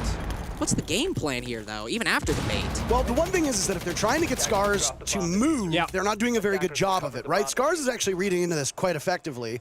because you see all of this presence, all this stuff being thrown on the window. You think it's going to be an execute, but they stand pat for the time being. Poly dies early. Fishlike only loses half his HP. 11 kills for Fishlike, by the way. Liquid have also left down below, by the way, so Nina or anybody with these C4s, the Solus as well, could just rotate down below and deny the plant if Liquid try to go for it. Yeah, I think they died on it. They didn't just like quite leave it, but Fishlike got that opening pick, for example. But yeah, but with the Pulse, the Solus, and the Valkyrie, they would know if Liquid were going for a plant here, so they can just sit back and wait for Liquid to make that mistake, then punish them. And honestly, you're not going to get a lot of information. You've noticed that a couple Scars players are playing in and around Mute Jammers. He's about to get siege timing. No! Oh, 3 people? No! Oh, he manages to at least drag down Lagonis before he himself disappears. You've at least still got Fishlike on the board, so not all hope is lost in terms of kills. Only 20 seconds left, and there's no urgency whatsoever. Wreck! Don't worry. It's all up to resets now with 10 seconds to go. Lagonis is dead. We're not chanting for Lagonis. Resets almost dead. No time. Scars putting together an impressive couple rounds after using their timeout, and they are within striking distance of tying this game. What was Liquid's game plan? Really, I what was going to say the plan? same thing. Like the one true win condition they had was like the Yin can dead ass, get in the bomb site or get some kills with it. They tossed them all out and then they didn't do anything with it. Then they died downstairs in basement and then again, they just go yellow top floor down the staircase. They trade successfully, but then after that, nothing happens. And if they had actually cleared out the site with those Candelas, the 3-man stack down yellow is a really good idea. A shotgun is very commonly played there. If you just funnel them one after a time, you look very silly, but if you've actually cleared out the site, maybe taken down Fishlike earlier on, that's a good way to go 1-for-1. Just brute force that position, get the control, but as you said, the Candelas weren't really made good use of. The site was still very much in the hands of Scars. We've had a string of actually questionable attacks from Liquid where the game plan and the win condition is very unclear. Yeah, I was gonna say, so I just saw in the replay there, I looked at the operator lineup from Liquid, they had no soft destructions, they had CO control, top floor control, fully from the side of Liquid, they couldn't do anything with it, that's why they walked down the yellow staircase, but if they had a bug or a ram or a sledge or just something, they could have denied most of those player positions from Scars that shut down their side push later in the round. Glad we see Maya back on the buck then. It's kind of crazy that the one round where really vertical destruction would have been greatly appreciated. The operator Maya has been playing consistently throughout this series. We've seen him on, Twitch during one big round on Nighthaven, but I've at least felt like he's been playing Buck extremely consistently throughout this half so far. So it's good to see him back on the operator, especially, hey guys, split bomb site. Only one in the game? Only one in the game, and I can see it with my own two eyes. Why'd you stutter as if you had less than 2 eyes? I thought I was going to sneeze, so I had to stop. You know, part of why I invited you on this TriCast is to save my voice, and we've done a lot of screaming and laughing, and it is absolutely Whose fault is that? I'm with Card on this one. Whose fault is that? I wasn't saying I was innocent. It was implied. I wasn't looking to offload blame. You're looking at I was saying that I had good intentions, and they have turned out... He thought he had an angle on it. I'm sure he's like, watch this. I'm going to smoke him off the roof. Toss the C4 up. Oh, I don't have a C4. I'm lucky. It's a Solus. All right. All right. Maya with a hot drone ahead of him. You're the same guy who said the thing about the goo mines, so I'm just making sure you know. I am trying. Why don't they see goo mines on an IQ scan? I tried to set up Fishlike's death right there, and you've interrupted me. Best player, by the way, on Scars, now dead. 12-9, now dead. That's correct. That's true. And now 5v4 for Liquid. We've talked about issues with them identifying win conditions and problem solving. It's a lot easier when you've got the man advantage up. Even if you don't identify one, at least you can trade the man count down. I do think this bomb site is like deceptively hard to attack, though. It seems very simple on paper, but so many things have to go right. Dealing with the verticality, the 3 C4s. Do you try and drop down the hatch and like create chaos in the basement, or do you just like pray that they miss the C4s, for example? Many different ways to approach it. It's probably one of the easiest 4v5s you could win, honestly, because most teams end up just defaulting at the beginning of the round to committing to a plant inside of tellers. And even in the 4v5, you've got the 3 C4s, you've got the Pulse, you've got the Solus, and Washoy very well. I was going to say expertly holding down yellow stairs, but he's pushed up into Nesk, who is waiting for him to peek. You don't need to take this fight, man. You don't need to take it. You've got the win conditions in hand. I mean, look at Nesk's HP, though. Washoy could have easily tried to throw up both those impacts and would have killed Nesk, frankly, but he might not have information as to where Nesk is at. Now, instead, you're going to send 2 bodies after this. Decisive. Small lag. No Solus anymore. That's unfortunate. Wreck prone upstairs inside of Visa. they've got man advantage to count for this. Even if you ride in this position, they got to line up for you. Oh, they're just flooding down below. I actually love this call from Liquid. Yeah, because all you got left to really deal with you is the pulse with the Nitro Cell. If you can clean up the pulse, then you've got 2 players that you don't know where they are. They've got Nitro Cells as well. Tayu eliminating Palu. Advantage still for Liquid. Lagonis is in the middle of the side, and they just don't have coverage. Maya's down below, but it's way too late. There goes the pulse. Tayu is dead. 5 seconds. It's all up to Rek to flank. Oh, he's got this. Diffuser going down. Can Rek stop it? Vaulting over. Yes! What a heartbreaking loss for Liquid. Huge moment from Scars. I thought they were committing to the clear down below. We see, it was 3 players down below, right? Yeah. It was 3 players, then all of a sudden, in a split second, Lagonis is back upstairs. Palu's the only guy down below. Oh my God, Maya's dropping in the middle of the site, trying to go for the kills down below, which I like that backstab from Maya. And while that happened, where was Rek? Proning inside of Visa, letting all that happen to his teammates just to save the round in the end. It works out. It's a gamble that pays off. Very big gamble. I mean, it's the classic case of ratting, right? It's like, if you don't get any impact, you look like a fool. But if you do, you might end up winning the round in this case. And they forced the tactical timeout from Liquid. They've tied the game. It's 5-5 now. We actually do have a ball game on our hands. The 5-5 scoreline is so real, especially because Liquid is on the attacking side. Like, one small thing goes wrong in some of these rounds, that is pretty much round over. Liquid, they tried the Muncie. Without the Muncie, they tried the quick entries, the slow entries. It's not that Liquid been doing the same thing and sometimes it works. It's that they've been trying to adapt and adjust, and it just doesn't always seem to hit the mark correctly. 15 seconds to go. Bonk. Also, slight mistiming. Maya killed the post below about 0.2 seconds after C4 went off. Where was Nesk, by the way, while all that was happening? That's a momentum booster right there. Oh, absolutely. Oh, absolutely. Yeah. And I mean, I was going to say this a couple rounds ago. Obviously, now that I say it, you guys are both going to say that I'm only saying it because of what happened. Let's hear him. 2 rounds ago, I was going to say, you know what would be perfect? If Liquid just, right now, they're demolishing Scars, if they just totally bottle this map. And they're bottling it right now. I mean, we know Liquid is an emotional team. They always have been, and it's a good and a bad thing, because when you're winning, you're celebrating, you're enjoying the moment, living in that moment. When you're losing, though, they can lose that mental very quickly and get in their own heads, and then those individual performances that have been so good so far, they start falling off, and that's going to be the gap between Liquid winning and losing to Scars. Could very well be. Could very well be if those individual performances drop off a cliff. What are we going to do? Because at least Scars were able to win 1 round based off a flood into sight and winning individual 1v1s. If Liquid can't find anything consistent out of that, especially since they win early on in this half, might have bank on the cards in all likelihood. It's not present on your screen, but this is an elimination match. If Liquid lose here, it's over. They had such a dreadful start to stage 1. They managed quite an impressive comeback towards the end of the stage, and then they won the LCQs to qualify for Manchester. They made their way through play-ins, what wasn't a surety by any stretch of the imagination. And yeah, they didn't have the exact best results on the first day, but this has been an unpredictable event. Incredibly unpredictable. The fact that Liquid is still in it is excellent, and they very easily could have won that previous round.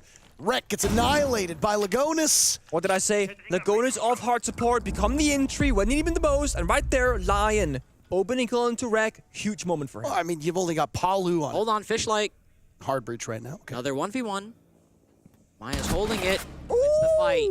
It's so difficult to beat these Liquid players in direct gunfights. And while we praise Scars for having good aim and good guns, time and time again, if you let Maya, if you let Lagonis, if you let Palu fight, it's over for you. Now it's Tayu as they double up. Maya will let resets bleed out. It's Wishoy with the cross. We still got half of the round to go.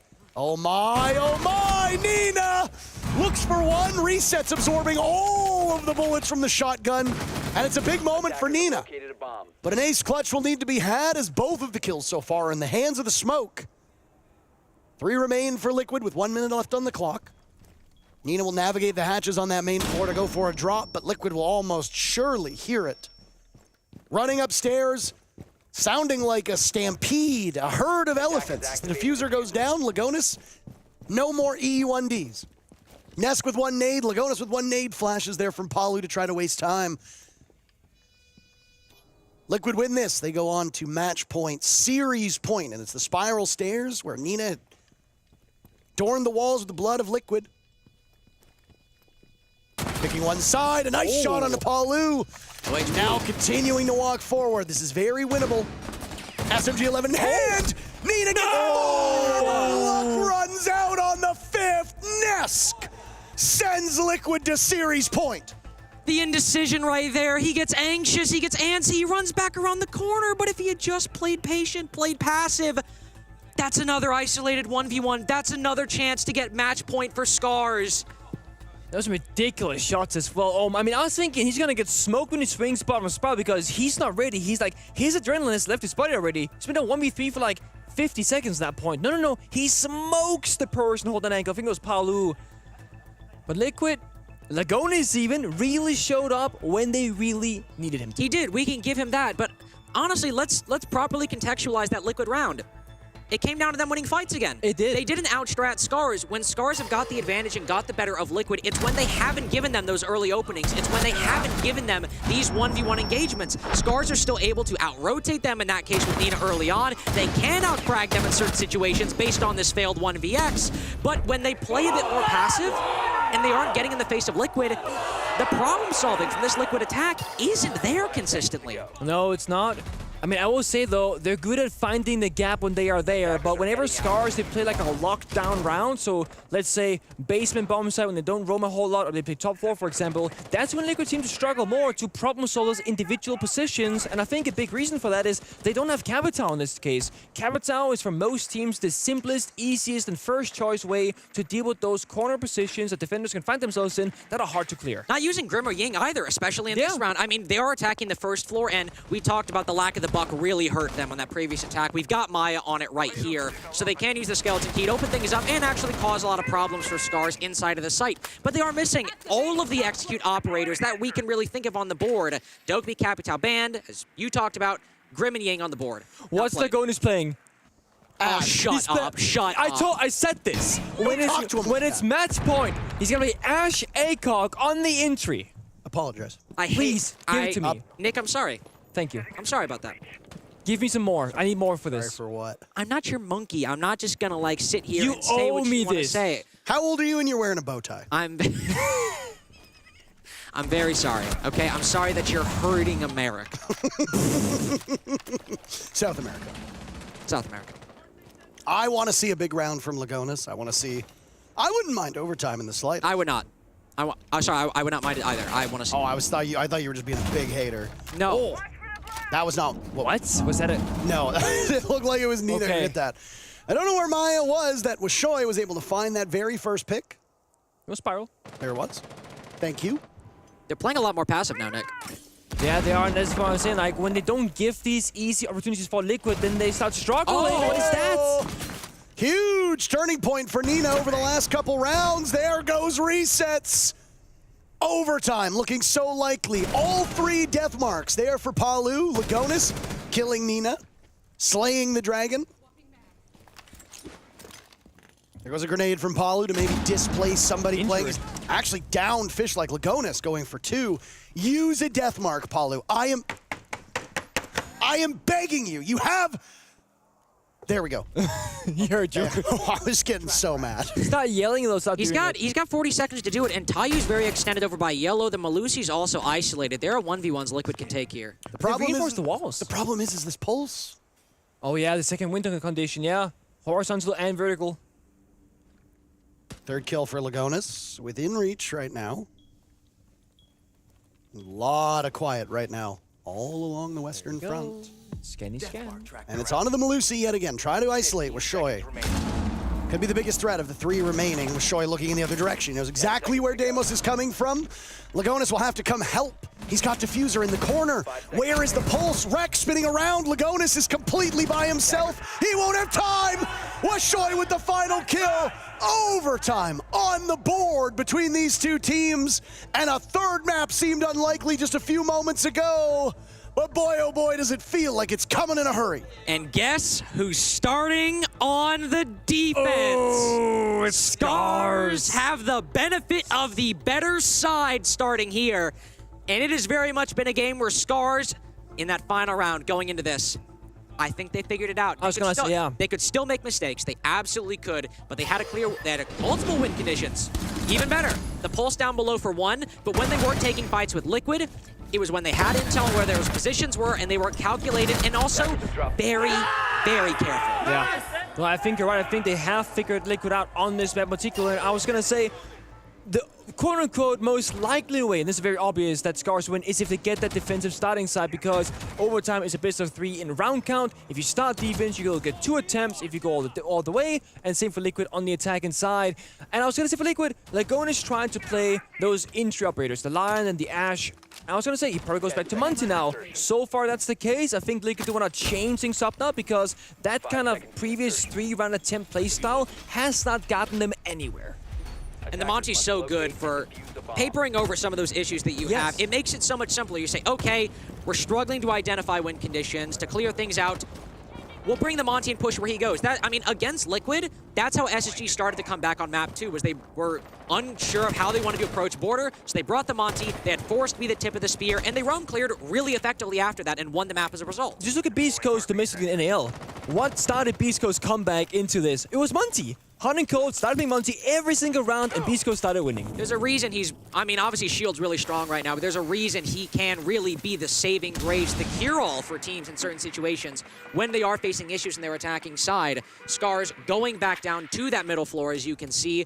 I like this from Liquid, opening up the breach early on, trying to deny that pulse that we saw rotate down below last time, make sure he can't C4 this time. Same could be said for the Solus, but I imagine they'll have one below, one above, as we've seen previously. Yeah, now what I want to see this time from Liquid is that the person who's going to play outside the Garrett's breach, like the reset, don't fight the post downstairs until you're by the bomb site, because last time Liquid lost that gunfight, played the 4 versus 5, and didn't have basement control. So this time, wait for the right moment, then strike. But this right here is why Monty is so good. Normally, that's Nesk walking down the staircase in a 50-50 gunfight. Now, it's an unkillable Lagonis Monty who will just peel off those players on the other staircase. The previous solution was just brute forcing 3 players and overwhelming him. Now they've got Lagonis pushing him back and back and back. Yellow Stairs control in the hands of the attack. And Reset's playing more passive now. He's waiting to find the heartbeat scanner in hand, and he's fed intel that Tayu's rotating over to Spiral. They know the front side of this site is likely more clear now. Just shoot the default cam this time. That's all I really ask. All I really ask. How much information was gained by Scars on that previous take by Liquid because of the default cam remaining up, staring at the breach? Shield is heard, and now it's Rek, who will continue to walk away. Grenade goes out, doesn't hit Lagonis. Goodbye to Fishlight, the best player so far in terms of kills. Maya taking some damage, but he's there to finish things off, escorting Lagonis on this main floor. Diffuser going down. Flank being guarded by Maya. He sees one. That means there's only 2 more you need to worry about. Nina's gone. Washoy and Taeyu are the last 2 left. Washoyu doing some damage from above. Liquid looking for a flawless end to this round, and they'll get it. Maya with the final kill. 2 more rounds. Liquid only needs to win 1 of them and send Scars home.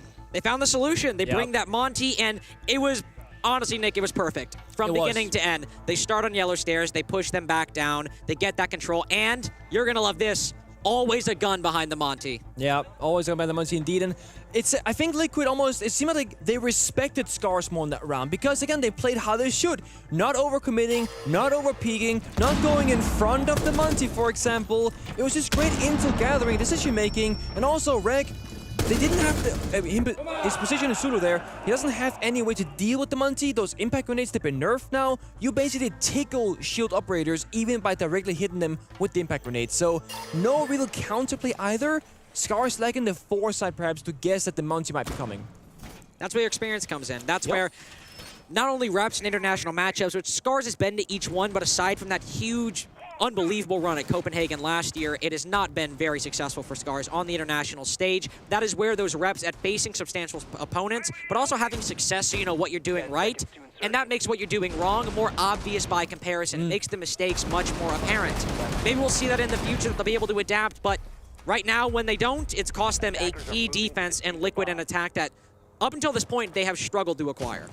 To be fair, I know we always talk about like experience mattering so much, but when you play a very long match so far like this, like a 7-6er, it can be hard to keep track of what has actually happened, because if you're a pro player, you've scrimmed Consulate hundreds of times the last couple of months, and you need to figure out, okay, what's happened in this singular instance against Liquid, what arbors did they play, what bombs had order, what's their tendencies, what do they consistently do or they don't do that you can do, like, utilize against them.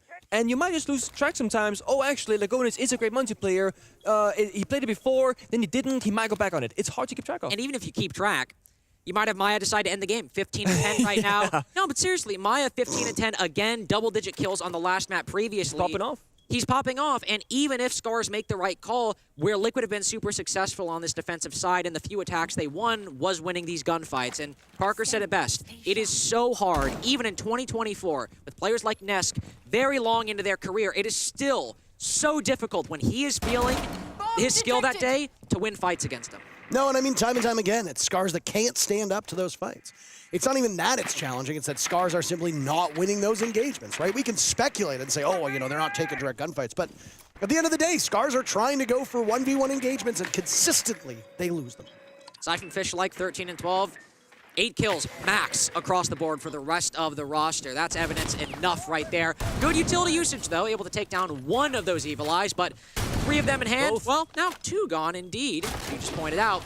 My question is, though, would it be a higher route to get the Kite Claw instead? But no, okay, they're right there in piano. That sees the Kite Claw, so that can open up now. And keep in mind, even though this was a very, very insane retake from Liquid. Oh! They must have got the Electric Claw then, Yes. because a second was tossed out. Ah, okay. Yeah. But remember, even though there was a crazy retake from Liquid, this was a good attack from Scars when they went last time. They opened up the breach, they got the vertical control, that then moved into Garage for a plant, and all of the defenders are over on the other side right now. They're positioned for a retake later on, but it's going to be late. Oh, and Fish Like's ready for it. Providing he wins the duel, right? Yeah. Provided that. Ness gets spotted from longer range. He's not going to expect this. There's no way. No, Tayu's taking some damage as well, and they'll double up! Fishlight gets Lagonis to start. Nesk doesn't want any of that whatsoever. Resets. That's the knocking down Tayu, but Fishlight is still in this position. Nesk re-engages, and it's another kill for Scars. Looking to stay alive, but Resets is unshakable on this pillar. Maya wades through the smoke. Palu in on the fun as well. Rek and Lashoy need to win it, but Resets looks absolutely indomitable. All up to the ram. Palu firing away. He knows exactly where they're coming from, and with the sidearm out, we'll have to engage and win it at the last second.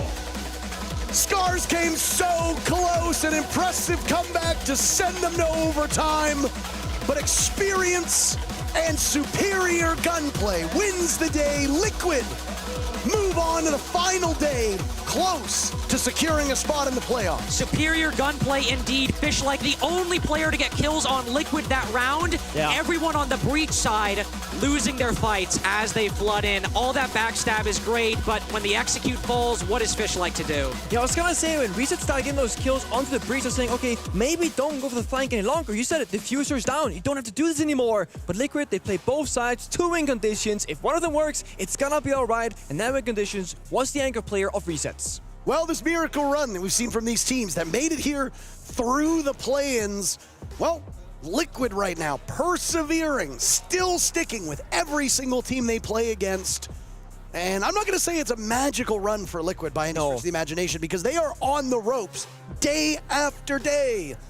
But they will hang their hats on tomorrow. Will they be one of the teams that make it to the playoffs? We'll have to find out in one of those marquee matches that will go in about 20 hours or so. Lagoatness, the name we chanted endlessly, is ready for an interview, and we don't want to slow him down. Thank you very much, friends. And yes, it was a bit hectic on the casting desk through this, but also in the game. On map 2, go to Consulate, you go to overtime. What was going on there, Lagonis? On overtime was difficult on attacks. Every time on attacks, but in Consulate it's more difficult. But like we managed to win, I'm very happy. Like we need to improve in this map, but at least in the last time we lost against FaZe, but now we won on Consulate. But we need to improve a little bit, but it's okay. Win, it's a win. and you survive another elimination game. Of course, you had to go through it for G2 earlier on in phase 1 and now in phase 2, but you're still alive and you still have another fight to go through tomorrow. It's not a lot of time to reset between the games like this. Yeah, we are in a long run because we came by the LCK. Like, everyone is a little bit tired, like myself a lot. But yeah, it's part of the tournament, part of the journey. So we are happy to be alive. One more day in Manchester. So yeah, I'm looking happy to play tomorrow again. Seems like it. And here, a lot of Brazilian teams have been making it through. Maybe you can also be an extra addition to them. But is there any opponent that you're kind of really expecting to come up against tomorrow? Because we're not locked in the bracket just yet. We'll leave that to the admins later. I don't know. Maybe Bleed, maybe. We can play against them. Yeah, if Bleed, it's a good match. Yeah. Fair enough. Anything you'd like to say to the fans out there? Maybe they can hype you up before your match tomorrow. So to the fans, thanks a lot for always supporting us. We are doing our best. We know, like, we lose the 2 first games on the playoffs right now, but we are still alive, so we have a little bit of chance. So we're gonna keep working and trying to bring happiness to you guys. Muito obrigado, Legonis. Congratulations again on the win. For those watching, let's toss it to our wonderful Mr. Jesse Chick on Telestration. A great chat with Legonis, Milos, and I wanted to show you one of my favorite rounds from that game because it was a really back and forth series. This is round number 3 from Team Liquid versus Scars, and I really want to show you kind of how this breaks down and how it can really go back and forth. So this is round 3, basement defense, and Scars are going to be going for a smoke plant inside the breach. We see the smokes going through now, we see the plant going down, but of course there's the Evil Eye, and this is the biggest problem. Of course, this Evil Eye can go through the smoke and it can deny that plant. What are they supposed to do on the side of Scars? Well, they've got an answer for that, and if we play it live, we can see it. They won't stop the Evil Eye, but they'll manage to take down the Maestro. There he is, way down at the hallway, and of course, the drop came down. Jackal falls through the hatch and then gets the long angle kill milliseconds before a player on the spiral stairs is able to trade the kill back and take him down. That one action manages to stop the Evil Eye from denying the plants and keep the round alive. We see the plant go down. We see it successfully happening there. So what are Team Liquid to do? Never fear, because Paul Lu is here and he's got a plan to save the day. And it might look crazy on paper, but in practice, it's very, very well done. He's going to jump out the window, run outside, and take down Taiyu on the Thermite right after he got the plant down, winning the round for his team. It was a masterful performance. They do eventually kill the rest of the players and get the disable as well. So one of the funnest rounds that we saw today, but obviously the show must go on. So congratulations for Team Liquid to win that one. We got more action going on in the studio. So let's toss it back over there to finish out the day.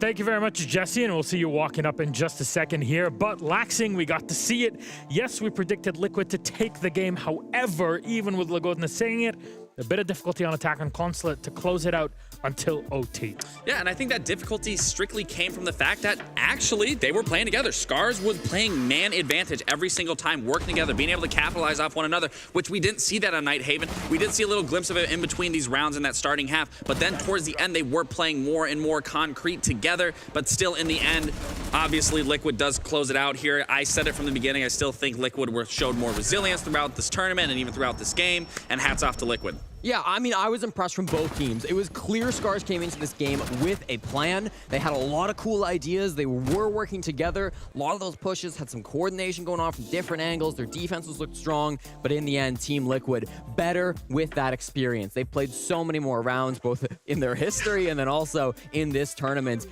You can see that shining through today. That's what a great team needs. That's how you win tournaments. They survive one more day, and of course, like we said, these two squads have tasted the main stage last year in Copenhagen, the first ever major that we've had under the Blastor 6 ecosystem. But Liquid have been too many of those main stages under different rosters, and this one is clamoring for one. Because to be very honest, they failed. They disappointed at SI. Home crowd, that stress to get to it was too much. And tomorrow they have one more opportunity. The question is, will they capture it? I'll just let it slip.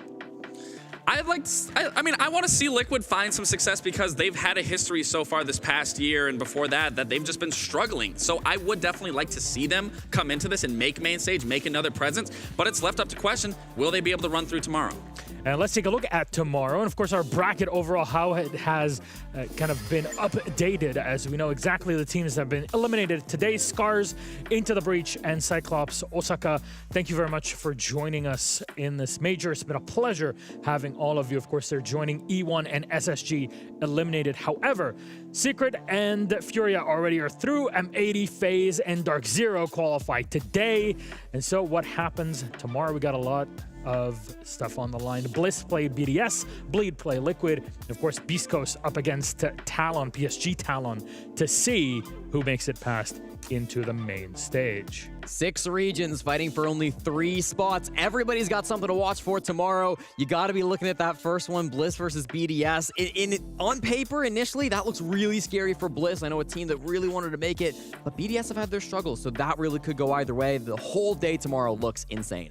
And actually, here's a breakdown of tomorrow in our schedule. We'll see all 3 matches, of course, best of 3 elimination games. Tomorrow, it's this simple. As you were saying, Jesse, if you win, you're on main stage. If you lose, you're packing up and going home. And there's a lot of teams so far we've eliminated, to the point where we're all looking at this like, oh, I really wish that we could have everybody on here. But to you, Laxing, is there a game that you feel like it's a must-watch for one or many reasons? I do like the first matchup. I mean, I like all these matchups, realistically. 6 regions all playing for 3 spots. I mean, it's every region, like I said, just battling for it. But I think the one that sticks out to me the most that I want to see is that last match of Beast Coast versus Talon. For me, it's just Beast Coast has a lot to prove. They've obviously made it this far. I would like to see them make a main stage so I can, feed that point that they aren't just a regional team. But it's left unsaid. And we heard it in the interview. Lagonis, he wanted to fight Bleed, and he gets his wish. It'll be Bleed versus Team Liquid tomorrow for Game 2. We'll see if it'll be his last wish or it'll be something more to it. Hey, we've seen Bleed perform excellently, so that game should be a banger and a half. But hey, that means we have 3 of those bangers lined up for you tomorrow. It's all survival, and teams have to give it their all. There's SI points on the line. Of course, that'll be the conversation more into stage 2 of the year and into the next major, Montreal. How things set up for the North American SI that is planned for next year, but also a boatload of money that is also on it. You pay your taxes and you got some of it left at the end of the day, and it's all good. Anyways, let's say goodbye for today. Jesse, Laxing, thank you so much for joining me on the analyst desk. And of course, for Jeannie, who leaves today, going back home. Thank you so much, Kathum, for being part of our production and talent team. It's always a pleasure to see a fellow Arab on the desk. There's not many of us, to be fair, in esports, so it's feels good. Feels good in many ways. This is part of moment of representation that I didn't think I would even have. Anyways, thanks so much, all of us friends. Thank you all for watching at home. We cannot wait to see you on Friday. Tomorrow, more teams get eliminated, and it's all on the line. From all of us, we love you so much. Have a good night. Bye-bye.